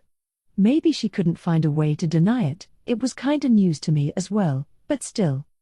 But as amazing as your unique skill is, there are people out there who can see it for what it is. You mean with appraiser's eye? Certainly. Dragon's eye, from the demon Lord Milim, is more famous. Not that I'm up on this stuff, but there's an old story about how Milim can see everything, right? Apparently, that's really true. One glance at someone, and Milim has a general idea of what kinds of skills they have. That was true, although she couldn't guess someone's internally manifested skills and couldn't give you details unless the subject invoked them. She could gauge their strengths, as well as whether a given skill was extra or unique in nature. It was just harder to give you finer details. For example, if someone had 2 or more unique skills, she'd have trouble telling whether it was 2 skills or one really powerful skill. I was actually the same way, too. My analyze and assess was now accurate enough that I got a hazy insight into the skills of other people, and I also learned how I could conceal mine from others, the way Guy Crimson had hidden his own magicule count. When I first met Guy, I assumed your skills stayed hidden unless you showed them off to people. I was wrong. Like I said, an analyze and assess skill forged well enough can detect them, with the one being assessed none the wiser. Looking back, I was pretty lucky, actually. Thanks to having 4 different ultimate skills, Guy must have taken one look at me and assumed I couldn't be toyed with. Raphael was the one skill I absolutely had to keep under my hat, so that was the watchword for my future moves from that point forward. So I switched my way of thinking and assumed there was no way to hide skills, but that was actually pretty possible. If you've built up a skill to the point that it's completely your own, you can actually defend analysis skills from picking up on it. It wasn't perfect yet, but that was the result of the experiments I had been doing. What are you trying to say? Yes, I have a unique skill. But even if it's protected me from the desires, so what? My little pause there must have irritated Glenda. Hearing about these outside influences inspired her to play along with me. I wanted to give her an answer, but Raphael's roundabout descriptions were getting a bit hard to grasp. Parsing it into something I could reasonably explain took some time. Suggestion. Use hasten thought? Yes. No. Oh, yeah, there was that. I thought yes, cursing myself for not doing that in the first place. Now let's hurry this up and get Glenda on my side already. Whether your mind's clouded by greed or not is none of my business. But one thing's for sure, your employer's got a pretty powerful unique skill running. That's true, isn't it? No comment, but I guess there's no denying it, either. Thank you. So, building on that, there was a man at the Founders Festival whose desires were being harnessed like that. His name is Gay Ie, and Shuna took care of him at the council this afternoon. The other festival visitors weren't subjected to interference that way, but some of the merchants were. And if a large number of people are brought under a skill's influence at once, chances are that the skill user is physically nearby. That's what I thought. Gaia was completely hooked by it, but the farther away you got from the skill user, generally, the weaker the skill got. Masayuki's skill was another monster, but the rumors that spread around about him only added to its synergy. That foundation is why the skill propagates so much further than he means it to. Influencing people's desires, meanwhile, was purely dependent on the skill's power itself. Beyond that, the user could utilize their strength or some other element to enhance the effect if they wanted. Basically, though, if you told me our skill user attended the Founders Festival, I'd certainly believe it. Along those lines, I had a suspect in mind. Someone I speculated about enough that I had CI look into her. Have you ever heard the name Maribel Rotso? Raphael Shaw was cutting to the chase. The name came straight from the dossier CI prepared for me. Exclamation mark. She might have been trying to hide it, but Glenda gave me an ever so slight response. So that was a yes. My analyze and assess skill is pretty good, you know. Not only can it detect what skills a person has, but it can also tell if someone's hiding one of them. I was sensing the latter all throughout the Founders Festival, and one of the people I got that vibe from was that girl Maribel. I could see Glenda grow paler as I continued. I couldn't tell if she was getting hot or if it was a cold sweat running down her cheek. Either way, she was getting nervous. Why you? Maribel Rotso, you said? The Rotso family. I see. Ah? Hinata interrupted Glenda just when she was about to say something. I should have been annoyed, but looking at Hinata, I didn't need to be. She had a delighted expression, like she had just found the answer.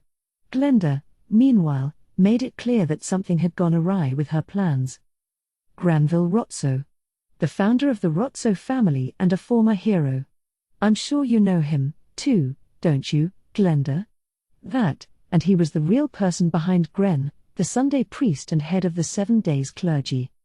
Just as I thought, Hinata was at the truth now. I could see her mentally connecting the dots on the people she knew. 7 Days, huh? Those guys we met before? I heard they had all died, but Granville's still alive? Nicholas said he landed the final blow, but we're talking about someone who ruled over the Western Holy Church for centuries. I wouldn't be surprised if he survived it. So Maribel was the skill user behind all this greed manipulation. And Granville Rotso, Gren from the 7 Days, was the head of her family. And if Gren's the kind of monster who can survive for hundreds of years, he's likely got the council in his pocket. So should we assume Gren's our mastermind here? No doubt about it. He's using Maribel's powerful skill for some kind of scheme of his. Hinata and I were now comparing notes, ignoring Glenda entirely. We basically had our answer, and Glenda had just lost her value to us. God damn it. Why do you know so much? I didn't even tell you anything. This is basically the same damn thing as me revealing it all. Yeah, sorry about that. You picked the wrong team to mess with, is all I can say. Raphael's too much of a talent to compete against. I suppose they might think you did, wouldn't they? I said. Well, that's what you get, Glenda, said Hinata. A fitting end for a traitor. Damn it. They're going to kill me. Seeing Glenda whisper to herself, face drained of color, I felt a little bad for her. I had no intention of killing her. Now that I had my info, I was ready to hand her over to Inglesia. But, yeah. Wherever she went, she probably wasn't gonna be alive much longer.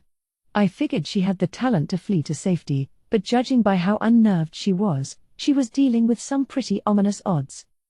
Is this Maribel girl that powerful? I decided to ask. She's not that big an issue. But summoned people like me are bound by spells that we can't resist. The moment they decide I've fled from them, they'll crush my soul, and that will be the end for me. Gee, that doesn't sound nice. So you didn't betray Luminous out of your own free will? It was because you didn't have any other choice? Well, it's complicated. I wanted to throw myself upon the mercy of my God, but Granville's eyes were on me. Really, there was nothing I could have done about it. Maybe I was right to sympathize with her a little. Hinata was still giving her a cold look, but I think she wasn't so angry now. She wanted to murder her less, at least. No, you're right about that. If your soul's shattered, not even resurrection can help you then. Wow. Guess even Hinata can be gentle sometimes. She was still stern, but now she was looking for a way to help Glenda. But could I undo that spell? Understood. It is not a problem. Remove the spell? Yes. No. That was easy. And so it was off. It's over now, lamented Glenda. Maribel. She's reading my emotions. I may not have intended to betray her, but she's gonna judge me now. So I let her in on what I just did. What? Yeah, no need to worry. We're all done with you, so go live whatever life you want. I'm pretty sure she thinks you're dead now. No, I wasn't talking about that. You mean to say you undid the curse ruling over me? Yeah, pretty much. But let me just remind you, you get hostile with me, and I'll show you no mercy. Yes, I suppose I'll look the other way, Hinata said.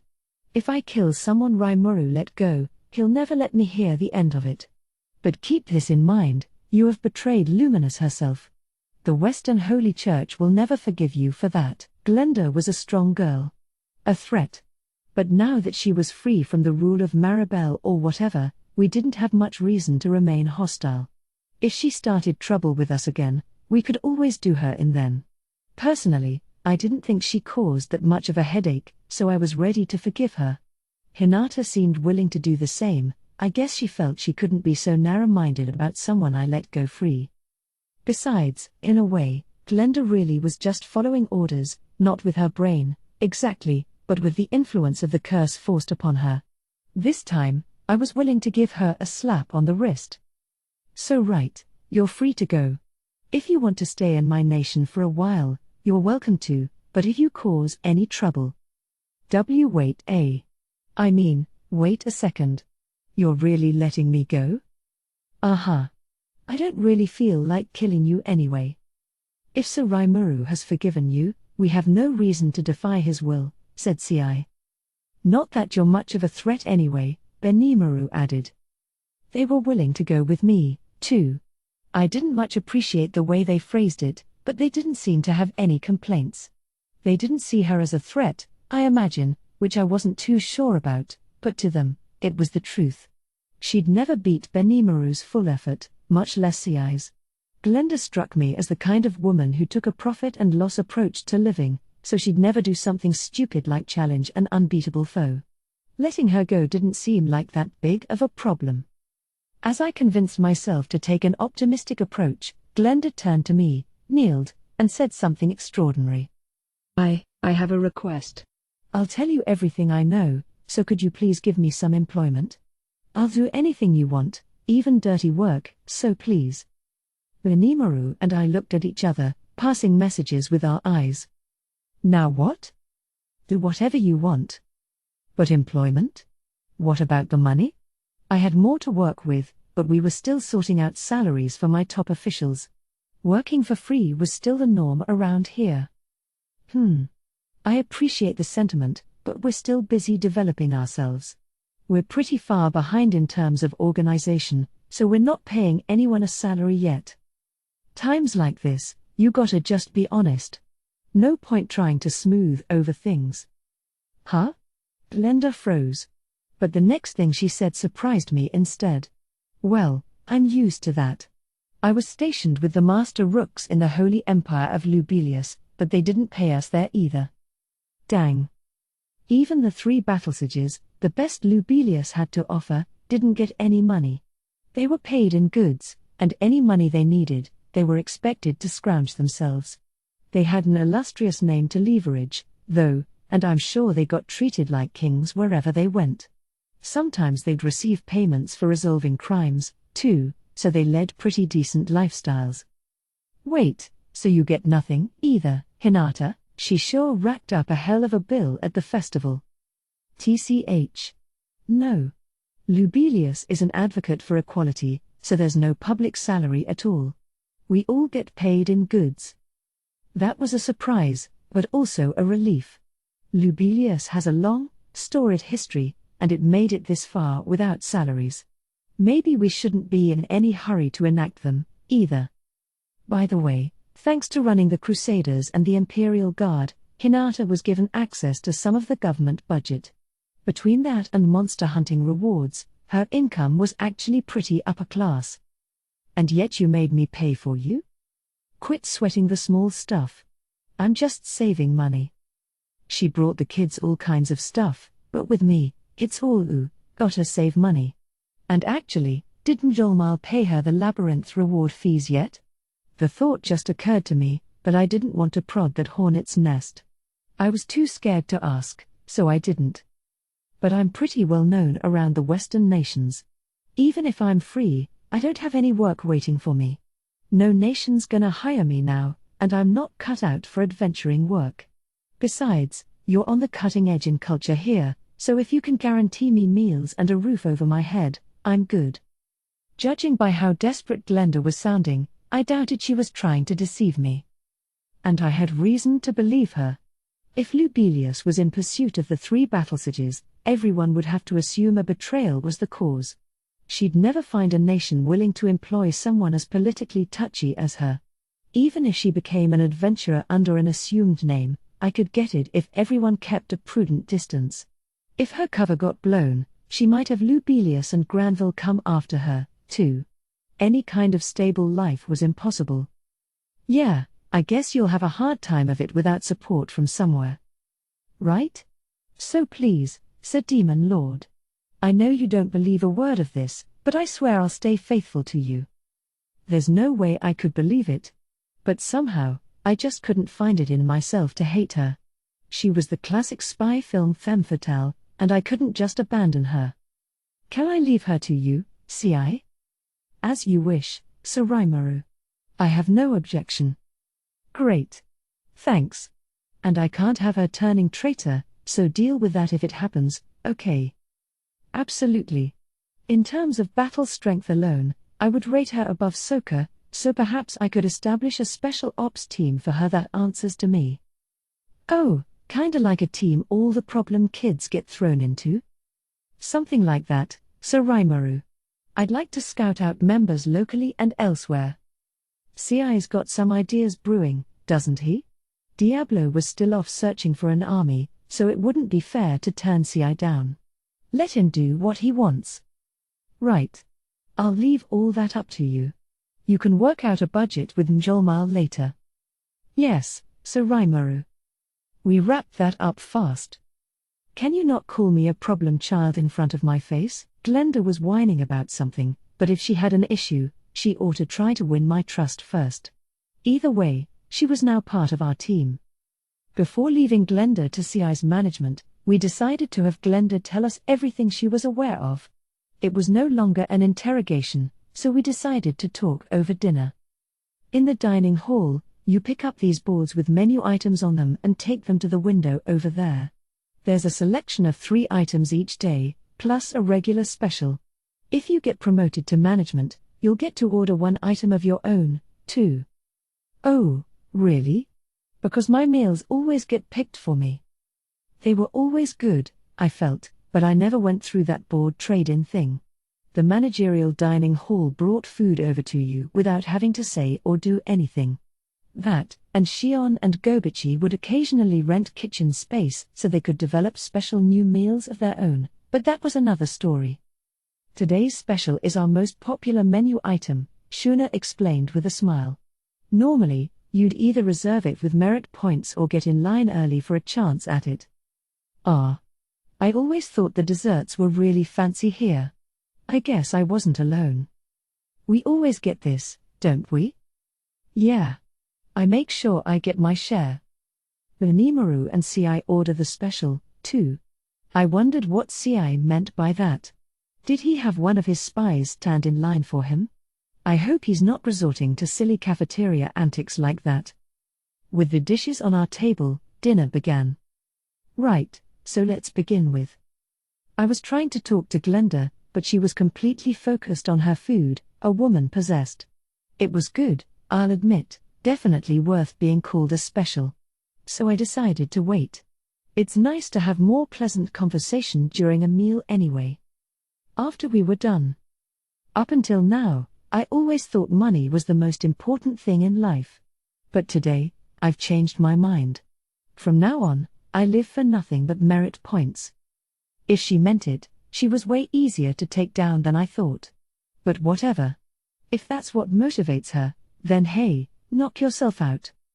All right. So what do you know? Give me the unembellished truth, I pressed.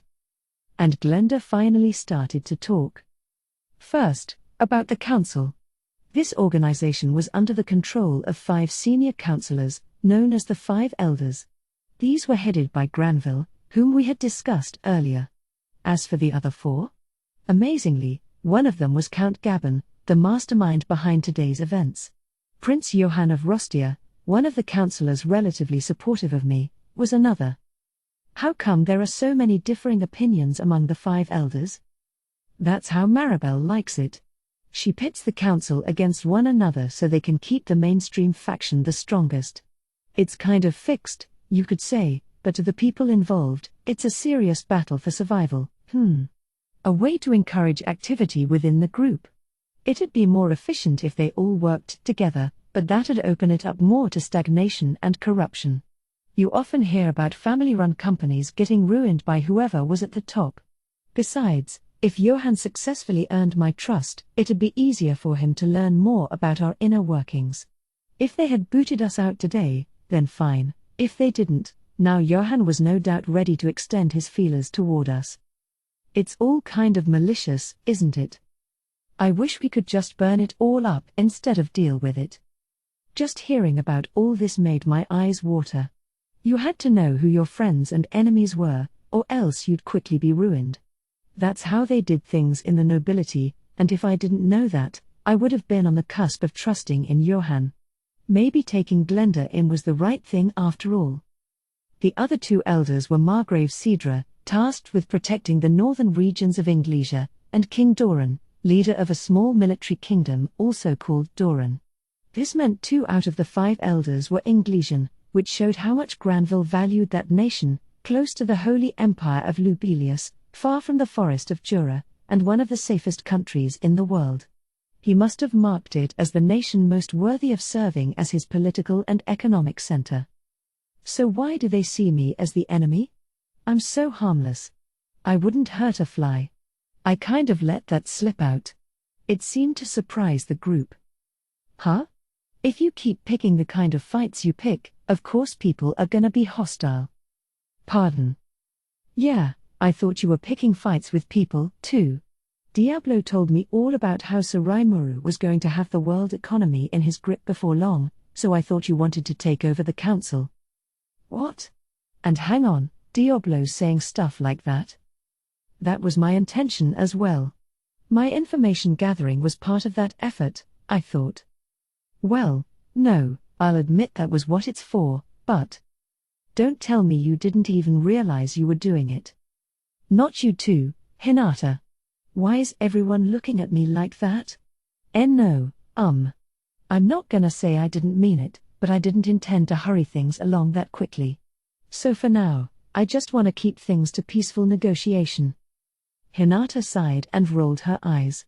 If some new merchant comes along and ruins your marketplace, you won't find a lot of merchants soft-hearted enough to forgive that, either. Oof. Maybe not. Well, all right. We were gonna clash in the future anyway, so let's just treat ourselves to the main support of economic activity in the Western nations, all right? That was my intention all along. My job's to shore up their defenses, and I will investigate the Rotso family and the 5 elders. In a way, it was good that we knew our enemies now. Befriending Glenda was an unexpected windfall, and thanks to that, we had a direction to go. Okay. Be careful on that. I don't want to wage a 2-front war against Yuki and the Rotsos. I'm aware, the Nimaru said with a nod, while Ci gave his own agreement. I was taking a wait-and-see approach with Yuki as we waged information and economic warfare with the Rotsos.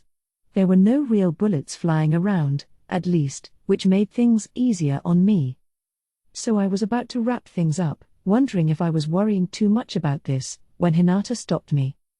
Wait a minute. Yuki and the Rotsos. Why are you suspicious of Yuki? I was thrown for a moment, but then I realized Hinata might be oblivious to all that.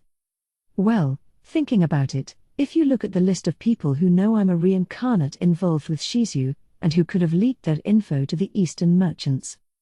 Yuki's about it, isn't he? Pretty much. And while I'm at it, I think that Roy, the guy who played the role of a demon lord, was killed by this guy Laplace, member of something called the Moderate Jesters. Sorry if I'm wrong about that. No, I appreciate it. I don't have any stake in that, but if he's working against us, I can't stand for that. She was willing to accept Laplace and his cohorts as our foes. She gave a cold smile, one that froze my spine in place. Man, that's scary. I definitely better make sure I don't rile her. After that exchange, Hinata stood up, preparing to head home. Actually, about that, Glenda timidly spoke up. Guess she still had something to say. What is it? If you want to say something, don't hold back. Did you remember something else? Then she dropped the biggest bombshell of the day. By Yuki, you mean the Grand Master of the Guild, right? He's connected to Johann of the Five Elders, but I'd say he's pretty much under Maribel's complete control. Huh? Yuki's being manipulated? Are you serious? I'm not shameless enough to joke at a time like this. No, I bet not. Well, why didn't you tell us sooner? That's important. You know, I answered directly to Granville for the most part, so. Essentially, two people had the right to give Glenda orders, Granville and Maribel, although it was Granville 9 times out of 10. As a result, Glenda didn't get to talk with Maribel often or get much of an insight into her mind. I picked her brain a little more, seeing if I could get anything else. We learned about more of her underlings, as well as the Blood Shadow, a group that handled the Rotso family's dirty work. That is a problem, said Shuna after a moment of reflection. It might be that whoever's controlling Yuki drove him to leak your secret for some reason. Hinata was lost in thought as well. It looked like we'd need to reconsider matters from the ground up. Even Raphael was thinking in silence for once. That's a rarity, but if it couldn't come up with an answer, worrying about it might be a waste of time. What we needed here was a clear solution. If thinking won't solve a problem, we can think later. When taking an exam, it's always smarter to leave the tougher questions for later. Wasting valuable time was never a good idea. Well, either way, Yuki's still suspicious, so let's keep an eye on him. Actually, wait a minute. As wary as Yuki was, I couldn't imagine him trying to spring something on me. But if he was under someone's thrall, that was another story, and since that someone's the clearly hostile Maribel, maybe the assumptions I've been working with were wrong all this time, huh? Hey, if Yuki can't defy Maribel's orders, you think he might be scheming something no matter what his position is? Yeah. That's the thing. Maribel wanted us out of the picture, and she might be willing to use Yuki for that goal, keeping her own hands clean. Trying to avoid a two-front war was the least of our worries. That doesn't sound too good, does it? Given that we're in the info-gathering stage, the Rotsos can't make any flashy moves, I imagine. But I and my brother are right. You're about to venture into the ruins with Yuki's assistant, the Guild Vice Master Lady Kagali, yes? They might be planning something in there. Looks like everyone's reached the same conclusion. Maybe the wait-and-see approach was too optimistic. I can't lie and claim that's not a worry of mine. Maribel and the Rotsos can always say they didn't know what Yuki was doing, too. They can pin all the blame on the Free Guild and cause a rift between us. And that would ruin your plans, so Rimuru. If we stay on the sidelines like this, they might strike first. But I felt we were already on guard enough. Security was stepped up across town. They could try to rile up our townspeople, But it wouldn't go that easy. So. Suggestion. You could deliberately open a soft spot to lure them in. That's it. Perhaps we could cancel the expedition? I shook my head at Benimaru. No. Actually, let's take advantage of it. Milliam will scream at me if we cancel it, so let's go through with it. Let's go in as prepared as we can for anything that could pop up, and when it does, let's engage it. Milliam was looking forward to exploring the ruins. It was like a field trip to her, something to take her mind off homework, and she'd fly into a rage if I told her it was off. I didn't want to create yet more problems for myself, so I really wanted to avoid that. But wouldn't that be dangerous? With Milliam there? And I was going to take Shion to guard me anyway. That should work, then. I'm sure she'll be glad to hear that, given how she was on home duty. Benimaru had no complaints, so Shion it was. And I'll take Gobta and Ranga along, too. That should be more than enough of a fighting force, shouldn't it? Understood. We'll make sure nothing happens in town in the meantime.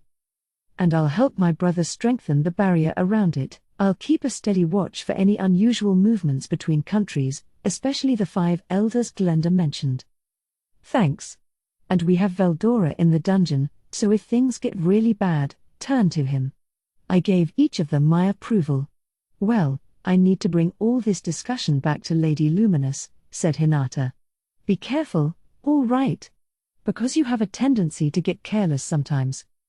Quit reminding me. So she magically willed herself back home. She's usually cold to me, but sometimes, in her own way, she can demonstrate legitimate concern, too. Was this her idea of flirting? Understood. No. No dice, huh? I was hoping I'd get to dream a little, but reality isn't so kind, is it? Anyway, we had our walking papers. Now we just had to prepare for the big day. Chapter 5, The Trap of Greed. Once I'd rounded up all my officials together, I shared everything I learned with them, introducing Glenda and ensuring they accepted her. This, of course, meant exposing Glenda to their surveillance. She'd need to earn her trust with all of them. I also introduced her to Kaijin and Kurobe, so they could get a chance to examine her handgun. She ought to be able to restock her ammo here, too. Maybe we can even mass-produce those things? Honestly, I'd like one, too. I wasn't gonna put them on sale, but maybe I could give them out to important people on some kind of licensing system. They'd be cool to have, too, I wickedly thought as the days passed by. Soon, the day of our ruins expedition came. We were all set to go. Our expedition outfits were perfect, and I even had a prototype gun on my side. It had piqued Kaijin's interest enough that he produced a mold during the off hours of his research. Dole then carved a seal into them that used magical power to trigger a small explosion inside the chamber, no gunpowder needed and no ejected cartridges. All you needed was some elliptical bullets, and off you went. It was sized at 1/3 of an inch and could hold 16 bullets. It used a blowback system that made the bolt retract with each shot, in order to load the next bullet and eliminate the impact of the explosive charge. The construction was more like a toy than anything, but even this had the power of a .44 Magnum. That was thanks to the gun's Magisteel make, which improved its shock resistance, and the inscription-driven explosive charge also delivered the maximum amount of power possible. By the way, the force of this gun depended on the type of bullets used. Normally, it'd use plain old lead bullets, but for monsters, we also had magic-infused mithril shots. The force could differ depending on how much magic you put in, so you could say this weapon needed the right person using it to excel. In terms of classification, it was a rare, albeit one that could hit as hard as unique. A really interesting weapon to have around, one that even surprised Kaijin's team as they made it. With the capability it had, I'd really like to make it standard issue with our new troops, but as mentioned, that was up for discussion. Frankly, this was something we'd normally never do. In a way, I made it to play out the classic tropes more than anything. I was reluctant to formally adopt it. We'd have to see how things went, perhaps lending it out only if we determined it to be truly necessary. Such as today, For example, carrying this around definitely completed my look. Any man's got to have a little classic adventure in his life. Ooh, this is really cool. The way it kind of recoils in my hands feels so awesome, Gobta cried. See? Gobta and I share the same good taste. Typically, these were for lending out only, but let's give Gobta one as a present. You see what I mean, Gobta? But don't go pointing it at people, all right? It's dangerous. Of course not. I'll be real careful. He was overjoyed, while Ranga looked on jealously. Ranga, you can't use that thing. I'll give you a fancy scarf, though, so make do with that. Hee. I have Gariki Maru V2 with me, thank you. Not to mention the clothing you chose for me, so Raimaru. Shion, no going on an expedition in that, all right. Safety's our top consideration here. She must have really liked the clothing I gifted to her, because Shion wore it every chance she got. But it was meant for fashion, not exploration. A pity. Her head drooped down as she changed to her normal suit. That wasn't exactly a great improvement, but it was her de facto battle gear, so well. Raimaru, what do you think of me? Milim was practically jumping up and down with excitement. Looks good on you. Definitely worth getting for today. Like Gobta and me, she was in expedition gear we obtained for this day. You bet. It feels good, and talk about easy to move in. Can you believe how many pockets it has? So cool. She was in shorts, which I wasn't sure was such a great idea, but they suited her, so we'd go with it. That it is. Be sure to thank Shuna, okay? Okay. That's right. Thus, we were all in high spirits as we headed for our meeting point, the Free Guild headquarters in the Inglesia capital. The plan was to head to the puppet nation of Distar from there. Kagali was waiting for us at the front entrance. Good to see you again. We have a lot to do today. I guess this is the first time? I'm Milim. Good to meet ya. My name is Kagali. It's a pleasure to meet you as well. They all smiled at one another before Kagali guided us forward. Milim? I don't think there's any problem. But it's a little, Question mark. Kagali gave our conversation an odd look. She worked for Yuki, so we eyed her with suspicion, just in case. I was having Milim check her out with Dragon's Eye just now, and it sounded like something caught Milim's attention, but nothing especially problematic. It still bothered me, though, so I resolved to keep my guard up. Our team's all here, so let me introduce everyone. Rolling her eyes a bit, Kagali began introducing the expedition team to us. They were lined up in a row, waiting for us in an open area near the HQ. It was a team trained by Kagali herself, and the more talented and experienced among them would be joining us today. They all volunteered for the job, around 10 men and women in all, even after being told we could be attacked. Some of the passers-by were giving them curious looks, but nobody minded. They seemed well trained enough. Their equipment, meanwhile, was the full, complete deal. Not the make-believe stuff we had on, but a lot of heavy stuff, thick upper and lower clothing, with large backpacks. Each of them carried tools for the role they played in the expedition: walking sticks, pickaxes, shovels, you name it. We'll carry your equipment for you, Sir Raimaru, but where did you put it? We didn't have any. Just these cool new outfits. No, we didn't prepare anything, so it's just this. Huh? That's an amusing joke. Yeah, I know, but... Look, you really shouldn't have any of your skin exposed. You might get stung, and it's easier to get hurt that way, right? Work clothing did its job best if it covered all your skin. Plus, Milim's outfit was just downright slovenly. You think so? But my skin's protected by an aura at all times, so I'll be okay. Yeah, but you wanna have Kagali get mad at you? You're just the same as her. From my perspective, you're both far too lightly equipped. You're treating this expedition like a walk in the park. Oof. Harsh. What was so bad about this, really? All right. We'll be fine, okay? I may not look it, but I've got a lot of adventuring experience. To be more exact, I had gone light since I didn't really need to camp outside anyway. That was better demonstrated in person than explained at length right now. Well, if you insist, but if you have any trouble, please let us know at once. I doubted we'd have that much trouble. We were treating this like a fun outing, but we did have an eye out for danger. I made sure Gobta, Ranga, and Xion were all aware of that. Time to head out, then. Right. I have a wagon prepared for us. Huh? We don't need a wagon, do we? Kagali stared blankly at me. I stared blankly back at her. What? I mean, it'd take, 2 months to reach Distav by wagon. That was never an option. What do you mean? I invited the quizzical Kagali to just take us out of town for now. Once we found ourselves in a deserted area, I used Dominate Space to open a transport gate straight to Distav. This process was familiar to me by now. If I've been somewhere before, it was easy to open a gate there. All right, come on in. It won't disappear on you or anything, so don't panic. The dazed expedition party began talking all at once. You're kidding me. How far away do you think we are? Truly, a demon lord is an amazing thing. Impossible.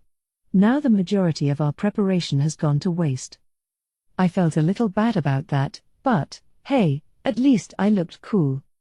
So we were at the puppet nation of Distav. The first people to greet us were the Dark Elves, lined up at the castle entrance and bowing deeply. Welcome to Distav. You must be exhausted from your journey. The elder among the group stepped up to me.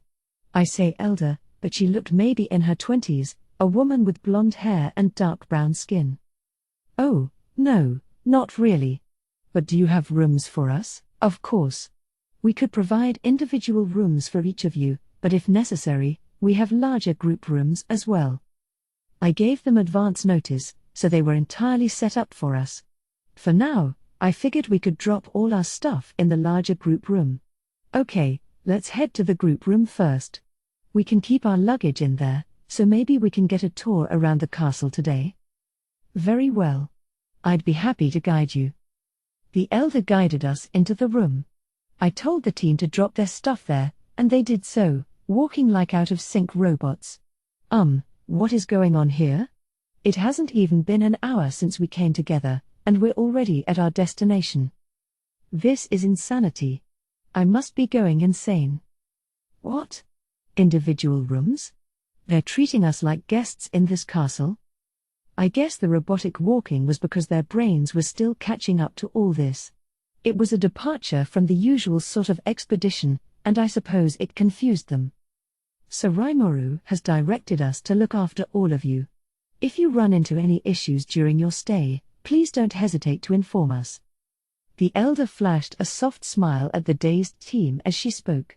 That was enough to make them face reality. I watched them all, warm fuzzies running over me. Then we took the team on a tour of the castle, the former residence of the demon lord Clayman, and a place that brought the word opulence to new heights. The Dark Elves were fully maintaining the palace, and everywhere I looked, it was spotless.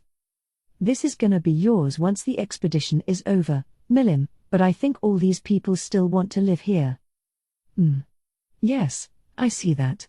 Let's have them provided with regular food and supplies. Thank you very much, Lady Milim. Don't worry about it. You're my people, too, so if you carry out your roles, that's great. Wow, Milim's really getting smarter. Frey's efforts must be paying off. Impressed, I asked her some more about the castle and whether she had any issues with it. It's a big palace, enough so that it had space for all the Dark Elves. There was no surrounding castle town, dwellings for Magic-born existed, but they were all out working under Geld right now. The elves were tending to them as well, for when they eventually came back.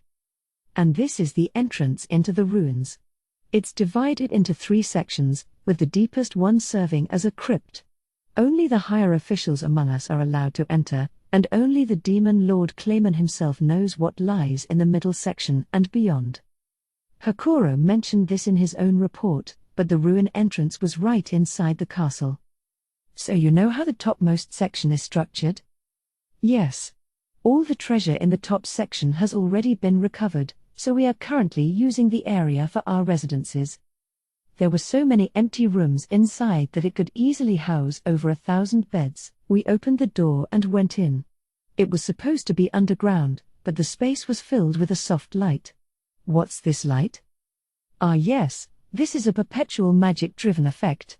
It is synchronized with the passage of the sun, so it gets dark at night time.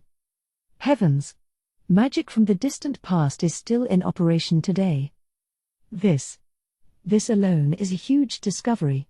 It's being treated as the most normal of things in here, but I'd like to thoroughly investigate it. Is this magic active in the other sections? Yes. I had a glance deeper in when I accompanied Lord Clayman, but the central section was just as bright. The elder patiently answered all our questions, a back and forth that continued for a while to come. I could see how excited the team was, and that energy was starting to rub off on us. Better stay out of their way, Gobter. Right. Getting kinda nervous, huh? We whispered at each other as we looked around the first section. It looked pretty lived in, so I could believe the Dark Elves called it home. So if you live in here, you don't see any monsters come up from below? 'Cause if there's a crypt, I'd expect ghosts and stuff. The elder snickered at Gobter's query. No need to worry about that. There is only one door leading to the underground, and only Lord Clayman could open it. Milim raised an eyebrow. Well, if it won't open, let's just break it down. Certainly. One swing of my blade, and all shall be pulverized. No. We need to examine it first. Please, no breaking anything. I rushed in to keep the extremists from having their way. All right. Good point. Better be more careful than that, Shion. Yes, that was close. If I didn't hear that, I would have lost hold of myself. That's just what I was anxious about, but at least they were open to guidance. So we made our way through the rather extensive ruins, past the Dark Elves' settlement and up to a single, very large door, the same size as the first but with a very apparent magical seal on it. Ah. This appears to be part of a defense mechanism powered by ancient magic. It might wake up the entire city defense system if we touch it. Defense system? Is it still active? We'll need to be careful. If we trip it, the expedition might have to be called off very quickly. Kagari stiffened as she gave the warning, and her team's faces all tightened up, too. I wonder how Clayman got this thing open. Was Clayman involved with running these ruins or something? No, he came to the forefront only just recently. I doubt he was involved with them before that point. I think he managed to undo this magical seal. Follow the correct procedure, and I think it should open without complaint. Yes. Even Clayman could tackle this one, if he had enough time. Didn't he have some unique skill along those lines? Affirmative. Manipulator, the power to convert information into encrypted messages that can be sent and received. Right, that one. He could probably use it to decrypt whatever data he saw, which was a good way to analyze and break open magic seals like this one. By the way, have I obtained that skill yet? Understood. The skill was an inferior version of the powers my master already has, so it was dismantled and absorbed as energy. As a formality, control terrain has been added to control laws. Ah. No wonder I didn't hear about it. If it's not worth reporting, Raphael doesn't tell me about it. But if Clayman could do it, so can I. It's really Raphael doing it, but whatever. This could be a long battle. Quite a challenge to start out with. But this is still a good environment compared to what we've dealt with before. Let's settle down and start deciphering this. The team was enthusiastic about getting to work, for sure. Meanwhile, I laid a hand on the door. The energy flowing through the veins in the earth, I could tell, was spreading out across the wall as it went through the magic seal. I see. If we break down this door, that'll knock out all the light in this section. All this energy would be diverted toward eliminating the intruders, and then it'd heal itself once everything was safe again, Perhaps. Staying in operation like this for over 1,000 years. This is the work of a highly advanced civilization of magic. It was Greek to me if I was alone, but thanks to all the support I had here, this was pretty easy to follow. It was even kind of fun, like a puzzle. Working my way through the magic seal like a worksheet full of mathematical problems, I managed to figure out how to open it. Oh, here we go. Run some magic power through here, and that'll open up an input window for an encrypted spell. I turned back toward everyone, only to find the team staring at me, jaw down on the floor. Oops. In an instant, I knew I had gone too far. It was so much fun analyzing it, but this was their job, wasn't it? Sorry, kinda got carried away. No, not a problem at all. Kagali offered me some comfort, but I really felt like I was stepping on some toes here. Butting in too much would be regrettable, so I decided to sit back and fluff up Ranga's mane for a while. But with the kind of gang I brought along, that wasn't gonna happen. Wah ha ha ha ha. I just solved it, too. Milliam was already bounding around the door. Oh? I'm pretty stumped, I guess. Meanwhile, Gobta was bringing a quizzical hand to his head.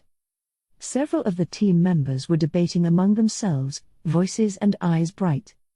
This all happened thanks to a question from Kagali. So Rimuru, would you mind explaining how you deciphered this? I was deep into giving Ranga a grooming session, but if she was asking, I had to answer her. So in front of an eager-to-learn audience, I went over the steps I took to decipher the magic seal. First, before you examine the complete shape, you need to examine what kind of magical formula has been added to it. Then you divided that formula into individual sections. So you look for the newest spell first. Right. You're figuring out which formula will keep the complete shape from working right if you take it out, and then you repeat that as you try to grasp the core features of the spell. After that, it's just a matter of taking all the correct answers and stacking them atop one another. I see. So get rid of the false data and keep the spells that work correctly. I had heard this was a team of elite explorers, and they certainly were quick learners. Just a little advice from me, and their understanding grew deeper and deeper. So with trap spells, they're usually complete packages in and of themselves, right? They're kind of like leaves and branches coming out from the main tree, separate from the flow at the foundation. That's assuming the main purpose of the spell isn't to activate the trap, of course, but... So they're in the main flow of the seal, but we can't afford to ignore them, huh? I guess my experience educating children was paying off. The team found my teaching style really easy to grasp.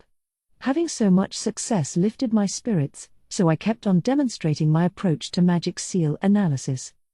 In the midst of this, Milliam went and got the door completely unsealed. A few others followed quickly after her, but it was then that the Dark Elf Elder spoke up again. Everybody, we've prepared dinner for you. I'm sure you're tired from your long journey, so why don't we finish up work for today? Only now did I realize we were into the evening hours.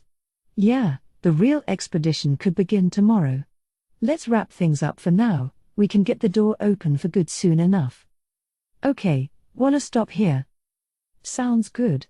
It feels strange describing it as a long journey, but we can get down to business starting tomorrow. With Kagali's agreement, our work ended for the day. The next morning, Kagali formally opened the door, her fully equipped team lined up behind her. A blue light flickered as the door silently slid away. And there we go. The team cheered. Well done, I said as I took a step inside. In this middle section, the light wasn't as bright as above. It was more of a dimmer glow, eternally shining from candlesticks installed in the stone walls. Another impressive piece of magical technology, not real candles, but magic-driven illumination. As I walked along, astonished by them, Milliam came up to me. It feels a lot more oppressive all of a sudden, huh? Yeah. The ceiling's a lot lower, and it feels like these stone walls are closing in on us. Pretty narrow corridor, too. I bet this is set up like kind of a maze. The corridor was maybe 6.5 feet wide. 2 people standing next to each other would feel a little cramped. Milim and I were on the small side, so it wasn't a problem, but the people carrying large packs behind us probably had a rougher time of it. So Rimuru, who should we have up front? If this was a maze-like area, we'd have to figure out a path to take at every fork in the hallways. There might be traps in place, too. We can detect traps for you as the leaders. Do you mind if we stay in the front? If you don't mind handling that for us. Sure thing. With me around, you're safe no matter what shows up. Milim gave a reassuring nod before I could speak up. Nobody had any issue with that, so we were now leading the whole team, Kagali and her assistant behind us. Shion and Gobta took up the rear, serving as bodyguards for the rest of the team. Ranga was in my shadow, and the elder was watching the door for us. I couldn't wait for dinner from her tonight. I ambled along, using magic sense to survey the path ahead. The corridor was stone, but sometimes we'd pass by murals on the walls, very pretty ones. Wow! These murals alone have a lot of artistic value. Do they? Sure. They must be depicting scenes from ancient times, so they'll be great to research. They're really worth a lot. You know, thinking about it, they do remind me of things I saw way back when. Oh, right. To me, it's the faraway past, but to Milim, this is probably just a nostalgia trip. That'd make anyone a bit emotional, I bet. Better be careful with our expedition here. I wouldn't want to add any more damage to the wear and tear of time. Our explorations continued apace, with no booby traps to speak of. We were now taking a break for lunch. All right. I'll begin cooking, then. Oh, wait 1 minute. The elder made some box lunches for all of us, so let's go with those. I stopped a team member as he was trying to start a campfire, then took out enough lunches for everyone. It must have looked like I conjured them up from nothing, but they were in my stomach, of course. That kept them well preserved, making it a useful skill for long journeys like this. Is that even possible? I could hear people whispering about me. Let them. Despite their confusion, they readily accepted the boxes. Ooh, this does look good, exclaimed Milim when she opened it up. On the menu today were sandwiches with tons of veggies, eggs, and smoked meat. Dark elf cuisine was all about uniquely heavy sauces. The one used here was a bit like mayonnaise, doing a great job of softening up the rather hard buns. If people still had trouble biting through them, that's where the vegetable soup came in, poured into large wooden bowls. It used a hearty chicken broth, giving it a nice, tasty body that really worked its way into the veggies for a satisfying treat. I have lots more, so don't be shy. The moment I shouted it, I was mobbed by team members, empty bowls in hand. Milim was first in line, so I guess she was a fan. We almost never get food this good outdoors. You're making us a very happy team today. I couldn't help but feel Kagali was needling me a little when she said that.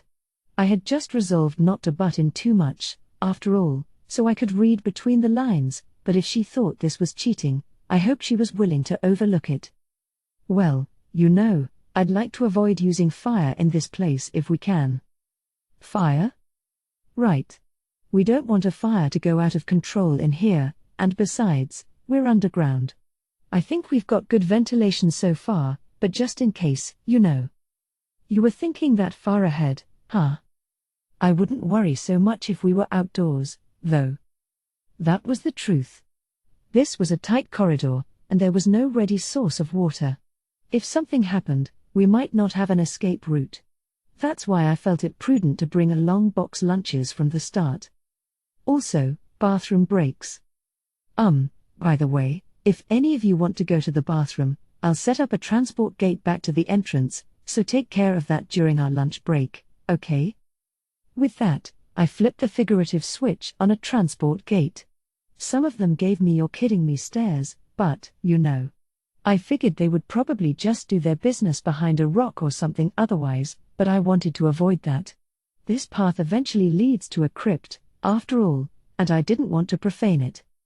I think you're worrying too much. And the dead might not care anyway.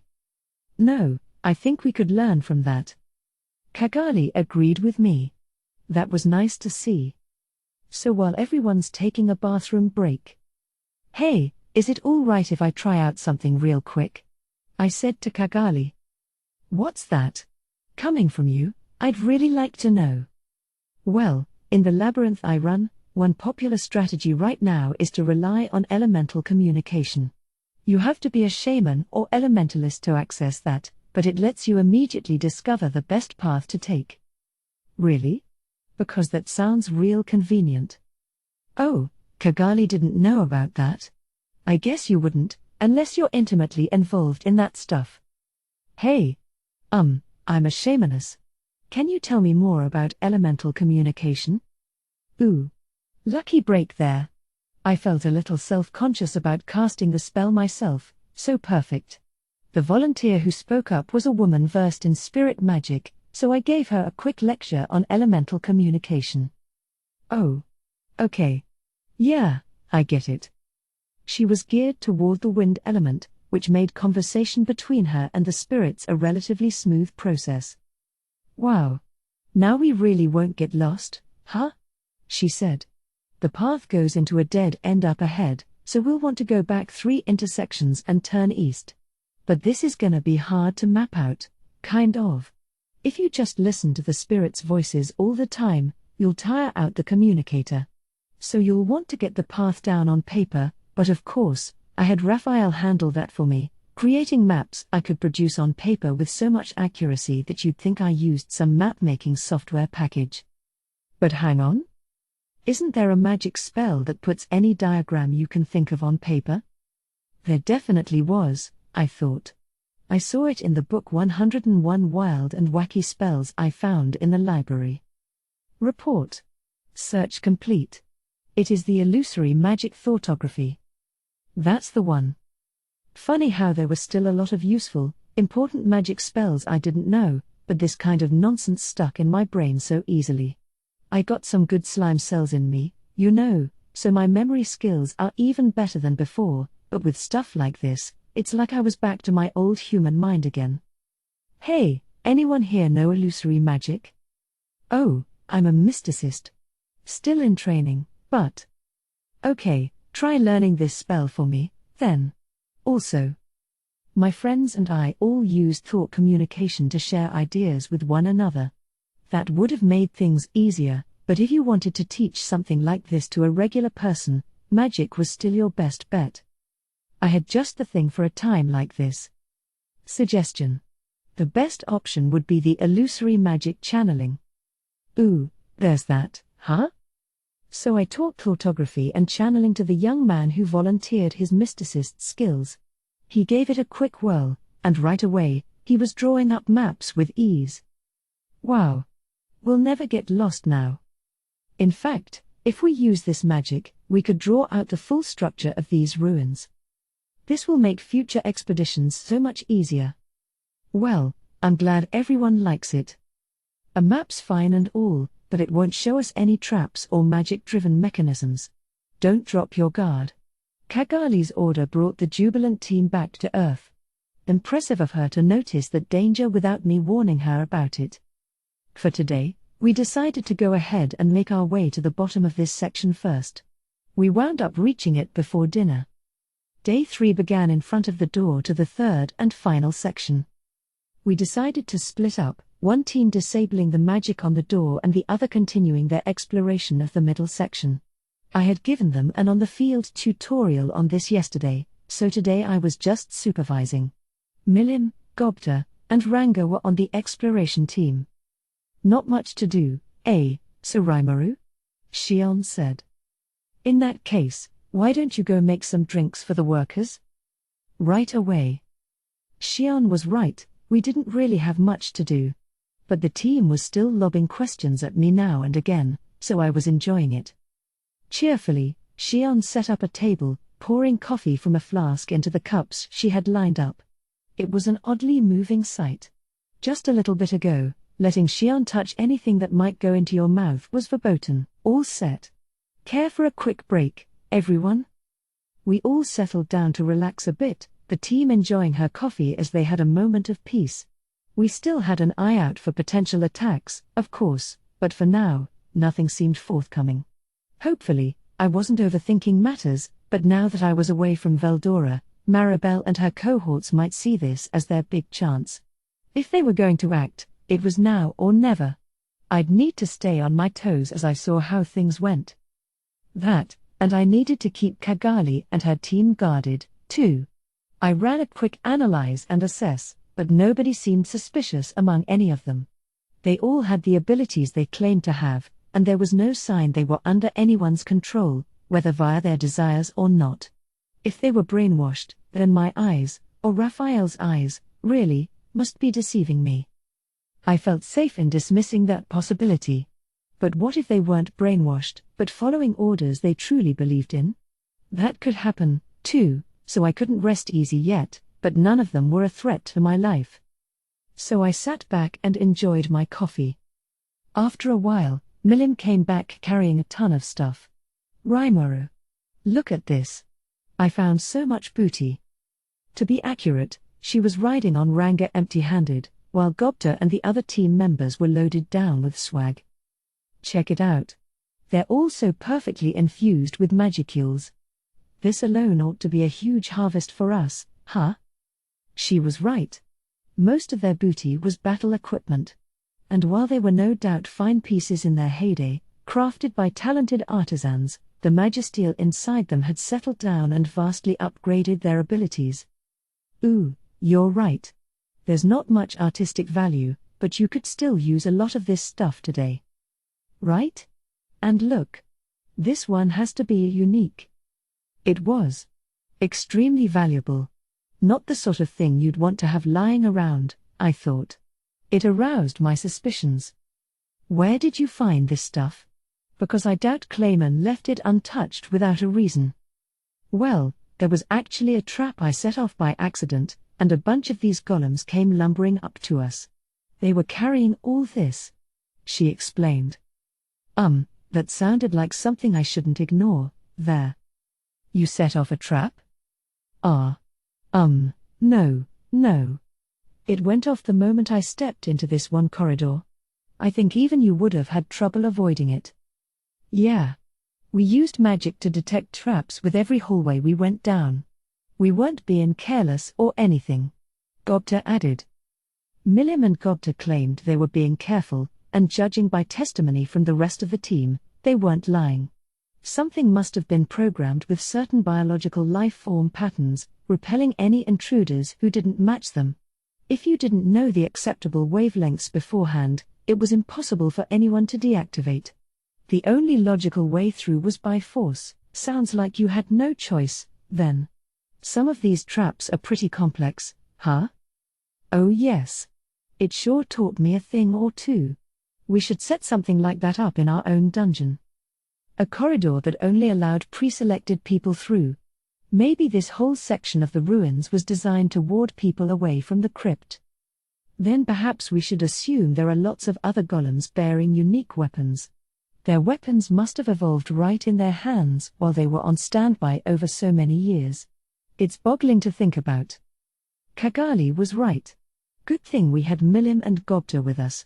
If this expedition team were by themselves, there was a decent chance the golems would have killed them. Nothing might have happened yesterday, but I bet there are more traps like that in this section of the ruins. But no need to panic.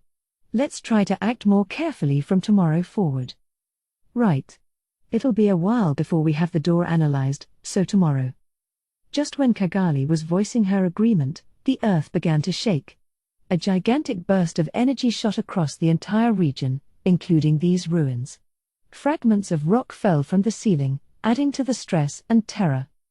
What was that? We gotta get out of here. It's gonna cave in. Cagali raised her voice to calm her team. Pipe down. That was just a single jolt, it's not an earthquake. A structure this solid won't fall that easily. Just stay calm and start evacuating. That was enough to restore order among the team, a testament to how well trained they were. So what was that? The cool as a cucumber Gobta casually asked.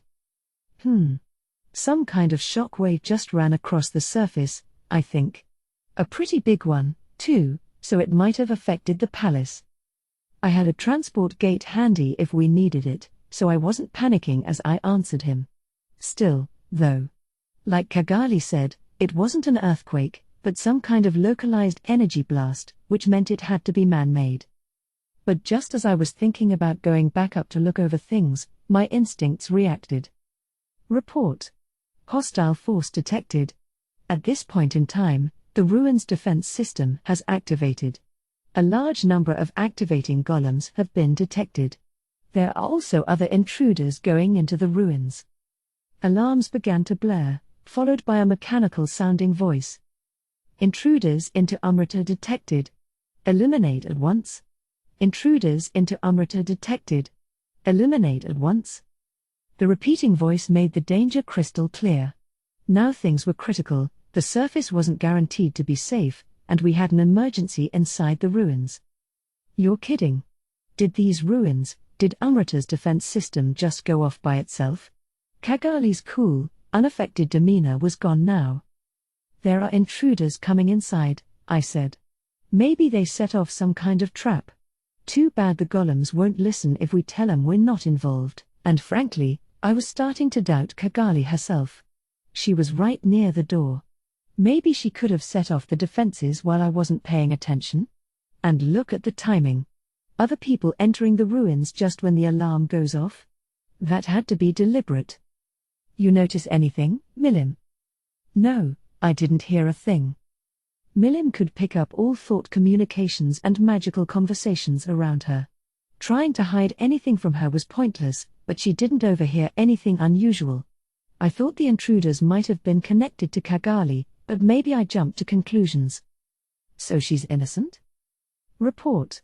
Cannot reach a conclusion. If there is a soul corridor connection, it is possible to engage in a hidden thought communication. So I couldn't feel safe yet.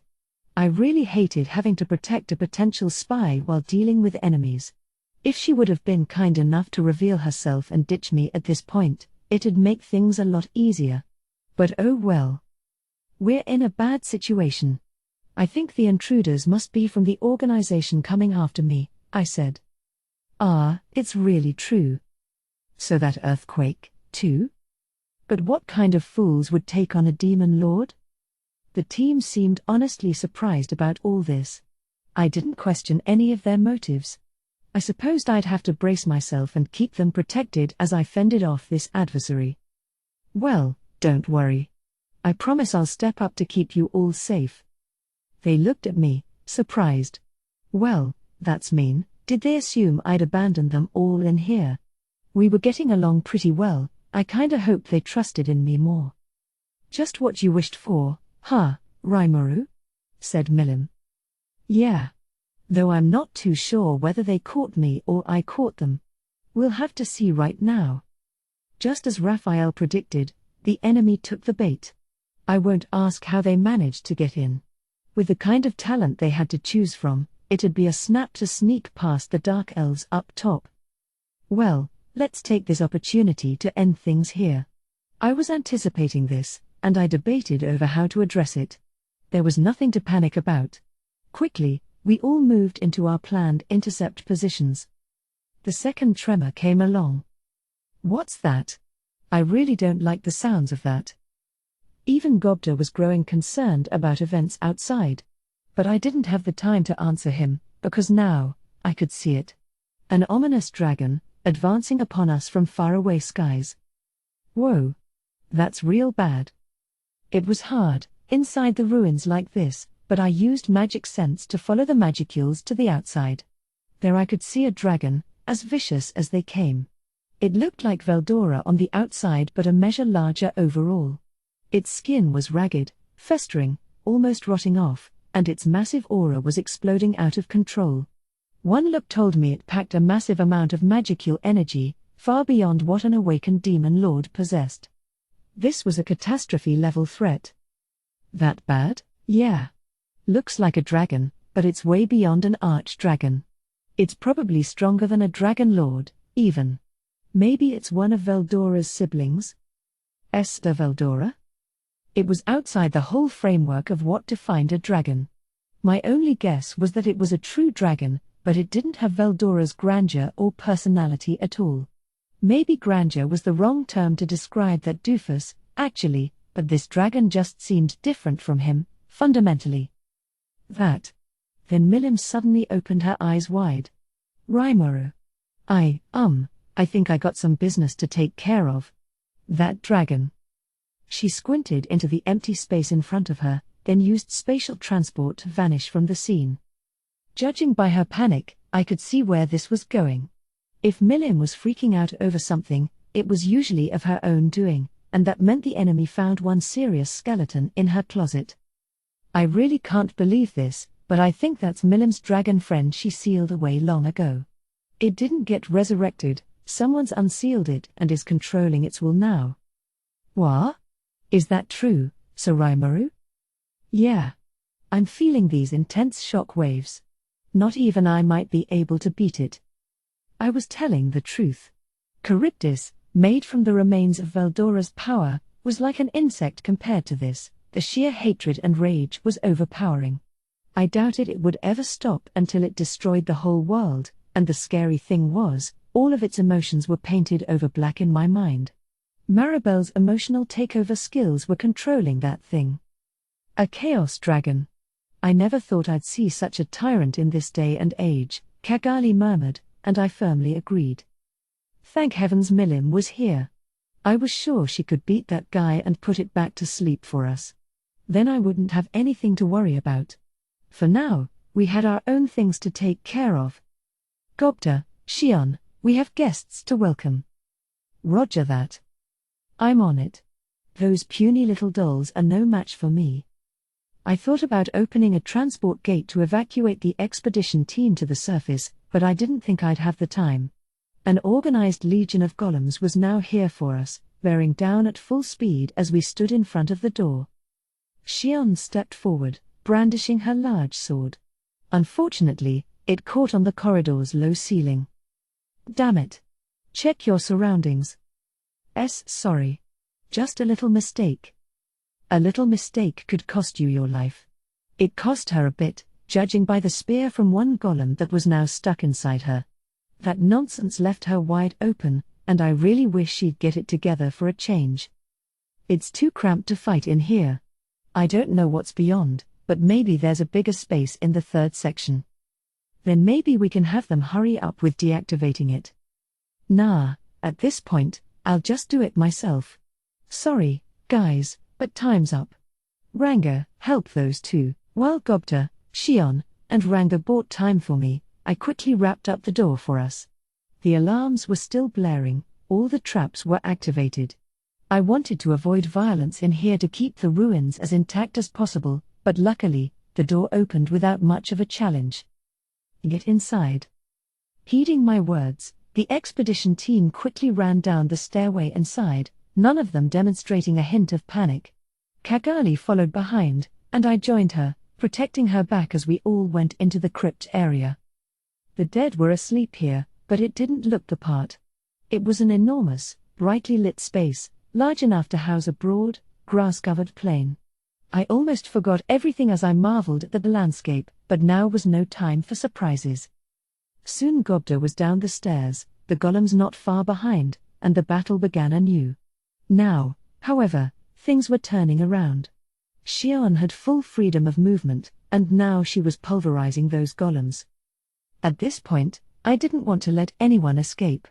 When I strike hard, and my foes probably think the same way. After all, they were trying to keep me isolated in here, even if it meant risking the wrath of Milim. I didn't think they'd go that far. Honestly, I probably underestimated Maribel. But no more. Understood. Shifting into full power battle mode. Quietly, I finished my preparations. All restrictions I placed on myself were removed, to get myself ready for the enemy to come. Now I just had to wait for the ringleader. There were a large number of golems, but we had the advantage. Shion was kicking up a huge ruckus, and Ranga was going berserk. In between them, Gobta was destroying each golem with the gun he had, one at a time. He even had enough time to reload at regular intervals. Seeing how in control he was, the expedition team looked pretty reassured. I'm surprised there was actually an attack, but what kind of force would attempt to attack a demon lord? Even waking up a chaos dragon for it. Kigali must have been curious about that. She seemed disturbed, the concern clear in her voice. If it was an act, she was good at it, but I still didn't know what lay in her heart. Sorry to drag you into this. Not at all. If there's a living chaos dragon out there, I wouldn't feel safer with anybody else, Sir Rimuru. Yeah. We need to report this to the Guild HQ and figure something out. But if the Demon Lord Milim loses, there's not much we can do, is there? We need to survive this first. I don't know who deliberately set off the trap, but that was such an evil thing to do. I was seeing some optimistic opinions among the team. They sure knew how to mentally switch gears on a dime. I told you I was gonna protect you, right? And if I win, we're good. I tried to keep it casual as I calmed them down. I had Gobta and Ranga here, not to mention Xion. And Milim, strongest among all the demon lords, wasn't gonna let a chaos dragon beat her. It wasn't a good situation, but it wasn't a terrible one, either. We had to kill our foes, survive this onslaught, and address our anxieties. Simple. Kigali must have been relieved a little, because she didn't say anything else for a bit. I turned my eyes toward Gobta's battle, waiting for the adversaries to come. You have many foes, Sir Rimuru, she whispered. Is that because you're a demon lord? I was unoccupied while waiting for my enemy, so I casually replied to her. It wasn't voluntary on my part, but yes. Why is that? The Kingdom of Farmers provoked me. With Clayman, my foe was messing with me, so I had to respond. Hinata the Saint had the wrong idea about me. In every case, it was started by the other side, I just played along. In a way, it was self-defense. It was? So you never start anything, Sir Rimuru? Well, maybe I can't say that. With this particular enemy, it's kind of a conflict between motivations. Our philosophies don't mesh. This would have happened sooner or later anyway, I think. You can't resolve it without fighting? Sure we can. But that resolution would probably never come until I swallowed up the other side. If they didn't want that, they were probably right to do this. With the twin superpowers of Dworgen and Thalion at their side, Tempest would have no reason to lose in an economic war with the Western nations. If the enemy did nothing, I'm certain that we would have annexed them all, financially speaking. Raphael's way faster than a quantum computer, I wouldn't stand for anyone dissing it.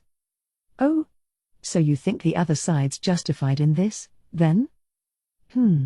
Are they? Maybe we could have accepted the differences in our principles and agreed to some mutual concessions. If we were never gonna get involved with one another again in the future, that might have worked. But if they're justified, then so am I. I had no interest in doing whatever they said, and they didn't want me ruling over them. And if that's how it was, confrontation was the only choice. In a way, economic warfare is even more terrifying than the kind with guns and tanks. There's no defined surrender in one, and as long as the other side doesn't fall under your umbrella, it never ends. Thus, you could say that my foes turning to military warfare was a stroke of luck. This way, once they realize they can't win, they'll have to admit to defeat. But even if that was their only choice, the question of whether it was just or not is another issue entirely. Well, justice can mean a ton of different things, depending on your viewpoint. I'm not saying I'm absolutely correct, but if I retreat here, that's going to worsen my position. The only choice I have is to fight. It's not that I couldn't have taken a more modest path. But if I bent, all my friends would have gone down with me. Even so, if you respected the other side's position and tried talking to one another to search for a better relationship, don't you think you could have avoided hostilities? That's a tough one. How should I answer it? I didn't have to worry about it. A young girl's voice answered for me. It's impossible. So impossible. People have endless desires, you can't ask them to be patient. And if the other side bends, the demands get bigger and bigger. That's part of being human. Right. If I conceded, I'd like to believe the other side would understand. But that's just not realistic. If I were just another citizen who could believe in fairy tales, maybe I could have given you an earful of all that idealistic stuff.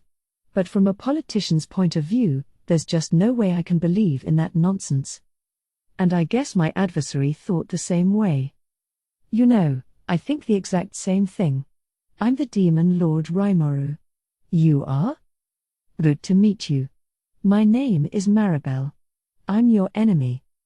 Somewhere along the line, all the golems had been defeated.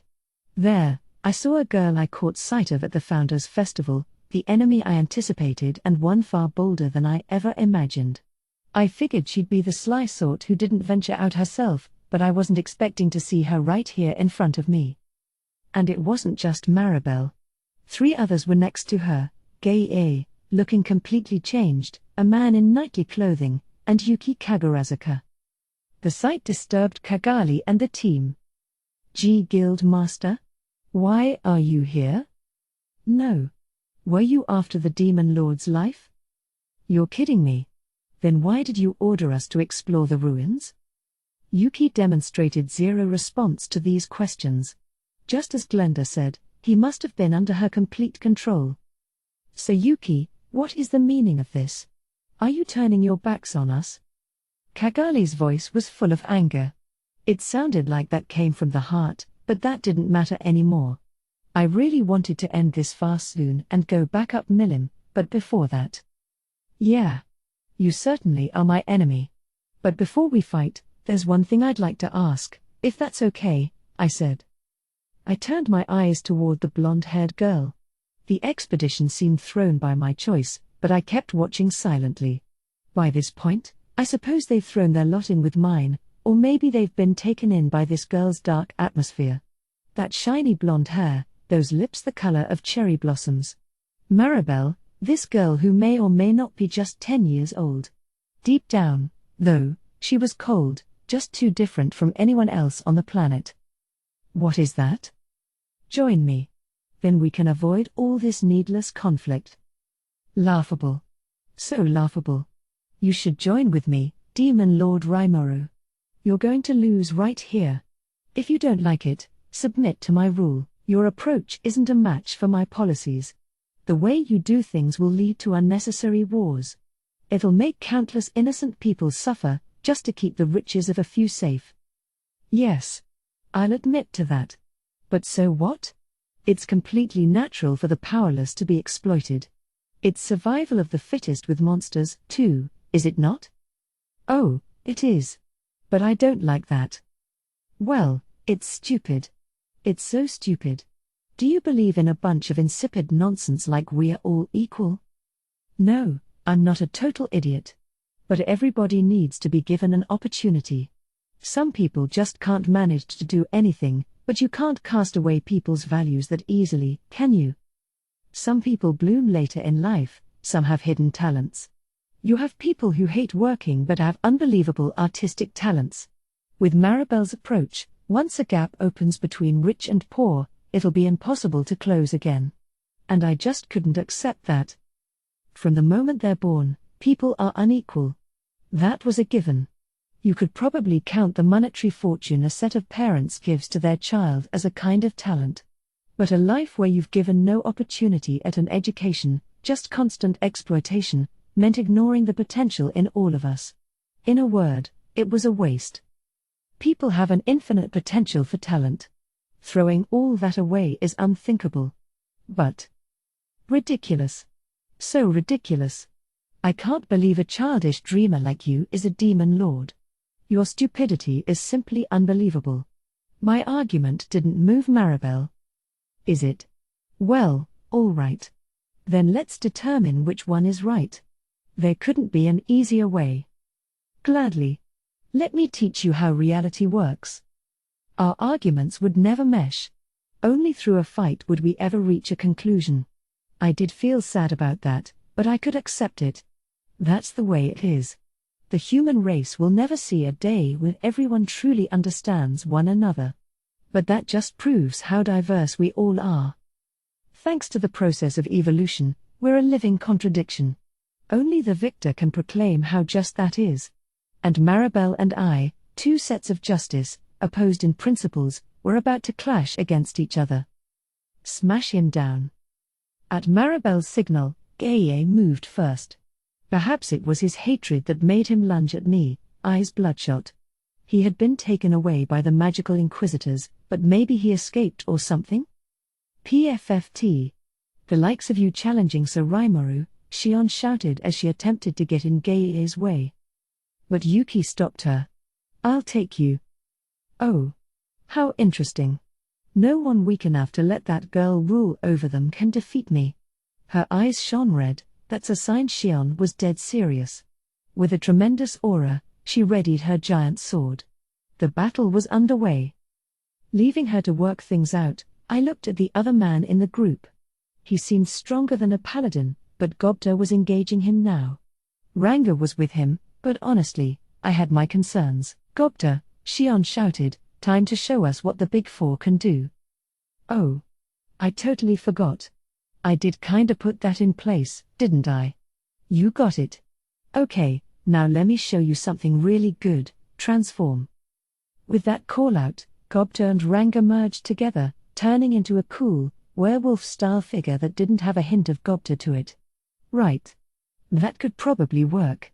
And unlike the last time I saw it a month ago, Gobta's apparently learned how to control himself better. Now he was conducting himself perfectly, no longer battered around by Ranga's strength. He was facing a foe who could most likely beat the 10 great saints, but I figured Gobta could probably manage. Trusting in that, I focused on my own enemy. Oops, but before that. Gathering my aura into my left hand, I casually hurled it at Gaye. That was all it took to render him into dust and erase him from this world. Stained by Maribel's desire, he had obtained powers beyond his own, it looked like, but to me, he was just a distraction. You wanted to fight me, huh? Well, glad you got the chance before you died. It was sort of a blunt way to address the dead, but hopefully he'd be satisfied with it. No? What was that? What was that?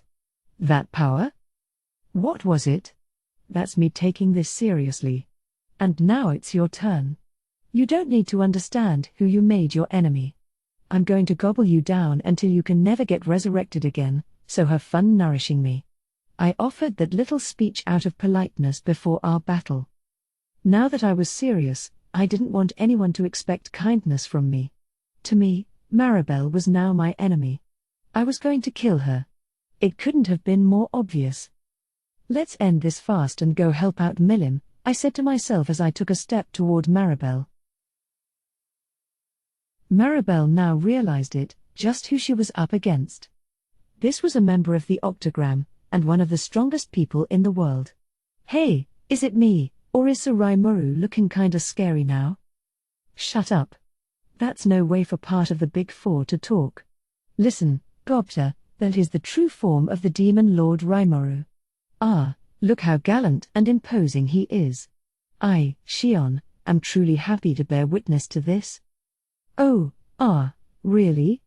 I think his true form is, how he usually goes around, and stuff.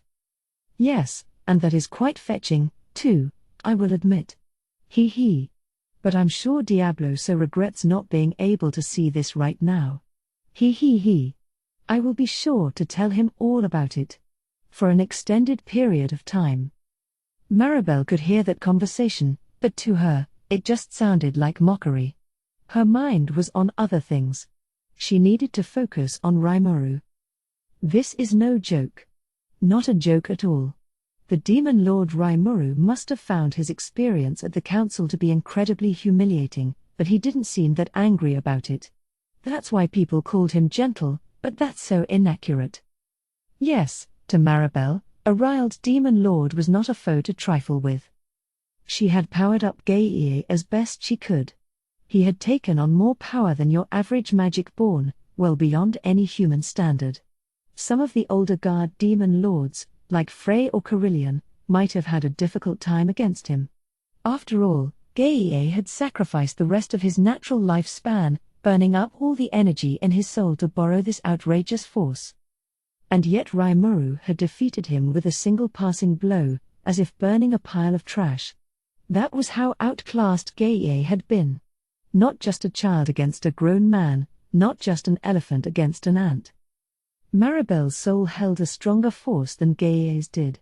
She had been resurrected, traveling to and surviving in another world, and presently, her mind was in a realm beyond human comprehension. But even so, she sensed that the demon Lord Rimuru was now a threat. Thus, she immediately broke out her final option, Holy Field, the most lethal of barriers and a killer move against any monster. Ever well prepared, she had already stationed her blood shadow troops around the outer rim of the castle grounds for this. You can threaten me all you want, but now it's time. Time to see just how much more intelligent we are than monsters. As she bragged to Rimuru, she used her magical communication skills to send an order. Whoa! I feel all heavy. I remember this. And it's even stronger than it was then. This must be its true force. The big four werewolf stopped, confused, as his compatriot the ogre grinned defiantly. How annoying, Maribel thought, gritting her teeth. As the name Big Four suggested, they both possessed unusual strength. Gobta, the werewolf, was the kind of champion to earn second place in battle tournaments, and the ogre he was with was just as formidable. They were joined by other magic-born people Rimuru brought with him to the council. Their sheer power is ridiculous. If I tried a frontal attack, I'd have no chance, even if Eldora never showed up. But now things were different. The Demon Lord overestimated his skills, and now he exposed his defenseless underbelly. Maribel chuckled to herself. That mistake will be their doom. But her conviction was wishful thinking. I thought so. I anticipated you making this move. Did you think I wouldn't prepare for it? The Demon Lord Rimuru grinned at her, and the next moment, the holy field disappeared as quickly as it deployed. What did you do? Well, I'm walking around here all but asking to be attacked, so of course I had my people keep watch around the castle for me, right? Maybe you thought you had me in a trap, but I was just using myself as bait to trap you. I figured, after all, that if you wanted to enslave me with greed, you needed to be on site. That was his response to Maribel, and at that point, Maribel understood everything. The missing blender hadn't been rubbed out at all. She'd betrayed her. Yes. The only one overestimating their skills is me. And with her last resort exhausted, she was at a major disadvantage. Gaie was dead. Yuki had the advantage but still wasn't overpowering the ogre. The other one, Rama, the battlesage burning to avenge Glenda, was struggling against Gobta the werewolf. Both of them had been powered up by Maribel's greed, but the reality of it, the fact that neither could emerge victorious, showed just how strong the enemy was. Maribel would have to step up herself to change matters. The petite, doll-like girl was about to expose her true nature. Combusting her own soul, Maribel went beyond her limits. All she hoped for was victory. She couldn't make up for falling in that trap, but this was exactly what she wanted the whole time. A chance like this wouldn't come again. She knew that. And thus, she had no regrets. Time to get serious. I'm going to wager it all to kill you. Right. And I'll reply with my full force. Following that signal, Maribel started running. With a bound, she unleashed a kick on Rimuru, her physical skill far from childlike. The attack was fiercer and heavier than a tank round, forceful enough to bend an iron beam, but it gave Rimuru no distress. He lightly parried it, then used his momentum to throw her body down. Maribel reached out to the ground, leveraging her rebound to spin out of harm's way. Dodging Rimuru's follow-up attack, she launched Avarice as a sort of return gift. Die, you will thirst for death. Waves of darkness attacked Rimuru. This was Maribel's finishing move, a strike that took the living's instinctual lust for life and flipped it on its head. That was Maribel Rotso, a girl who used her own will to perfect her unique skills.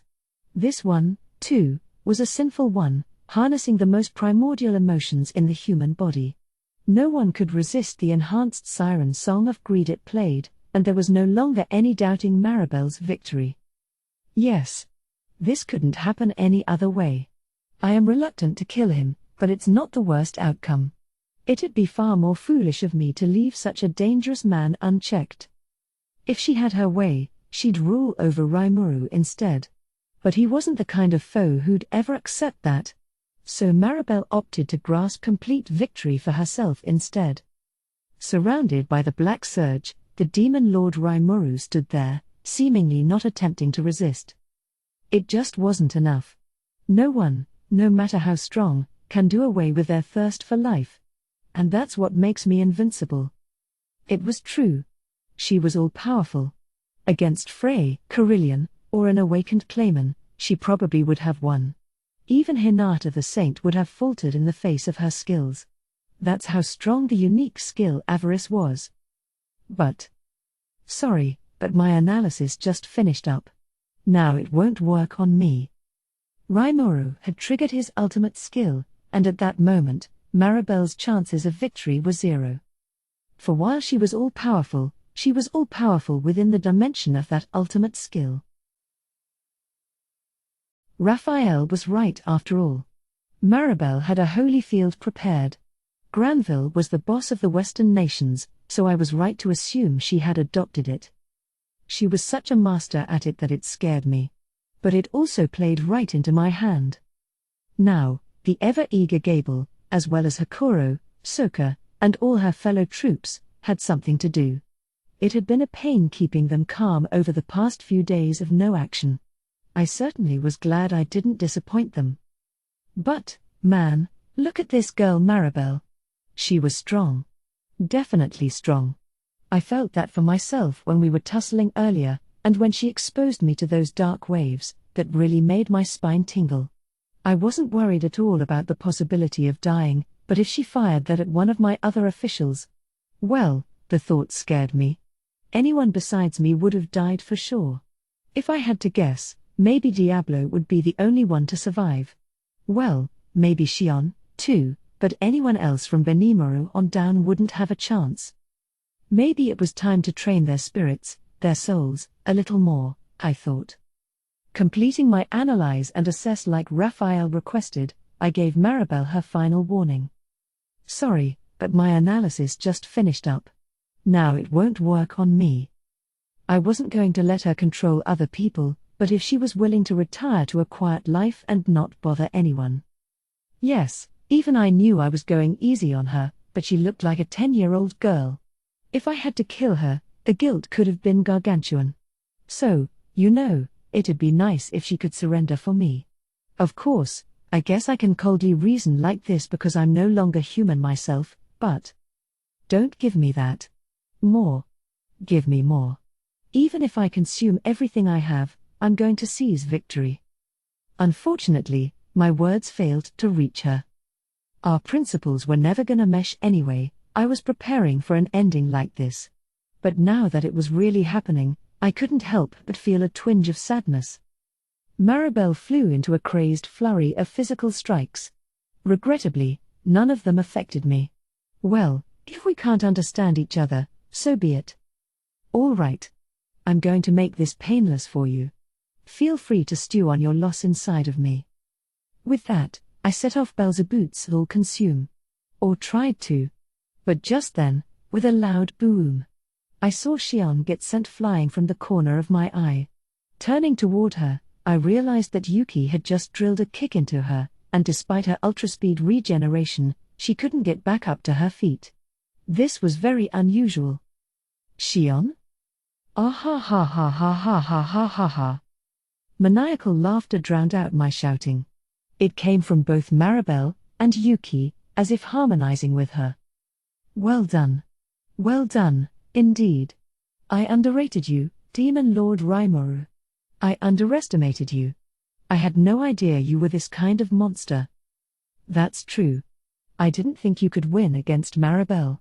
But I can't have you forgetting that I'm right here, okay? Yuki, fresh from besting Shion, stood before me. The black waves from Maribel were now crashing upon him, stronger than ever before. Understood.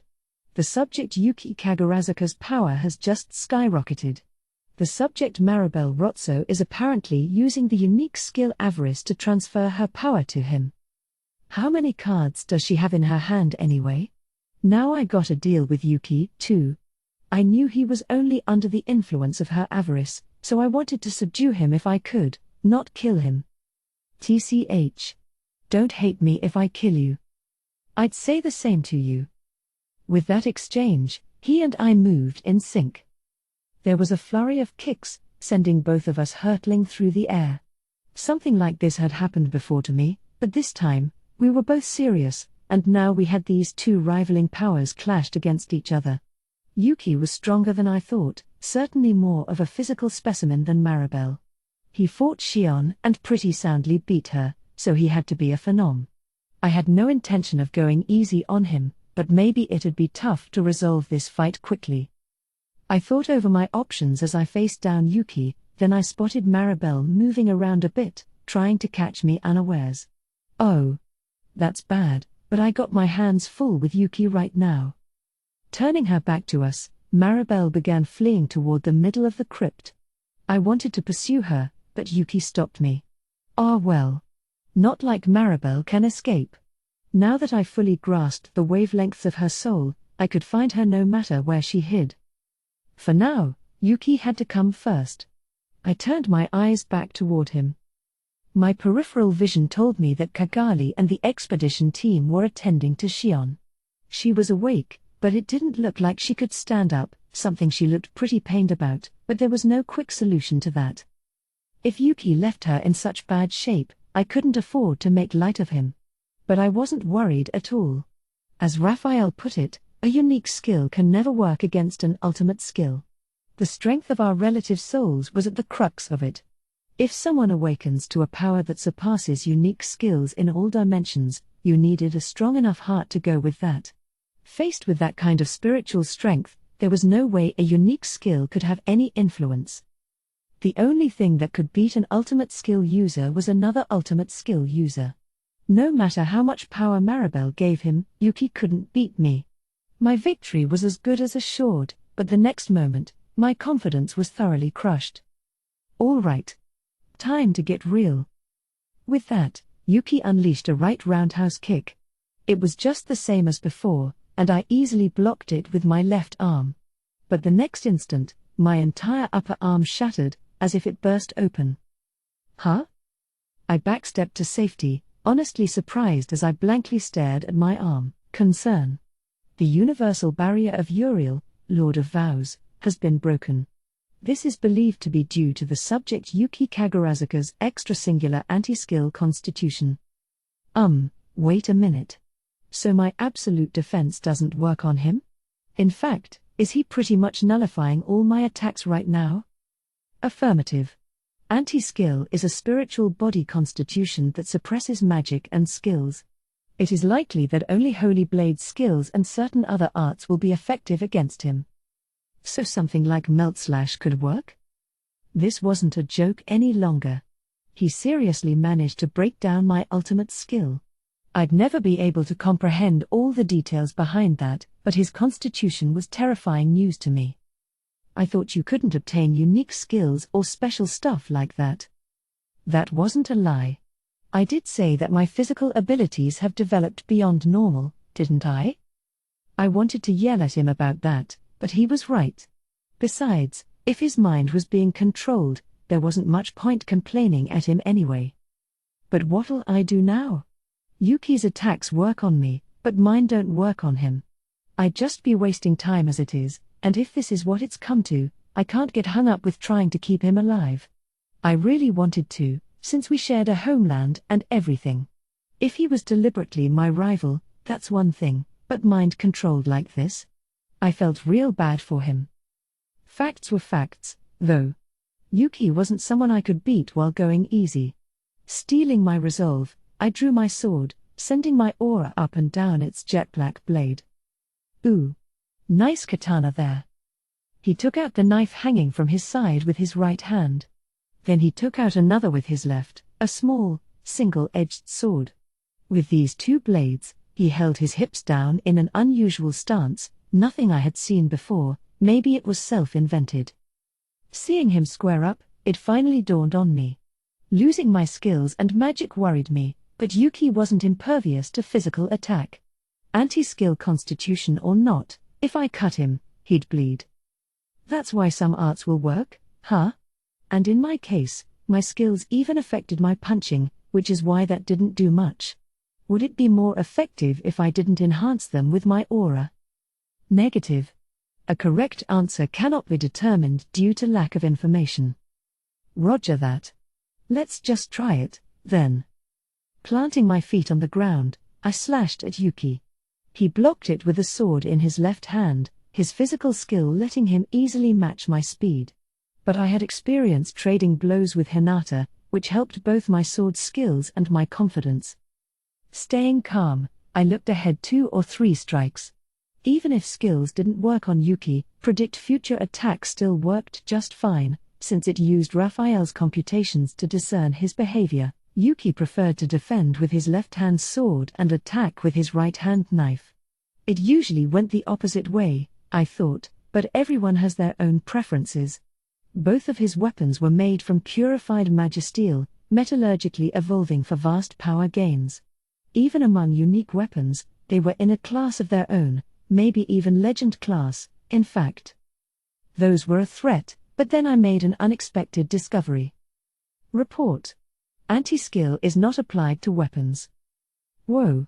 So using weapons actually weakens Yuki. That little tidbit doesn't mean much for anyone besides me, but to Yuki, that's a real blind spot. If these were just regular old attacks, absolute defense gave me nothing to fear.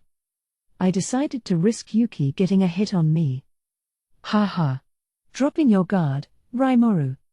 Pretending to lose my balance after a parried katana strike, I left myself open to him. Yuki thrust with his knife, as if it was attracted by a magnet. There was some special feature to it that let it expand and contract, which messed with my sense of distance. To Yuki, it probably felt like a surprise attack, expertly tossed into my single moment of vulnerability, but I planned the whole thing. The knife was aimed squarely at my heart, but then I stopped it. I touched it to make sure. Turned out it contained a special poison that would affect my nervous system. If he really stabbed me with it, even I would have taken damage, but that was just pointless theorizing now. Well, too bad for you. It hurts more when you punch me, you know. No way. This is insane. Yuki's eyes widened. But I had no obligation to listen to his complaints. Instead, I mercilessly unleashed a new sword strike, one I had just finished developing. It was called Stormbreak, a combination magic and art move inspired by Hinata's Melt Slash. The magic in question was storm magic, as provided by the skill Veldora, Lord of the Storm. Veldora's magic was scarier for its secondary damage than its primary. Once it opened up a wound, the destruction would begin from there, eventually breaking down your entire body. Stormbreak was the same way, a sure kill art that ate into its target's life force. Thanks to his unique constitution, however, the strike I landed on him didn't trigger that effect. There was now a large gash across his chest, but it still wasn't a lethal blow. NGH. With a groan, Yuki glared at me. I tried to look into his inner thoughts, but a black mist blocked me from seeing anything. Maribel's desires had fully infected him. If I could clear all that away, I wouldn't need to finish him off, but... Understood. Interference is blocked by anti-skill. But no dice. Then there was just one thing to do. I've won this. I wanted to release you from Maribel's rule, but I guess I can't do that. I'm gonna go a little strong on you, but no hard feelings, all right. I would damage him almost to the point of death, knocking him unconscious. Then, while he was knocked out, I'd go take care of Maribel. If that eliminated her effect on him, then great. I readied my sword against Yuki. Sadly, punching him with my bare hands didn't deal him any damage. The energy that anti-skill cancels even included the kinetic energy from my fist. It's crazy, I know, but Yuki was a very special case. Waiting until the best possible moment, I applied power to my sword. I wanted to strike him with the blunt side of my blade, good thing it's sturdy enough not to break, but if I applied too much, I was liable to cut Yuki in half. Striking the right balance of power was tough. But just as I readied my sword, preparing to smash it down on him. Please, wait a minute. I beg you, please reconsider killing Sir Yuki. Kagali started shouting. I turned her way. She was on her feet, attempting to run up to Yuki. Whoa, look out. Yuki's under Maribel's control. No, it's fine. There's no way someone as strong-willed as Sir Yuki could have his heart taken by a little girl like that. She clung to Yuki, ignoring my warning. The expedition team was following her lead. Yeah. She's right. The Grandmaster's not that much of a wimp. That's true. He's always going by the beat of his own drum. There's no way anyone could exploit his weaknesses. He's the kind of guy who'd beat a dragon just to show off to us. He was certainly well loved. If they were defending him that much, I was starting to look like a villain. Look, if there was a way to keep from killing him, I'd use it, all right. But I can't go easy like that right now. I'm just taking the option that's best for the situation. Can't you see I'm carrying my katana backward? I mentally begged them to take a closer look as I watched Kagali and the rest. They were coming up from behind him, trying to get his attention. If that was all it took to break Maribel's influence, we wouldn't be having this problem. But I'm not trying to kill him, either, okay? So get out of my way, I tried to say. And at that moment, guys, Yuki whispered the word, his face twisted in pain. Report. Change detected in the subject Yuki Kagurazuka. The desire-driven spiritual interference appears to have been cancelled. What? Seriously? We're going with that happily ever after ending? I could barely believe it, but my sense told me Yuki wasn't after my life any longer. You gotta be kidding me. I thought, but I had to accept it. With Yuki back to normal, the only foes left were Maribel and the Chaos Dragon. Looks like I caused you some trouble there, so forgive me for that. But you saved me, Rimuru. Why yeah. Glad you're okay, I replied, trying my best not to look like I was okay with him dying a moment ago. Hey, Gobta. Get this done with already. I needed to change the subject, and yelling at Gobta did the job. Soon after, his battle was over, Xion was safe. Yuki's anti-skill effect wasn't permanent, so her ultra-speed regeneration sprang back to life after a bit. She glared at Yuki, still in a rage, as I tried my best to calm her down. This is a humiliation. I still haven't trained enough. When the anger left her, the sadness came rushing in. I tried to calm her once more, telling her there'd be another time. Gobta, meanwhile, looked pretty exhausted.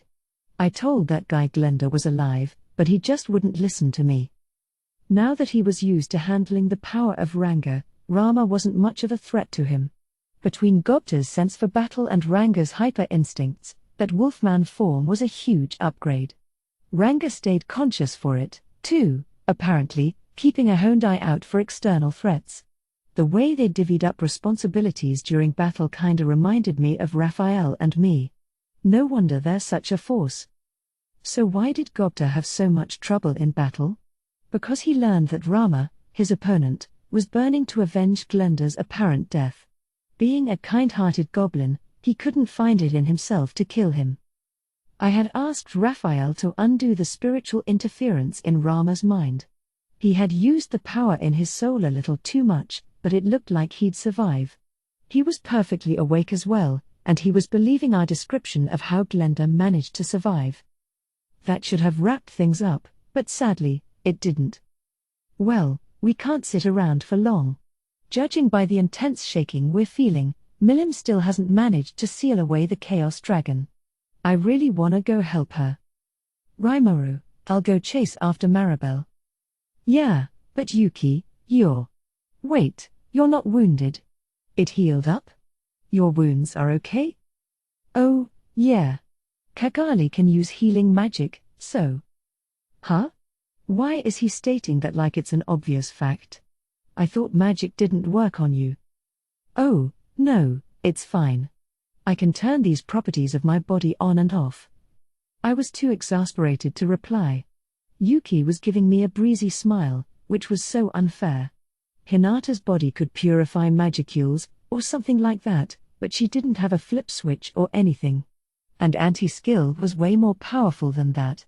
He could control it with that much precision? It just seemed so unfair. But well. I needed to address his offer. You can beat her? It'll be easy, if I don't let my guard down. I mean, being controlled like that, I can't let her go. It's a matter of pride to me. Sir Rimuru, please, said Kagali. I think Maribel is bent on destroying these ruins. In the ruins of Soma that I explored, there was a magical generator that I think was used to run the city. This area looks similar to me, and if the generator goes out of control, it could blow up the entire area around us. And I think I'm the only one who can stop that. You think Maribel's gonna blow it up? Supplying too much magical force to one can destabilize it. And if it hasn't been used for so long, there's no telling how it'd react. We weren't even sure if there was a generator like that in here, but if she was right, we had trouble on our hands. You know how those things work? I thoroughly analyzed the one in Soma. If need be, I know how to stop one. A woman with her beauty sure had a lot of impact when she gave you a serious look like that. It wasn't just because of it that I nodded at her, but I sure did feel overpowered, yeah. Okay. You take care of that. Yuki, get going. He was back to his usual breezy, aloof self, brimming with confidence. The two of them were now on Maribel's trail. Shion, Gobta, guide the expedition team up and regroup with the Dark Elves. Keep them guarded. Yes, sir. What about you, Sir Rimuru? I'm gonna go back up Milim. If I don't hurry, the Chaos Dragon might start striking all of us soon. Milim was doing her best to fight back, but even a stray shot of energy would devastate us. We didn't have time to waste here, so once we decided on something, we had to move. Let me join you. No. Your wounds healed on the surface, but I'm sure you're still damaged inside. Just bodyguard the team for me. Humph. All right. Reluctantly, Shion agreed. Yuki and Kagali were already on their way into the crypt. Shion and Gobta had their orders. It was time to head out. Maribel was running. But she hadn't given up on winning. She had unleashed the sealed Chaos Dragon, one of the best cards in her deck. Under no circumstances could she let this operation fail. But there was still one more card to play. Deep inside the crypt, the heart of the ancient elven city, the pinnacle of the old world's magical technology was still sleeping. She had heard about it, and so she wanted to overload it with magic and bury Rimuru with it. That's the only way I'll ever defeat that monster. My strongest pawn right now is Yuki, and I'm sure he'll buy me a little time. In the meantime, I'll set that magical control reactor on the path to destruction. Yuki's reports to her included information on the ancient ruins of Soma. She knew that Amrita was a city built by a similar ancient culture. If they worked the same way, it'd be easy for Maribel to control them. Setting off a magical control reactor would cause vast amounts of magic power destruction. If she triggered it right when Rimuru and Yuki were locked in battle, she could catch them in the explosion, and they'd be caught powerless. An attack the Demon Lord Rimuru wasn't conscious of could absolutely defeat him. Maribel was certain of it. Now she was in the central part of the crypt, but she couldn't find the reactor discussed in her report. In fact, there was nothing at all. The sarcophagi were empty, bereft of any accompanying decor or treasure. Yes, there were gold and silver baubles lying around, but no magic weapons, nothing of real value. That's strange, she reflexively whispered to herself. So strange. What's going on? Nobody was there to answer her, or so she thought. Ah ha ha ha ha. There's no magical control reactor in these ruins, you know. Exclamation mark. And by the way, there wasn't one in Soma, either. Is that you, Yuki? It sure is. It was definitely Yuki who answered her, standing tall where she could see him. Kagali was also there, nestled close to her. Aren't you fighting the Demon Lord Rimuru? It's over. I gave my all against him, but it was pointless. Rimuru had enough strength to go easy on me, but I didn't stand a chance. If I could have won, I figured I would have beaten him right there, but I was so scared watching you. And I really thought you betrayed us, too. Ha ha ha. Sorry. I figured it'd be more believable if I didn't let you in on it. Besides, I always believed you'd understand my intentions. Well, all right. Everything worked out fine, at least. If this is what you wanted, I've got nothing to complain about. Yuki and Kagali were thoroughly enjoying themselves. Seeing them carry on, Maribel finally realized. Yuki tricked her. That's a lie. It must be a lie. But, Yuki, did you break my force? It seemed impossible to her, but it was a reality Maribel had to accept. But when, and how, did Yuki manage to overcome the desires of her avarice? How did you do it? Curious. Just tell me, heh. All right. I will. Yuki gave Maribel a look of pity, then showed her. As she watched, his brisk, cloudless demeanor suddenly appeared to have a dark pall over it. No. That's a lie. A lie. Ah ha ha ha ha. Don't believe me? But it's the truth. I was pretending to be under your thrall from the beginning. What do you think? Pretty good performance, huh? Yuki laughed, having a blast down in the crypt. Maribel, on the other hand, looked ill. No. My desires.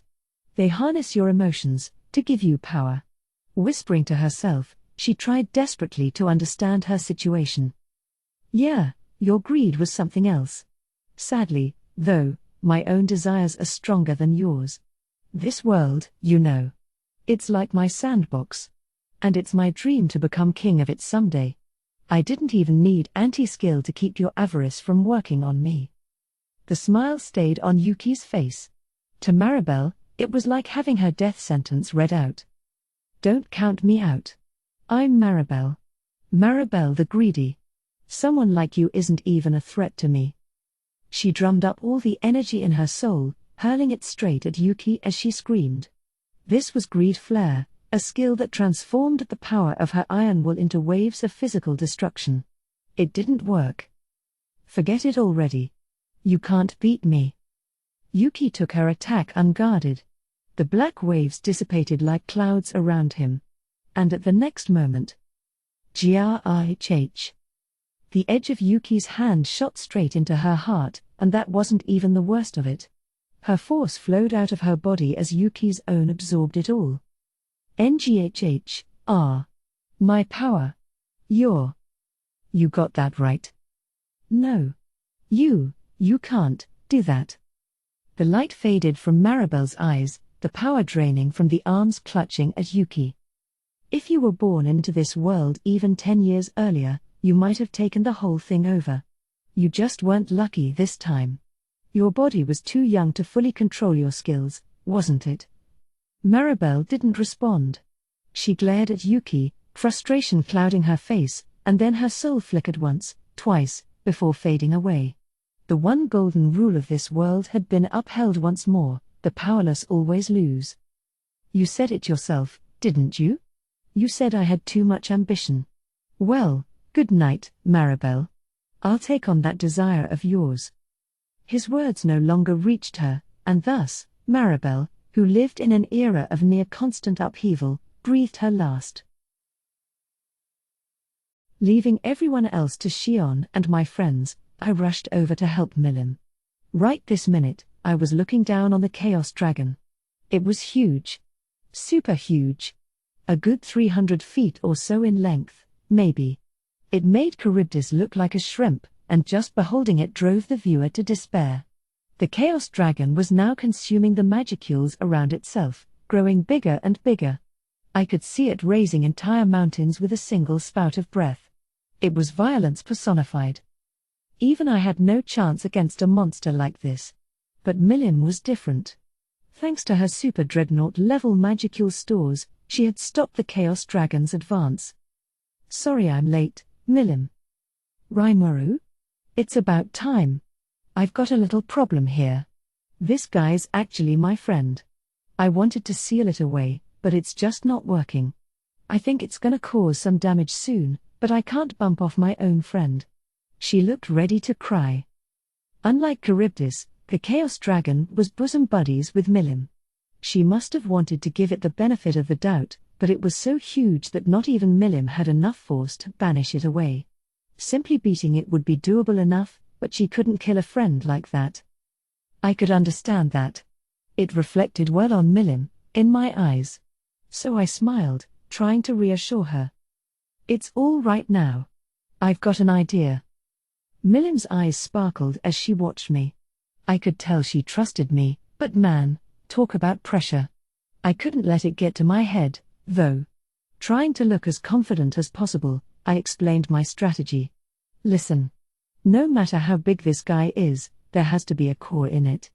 You can attack him accurately enough to leave that intact, right? I figured Milim could preserve the Chaos Dragon's soul while striking the rest of it, much as I did with Charybdis to save Phobio, its vessel. This soul would be protected by the dragon's astral and spiritual bodies, but those bodies were already corrupted and breaking apart, or actually, they were broken to start with, hence this hate-driven corruption. It was also smeared head to toe with Maribel's desire, and I couldn't extract it out of the guy.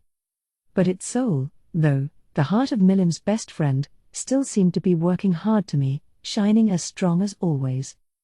But if it's this big, it'll take a lot power to stab into it. If I mess it up, I could blow away the whole thing.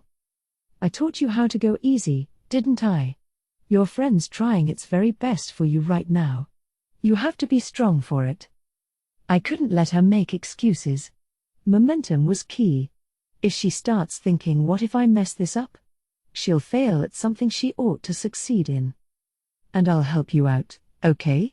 Just follow my instructions and release all the magic force you've got. Yes, I told her I had a plan. I really didn't. I was just gonna rely on power here, Milim's power. But this wasn't the first time for me. I already saw it happen once, and it succeeded then. This was operating on an even huger scale, but the task before us was identical. All right. I believe in you, Rimuru. Okay. We got this. I faked as much confidence as I could. Really, it was breaking my heart, acting so bold like this. If it failed, I was deathly scared of the consequences, but I had no other bright ideas, and I was the only one who could pull this off. You're on, Raphael. Understood. Yes, my lord. I might be a pro at palming responsibility off, but for this moment, at least, I needed to perform. No mistakes would be allowed. I repeatedly told myself that this would go fine. This'll be easy, okay? It's the same thing over again. Do it, Milim. Right. Yeah, you're right. Here goes, my friend. May the shining of the stars burn into your eyes. Drago Buster. There was a flash, so bright that closing your eyes did nothing. The enormous swirl of power Milim released reached the Chaos Dragon, smashing against its ominous wall of force. Power struggled against power, and as I watched it, I searched for the source of the Chaos Dragon's strength, relying on Raphael's calculations to control Milim's torrential might. It was heavy. Incredibly heavy. I could tell it was draining my own magicule stores. But despite all the energy we poured into it, the Chaos Dragon was unscathed. This guy really was crazy. It was about to break my heart, but if I gave up now, this would all be for nothing. All my previous experience was for this exact moment. I truly believed that as I threw everything I had at it. Trying desperately to retain my peace of mind, I slowly brushed away the evil force that loomed around the Chaos Dragon's soul. In terms of time, it was less than a second, but the pressure made it seem like forever. I saw it. The Chaos Dragon's spotless heart, blinking there amid it all. But I couldn't let up yet. Even without the black mist of desire, even without the hateful evil, I still had the dragon's broken, polluted spiritual force waiting for me. Carefully, with pinpoint precision, I kept up my work. Then, out of nowhere, the black mist disappeared. Yuki defeated Maribel. Yes. We can do this. Hoping to seize victory, I set off Beelzebut. Milim, we're finishing this now. Can you boost your output? You got it. Rah, Drago Nova. Heeding my instructions, Milim finally got serious. Feeling it all over again made me realize just how amazing she was. How could she turn the spigot any farther than that? The way she engineered it, incredible feats of strength like that, I could really tell she was on another level from the rest of us. But watch out. Now's no time to stare at her, all amazed. Okay, Chaos Dragon. I'm gonna stop the pain for you. Now for the final touch. Timing was going to be key here.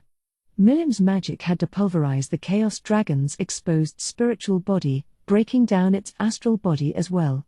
Not missing my beat for a moment, I waited until just before Milim's power shattered its heart, then triggered Soul Consume. Ignoring all rules of time and space, Belzebut did its work. Within my perception, it was done quicker than Milim's magic, and just as I planned it out, I had the Chaos Dragon's shattered heart in hand. Without the core governing that massive cloud of magicules, the Chaos Dragon was already starting to disintegrate. But that was a problem of its own. Raimaru. This is bad news. It's gonna explode. Milim had already stopped infusing her magic at my signal. But now there was a massive energy field in the sky, twisting and warping the air inside. Force clashed against force, compressing the energy at eye-popping pressures. The reaction would come soon enough, a huge explosion that not even Milim could neutralize. She gave me a panicked look. But I was calm. According to Raphael, I could apparently do something about this. It's all right. I'll figure it out. You can do that. She looked surprised. I appreciated her admiring eyes, but if I messed this up, I was gonna look like such a dumbass. But now's no time for that. Are you sure this'll be okay, Professor? I couldn't help but ask. Affirmative. It is not a problem. Just as businesslike as ever. That seemed so reckless but kind of reassuring in a way. With a smile, I looked at what used to be the Chaos Dragon. It was already just a shell at this point. No need to hold back. Gobble it up, Belzebut. Could it really consume such a vast blob of energy? My worries were instantly quelled by the fury of Belzebut's appetite, astounding me beyond imagination as it swallowed every bit up like a midnight snack. Is it over? Milim asked. No, not yet. We gotta do something about your friend here. Huh? You will? Sure. I brought this along for times like these. Not really. But let's roll with it. I took out a pseudo-soul. Question mark. No time to spell it out for the confused Milim. I focused on myself. Theoretically, this was possible. In fact, Raphael guaranteed it. I just had to believe in it. Boldly, I did my work, trusting it was guaranteed to succeed. I picked up all the pieces of the shattered heart, then absorbed them into the pseudo-soul. Soul Consume patched all the pieces into a single unit for me, so it went easier than I expected. The issue was what came after that. Can a core like this be housed in a pseudo-soul? There was no reaction. I began to sweat. Staying calm on the surface, I frantically tried to brainstorm a solution. What should I do at a time like this? My brain finally settled on something I saw on TV dramas a lot. Milim. Did this Chaos Dragon have a name or anything? A name? Nothing like that, no. No? Crap. But calm down. There has to be another way. Gaia. I wanted to call it that someday. This creature's name is Gaia. Oh, it does have one. I breathed a sigh of relief and softly called Gaia's name. What a nice name that is. So your name's Gaia, huh?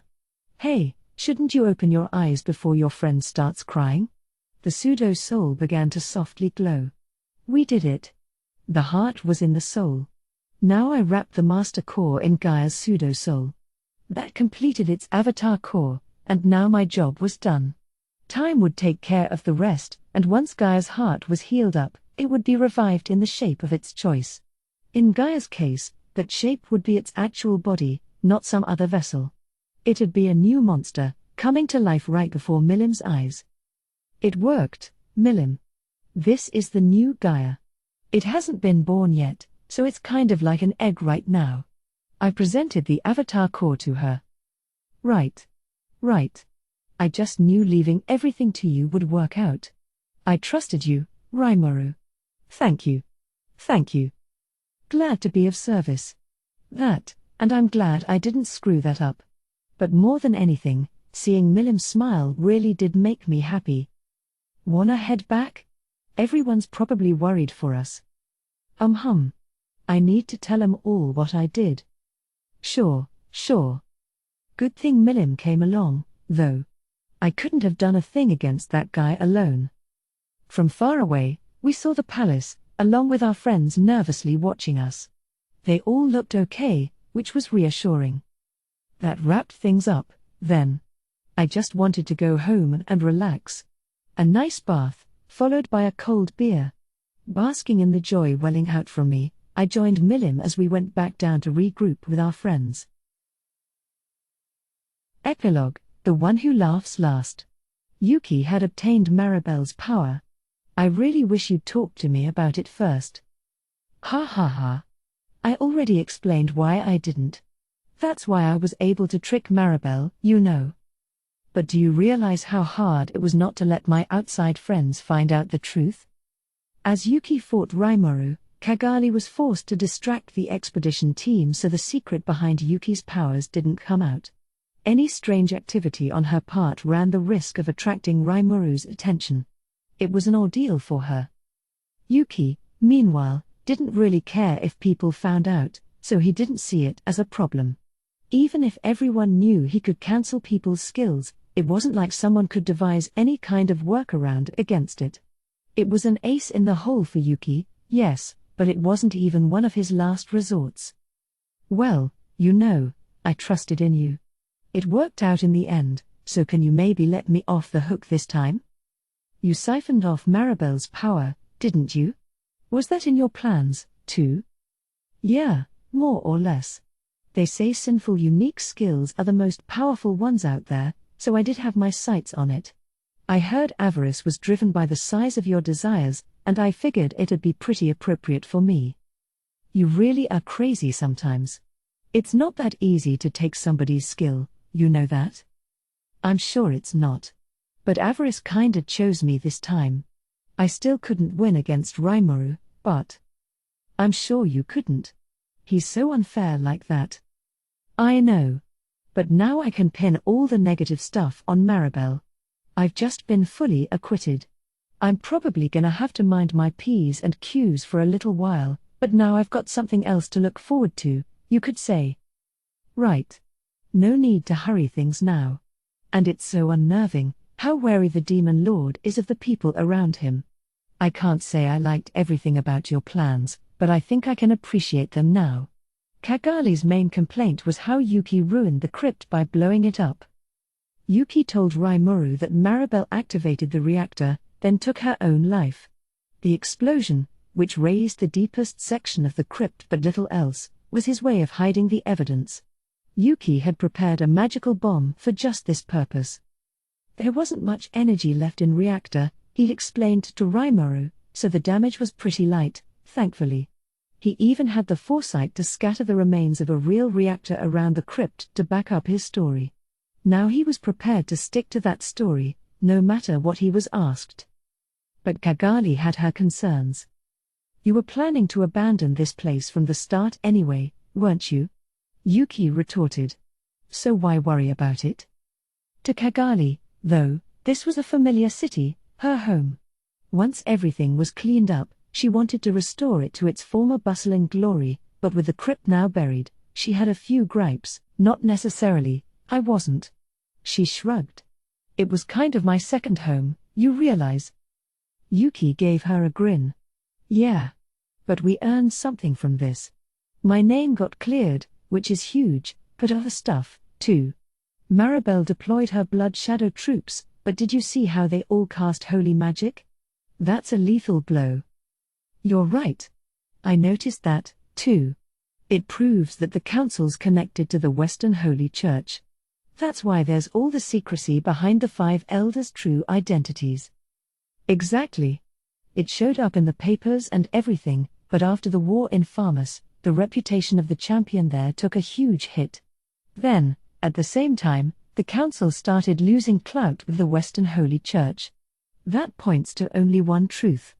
I'm thinking that Maribel's grandfather, Granville Rotso, is actually part of the 7 Days clergy. I see. That's a clever deduction, Sayuki. Kagali was just as sharp as him, and her reading of the situation matched his to some extent, convincing her it was the truth. Yuki looked at Kagali with a sinister smile. Oh, it's nothing too impressive. But I've stumbled upon another really key possibility. You know what it is? He paused, gauging her reaction. Kagali couldn't think of anything else. She put up her hands in surrender. I tried tracing Maribel's thoughts, based on the actions she took. But she really forced things with this whole operation, you know. If she killed the demon lord Rimuru, there was a chance Veldora would go berserk on us. When she took over the Chaos Dragon, that really did enrage Milim, almost. You were terrified that she'd discover us, weren't you? So I really think she pushed her luck way too much with a demon lord as dangerous as that, to say nothing of a true dragon. Putting it that way, you're right. Maribel had to know the danger she was putting herself in, and I'm sure she worked out some countermeasures. But what were they? Yuki looked straight at Kagali. He didn't have an answer himself, but he figured asking would help organize his own thoughts. Maybe she believed that she, alone, was safe the whole time? There is that, yeah. But I don't think that's all. And maybe she was anticipating at least a little damage?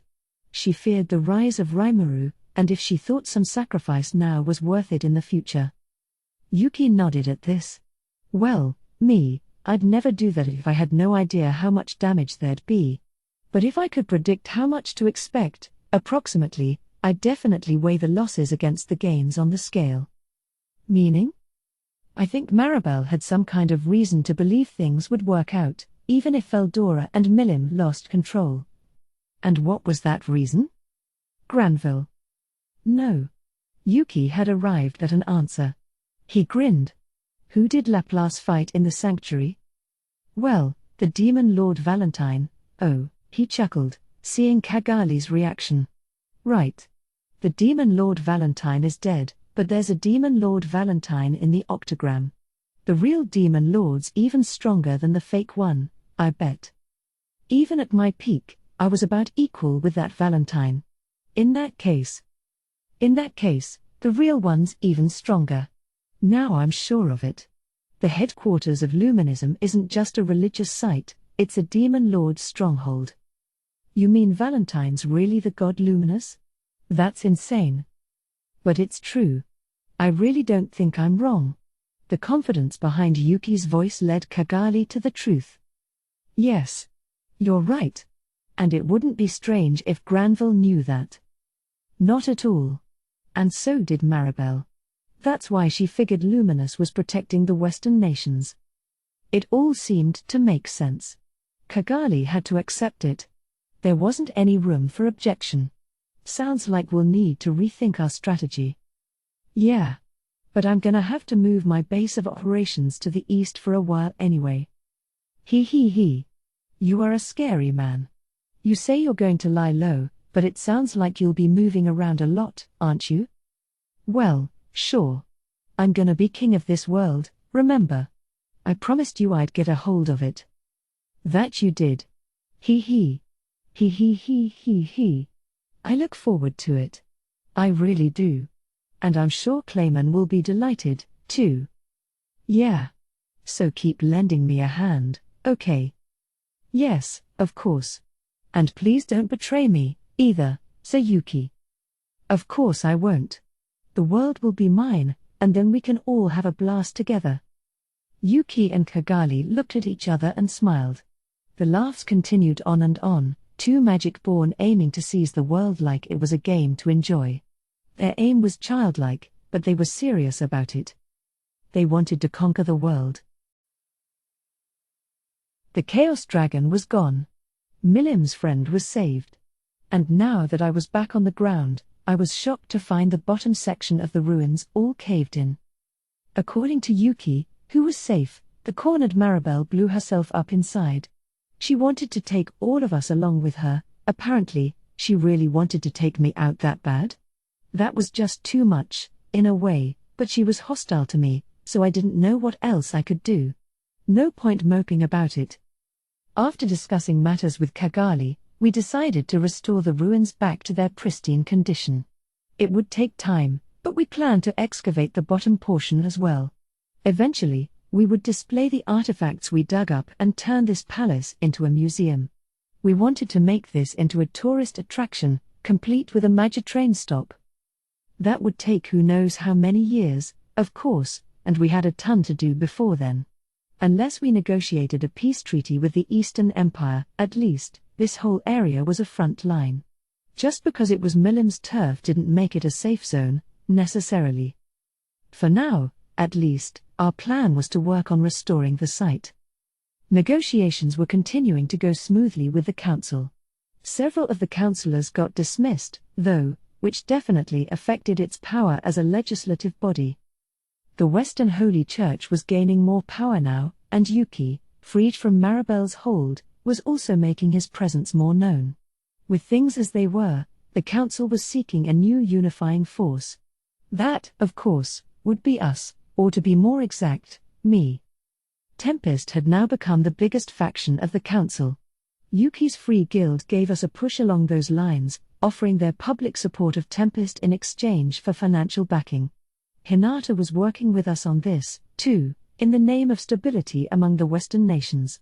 Thanks to that, we had now obtained a pretty hefty amount of influence in the region. Still, I'm glad Yuki's been cleared of everything. Now I can keep building up our alliance without any qualms. Negative. The doubts have now been confirmed. The subject Yuki Kagurazuka is definitely acting of his own free will.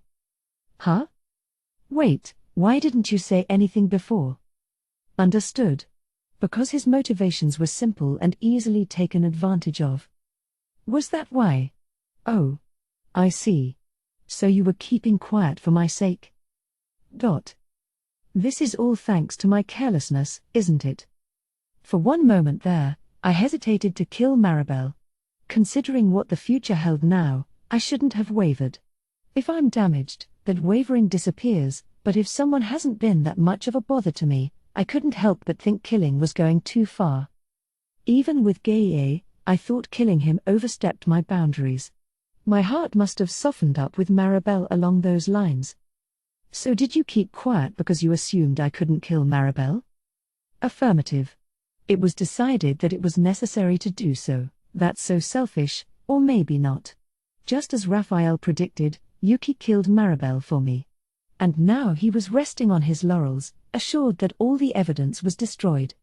I guess someone like that would be easy for Raphael to handle. I was in no position to complain, but I still found it incredibly frustrating. Making Raphael worry like that, just because I'm so unreliable. Negative. That is incorrect. I did not want my lord to feel any anxieties. Well, thank you. I wouldn't feel guilty this way, right? Yeah, I'm glad for that, but that's not gonna work for me. I need to face facts and decide things for myself. Otherwise, I'm a failure as Raphael's master. If I keep clinging to people like this, I'm never gonna grow and mature. So next time, report the whole truth to me, okay? I promise I'll accept it. Understood. As you wish. No matter what Yuki's scheming, I'm going to crush his ambitions. And I'm not alone. I have friends, partners I can rely on. Don't I? With Raphael, I can walk straight ahead, never making any mistakes. I'd really believed I could. And maybe, just a little, I thought I felt Raphael's smile for me. Afterword. Good seeing you all again. This is Fuse. To tell the truth, I was actually planning on 0 afterward this volume. This was thanks to the page count ballooning to its biggest yet, after a successful diet last time. I'll never forget the resigned voice of Mr. I, my editor. But once we opened the lid, it turned out we had a few extra pages. They want me to fill around 6 of them in an afterword, they said. Like I've written before, when I pick up a novel at the bookstore, I read the summary blurb, then go straight to the afterword. I figure the afterword's a good way to see whether a book is engaging or not. Even for a series like this one, I always read from the afterword first. I've got this habit of seeing if there's any new info, or maybe a release date for the next volume, before I enjoy the book itself. That's why I think an afterword is really important, but when I'm writing one myself, things change fast. I mean, really. If I write about my private life, a lot of people won't care. If I write about the series, I'll end up talking about spoilers. I'm sure a lot of readers would prefer more story to more afterword. If you have any requests on things to talk about in here, please write the editors at GC Novels. You may just see that reflected in future volumes. So for now, I'd like to talk a bit about the series. Here's a little behind-the-scenes info on the gun that appears in this volume. I gave the full name of it in the text, the Walther P99, a real-life handgun. Glenda uses it in the story, but it's a semi-automatic pistol produced by the Walther Company in Germany. I was thinking about going with the Beretta M92 or PX4, but then people might confuse it with the character Beretta. After deliberating over my options, I picked the P99 in the end. The Walther P38 is pretty well known. In Japan, it's famous as the preferred pistol of that one master thief we all know and love. I thought I might follow that example but opted against it. I figured that, being a woman, Glenda would prefer a more compact firearm. So that was my motivation behind choosing the Walther P99. It only gets named once, but I still had to do some research for it, even picking up an airsoft version to handle myself. It reminded me of how much I wanted one as a kid. I guess I'm just buying stuff like this now that I'm grown up and can afford it, can't I? Not that it matters. Anyway, I plan to continue bringing handguns like this into the story. They may go under the same name, but between mechanical and magical mechanisms, they could be totally different inside. The type Rimuru brought along on his adventure has completely original internals, although it looks the same from the outside. They even reproduced the blast charge, although making a lot of it is apparently a pain. They figured they could simplify things a bit, and so it has all the magic revisions described in the story. I also hint a little that the Empire has guns of their own, but those will be a completely different model. The idea is that they went through the same thought processes as Rimuru and friends but developed their magic-driven guns in different directions, that kind of thing. So those are the basics, but that's only the beginning of my problems. I'm planning to introduce a family of demons named after classic supercars, but at first, I was going to have a series of magic-born named after gunmakers, like Beretta.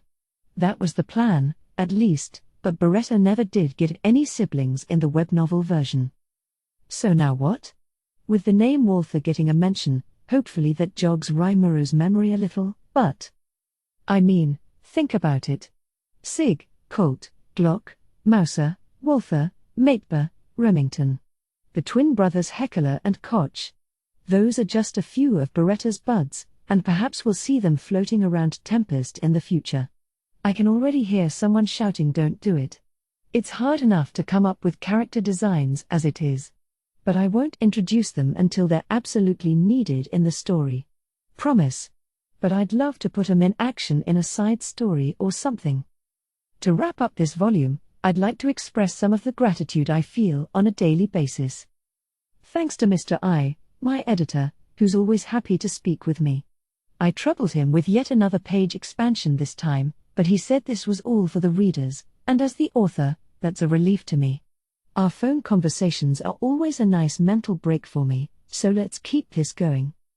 Thanks to Mitzvah for all the wonderful illustrations every volume. As mentioned, Maribel's design gave us a lot of trouble.